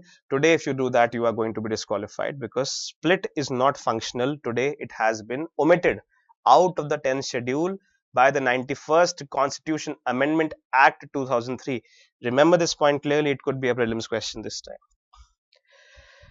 Okay. Can a nominated member not from any political party after joining Rajya Sabha switch to different parties in between 6 months? No, he cannot. If he joins a political party from Rajya Sabha, from into the Rajya Sabha from a political party, if he switches to another political party, even within 6 months or outside 6 months, he is going to be subjected to the proceedings of disqualification as an ordinary MP, not considering any special privileges to a nominated MP. Okay. It means that there is no para 3 or split related provisions in the defection law. Then what provisions govern it? There is no provision. Split cannot happen at all today. If you do a split, you will be disqualified. There is no provision at all. Who will decide the original faction of a party and how to prove it? Yes, that's the question. Who will decide is the speaker, generally, and also the Election Commission of India. So two bodies have been given that power. Inside the house, the speaker decides. Outside the house, the Election Commission decides. And that's exactly the point that I'm going to come to a little bit. Because, we have seen both the orders. Yesterday, you were mentioning, for example, the Election Symbols Order 1968. Under that, the power to decide who is the original political party or who is the real political party has been given to the Election Commission of India. Right? But at the same time, the recent order which was given by the Maharashtra Legislative Assembly Speaker also held that at the time of the faction splitting between Shiv Sena Eknath Shinde and Shiv Sena Uddhav Thackeray, Eknath Shinde Shiv Sena was the real Shiv Sena, so he is the one who is deciding it. So we'll come to this kind of an understanding. Briefly to answer the question, within the house the speaker decides, outside the house the Election Commission of India decides. Okay. Split amend हो गया, defection exempted नहीं, split अब defection में आता है, amend मतलब exempt नहीं है, is what basically we are saying. If Eknath Shinde faction wants to remain independent and not to join any party, then will it continue under merger? नहीं, then it will not come under merger. अगर आप अपने खुद की एक political party बना रहे हो, आपको मर्ज करना ही करना पड़ेगा, आपको दूसरी पॉलिटिकल में जाके असिमिलेट करना पड़ेगा. If you remain as an independent faction, then it will not come under paragraph 4. तब थोड़ी परेशानी ज्यादा हो सकती है इस पैराग्राफ के अनुसार. ठीक, मतलब इसका मतलब है कि अगर आपने दो पॉलिटिकल फैक्शंस क्रिएट कर लिए और एक पॉलिटिकल फैक्शन के नाम पे शिवसेना ओरिजिनल चला गया, दूसरा पॉलिटिकल फैक्शन को बोला नकली शिवसेना, तो जो ओरिजिनल शिवसेना विप देगा, अगर उस पर नकली शिवसेना ने एक्ट नहीं किया तो नकली शिवसेना के एमएलएस को डिस्क्वालीफाई किया जा सकता है. You see the point? If two independent factions are made and both of them are fighting for the claim of Shiv Sena, and let's say one of them is given the title of Shiv Sena. So for example, if the Eknath Shinde faction is given the title of Shiv Sena, and if Eknath Shinde faction issues a whip and these people do not follow it, they can be subjected to disqualification. But if the Eknath Shinde faction of the Shiv Sena, after getting the original political party Shiv Sena, merges into the Bharatiya Janata Party, then neither the MLAs of the Eknath Shinde faction are going to be disqualified, and nor the MLAs which are now called the MLAs of the Uddhav Balasaheb Thackeray Shiv Sena going to be disqualified. तो अब यहां पर किसी का भी disqualification नहीं होगा. यही मर्जर में दे रखा है कि अगर मर्ज होते हैं तो कोई भी MLAs जो इधर उधर हो जाते हैं अपनी पॉलिटिकल पार्टी से, वो डिस्क्वालीफाई नहीं होंगे. That's the point that I am trying to make. So it basically means for a split from one party and merger with another party, the members of the split political party have a form a new political party, then they can merge with some other political party. No. They have to retain the new political party. They have to retain the status of the original political party. Shiv Sena को आपने दो हिस्सों में बांटा. If you take the Shiv Sena and divide it into two categories, 2/3 of the members standing with Eknath Shinde also have to fight for the symbol of Shiv Sena, for the title of the original Shiv Sena before they can merge. They can't create an independent political party. To create an independent political party, you have to go under the procedure of split, and split doesn't exist anymore. Okay, तो अब बात यह है कि अगर आपने देखो simple सा एक लॉजिक ये है कि if you do a split today, let's say for example the question that I am sensing over here is how can we do a split today. ऐसे होगा. What happens if a split happens? Let's say for example you have Maharashtra Legislative Assembly, right? Again you have 60 members in the Shiv Sena, right? Let's say for example in the 60 members you have 40 members who are willing to go and form an independent political party, and you have 20 MLAs who are remaining in the political party. अब प्रश्न पता है यहाँ पर क्या आएगा? Question ये आएगा कि यहाँ पर असली शिव सेना कौन सी है? Which is the real Shiv Sena? It's like a shape of Theseus puzzle. Which is the real Shiv Sena is the question here. And let's say for example, if these people become the title holders of the real Shiv Sena, then whatever whip they issue, if they don't comply with it, they will be subjected to anti-defection. You see the point? And if they become the real Shiv Sena, whatever whip they issue, if they don't comply with, they become subjected to anti-defection. Do you understand the point class now here? That आप एक political party को दो हिस्से में बांट दोगे, उनमें से कोई तो कहेगी ना कि हम असली शिवसेना है, और जिसके पास भी असली शिवसेना का टैग आ गया उसने जो विप इशू करी और दूसरे ने अगर फॉलो नहीं करी तो जिन्होंने फॉलो नहीं करी उनको डिस्क्वालीफाई कर दिया जाएगा. You see, so even after a split, one set of parties are going to be considered as defective and the other is supposed to be able to get them disqualified. This is what basically I can say. So now if 40 MLAs have broken out of Shiv Sena, the status of Shiv Sena is now amorphous. It is uncertain. It is the Election Commission of India or the Speaker of the Legislative Assembly which will crown one of these sections as the real Shiv Sena, and whichever of the section is the real Shiv Sena will get other section who is according to them the fake Shiv Sena and not going according to their whip to be disqualified. तो आज के समय अगर split होता है तो एक ना एक फैक्शन जो कि ओरिजिनल पॉलिटिकल पार्टी नहीं है वो डिस्क्वालीफाई होगा ही होगा. पैराग्राफ 3 हटा दिया गया है. यही सुप्रीम कोर्ट ने चीख चीख के बोला था कोर्ट में अच्छे से जब उद्धव ठाकरे की पिटीशन गई थी उनके सामने.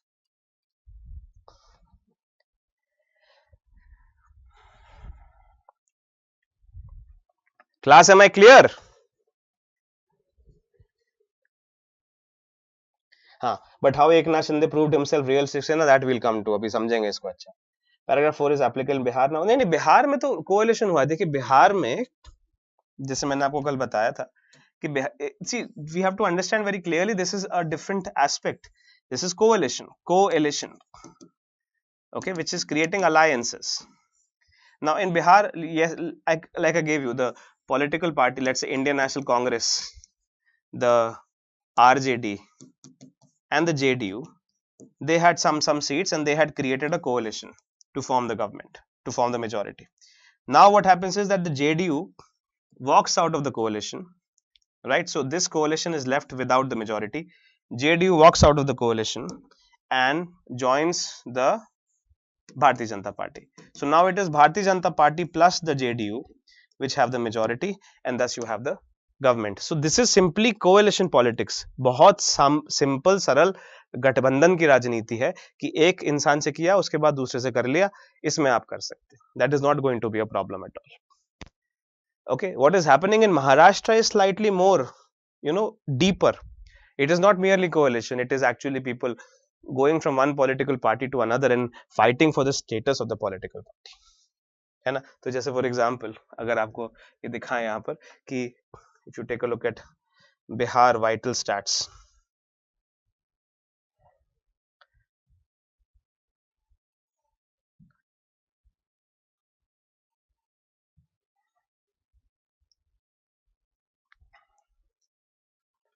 You see, for example, you have the RJD, which is Lalu Prasad's party. Then you have the BJP, which is what you call Bharatiya Janata Party. Then JDU, which is Nitish Kumar's party. And you have Indian National Congress, which is 27 part, right? तो अभी शुरू में जो alliance बना था बिहार में, वो इनका बना था. That they had come together to form the alliance, the RJD, the JDU, and the INC. Right? These had what created the thing. So single largest party in the opposition was Bharatiya Janata Party. अब क्या हुआ है कि Janata Dal United, which is Nitish Kumar's party, it has now created an alliance with the Bharatiya Janata Party. Okay, therefore coming in the majority. Sorry, the vital stats over here are like this. 2014 का है, हाँ 2020 का ये वाला है. You get the point?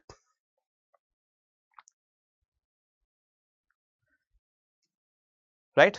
And also अगर आप इसको कास्ट पॉलिटिक्स से अलाइन करके देखो तो पहले क्या था कि JDU and RJD. Now see, RJD represents, as I have discussed yesterday, A2, B2 and C2.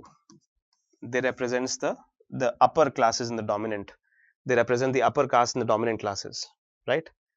And the Janata Dal United, it represents what you can call the EBCs. So Indian National Congress, to be able to consolidate the OBC vote bank, got a coalition made between these two parts. इन दोनों parts के बीच में INC ने कोalition एक create कराया, ठीक है, लेकिन वो कोalition टूट गया. और अब क्या है, according to what the Bharatiya Janata Party actually wants is that the general categories and the EWS are coming with the extremely backward classes, specifically to corner the dominant classes of the OBC. So you have a kind of a subcategorization politics which is happening currently. That is why Nitish Kumar joins the government, joins the formation of the government with the Bharatiya Janata Party. ठीक? Okay.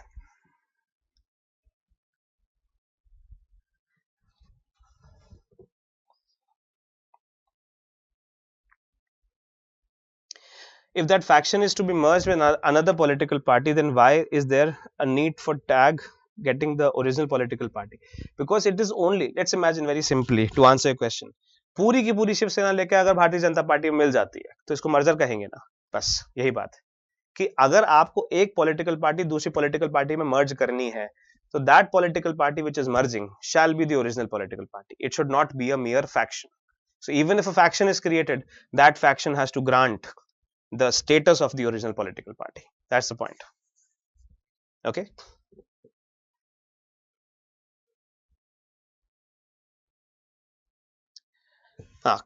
Original party is registered party, so just having 2/3 member now legislative party can be crowned as original party. Original party is a registered party, so that just have 2/3 members. Yes, that's the point. That's the point. Yes, that's exactly what has happened with the Eknath Shinde faction. That a faction has now been crowned as the original political party because they have the 2/3 of the legislature majority. You see, so forget about the political party. Forget about 1 lakh people in the Shiv Sena outside the house. If I can get 60 members of Shiv Sena inside the house to join me, you see the point? Then those 60 members inside the house, if they vote for me and if I am given the title of Shiv Sena, I can indirectly control the political party by controlling the 60 members of legislative assembly. You see, this is what basically is the point about horse trading, that you buy 50 MLAs, right? And on the basis of that 50 MLAs, you can take the entire political party under your control. That's the point. Exactly spot on. Who is going to have the final say? Again, the speaker within the house and the election commission outside the house.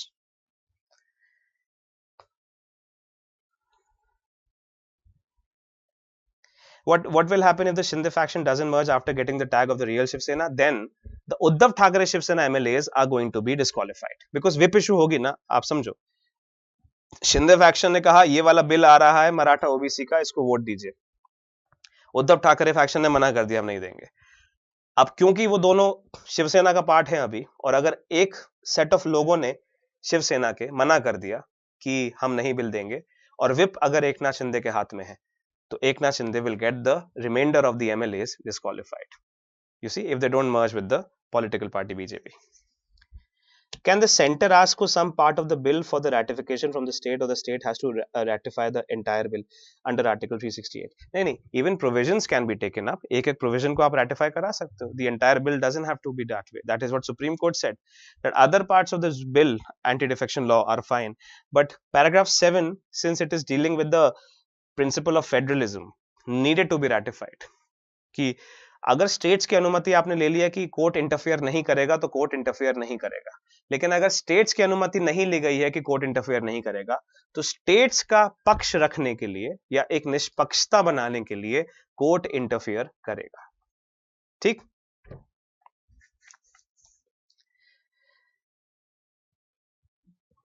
If any law gets ratified by 50% states as well, can it curtail judicial review? No, that is not correct as a statement. It may be indicating like that in this particular instance, but that is not a correct statement. In that case, Supreme Court ने पूरा ADL struck down क्यों नहीं किया? If not, then specifically states के लिए क्यों नहीं किया? That's the point, right? कि आप state के लिए law बना सकते हो. Parliament can create laws to states in the constitution. Please remember, anti-defection law is a law made inside the constitution, right? So it is the power of the parliament to make a law inside the constitution is given only to the parliament under Article 368 of the constitution, which talks about constituent powers, है ना? तो ये parliament के पास ही power रहेगी, किसी और के पास नहीं जाएगी. लेकिन अगर पार्लियामेंट स्टेट लेजिस्लेचर्स की एक्टिविटीज को इस तरह से इन्फ्लुएंस करता है कि स्टेट का कंसल्टेशन लेना जरूरी है, और अगर नहीं लिया है तो कम से कम जुडिशरी तो होनी चाहिए ना, जो कि निष्पक्षता से कॉन्स्टिट्यूशन को इंटरप्रेट कर सके. इस बेसिस पे पैराग्राफ 7 में जुडिशरी का होना ना होना कॉन्स्टिट्यूशनली स्ट्रक डाउन कर दिया कि पहले आप स्टेट से पूछिए कि वो जुडिशरी को बाहर रखना चाहते हैं कि नहीं चाहते. कॉन्स्टिट्यूशन लिखना आपका काम है, कॉन्स्टिट्यूशन को इंटरप्रेट कराना या करना आपका काम नहीं है. तो आप ये नहीं कह सकते पार्लियामेंट की तरह कि जो लिखा हुआ है उसको इंटरप्रेट भी हम ही करेंगे, right?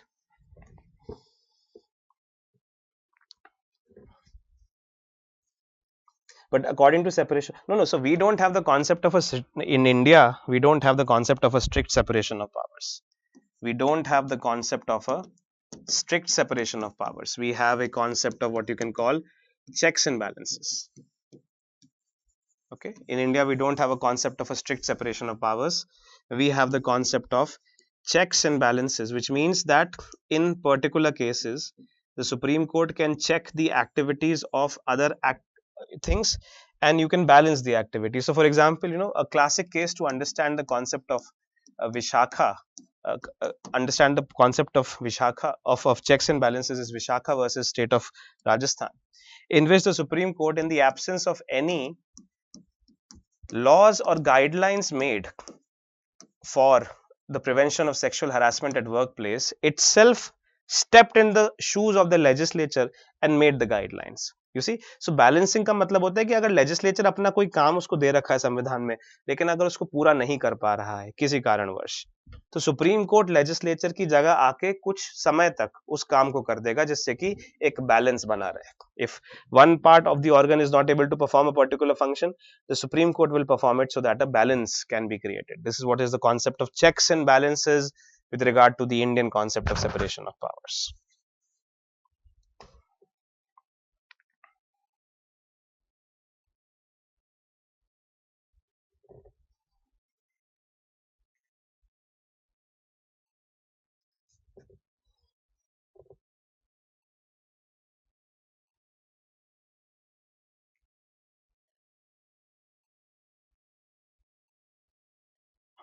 There's a lot of questions that you've asked.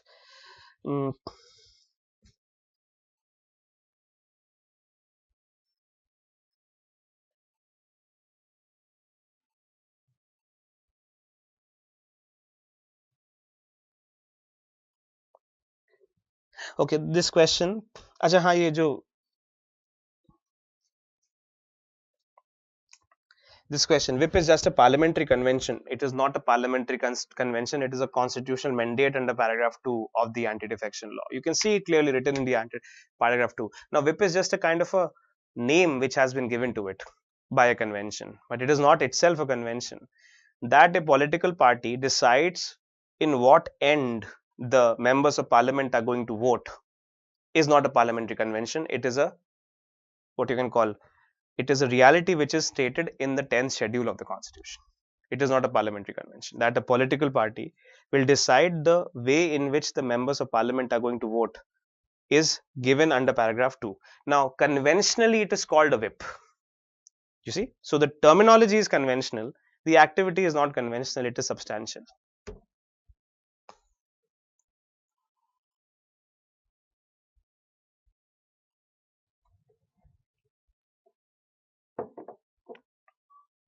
Yes, you're right in pointing out that something similar is happening in Uttar Pradesh also. So 4 MLAs of RJD. This I'll explain. थोड़ा सा मैं let me just create the context of Maharashtra Legislative Assembly. फिर थोड़ा सा जो उत्तर प्रदेश और बिहार वगैरह इन सब में हो रहा है जो थोड़ा सा I will also shed a light upon this. I note your question about the MLAs of RJD voted in favor of Nitish Kumar's NDA government during a floor test. I'll come to that. Let me just, flow test में concept थोड़ा सा अलग हो जाता है. Flow test में फिर आप डिस्क्वालीफाई होने के लिए तैयार होते हो क्योंकि एनीवे सरकार गिरने वाली है ना. थोड़ा सा I will take a look at that little bit.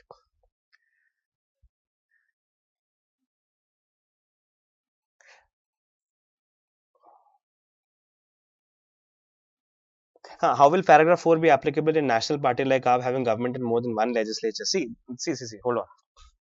When we take a look at paragraph 4, merger, it happens within a house. Okay, ये एक हाउस के बारे में बात कर रखा है. Let's say for example, if you have the Delhi Legislative Assembly, इसमें बात हो रही है मर्जर की. Similarly you have the Punjab Vidhan Sabha, इसमें बात हो रही है मर्जर की. तो जो आपके लोग दिल्ली की विधानसभा में है और जो आपके लोग पंजाब की विधानसभा में है, इनकी बात हो रही है. ओवरऑल आपके लोगों की बात नहीं हो रही है. तो the 2/3 that you would need is going to be in the legislature party over here, right. तो ये तो एक आपकी जो पहली बात है मर्जर की.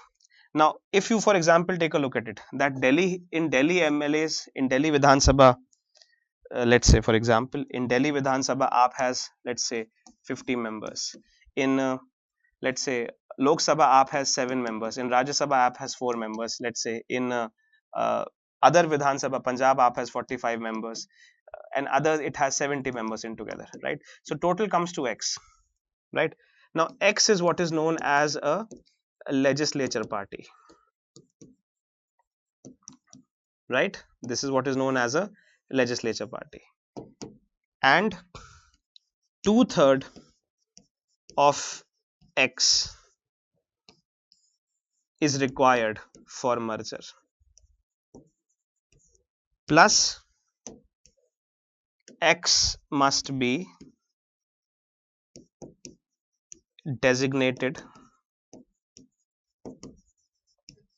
as the original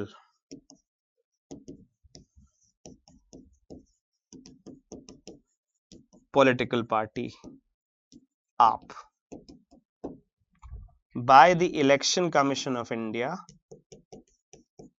under the powers which are given to the Election Commission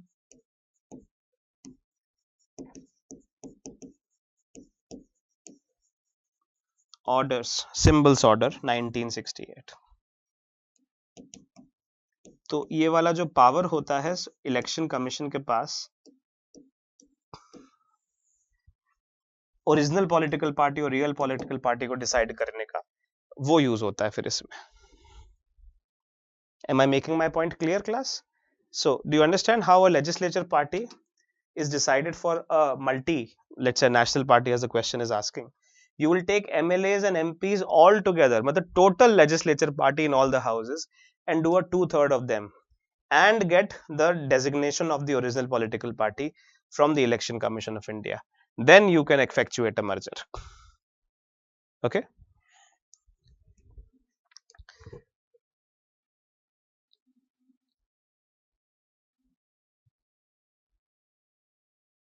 I will take up the 4 MLA wala Bihar wala case. Na, just wait up. I'll do it once I have explained to you the Maharashtra Legislative Assembly wala case. Na.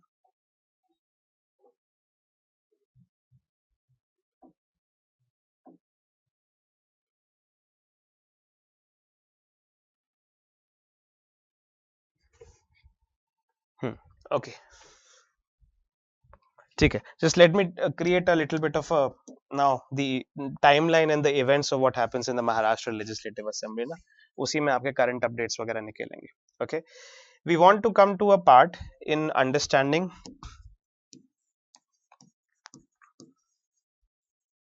January 2024 order.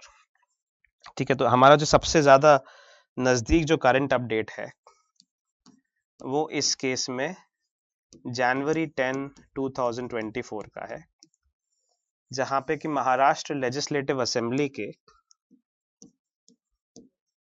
Speaker ने, the speaker of the Maharashtra legislative assembly has passed an order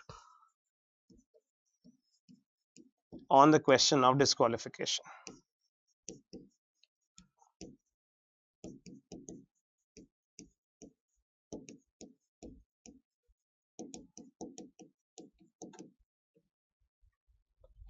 Okay. This is the order that I'm referring to as the current update that we want to cover here. Okay. So for example, if you take a look at this, Rahul Narvekar,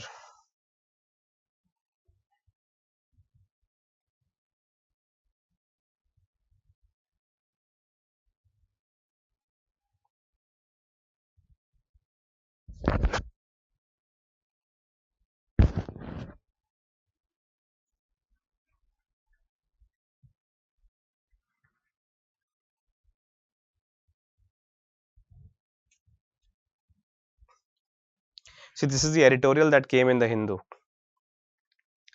and this is the constitutional question which was raised with regard to this kind of an activity. The speaker's quote, right? This is what is referring to the powers of the speaker to act as a quasi judicial body. On the Maharashtra Assembly's speaker's ruling, Maharashtra example shows why power to disqualify should be in independent hands. This is where the entire question rises with regard to the validity of giving the speaker of a particular, let's say, group the power to be able to make that kind of an activity. Take a look at this.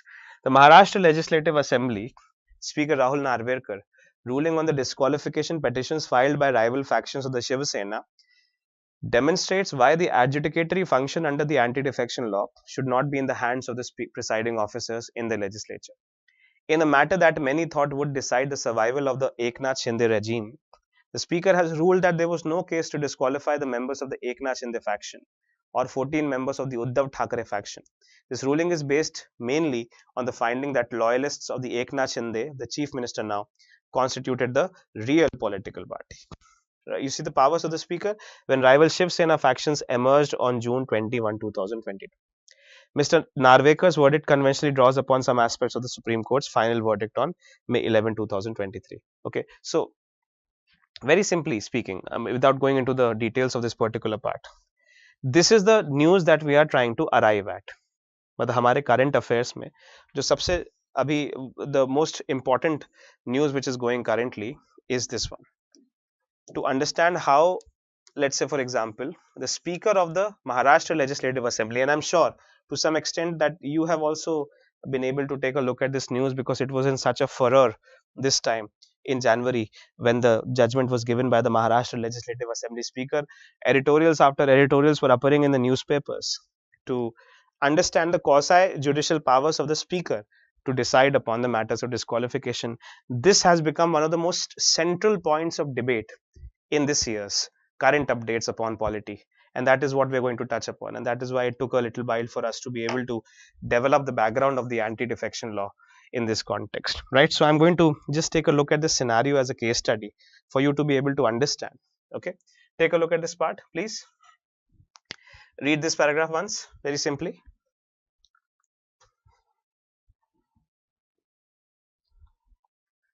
In a huge setback to Shiv Sena, Uddhav Balasaheb Thackeray, Maharashtra Assembly Speaker Rahul Narvekar ruled on January 10 that the Chief Minister Eknath Shinde's faction was the real Shiv Sena. You see the point over here? The whole idea about original political party and the real Shiv Sena.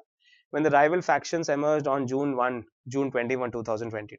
He also rejected disqualification petitions against 30 Shiv Sena MLAs from both factions, including Mr. Shinde himself, citing a lack of valid grounds. Reading out his ruling on the disqualifications petitions filed by the rival factions against each other MLAs, Mr. Narvekar also said that Sunil Prabhu, etc., etc. Right? So, this is basically what we are now taking a look at in terms of this is the event that we want to arrive at. Okay. And let's say, for example, our story will start from the 21st of June 2022. And in that story, we'll take a look at how these aspects get covered. So, the so-called defection, where Eknath Shinde Shiva Sena breaks away and creates a faction, happens on the 21st of June 2022. And the story has continued till it achieves a final climax in January 10, 2024. Now, in a few months, you also have the Maharashtra Legislative Assembly elections. So 2024 is also the year where the Maharashtra Legislative Assembly will go for elections along with the Lok Sabha elections. तो ये जो पूरा saga है ना 21 जून 2022 से लेकर 10 जनवरी 2024 तक का, इसको हमको थोड़ा समझना है, इसमें अलग अलग घटनाक्रम क्या क्या हुए और इसी में हम कीहोटो होलोहन का केस, पैराग्राफ 4 मर्जर और एंटी डिफेक्शन की प्रोसीडिंग, स्पीकर का रोल, बाकी सारी इंफॉर्मेशन इसमें से निकाल के लेके आएंगे और पॉलिटिकल पार्टी क्या होती है, लेजिस्लेचर पार्टी क्या होती है, ये सारी चीजें क्या होती है, इसको थोड़ा सा हम समझने की कोशिश करेंगे. As I am underlining it, the reason why I am investing a little bit of intensity upon this matter is because it is one of the hottest current updates on the subject of Constitution of India, which was building from 2022 and now culminating in 2024. इसके बाद इसका कोई relevance नहीं रह जाएगा क्योंकि चुनाव दोबारा हो जाएंगे, लेकिन क्योंकि इस बार इतना रेलेवेंस है, you are very clearly expecting a question out of this particular aspect of the anti defection law in the prelims examination this time. Okay, so that's exactly what we are trying to focus upon. So इसका synopsis, if I for example let's say अच्छा चलिए, I think we can maybe not started already because we have a break over here. Let me see if I can take a question here. हाँ, a disqualified MP MLA can undergo elections, re-elections हो सकते हैं. Yes, unlike a person who is disqualified under the Representation of People's Act, a disqualified MP or MLA can go through elections, which is not a bar upon him recontesting elections. That is correct. ये बात सही है. The Maharashtra Legislative Assembly crisis, that is what we're basically trying to focus upon. The Maharashtra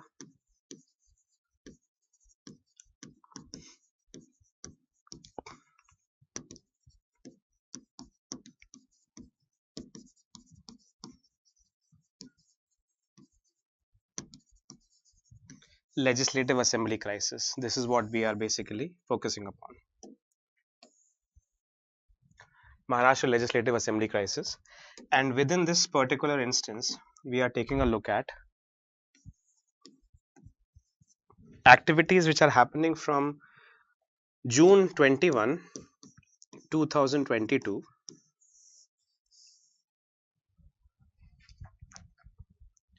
we're looking at activities which are happening from June 21, 2022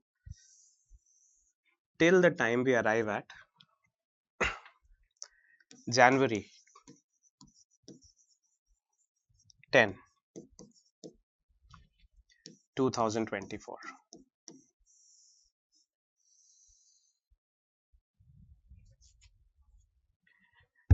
Right, this is what basically we are trying to understand as to what happens, and step by step I'm going to in a way decipher for you what are the real activities which are happening inside these, this kind of a scenario where we take a look at how this particular activity has been in a way addressed.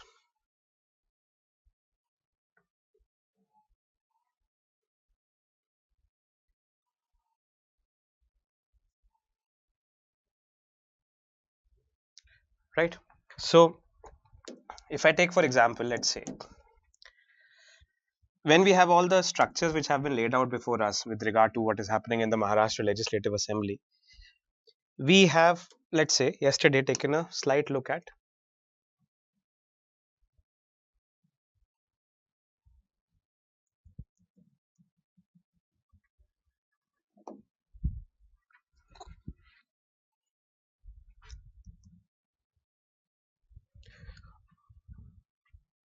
Just excuse us for a second.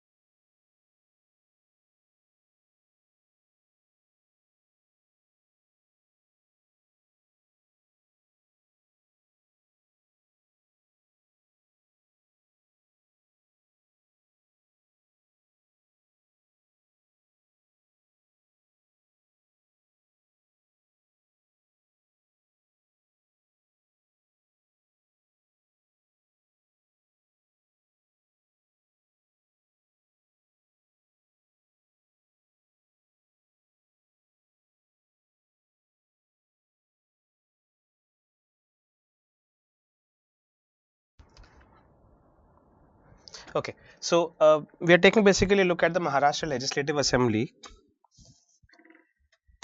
in terms of understanding the vital stats. Yeah, so just let me take a point out here.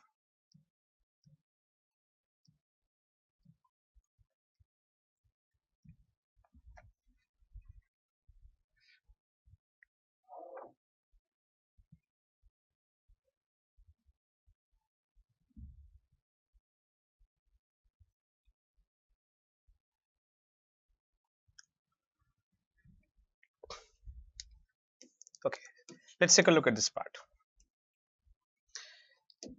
You see, in this particular sense, if you take a look at the results of the Maharashtra Legislative Assembly by the elections of 2019, so in 2019 you had the Legislative Assembly elections in Maharashtra. Okay, and also in 2019 we had seen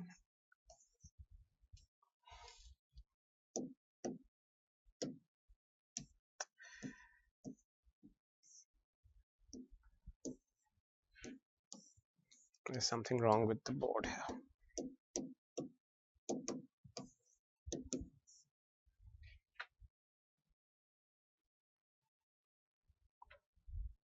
Okay, so if you take a look at this particular point very simply, in 2019 the Maharashtra Legislative Assembly came to this kind of a conclusion: 105 seats with the Bharatiya Janata Party, 56 seats with the Shiva Sena, 54 seats with the National Congress Party, and 44 with the what you can call the Indian National Congress, right? So the, let's say for example, in Maharashtra Legislative Assembly,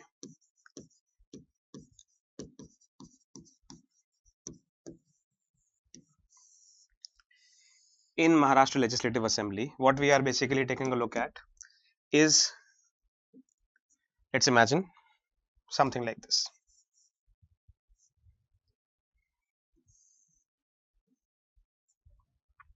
In Maharashtra Legislative Assembly, you have 105 seats with the Bharatiya Janata Party. Okay, you have 56 seats with what is known as the Shiva Sena, 54 seats with what is known as the Nationalist Congress Party, and then you have 44 seats with the Indian National Congress, INC. Right, this is basically what we are trying to understand and take a peculiar sense of. Now let's say for example the magic number, right, the majority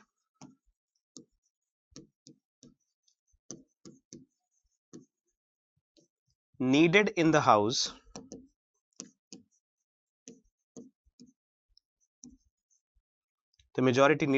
stands at, let's say 140. You need to have the figure of 140 to be able to form the government.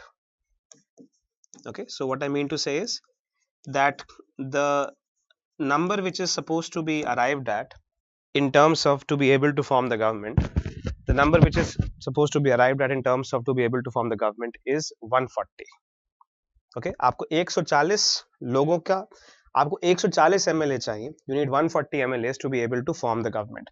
Whoever can present 140 MLAs is eventually going to, whoever can present 140 MLAs is eventually going to make the government of Maharashtra. मतलब जो महाराष्ट्र सरकार है with regard to the what you can call the CM and the council of ministers is going to be with that person. ठीक, तो अब इसमें अगर आप पॉलिटिकल गठजोड़ करिए, that is as we call it गठबंधन की सरकार. So what are the permutations and combinations that worked? Initially, a permutation and combination that was tried out was this two: the BJP and the Shiv Sena, which are also the BJP and the Shiv Sena, which are also, for example, very old allies. They go back from the time of Bala Sahab Thackeray and when Pramod Mahajan. These people have been very active in, with in allying with each other because ideologically they have a lot of similarities with each other. These were the what you can call traditional allies, the BJP and the Shiv Sena, right? But this government, which was to be proposed between the BJP and Shiv Sena, Uddhav Thackeray put his foot down, the leader of the Shiv Sena, and Uddhav Thackeray stated that the Bharatiya Janata Party is it started saying that even if the Bharatiya Janata Party has the single largest vote share in the Maharashtra Legislative Assembly, even if the BJP has a single largest vote share in the Maharashtra Legislative Assembly, because we are the political party which is actually helping them form the government, we are the kingmakers, the post of chief minister shall go with the Shiv Sena. And also the important portfolios, some of them are going to be given to the Shiv Sena. Now this is how basically you, generally speaking, this is how you negotiate an alliance, that the post of the chief minister and the council of ministers were demanded by Shiv Sena, because naturally you can see that these two political parties are in counter opposition to the BJP ideologically. Shiv Sena is the only way that the BJP can create a government. BJP can remain in power. But for that, the Shiv Sena stated that we need to have the positions at the top. Even if we are not, let's say, having the majority of the numbers of MLAs in the house, the positions that are to be at the top should be given to us, because without us you cannot come and reach at this number 140. So this is where the kind of a division or kind of a disagreement between the Bharatiya Janata Party and the Shiv Sena started coming up, and this division and what you can call a kind of a disagreement was represented in Uddhav Thackeray's kind of a no negotiable attitude with the BJP in terms of compromising the chief minister's position, right? That was the first part. Now then later what happens, for example, is that when this kind of a coalition doesn't work out, it is the Shiv Sena, National Congress Party and the INC which actually end up forming the government, right? So this plus this reaches 140 and they end up forming the government, right? And the name of the government which is formed by this kind of alliance is known as the Mahavikas Aghadi. The government that is formed by these people is known as the Mahavikas Aghadi, MVA. MVA was the nature of the government which was formed by these people, right? Okay, so again I'll repeat it. The Maharashtra Assembly has 105, 56, 54 and 44. These are the distribution of votes, and the majority needed in the house stands at 140 to form the government. So the government was eventually formed by the Mahavikas Aghadi, and the chief minister of this government was Mr. Uddhav Thackeray. And Mr. Uddhav Thackeray, with the 56 MLAs from the Shiv Sena, 54 from NCP and 44 from INC, led the government into this kind of a propulsion. Okay. The BJP, despite being the single largest party in the Maharashtra Legislative Assembly, was forced to sit in the opposition. Despite it being the single largest party in the Maharashtra Legislative Assembly, the Bharatiya Janata Party was supposed to sit in the opposition, right? Now take a look at it. As for example, this kind of a thing proceeds, the storyline now starts developing within the Shiv Sena. Now let's say for example, if you imagine this political party to be Shiva Sena. Now we are going to start looking at the first of all the politics of it, and then we'll start introducing the constitutional aspects of it, the Quota Holohan case, the Nabam Rebia judgment, etc., etc. How these become applicable in this particular activity. Till now, we have only been able to understand and concentrate upon the theoretical aspects of these things. But I want you to now take a look at how this becomes applied in terms of getting a sense of what we are taking a look at. Right now, the Shiva Sena, which has 56 MLAs, okay, in the Vidhan Sabha. Let's say for example, I can call it the Legislative Party Shiva Sena, LPSS. Is it clear, class? I am calling it the Legislature Party here. So you have the Legislature Party Shiva Sena, which stands at 56 MLAs. Am I clear, class? Can I call it a Legislature Party? Class, are you here, guys? If you can take a look at the vital stats from here, can I call it a Legislature Party?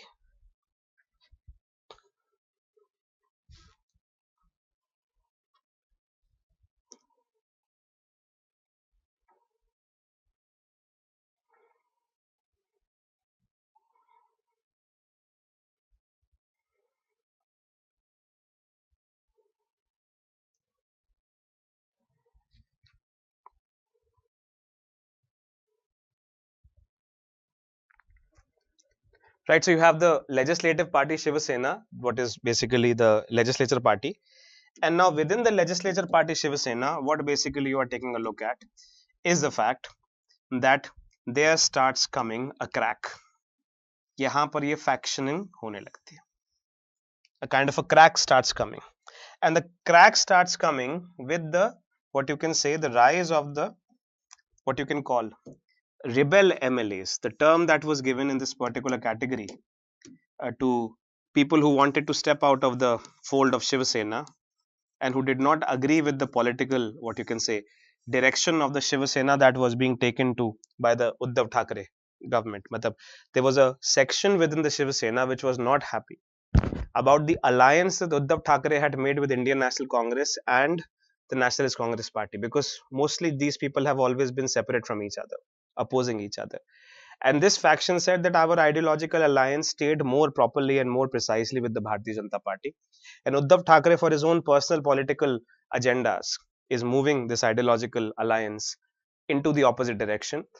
Aligning with people we have never ever historically felt comfortable with. In fact, we arose as a political movement in opposition of the politics of Congress and the Nationalist Congress Party, which is the Sharad Pawar's party. Right, and this faction of rebel MLAs was led by the person who is now the Chief Minister of Maharashtra and also the candidate of Chief Minister for Maharashtra in the next elections, Mr. Eknath Shinde. It is Mr. Eknath Shinde who was at the helm of this kind of a movement. He was the one who, in a way, led this kind of a section of MLAs. Right, now let's imagine, for example, that within 56 MLAs, from let's say 56 MLAs, 36 MLAs, up to 36 MLAs within this particular category, they had started becoming rebel MLAs and all started grouping under Eknath Shinde. Of course, the Bharatiya Janata Party saw it as an opportunity, and thus the game begins of what later became this entire political saga of the Maharashtra. Okay, so am I clear till here? Your 56 MLAs, which are of the Legislature Party of the Shiva Sena, but within the 56 MLAs, there comes a division, and let's say about 36 MLAs create what is called a rebel faction led by Eknath Shinde, who was in, let's say for example, the control of the 36 MLAs. 36 MLAs were put together by him in that sense. Now the what you can say the backdoor negotiations start happening. Of course, naturally, that the political party which is set to gain the most amount of advantage out of it is the Bharatiya Janata Party, right? So now the communication starts happening in a backdoor kind of an activity between the Bharatiya Janata Party and the Eknath Shinde MLAs, right? Now you understand for a fact that the Bharatiya Janata Party stands at 105. The number of MLAs which are there with Bharatiya Janata Party stand at 105. The number that you need to make the government here is 140, and if you do a simple understanding of this, you will have 141. So if you can have 36 MLAs somehow, let's say, join the BJP, or let's say for example merge within the BJP, then this would give the BJP the very clear and simple possibility of making the government, and it would put the opposition in the back seat, right? So you will have, for example, of course, the Shiva Sena will be reduced to 20 MLAs and the coalition will collapse because the number of MLAs which is required to create the government is 140. Okay, am I clear about this, class? The Shiv Sena will in a way be able to Shiv Sena will not be able to hold the government because the number of MLAs which is required is 140, and if 36 MLAs either join the BJP or merge within the BJP, then it is going to be the point, right? Now of course the real question over here is how will they escape the 10th schedule? So अब आपके MLAs तैयार है, MLAs move करने के लिए तैयार है, लेकिन क्वेश्चन ये आता है कि अब 10th शेड्यूल से कैसे एस्केप किया जाएगा? तो आप इमेजिन करिए, जैसे just try to understand this from a perspective here कि imagine let's say political party meeting in which your Bharatiya Janata Party and the Shiva Sena rebel MLAs are sitting together and they are in a way contemplating ki what is the way that we can escape anti-defection under the 10th schedule and the entire activity, because as soon as Uddhav Thackeray gets a sense that these people are moving, Uddhav Thackeray is of course going to start proceeding under the anti-defection law, and he will go to the speaker and he will go to the court, and all of these things will happen, and then the question of these MLAs is going to be put to a kind of a constitutional crisis. So again the question is, if this kind of a movement is supposed to happen, how do we make this movement happen without actually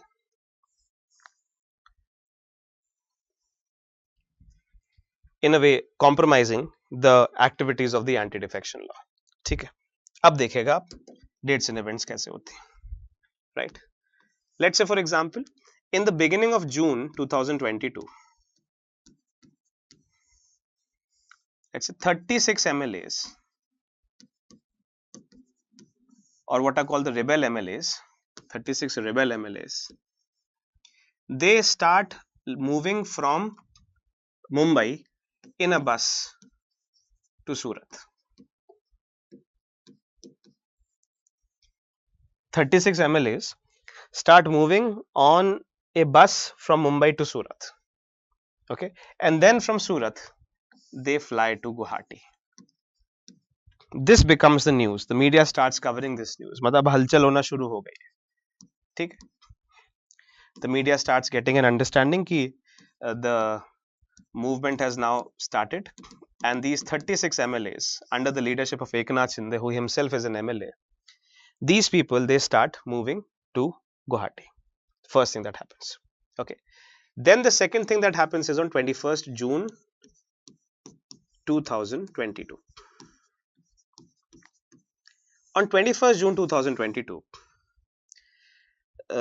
let's say for example, the political party Shiv Sena, which is under the control of Mr. Uddhav Thackeray, the political party Shiv Sena, which is under the control of Mr. Uddhav Thackeray, it issues a whip on all MLAs that they have to gather for an all party meet.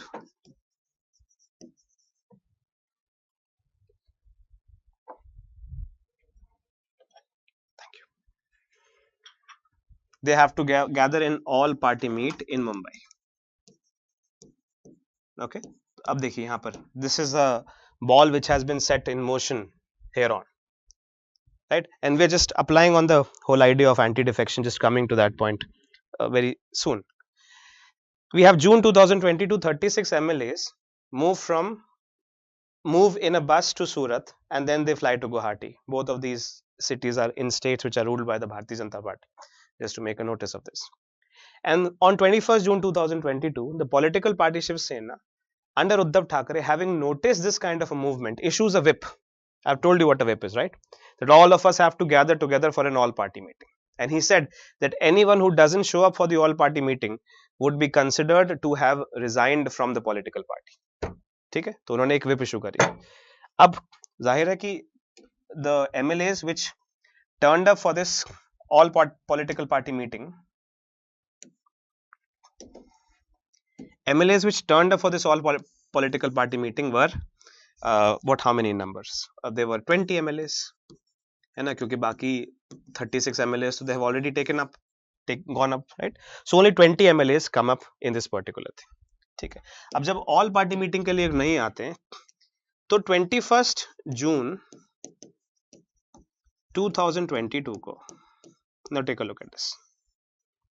Uddhav Thackeray, I will write it as UBT, Uddhav Thackeray goes to the Speaker of the House. In fact, there is not a speaker at the time, there is a deputy speaker. Uddhav Thackeray goes to the deputy speaker of the House. On 21st June 2022, Uddhav Thackeray goes to the deputy speaker of the House. And having gone to the deputy speaker of the House, Uddhav Thackeray tells deputy speaker that 36 MLAs have, let's say,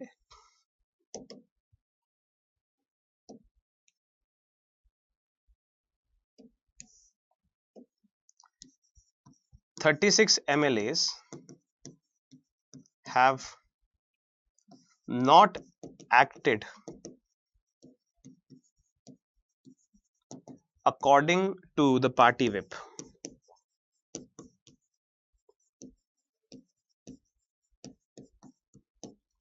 Therefore,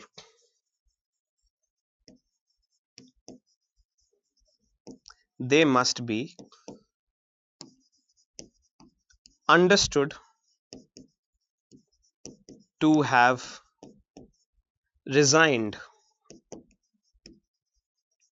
from political party Shiv Sena.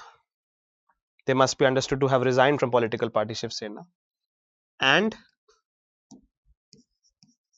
thus must be disqualified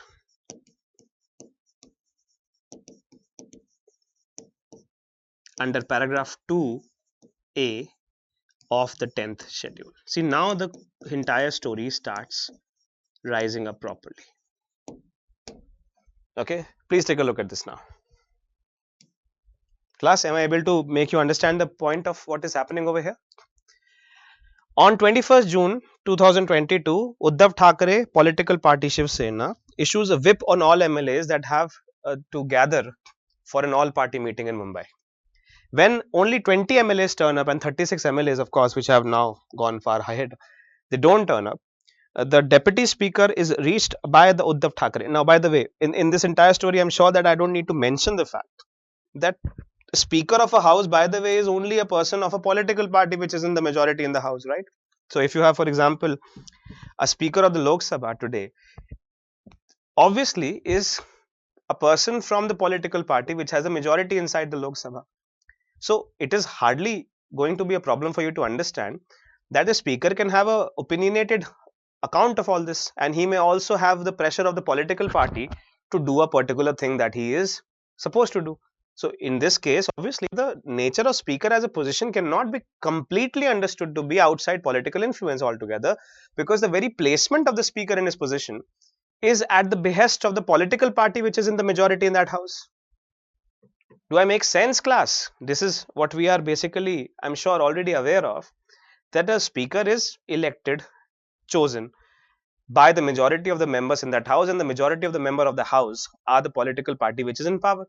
So, they in a way put a speaker which is supposed to be some way or the other under the political influence of the political party. Now, on this date, the government which was in power in Maharashtra, 21st June 2022, the government which was in power in Maharashtra was the Mahavikas Aghadi. You had the MVA government which was in power in Maharashtra, and therefore the majority power in the legislative assembly was with the Uddhav Thackeray government, and therefore the speaker, the deputy speaker, was of course the person who had been placed there by the Uddhav Thackeray government, a person under the influence of Uddhav Thackeray himself. And Uddhav Thackeray went to him formally and stated that for these reasons we feel that the MLAs have not acted according to the paragraph, according to the party whip. Therefore, they must be understood to have resigned from the political party Shiv Sena and thus must be disqualified under paragraph 2A of the 10th schedule. Do we get a sense of it clearly? Class?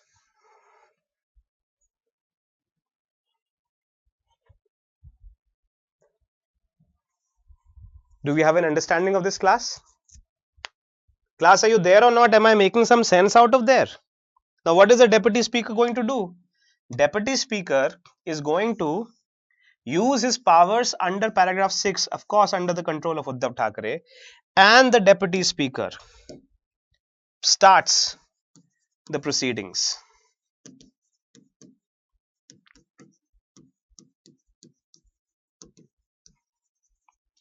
For the disqualification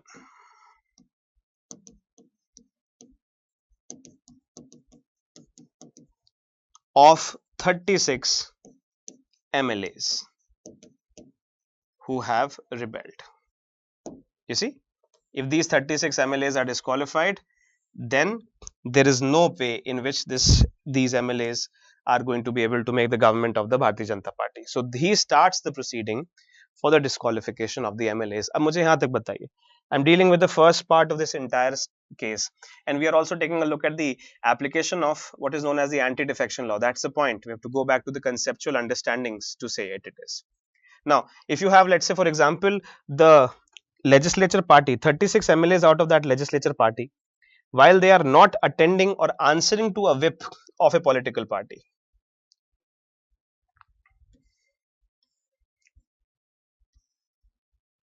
"36 MLAs of a legislative party, when they are not answering or attending to the whip of a political party, then the political party can assume," and this is where basically our first question point may come from for the prelims examination as a point number 1, that the non-attendance of party meetings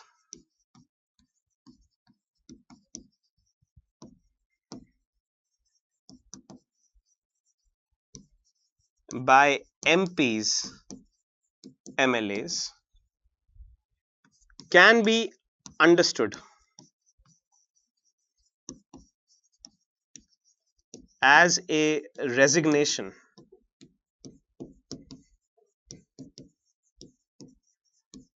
from the political party and be termed as defection under para 2 subpoint A of the 10th schedule.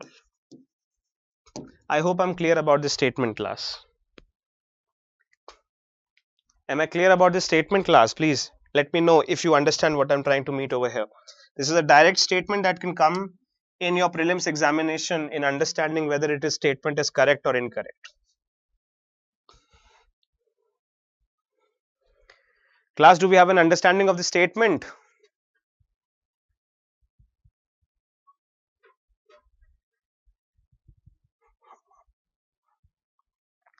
Yes or no? Non-attendance of party meetings by MP MLAs can be understood as a resignation from the political party. So, paragraph 2 subsection A talks about if a person voluntarily resigns from a political party. And now what is this basically position? And this is correct. The statement is correct.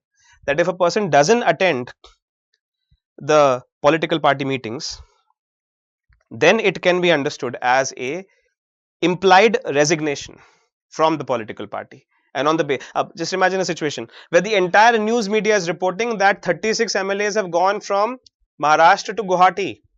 Media is reporting like that. Shiv Sena Uddhav Thackeray is issuing a whip for all MLAs to come and present in the party. 36 MLAs are not coming in attendance.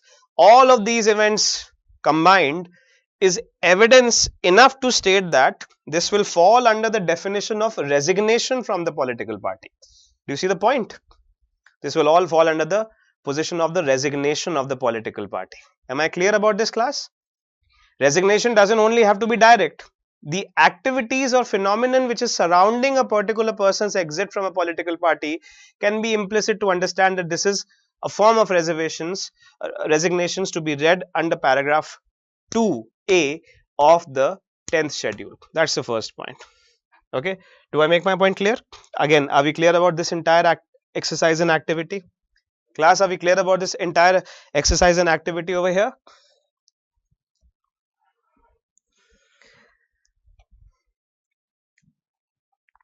ठीक है, तो अब यहां तक हमारा episode आपको समझ में आ गया, आई होप, राइट। यहां पर रिबेल एमएलएस गुवाहाटी जाते हैं और यहां पर 21 जून को उद्धव ठाकरे ये देखते हुए कि रेबल एमएलएस जा रहे हैं बीजेपी के संग सरकार बनाने, एक विप इशू करते हैं। विप में वो लोग जब नहीं आते हैं तो वो स्पीकर के पास जाते हैं जो कि उद्धव ठाकरे का ही व्यक्ति है और बोलते हैं कि 35 MLAs not attending a party meeting should be implicitly read as a resignation and they should be disqualified under your powers which are given to you under paragraph 6, right?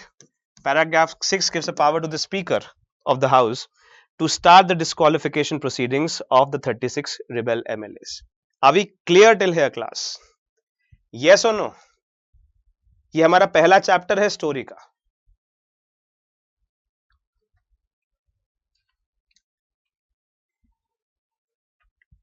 ठीक है, अब दूसरा चैप्टर देखिए। इसके बाद अगली स्टोरी शुरू होती है 22 जून को, 22 June. The place of our story is Guwahati, right? Now in Guwahati the rebel MLAs, the 36 MLAs are sitting in a resort somewhere. Okay, now take a look at this. The 36 MLAs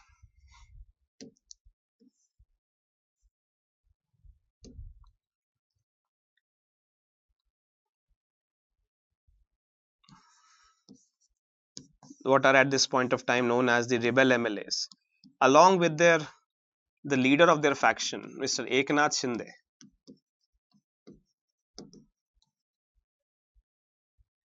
"36 rebel MLAs along with the leader of their faction, Mr. Eknath Shinde, okay, on 22nd June.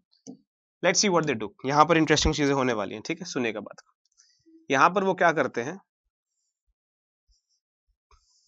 they declare themselves, okay, just take a look at this. They declare themselves the real Shiv Sena. थोड़ा ध्यान दीजिएगा इस बात को। एकनाथ शिंदे ने कहा कि जो बाला साहब ठाकरे के द्वारा शिवसेना बनाई गई थी वो हम हैं। We are the real voice of the Shiv Sena. They declare themselves as the real Shiv Sena. जो बाला साहब ठाकरे ने शिवसेना बनाई थी उसके असली उत्तराधिकारी हम हैं, 36 MLAs, ठीक। And the ground for this that they had put was that we have the, please pay attention to this, majority of the legislature party.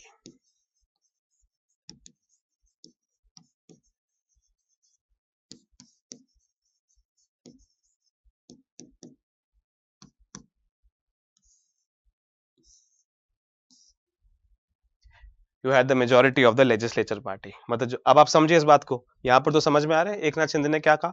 तरकीब देखिए थोड़ा सा चीज को। एकनाथ शिंदे के 36 रेबल एमएलएज ने अपने आप को एक कमरे में संगठित किया और एक रेजोल्यूशन पास किया। They passed a resolution.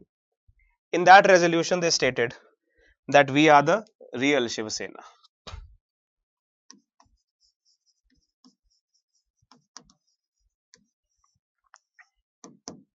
In that resolution they stated that we are the real Shivasena, and in addition to that they said that the reason for our, or let's say the reason why we are the real Shivasena is because we are the majority of the legislature party. The majority of the legislature party is with us. 36 MLAs are with us, and therefore we are the real Shivasena, is what they say. Clear? Okay. All right. Now take a look at this third thing. Being the real Shiv Sena, they appointed their own whip.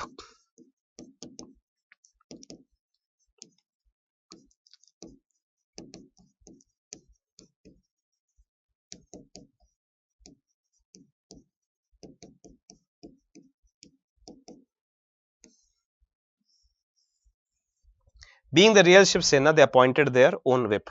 That this is the real Shiv Sena. तो मतलब मान के चलिए कि एक व्यक्ति को उन्होंने whip अपॉइंट कर दिया और बोल दिया कि ये जो शिव सेना है ये सिर्फ इस whip की सुनेगी, ये किसी और whip की नहीं सुनेगी. Clear? Being the real Shiv Sena, they appointed their own whip. So you see, for example, here a whip was issued by Uddhav Thackeray. This they said is a whip issued by the नकली शिव सेना. They are not the real Shiv सेना. असली लोग नहीं है. क्यों नहीं असली लोग? क्योंकि बाला साहब ठाकरे जो शिवसेना बनाई थी, आइडियोलॉजिकली हम उनकी तरह हैं और हमारे पास मेंबर ज्यादा, ये लोग करप्ट हो चुके हैं. Right? Do you see the movement of the Eknath Shinde faction? It is not outside the Shiv Sena. What they're basically trying to do is say that we are not moving outside the Shiv Sena. We are trying to rescue the Shiv Sena from Uddhav Thackeray. We are the real Shiv Sena, and we don't agree with the understanding of Uddhav Thackeray. That was the play that was taken by the Eknath Shinde faction. Now, please take attention to this very clearly. ठीक है? तो यहाँ पर उन्होंने appointed a whip, calling themselves a real Shiv Sena. Now, what they do is something amazing. The third thing that they do, or the fourth thing that they do after this is that within their resolution,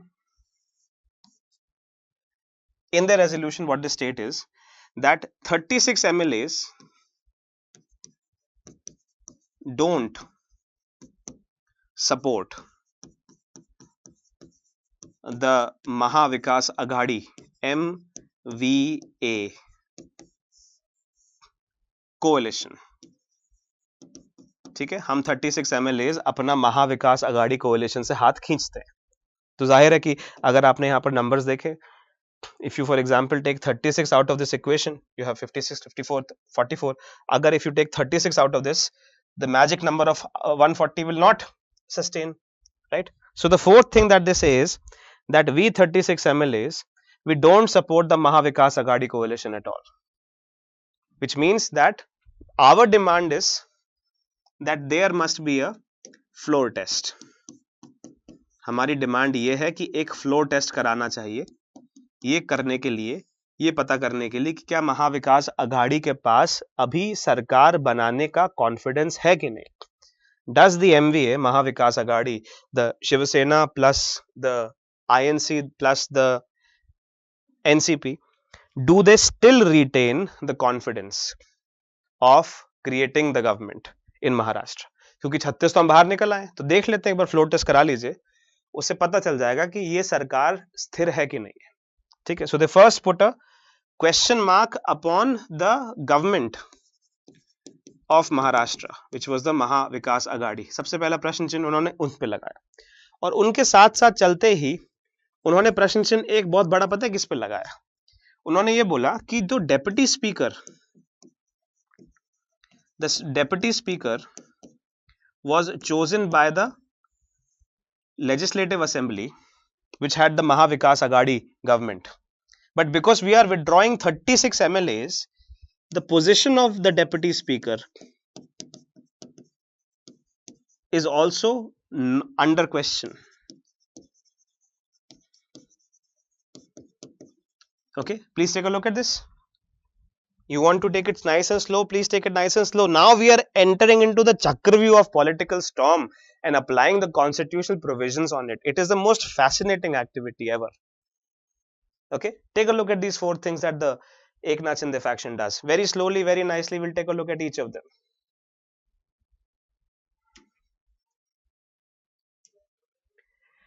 Eknath Shinde, now if I say for example here, the activities which happen on 21st June in Mumbai, you see the Uddhav Thackeray government issues a whip, and on the issuing of that whip, he says that 36 MLAs have not turned up. It should be read as a resignation from the Shiv Sena, and therefore the 36 MLAs must be disqualified by the speaker's power of paragraph 6 which are given to him.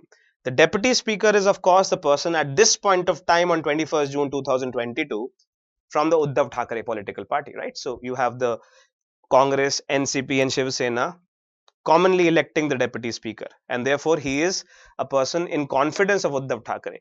Uddhav Thackeray deputy tells a deputy speaker formally that it is a paragraph 6 power, and informally to disqualify those MLAs. If they are disqualified, they cannot join the BJP, and the BJP also cannot form the government. 36 MLAs out of the house will eventually lead to a dissolution of the house and by elections, right? But the fact would be that defection would have been presented as disqualification.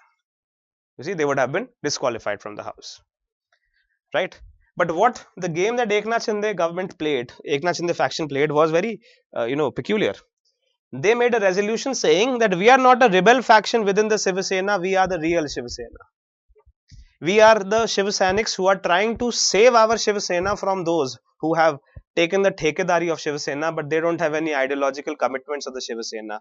And what you can say, the groundwork of the Shiv Sena is done by us, but it is always a Thackeray and a Thackeray and a Thackeray who's running the government or running the political party, and we stand against nepotism, dynasticism, and all of these things in a political spectrum. And therefore, we are the real Shiv Sena, and we therefore are going to pass a resolution as the real Shiv Sena, saying that we have the legislature majority.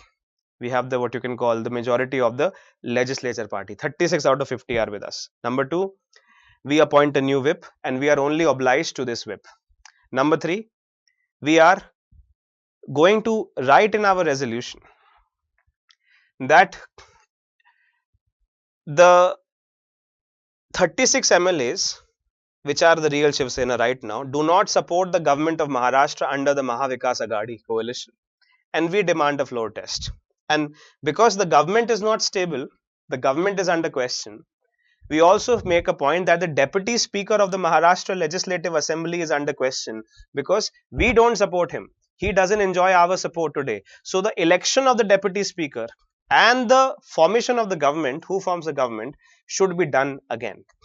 Okay, this is what they write on a resolution. Class, are we clear till here? Now comes the important constitutional position on this matter.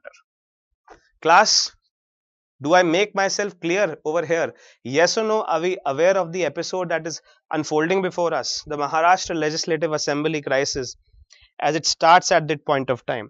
Am I able to convince you of what are the facts of the matter? Please tell me yes or no.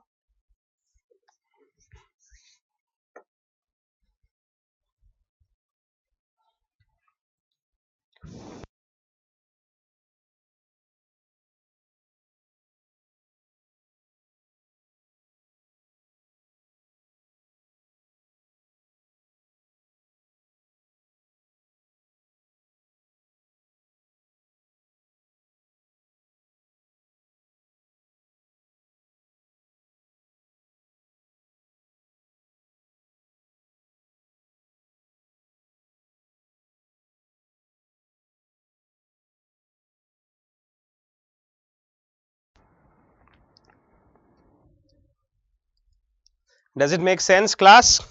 Are we together on this?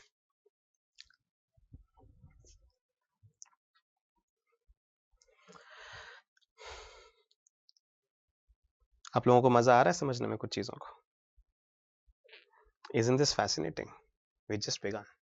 Take a look at this.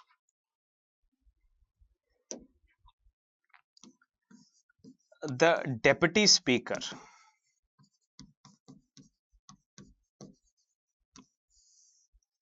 is sitting there taking the first steps to investigate and adjudge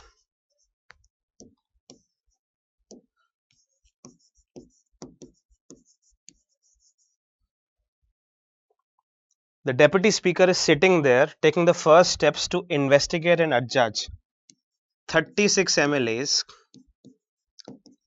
as having committed defection.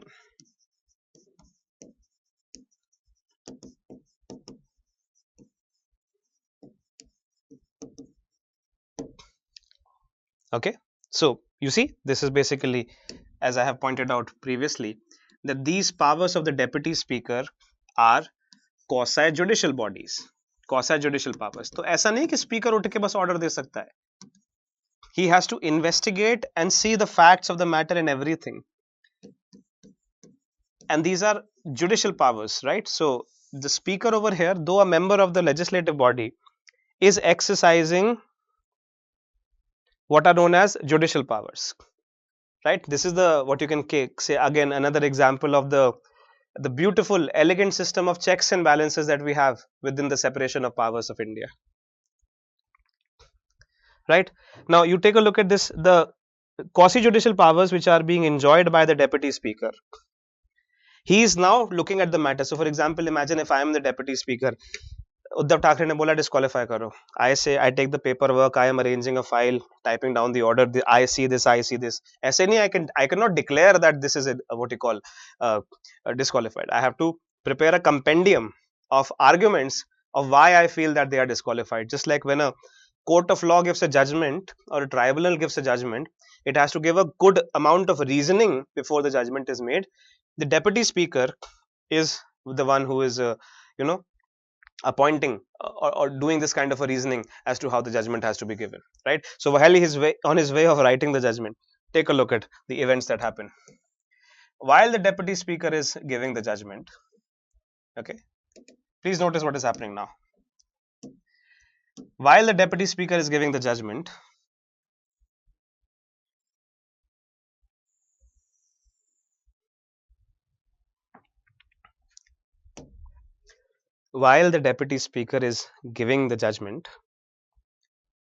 Eknath Shinde faction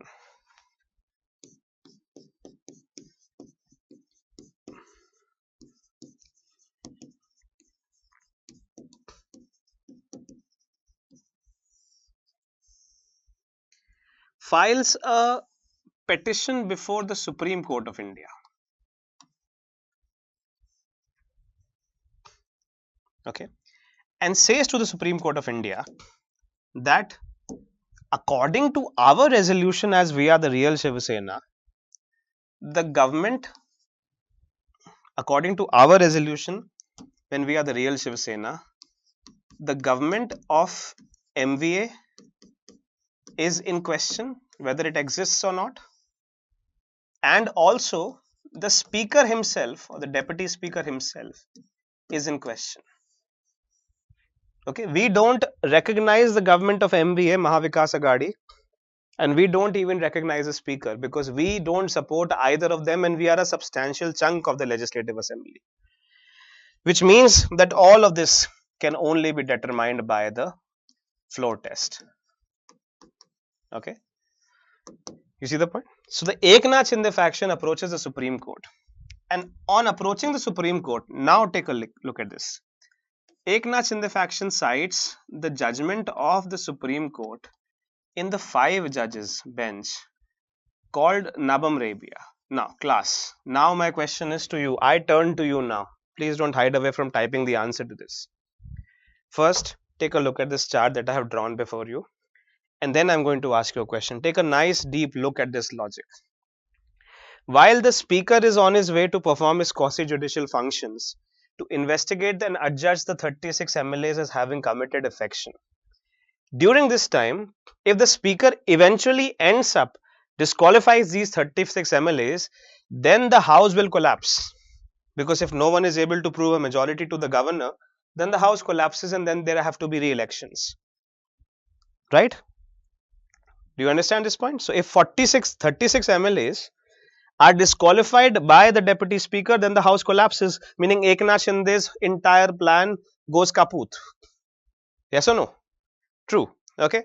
Now, to counter this, Eknath Shinde goes to the Supreme Court, and going to the Supreme Court, it says, since we do not support the government is not legitimate, and since the speaker is coming out of the house which voted for him, but the house is divided now, it is not the same house, the position of the speaker is not, what you can say, legitimate, and we question the position of the speaker, and we move a kind of a movement to, in a way, reassess whether this person who is appointed as the deputy speaker has the power to remain in position. Do we understand this point, class? Yes or no? Okay. And in giving this kind of an argument, they refer to the Supreme Court, its own judgment in Nabam Rebia case. Now my question to you is, what does Nabam Rebia judgment of the Supreme Court say?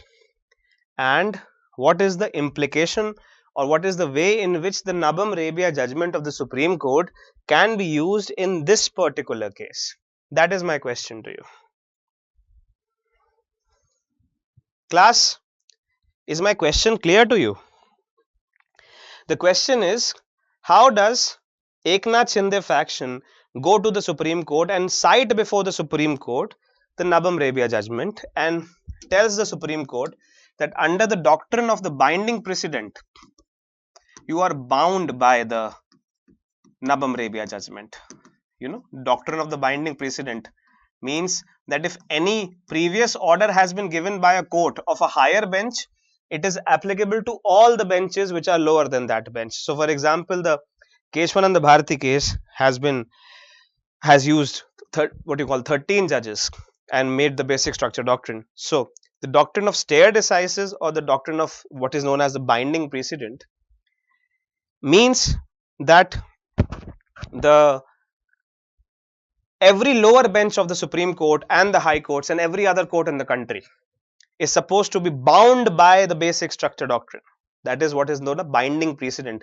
That a case which has been decided by the Supreme Court in a certain way has to be bound, has to be completely obligatory for other benches to follow if they are lower than that. So if you have a 5-judge bench of the Supreme Court in which Nabam Rebia says that when the speaker's power, when the speaker's authority itself is in question, he cannot proceed with anti-defection proceedings. Is that not what the Nabam Rebia judgment says? It is a 5-judge judgment of the Supreme Court of India, and citing the Nabam Rebia judgment, 5-judge bench of the Supreme Court of India, the Eknath Shinde faction moves to the Supreme Court and say that you are bound by the Nabam Rebia judgment to tell the speaker to stop, to stay on the disqualification proceedings because his own position is under question. Do you see the point over here? And the Supreme Court has no option but to impose a stay order upon the speaker, the Deputy Speaker of Maharashtra Legislative Assembly, saying, wait, don't proceed with the disqualification proceedings. First, there must be a floor test to understand whether this government or the speaker himself enjoys the confidence of the House. You see the point? Do you see the point? How Eknath Shinde faction was able to stop the speaker from getting a disqualification against them, and how the Eknath Shinde faction claimed to be the real Shiv Sena all this while and not a rebel group or not a group which has exit out of the Shiv Sena. Do you see the point? Do you understand how Eknath Shinde was able to, in a way, block the actions of the Deputy Speaker and Uddhav Thackeray from getting them disqualified, and they were able to turn the Supreme Court to direct the Maharashtra Legislative Assembly to have a floor test before any proceedings can go on. And as soon as the Supreme Court directed a floor test, Uddhav Thackeray knew that he would not be able to prove the majority of the government in the floor test. And even before the floor test could be committed, could be given an effect, Uddhav Thackeray resigned from the position of the Chief Minister and the Mahavikas Aghadi government fell down. You see, the Mahavikas Aghadi government collapsed. Uddhav Thackeray, even before facing the floor test, because he knew what the destiny of the floor test is going to be, he resigned from the position of the Chief Minister, and the MVA government fell down. And when the MVA government fell down, the 36 MLAs of the Eknath Shinde faction, who had self-coronated themselves as the real Shiv Sena, they joined hands with the Bharatiya Janata Party, 105 MLAs, and they created the government of Maharashtra. Okay, and the government of Maharashtra now created was led by the Chief Minister of Maharashtra, Mr. Eknath Shinde. Do we have the understanding of this episode of the story, class? Do you see how the Nabam Rebia judgment became the, what you can say, the turning point in which the Supreme Court could not do anything, because it was a judgment given by the Supreme Court only that if the position of the speaker is under question, he cannot proceed with disqualification proceedings under the 10th schedule of the Constitution. Am I correct in pointing out? Do you see why Nabam Rebia judgment became a kind of a turning point, and why Nabam Rebia judgment is such an important event in the current updates right now? Class, do you see it or not?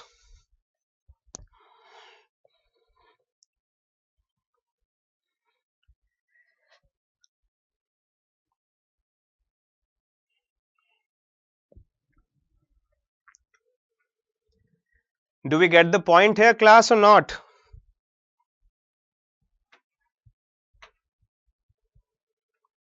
Nabam Rebia judgment.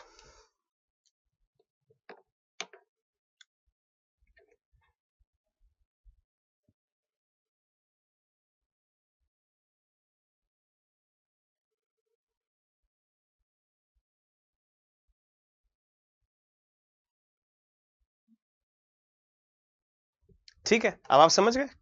अब देखिए मजाक की बात क्या हुई. Floor test करने की बात हुई थी. The idea was to have a floor test. Now take a look at what does a floor test mean. I think you understand it even in non-technical matters. You have 105 in the BJP. You had 54 in Shiva Sena, 56 sorry, 56 in Shiva Sena, but 56 have broken down. Right? How have they broken down? 36 and 20. You have 54 in the NCP, but in the same time, even NCP started breaking down. You see, and in NCP you had the Ajit Pawar faction declaring itself on the same grounds as being the real NCP, and then there was a Sharad Pawar faction. Do you see how the NCP also started imitating the entire mechanics of what was happening in Shiva Sena? Do you see this, class? And then you had the Indian National Congress, which was standing helplessly there with 44 MLAs. Right? And if a floor test had to be conducted over here, of course, Uddhav Thackeray would not be able to prove his majority, and the Mahavikas Aghadi, Gathbandhan, would not be able to prove itself in this particular matter. And thus, even before the floor test, Uddhav Thackeray resigned. Uddhav Thackeray did not want to be appearing as having lost the, what you can say, the confidence of the house.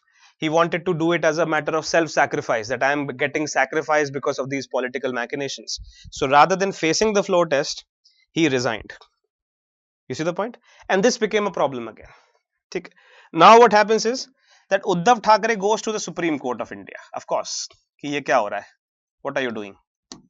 Uddhav Thackeray goes to the Supreme Court of India and he says that can't you say this is the clear case of defection?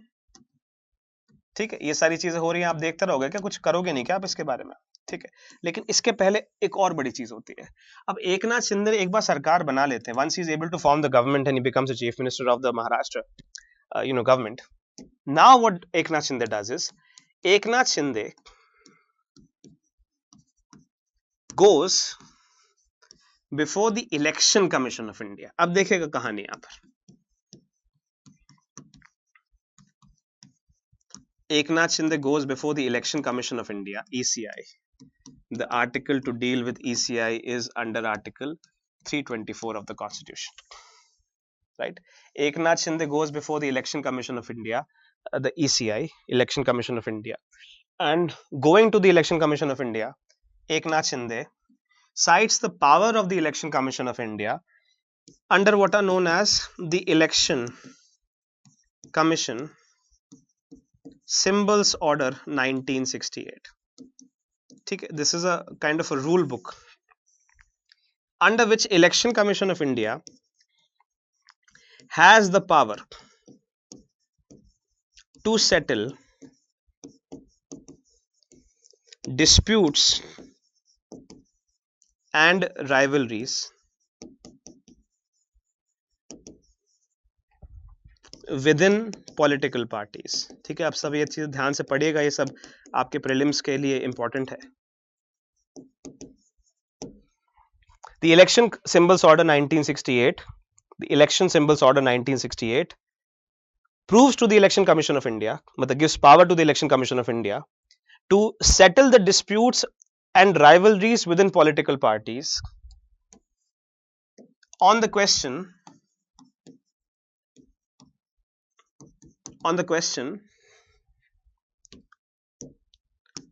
who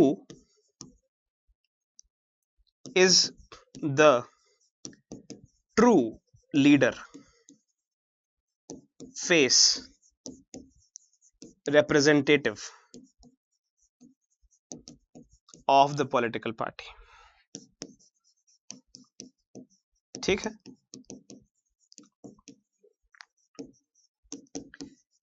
ये वाला जो question अगर पूछा जाता है कि मान के चलिए एक राजनीतिक दल में दो बंटवारे हो जाते हैं, दो अलग अलग खेमे खड़े हो जाते हैं और दोनों खेमे राजनीतिक दल की ओनरशिप के लिए एक दूसरे से लड़ाई करने लगते हैं। परिवार की तरह मानिए इसको कि एक परिवार में बंटवारा हो जाता है, दो भाई लड़ जाते हैं आपस में और दोनों भाई घर के हिस्से के लिए अपनी लड़ाई करते हैं। तो घर किसका है असली में वो डिसाइड करने के लिए आपको किसी कोर्ट में जाना पड़ेगा, है ना।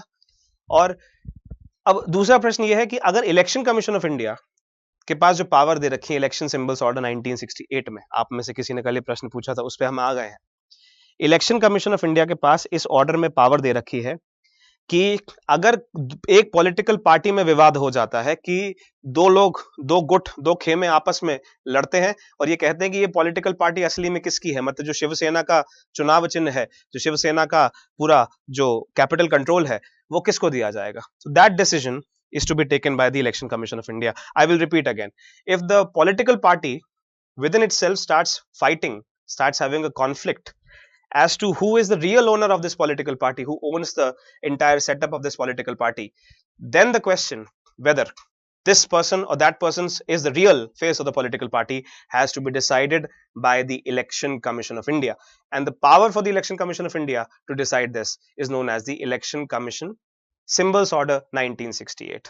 किस व्यक्ति को कौन सा चुनाव चिन्ह अलॉट किया जाएगा उसका डिसीजन इलेक्शन कमीशन लेती है। It is known as the powers of Election Commission under the symbols order of 1968। ये आपके प्रीलिम्स में डायरेक्ट क्वेश्चन की तरह आ सकता है। तो एक नाथ शिंदे का फैक्शन गया इलेक्शन कमीशन ऑफ इंडिया के पास और एक नाथ शिंदे के फैक्शन ने क्या कहा, सुनिए बात को। इलेक्शन कमीशन ऑफ इंडिया के पास जाके बोला कि generally let's say for example if I have to elaborate upon this,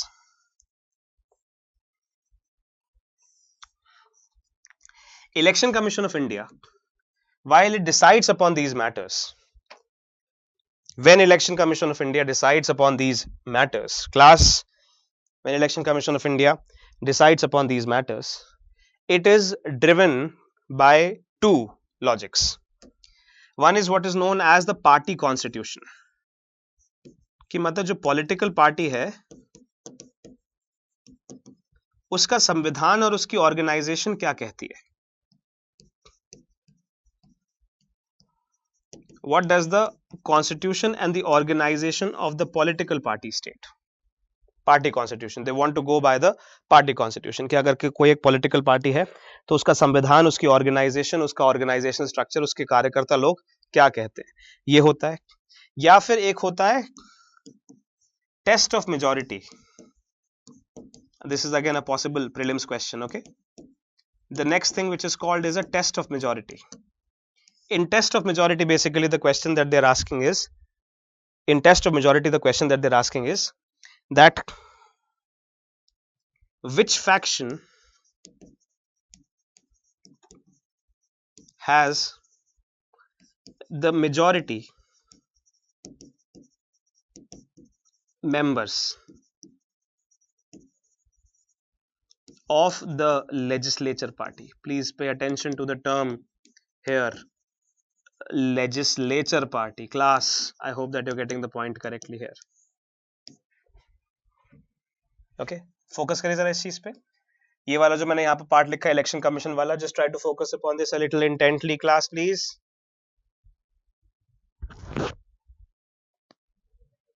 Election Commission of India under Article 324, which is the article for the institution of the Election Commission of India. And Election Symbols Order 1968 has the power to settle disputes and rivalries within political parties on the question who is the true leader slash face slash representative of this political party. Okay, and the logic, the reasoning by which the Election Commission takes this decision is divided into two categories. Either it asks the political party or it asks the legislature party. It can ask the political party or it can ask the legislature party. You see the point? Now, in this case, Election Commission of India,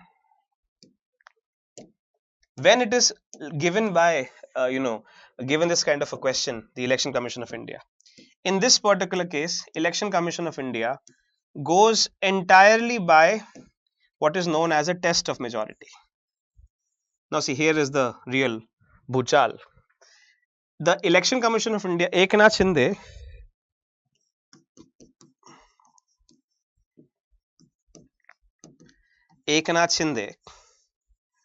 when he is coming before the Election Commission of India, he is telling Election Commission of India, अब से 36 के ना 40 MLAs हो गए थे, 4 और आ गए थे साथ में, 40 MLAs out of 56 in Maharashtra Vidhan Sabha, okay, 7 out of 12 in the Lok Sabha, and 5 out of 8 in the Rajya Sabha. I'm not exactly sure about the figures, but that is not the point. You will not get questions about the figures. But he said that the majority of the legislature party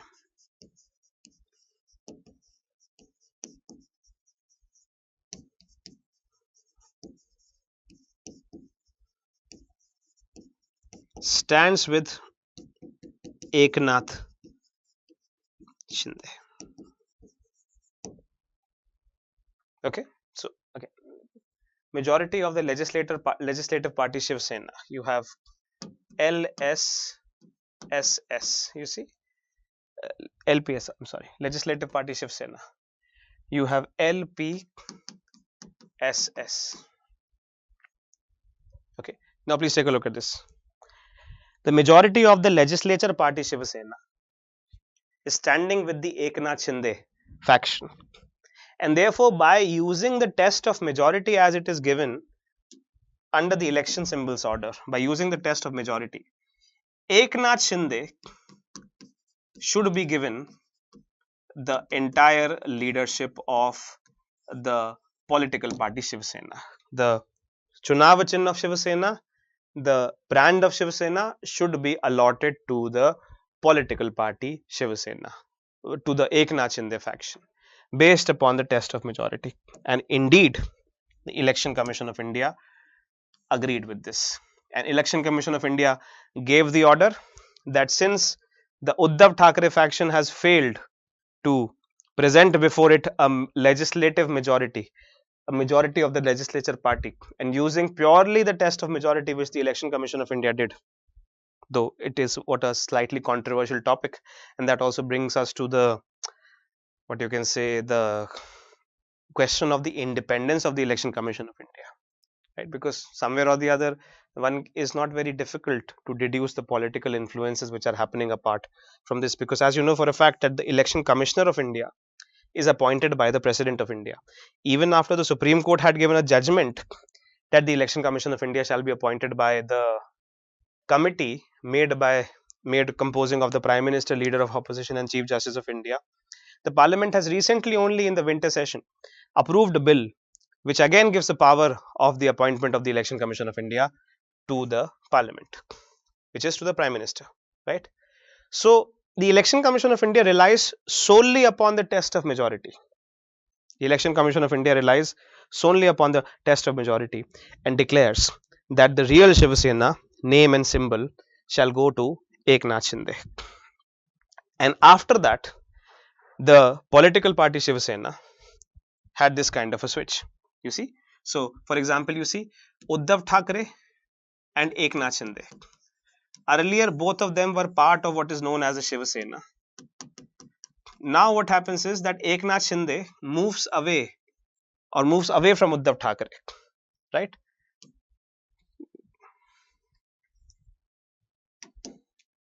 Let me just redo it.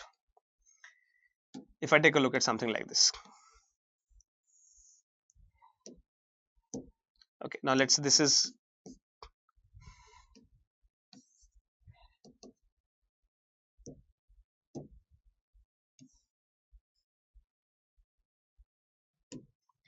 Uddhav Thackeray, right? Let's say, let me write it Uddhav Bala Sahab Thackeray, okay?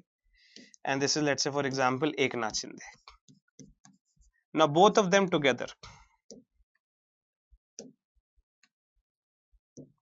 both of them together was called the Shiv Sena, right? This is the Shiv Sena. Now what happens first of all? First of all, what happens is that Eknath Shinde moves out of the Shiv Sena, and then people start calling him that he has left the Shiv Sena. He has rebelled out of the Shiv Sena along with 36 MLAs. But that was never the plan of Eknath Shinde to merge into the Bharatiya Janata Party or to, create a separate political entity altogether.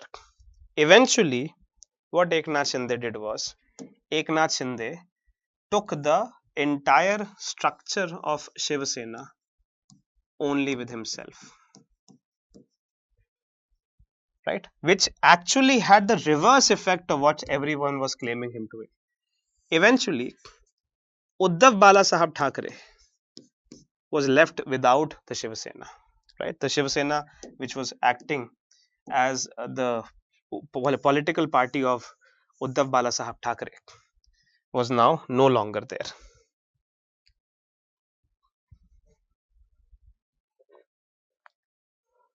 Do we understand the point?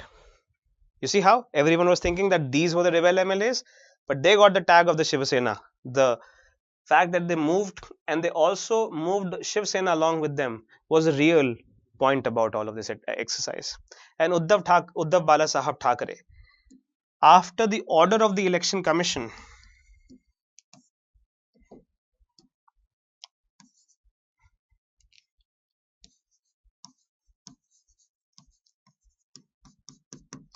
of India, on the basis of the 1968 rules, after the order of the Election Commission of India on the basis of the 1968 rules, and the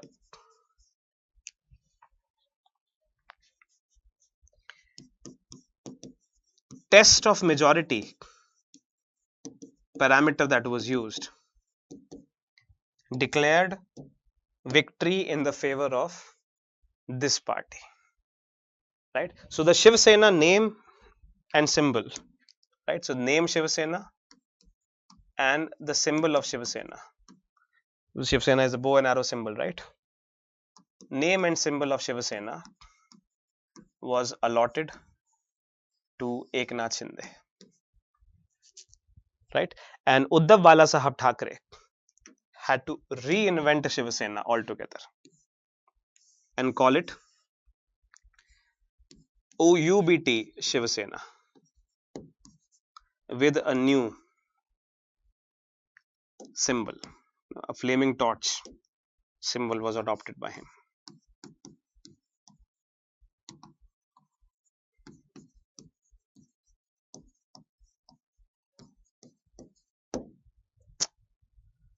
Do I make myself clear now? So by this point of time, when Eknath Shinde had taken the ownership of Shiv Sena, what you have seen is basically this, that in the Maharashtra Legislative Assembly, now you take a look at the Maharashtra Legislative Assembly. How does it look like? Okay, you have 105 members from the BJP. You have 40 MLAs from Shiv Sena. You have what you can call 26 MLAs, 16 MLAs from UBT Shiv Sena. Okay, and then again the NCP is also divided on the same lines. You have 35 MLAs from the NCP, which is Ajit Pawar NCP, which has been given to Ajit Pawar. And then you have, let's say, about 19 which are remaining in Sharad Pawar NCP. And then you have 44 within Indian National Congress. You see? So the government at this point of time comes like this: 105 from the BJP, 40 from the Shiv Sena, and 35 of the NCP. These three people join hands and they form the government of Maharashtra.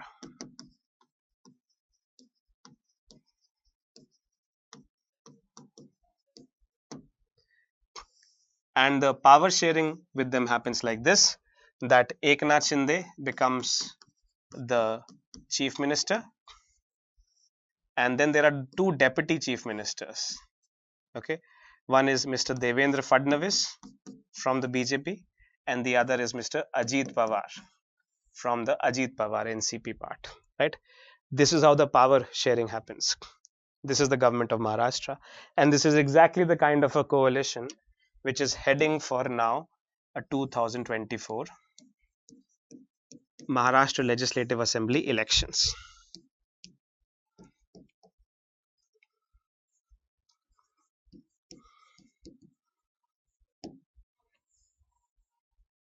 Are we clear, class?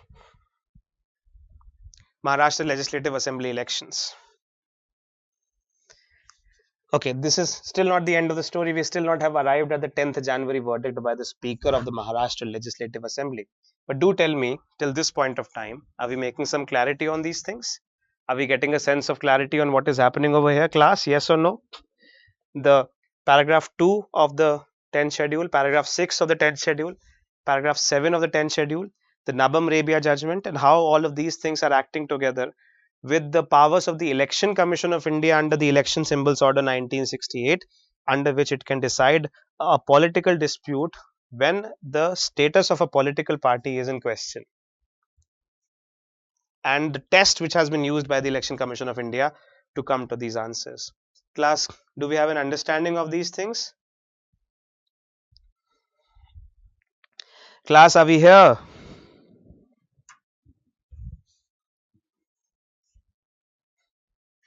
Okay, so let's see. For example, if we have, if I just Google very simply, the government of Maharashtra.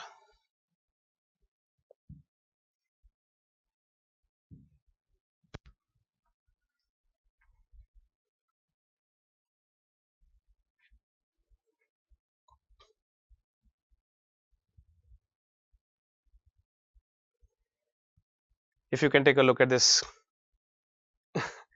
this kind of a thing coming together, the government of Maharashtra.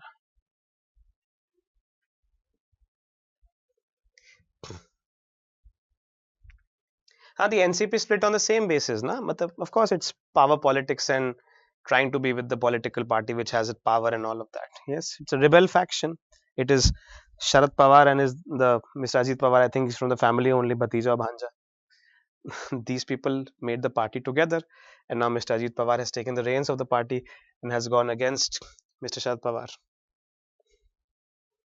It's a classical political, thing that happens all the time.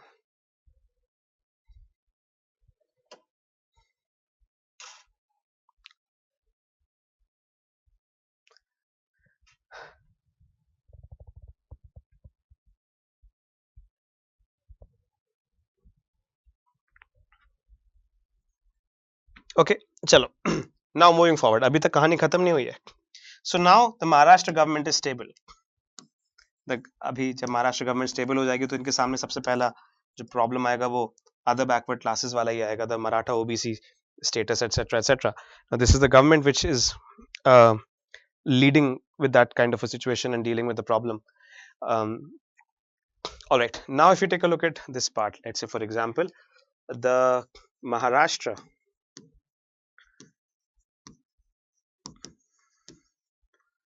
government once it has been stabilized, ठीक है, एक बार stabilize हो गया तो अब क्या होता है?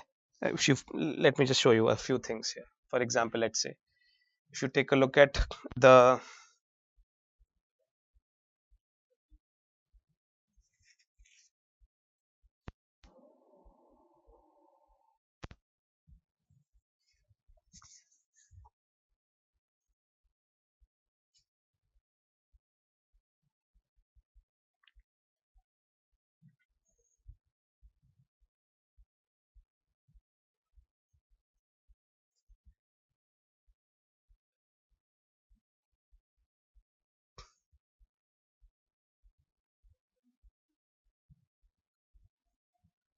if I go to the Instagram page of Mr. Eknath Shinde, do you see how this works?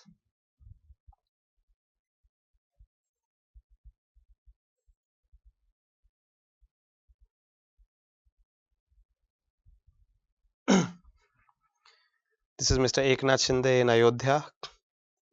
This is Mr. Eknath Shinde and Mr. Ajit Pawar and Mr. Devendra Fadnavis here.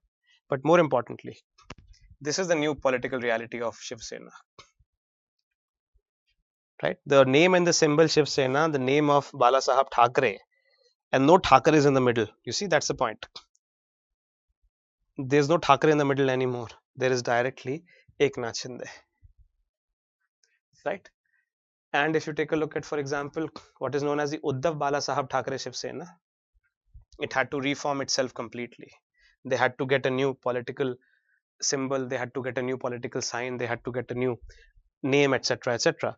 Uddhav Thackeray cannot use the Shiv Sena, which was made by his own political party. The last time, see, for example, the last time the Twitter page has posted with the election symbol is June 29, 2022. Right now, we are entering into the middle of 2024. Since then, the Twitter page has not posted anything with this election symbol because the Election Commission of India has forbidden Uddhav Thackeray from using this this position. Right. This is last, what you can call post made with the election symbol of the Shiv Sena.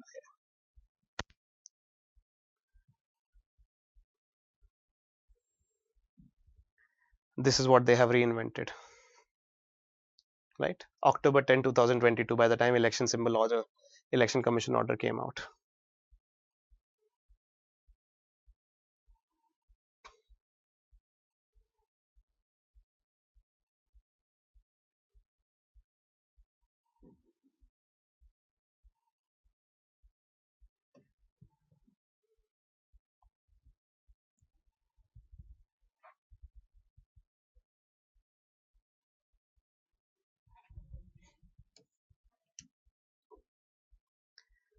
Okay.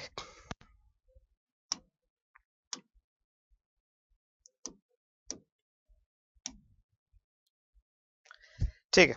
Now moving forward, just a little bit of a getting in a sense of what happens. जब Maharashtra government stabilize हो गई and Eknath Shinde had taken the position of the chief minister, etc., etc., then another set of things start. Of course, Uddhav Thackeray is not going to stay quiet out of this.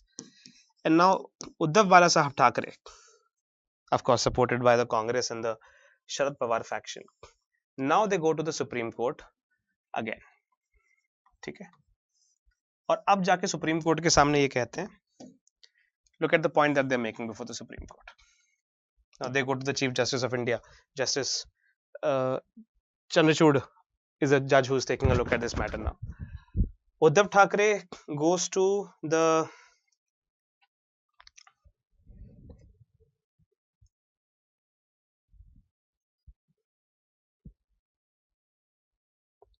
yes, that's a good question. That's a good question. This is a very good question. That should Uddhav Thackeray faction not be able to form a party? Very good, very good. But please remember, let's say UBT can only be disqualified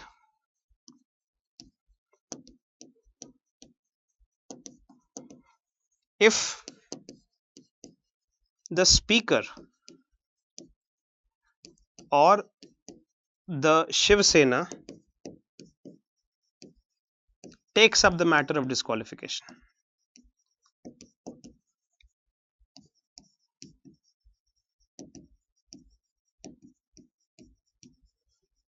है ना, speaker, क्योंकि देखिए अब यहाँ पर मैं यही बता रहा था आपको कि एक बार महाराष्ट्र लेजिस्लेटिव असेंबली बन गई. If you take a look at this, if you have the let's say Maharashtra legislative assembly, एक बार ये सेट हो गई,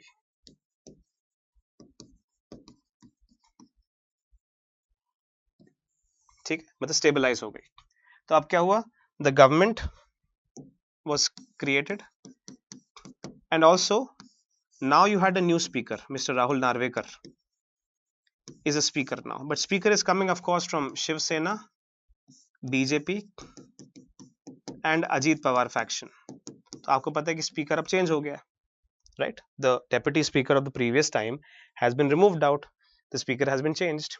Now what I mean to say is that neither the speaker nor the government actually initiated the proceedings of disqualification against the UBT. उनको लग रहा था कि politically ठीक नहीं रहेगा अगर उद्धव बाला साहब ठाकरे के एमएलएस को बाहर निकाल दिया सदन से, तो उद्धव ठाकरे को वैसे तो सरकार बनाने का कोई मतलब ही नहीं, क्योंकि 20 एमएलए पड़े हुए वहां पर, तो कुछ कर तो सकते नहीं है.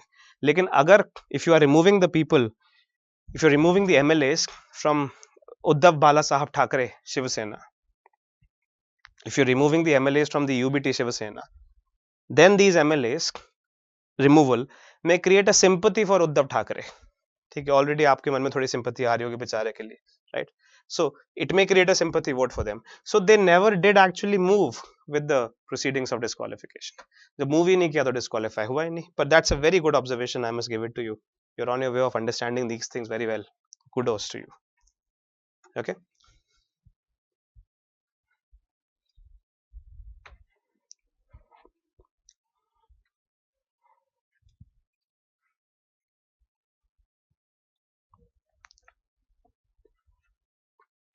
ओके, चलो, now we get a sense of this clearly. तो अब क्या होता है that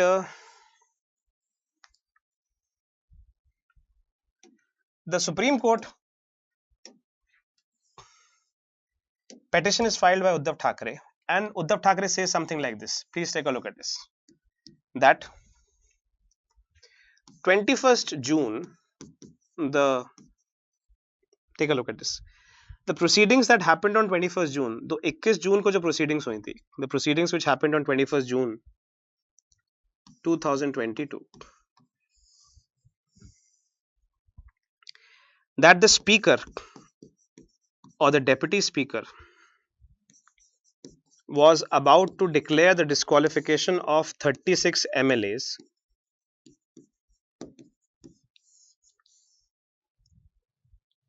the speaker or the deputy speaker was about to declare the disqualification of what you can call 36 MLAs.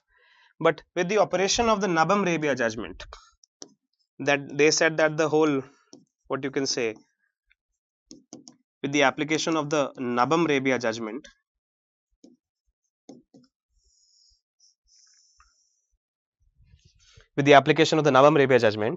the proceedings of the speaker were stayed by the Supreme Court. Are we clear with this, class?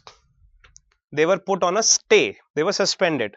They were not terminated, but they were suspended. And the reason for the suspension of these proceedings was that the deputy speaker did not hold the position in validity. So it was not a question upon the merits of the cases, as I am pointing out, that the Supreme Court, while it suspended or while it stayed the, what you can say, disqualification proceedings against the 36 MLAs, right? When disqualification proceedings against 36 MLAs was stayed, when disqualification proceedings against 36 MLAs was stayed by the Supreme Court, it was not done because there was no ground for disqualifying them, no, but that the authority which is supposed to disqualify them was itself under question. Do you see the point?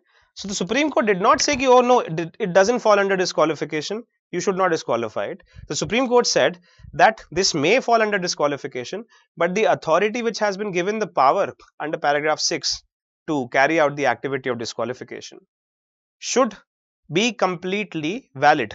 There should be no question on the nature of the authority which is creating this kind of a disqualification exercise, right? So do you understand the point? So what Uddhav Thackeray argued before the Supreme Court was that now let's say, for example, when the Maharashtra Legislative Assembly has a stable government, ठीक है, अब तो stable government है ना, अब तो उद्धव ठाकरे की सरकार गिरा दी है ना, और अब बीजेपी और शिवसेना का coalition is in government. So Maharashtra Legislative Assembly is stable, and that there is a speaker who is stable, who is unquestionably stable, right? So the Supreme Court was argued, Uddhav Thackeray said to the Supreme Court that the Supreme Court must instruct this speaker to reopen the disqualification proceedings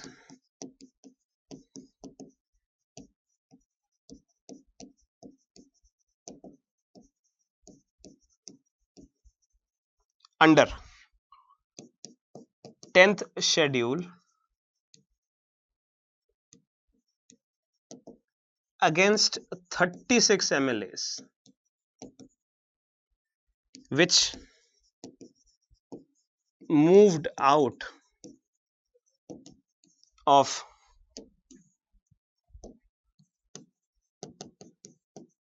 Shiv Sena on 21st June 2022. अब देखो इस वाले argument को, उद्धव ठाकरे ने अब ये पासा फेंका सुप्रीम कोर्ट के हाथ में जाके। अब उद्धव ठाकरे के पास ना तो एमएलए का सपोर्ट है ना पॉलिटिकल पार्टी अपनी खुद की बची है। उन्होंने कहना शुरू करा कि supreme court is going to be the bastion of justice in this case, जो कर सकता है सुप्रीम कोर्ट ही कर सकता है, ठीक है। उद्धव ठाकरे गए, मतलब Kapil Sibal, Abhishek Manu Singh, we all the big lawyers of the Indian National Congress, clan, they went to the Supreme Court and they started arguing in favor of Uddhav Thackeray. They stated कि please take a look at this point very clearly and very simply,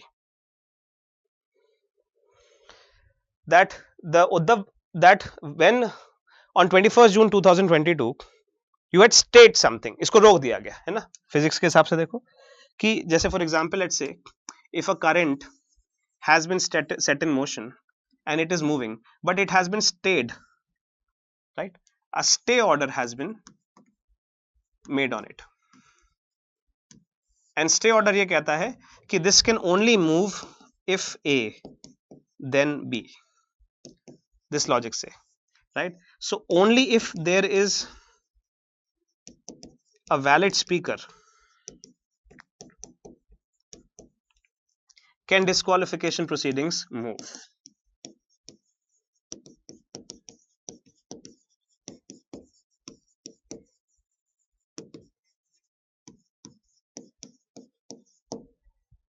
Do we understand this point? If A then B. So what it says is that only if there is a valid speaker can disqualification proceedings move further. Do we understand this class? Yes or no? Only if there is a valid speaker can the disqualification proceedings move. That's what basically they say, if A then B. So the stay order has been given because if not A then not B, so it is stayed. Ab now what UBT says ki ab let's say for example after Eknath Shinde has become the chief minister, ab to ho gaya na if A then B. You get the point? Now you have a valid speaker in the house. And now what he said, that the Supreme Court must tell the Speaker of the House right now that the stay of the Supreme Court is removed and the Speaker should proceed with the disqualification proceedings of the 36 MLAs.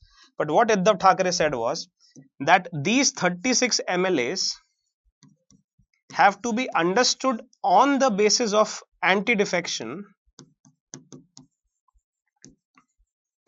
These 36 MLAs have to be understood on the basis of anti-defection on 21st June 2022, when on 21st June 2022 the real Shiv Sena was still with Uddhav Bala Sahab Thackeray. You see the point? Do you get the point? It said that बाकी सारी चीजें छोड़ो, शिवसेना आपकी मान लिया, bow and arrow symbol आपका मान लिया, नाम आपका मान लिया, सब मान लिया, ठीक, आपकी सरकार मान ली। अब एक बात बताओ, tell us one thing, on the date of 21st June 2022 when we were creating a disqualification proceedings against you, you went to the Supreme Court and said Nabam Rebia, the speaker's position himself is under a kind of a question, and therefore on the basis of this question the speaker should not be allowed to give the verdict upon disqualification. तो stay हो गया, वहां पर उस चीज को वहां पर freeze कर दिया गया, ठीक है। अब यहां पर आपका स्पीकर अब आ चुका है, you have a real valid speaker right now. Now the time is to open that stay, to resume that proceeding, but the proceeding has to happen exactly as the status stood on that day, 21st June 2022, when on that date, before the order of the Election Commission of India, the real Shiv Sena was Uddhav Thackeray Shiv Sena, And on that date, when you moved with 36 MLAs, you were not the real Shiv Sena. You may have become the real Shiv Sena later on, and you may continue to enjoy to become the real Shiv Sena. But insofar as the fact of the matter goes, the 36 MLAs moved from the real Shiv Sena to outside Shiv Sena, and they did not respond to the whip of the Shiv Sena.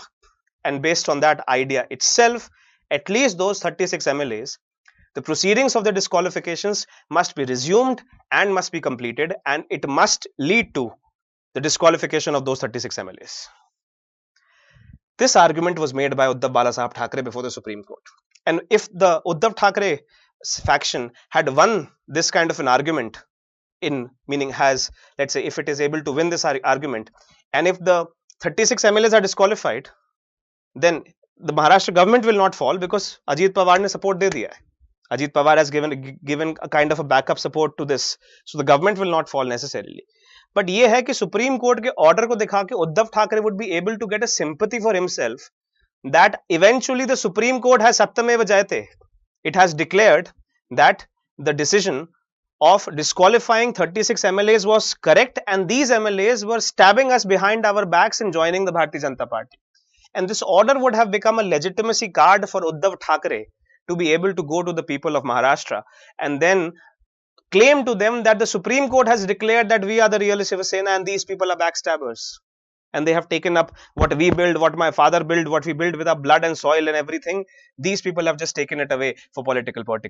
That is what Uddhav Thackeray went to the Supreme Court for. अब आप मुझे बताओ ये argument आपको समझ में आया कि नहीं आया? You see what I'm saying? If you've frozen something in time and you say that it can only be unfrozen if A, then B.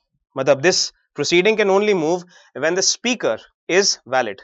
Now the speaker is valid, so from the date of the proceedings having frozen, they have to be unfrozen. And on the facts of that date, how the speaker would have given a decision on that date, exactly the same thing should be done by the speaker today. Not look at a situation today, but he should step in the shoes of the speaker on 21st June 2022. Just that he was an invalid speaker according to you, you are the valid speaker. So now you will take the position of the valid speaker.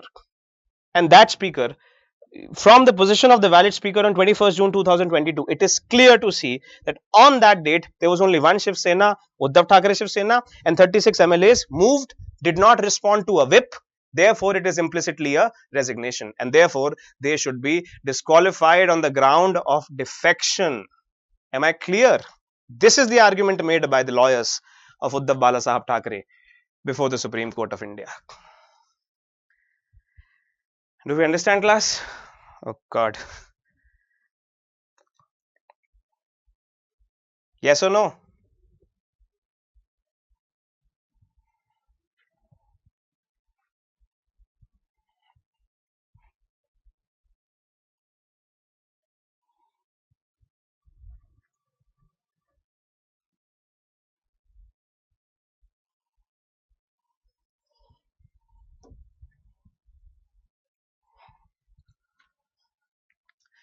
अब बारी थी game खेलने की supreme court की.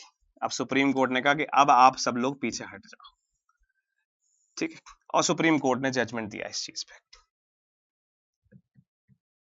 Now the Supreme Court had the ball in its courts, and it was the Supreme Court who wanted to take a look at the matter from a constitutional perspective. कि आपकी बहुत मतलब your politics and all of that is nice and fine and everything is going on correctly.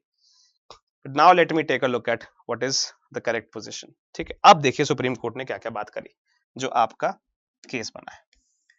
ठीक है, पहले तो supreme court ने क्या कहा. First of all supreme court ने सबसे पहले क्या किया, उसको लग गया कि नाबम रेबिया जजमेंट का मिसयूज हो गया है.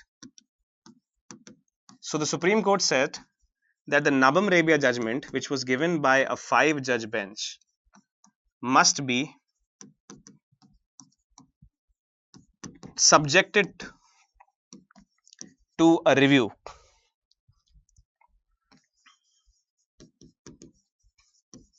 by a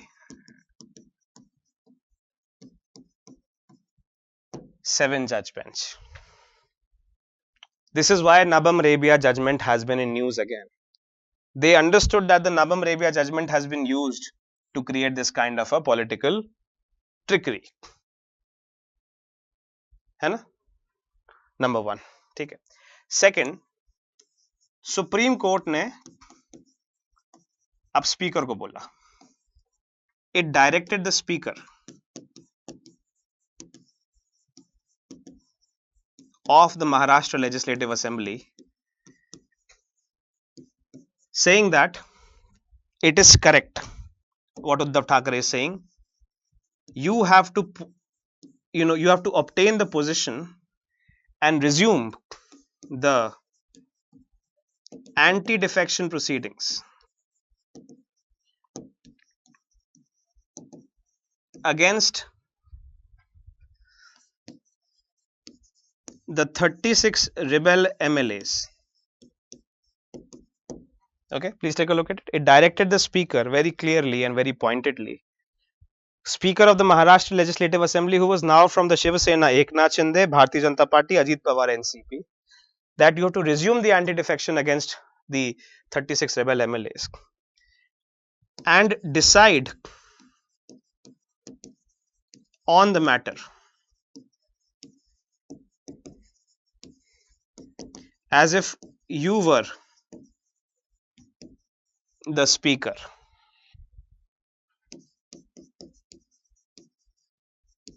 On 21st June 2022. You see, पीछे पड़ेगा सुप्रीम कोर्ट उसके, ठीक है। पहले सुप्रीम कोर्ट ने डेडलाइन दी, मतलब बहुत सारी डेडलाइन दी, लेकिन अंत में आके सुप्रीम कोर्ट ने डेडलाइन दी 31 दिसंबर 2023 तक आप कर देना। You have to decide this. और अगर 31 दिसंबर की एक बार क्रॉस हो गई तो सुप्रीम कोर्ट ने फाइनल डेडलाइन दे दी कि देखो अब हमने बहुत सारी डेडलाइंस दे दी आपको, अब हम लास्ट दे रहे हैं 10 जनवरी तक कर देना। अब देखिए आप पॉलिटिकल सिचुएशन समझिए। स्पीकर है एकनाथ शिंदे शिवसेना का और भारतीय जनता पार्टी का। मामला है 21 जून 2022 का। स्पीकर से सुप्रीम कोर्ट बोल रहा है कि जो 21 जून को जो स्टे हो गया था उसको अनस्टे करते हैं। आपके पास पावर है, क्वासी जुडिशियल बॉडी है आप इस पर्टिकुलर मैटर में, और इस पावर को इस्तेमाल करके आप कृपया करके इस पोजीशन पे अपना जजमेंट दीजिए। अब पोजीशन तो साफ है ना, बिल्कुल साफ दिख रहा है, सामने सामने दिख रहा है। चलो मान लिया कि शिवसेना एकनाथ शिंदे है और मान लिया कि इलेक्शन कमीशन का ऑर्डर आ गया, लेकिन ये सब चीजें बाद में होती है ना। पहली चीज जो होती है वो ये है कि एक शिवसेना से 36 एमएलए बाहर गए गुवाहाटी में, और उसके बाद उन्होंने एक रेजोल्यूशन लिखा, लेकिन रेजोल्यूशन भी 22 तारीख को लिखा गया है। यहाँ पे विप इशू हो गई थी 21 तारीख को, और जो ऑर्डर था वो भी 21 तारीख को आने वाला था, लेकिन स्टे लगा दिया गया, right. So the proceedings which were initiated by the speaker had happened all prior to the people of Eknath Shinde faction even issuing a resolution. So as on date of that decision, as on the date on which the disqualification proceedings were initiated by the speaker, on that date Eknath Shinde faction was not the Shiva Sena, it was the real Shiva Sena, and technically speaking on that days these 36 MLAs defected. And now these 36 MLAs can be a part of whichever political party, and it is okay to understand that the real Shiva Sena is with Eknath Shinde. All of that is correct. But those 36 MLAs, at least on that date, must have been disqualified. So that disqualification should happen. And that is what Supreme Court also told the Speaker. Supreme Court ने Speaker को आंख दिखाते बोला कि हमको पता है कि आप अगली पॉलिटिकल पार्टी के हैं, लेकिन हम आपको कुछ गाइडलाइंस दे रहे हैं। उन गाइडलाइंस के अनुसार आपको चलना चाहिए डिसीजन लेने के लिए। You are acting as a quasi judicial body and I am giving you what you can call guideline, and according to this guideline you have to walk from A to B to C to D, which basically means that the Supreme Court in a way gave A, B, C, D in such a way that the 36 MLAs legally speaking should be disqualified. तो अब supreme court ने ये वाली जो position थी ये सामने रख दी किसके? महाराष्ट्र लेजिस्लेटिव असेंबली के स्पीकर के सामने। स्पीकर का नाम है राहुल नार्वेकर। और 10 जनवरी जहां तक हम आ चुके हैं, अब on the 10th of January Mr. Rahul Narvekar had to finally, as I was giving you this part,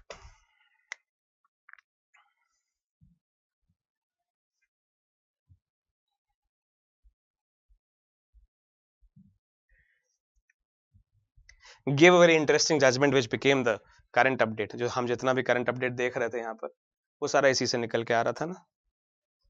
You see, Shinde faction is real Shiv Sena, declares Maharashtra speaker. ठीक है, अब पढ़िए इसको थोड़ा सा. Just let me log in here 1 second.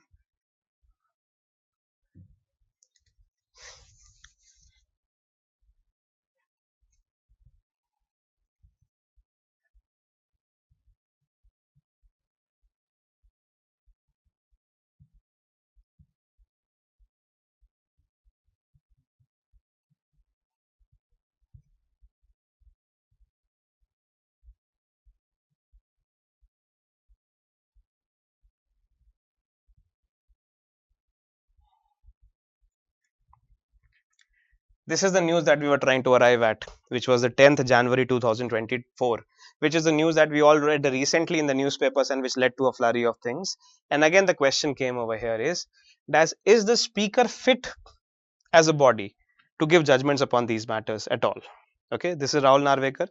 He is a person from the Eknath Shinde Shiv Sena, and he was sitting upon the question of whether Eknath Shinde Shiv Sena, the 36 MLAs of the Eknath Shinde Shiv Sena, those MLAs are going to be what you can call subjected to disqualification. Now, of course, this comes to the entire point of the entire matter.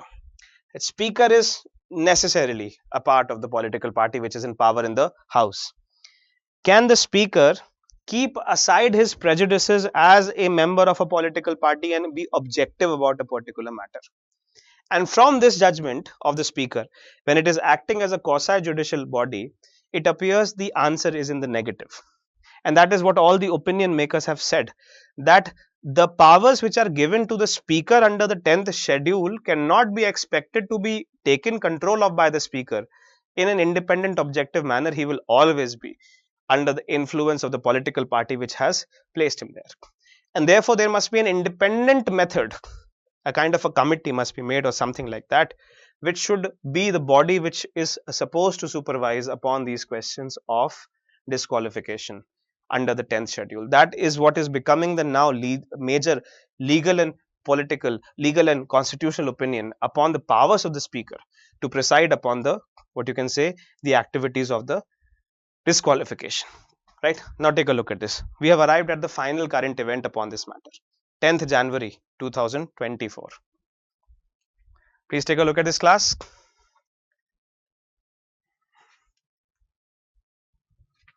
Speaker Rahul Narvekar ruled on January 10. Now please take a look at this.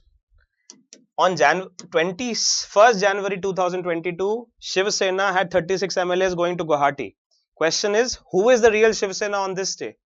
If the real Shiv Sena is Uddhav Thackeray, then 36 MLAs are to be disqualified. If the real Shiv Sena on this date admitted that real Shiv Sena after the order of the Election Commission of India is Eknath Shinde, but that came in much later. That came in immediately after the speaker's activities were stayed because of the Nabam Rebia judgment. But the question is, when the speaker's activities were proceeding, if the speaker had gone on without the Nabam Rebia judgment, what would the speaker have decided at the time without knowing what the Election Commission's order is going to be in the later years, later months, right? And to that, the answer which was given was in the negative. Rahul Narvekar, who's coming from the Shiv Sena, Eknath Shinde and Bharatiya Janata Party, ruled on January 10 that Chief Minister Eknath Shinde's faction was the real Shiv Sena when the rival factions emerged on 21 June 2022. And therefore, since the 36 MLAs who had gone to Guwahati at that date itself were the real Shiv Sena, they are not subjected to disqualification because they are not under the obligation of the whip issued by Uddhav Thackeray, because on the date that Mr. Uddhav Thackeray issued the whip on 21st June 2022, Uddhav Thackeray did not have the control of the real Shiv Sena. The control of the real Shiv Sena on 21st June 2022 went to Mr. Eknath Shinde. Do you understand the point, class? Yes or no? This is the judgment of the speaker made under paragraph 6 of the 10th schedule, which caused a storm in the current updates ever since. And exactly the same kind of a thing is being followed in the division of the National Congress Party between the Ajit Pawar faction and the Sharad Pawar faction. That kind of a story is imitating this exact timeline and routine in every sense. Take a look at this, please, class. Class, are we getting it or not? Do you find it fascinating or not? This is once you're placed as a civil servant inside this entire storm, if you are not able to decipher this, you will be also made a part of the political, cacophony, and you will never get to know what is it that is getting executed by your hand. Are you able to understand how politics and polity come together to create this beautiful subject?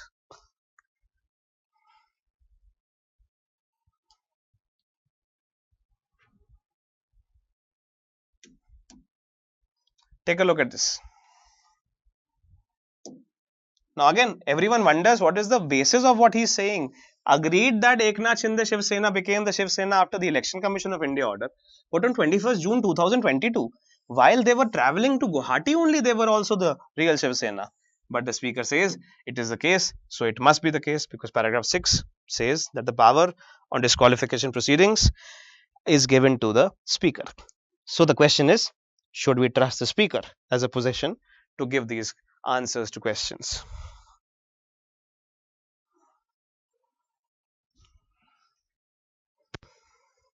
You see, so for example, I have made this note initially over here. Okay, we were making a timeline from June 21, 2022 to January 10, 2024, and we are taking a look at this particular thing, and then this is where we are, right? The rebel MLAs pass a resolution that we are the real Shiv Sena, but they do it on 22nd June 2022. But before that, on 21st June 2022, this kind of an activity starts happening already. Now, the date upon this, the whip is issued by the Uddhav Thackeray MLA, and the date on which the whip was actually appointed by the Eknath Shinde MLAs. What Eknath Shinde speaker says is that the whip on 21st June itself validly was the authorized whip of the Shinde group. This is what he is saying. You see, from that date only, we are the real political party Shiv Sena, right? And of course, so if you are the real political party Shiv Sena at that point, so you are not going to be obliged under the whip of Mr. Uddhav Thackeray. You're going to be obliged under the whip of Mr. Eknath Shinde as is appointed, and therefore, since Mr. Uddhav Thackeray's whip does not apply upon you, you are not committing any kind of a defection. And therefore, if you're not committing any kind of a defection, in the eyes of me, the speaker who has the power under paragraph 6 of the 10th schedule, you are not subjected to disqualification. All of you MLAs are going to stay in the house as it is. Do you see the point over here? Do you see the point over here, class?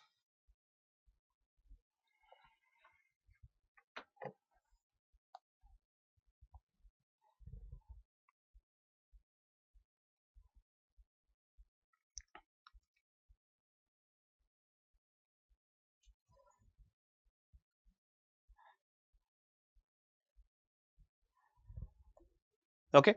Now, of course, now this is all in the face of the Supreme Court again. So this was the Hindu editorial which came on the date when the Maharashtra speaker had given the, what you can say, judgment. And again, this is going to be a part of your prelims exercise altogether. Please take a look at this. एक बार आपने ये पूरा material समझ लिया ना, अब आप इसके ऊपर कितना भी लिटरेचर पढ़ सकते हैं आराम से. इनसे आपके 2-3 क्वेश्चन आ जाएंगे प्रीलिम से, कहीं से भी उठा के कुछ पूछ लेंगे पूरा ताना बाना बुन के, और कॉम्प्लिकेटेड क्वेश्चंस पूछते हैं, इसीलिए अगर आपको क्राइसिस ऊपर से लेकर नीचे तक पता है तो आप उनके उत्तर दे सकते हैं ढंग से. This is an editorial which came in Hindu newspaper on the 11th January या 12th January, हाँ 12th January, जो उल्टे हाथ पे हिंदू के एडिटोरियल आते हैं ना, उसमें देखिए what is the opinion made by the Hindu editorial writers. Please take a look at this.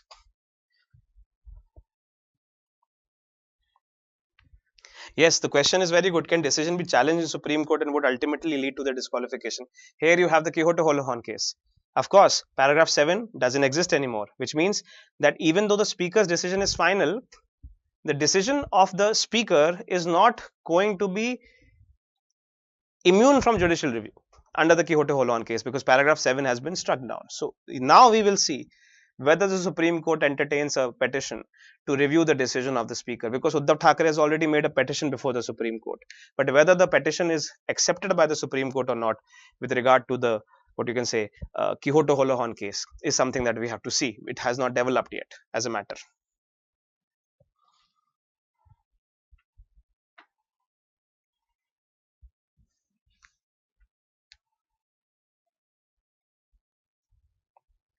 Take a look at this editorial, please, class.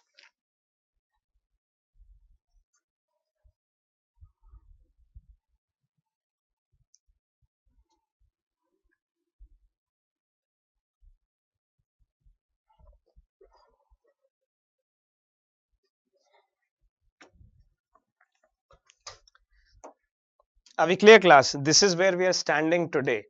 And another thing that we are standing today at is what you will see as a development later on is the review of what is known as a Nabam Rebia judgment.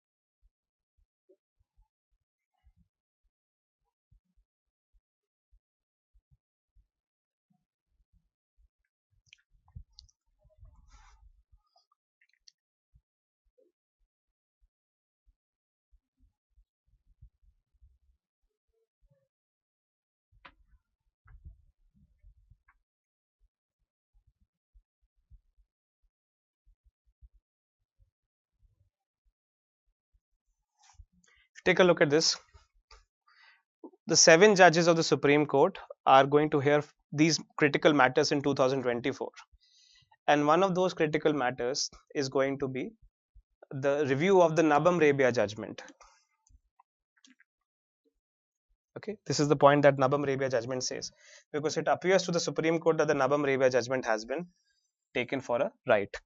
So one of the 7 judges bench judgment which is going to come up this year later on, and maybe if we meet again we can discuss it once it is coming before the Supreme Court, is this question which was given under the Nabam Rebia judgment, whether speakers can hear disqualification petitions under the 10th schedule when notices for their removal were pending or not. This was a 5-judge bench judgment, but the 5-judge bench judgment is now being subjected to a review of the 7-judge bench. Is one of the biggest judgments to come out of the Supreme Court in the 2024 year is going to be the review of the Nabam Rebia judgment. Right. So we are going to be taking a look at this particular part a little more deeply once the judgment also comes out. Okay, so I think I've made a little bit of a demonstration to this. All right, I think we are out of time. I am taking note of your questions. Tomorrow, the first thing that we do is we take up all your questions.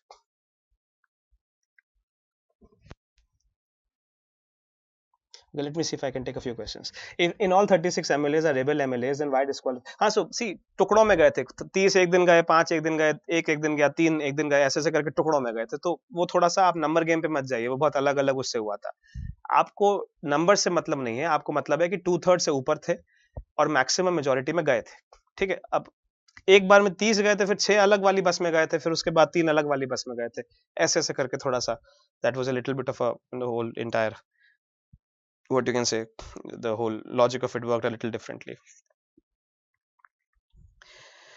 If the decision of the speaker can be challenged, yes, it can be challenged, especially because the Supreme Court had given the guidelines as to how the speaker must decide the judgment. And again, a very interesting thing would be in this question itself is, can the speaker's judgment be challenged before the Supreme Court in this particular matter when it is going against the, what you can say, the whole point of the Supreme Court itself, as it is going to take a look at it.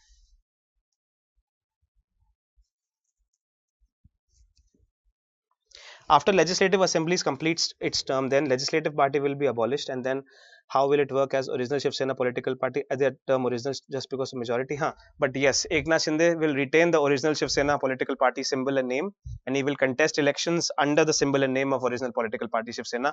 Uddhav Thackeray cannot do so unless a reverse order comes from the Election Commission of India. The elections of 2024 are going to be fought. The legislature party, which is now going to dissolve, would have given Eknath Shinde the power to control the political party Shiv Sena. That's the beauty of it. You see, that's the point of it. So Shiv Sena will be led by Eknath Shinde into elections. He will use the name and the symbol of Shiv Sena, not Uddhav Thackeray. That's the point, right?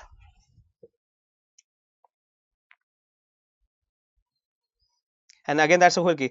It because of majority is that's a constitutional question again कि आप legislature में किसी political party को लेके आओ और फिर वहाँ पे MLAs को अगर मान लो आपने politically या मॉनिटरीली इन्फ्लुएंस कर लिया तो आप पूरी पॉलिटिकल पार्टी को हाईजैक कर सकते हो. तो बहुत बड़ा क्वेश्चन बन रहा है कॉन्स्टिट्यूशनल लेवल पे इस चीज को लेके, जो कि बाद में पूछा जाएगा सुप्रीम कोर्ट के सामने कि क्या पॉलिटिकल पार्टी की विल को लेजिस्लेचर पार्टी पूरी तरह से ओवरहैच कर सकती है. That's the whole point. Can the legislature party completely be given domination and political party be given no domination at all. Political party के लोग क्या चाहते हैं क्या नहीं चाहते, उनसे बिना पूछे आप majority of the legislature party को डिसाइड करने दे सकते हो कि नहीं कि पॉलिटिकल पार्टी में क्या होना चाहिए, राइट? तो ये बहुत बड़ा संवैधानिक प्रश्न बन के निकल के आएगा आगे चल के. और इसमें इलेक्शन कमीशन ऑफ इंडिया का जो रोल है और इलेक्शन कमीशन ऑफ इंडिया का जो अपॉइंटमेंट का प्रोसीजर है वो इंडिपेंडेंट होना चाहिए कि नहीं होना चाहिए, ये सारी चीजें बात होंगी, लेकिन अभी नहीं हो पाएंगी क्योंकि अभी चुनाव आ रहे हैं. चुनाव के बाद होंगी ये सारी बातें.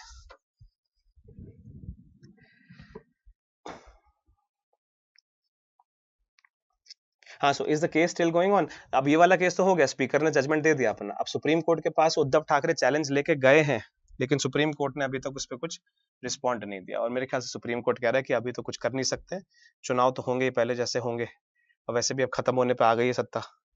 तो I don't think supreme court is going to take a look at it right now.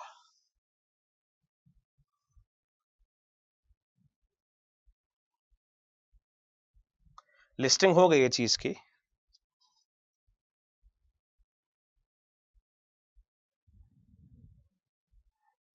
February 5 का जो पॉइंट है यहाँ पे लिस्टिंग हो गई है, पर अभी तक सुनवाई शुरू नहीं हुई है. और क्योंकि चुनाव इतना नजदीक आ रहा है तो अभी कुछ ज्यादा मेरे ख्याल से इस चीज पे हो नहीं पाएगा. लेकिन हाँ, सुप्रीम कोर्ट ने सुनवाई करना शुरू कर दिया इस चीज पे.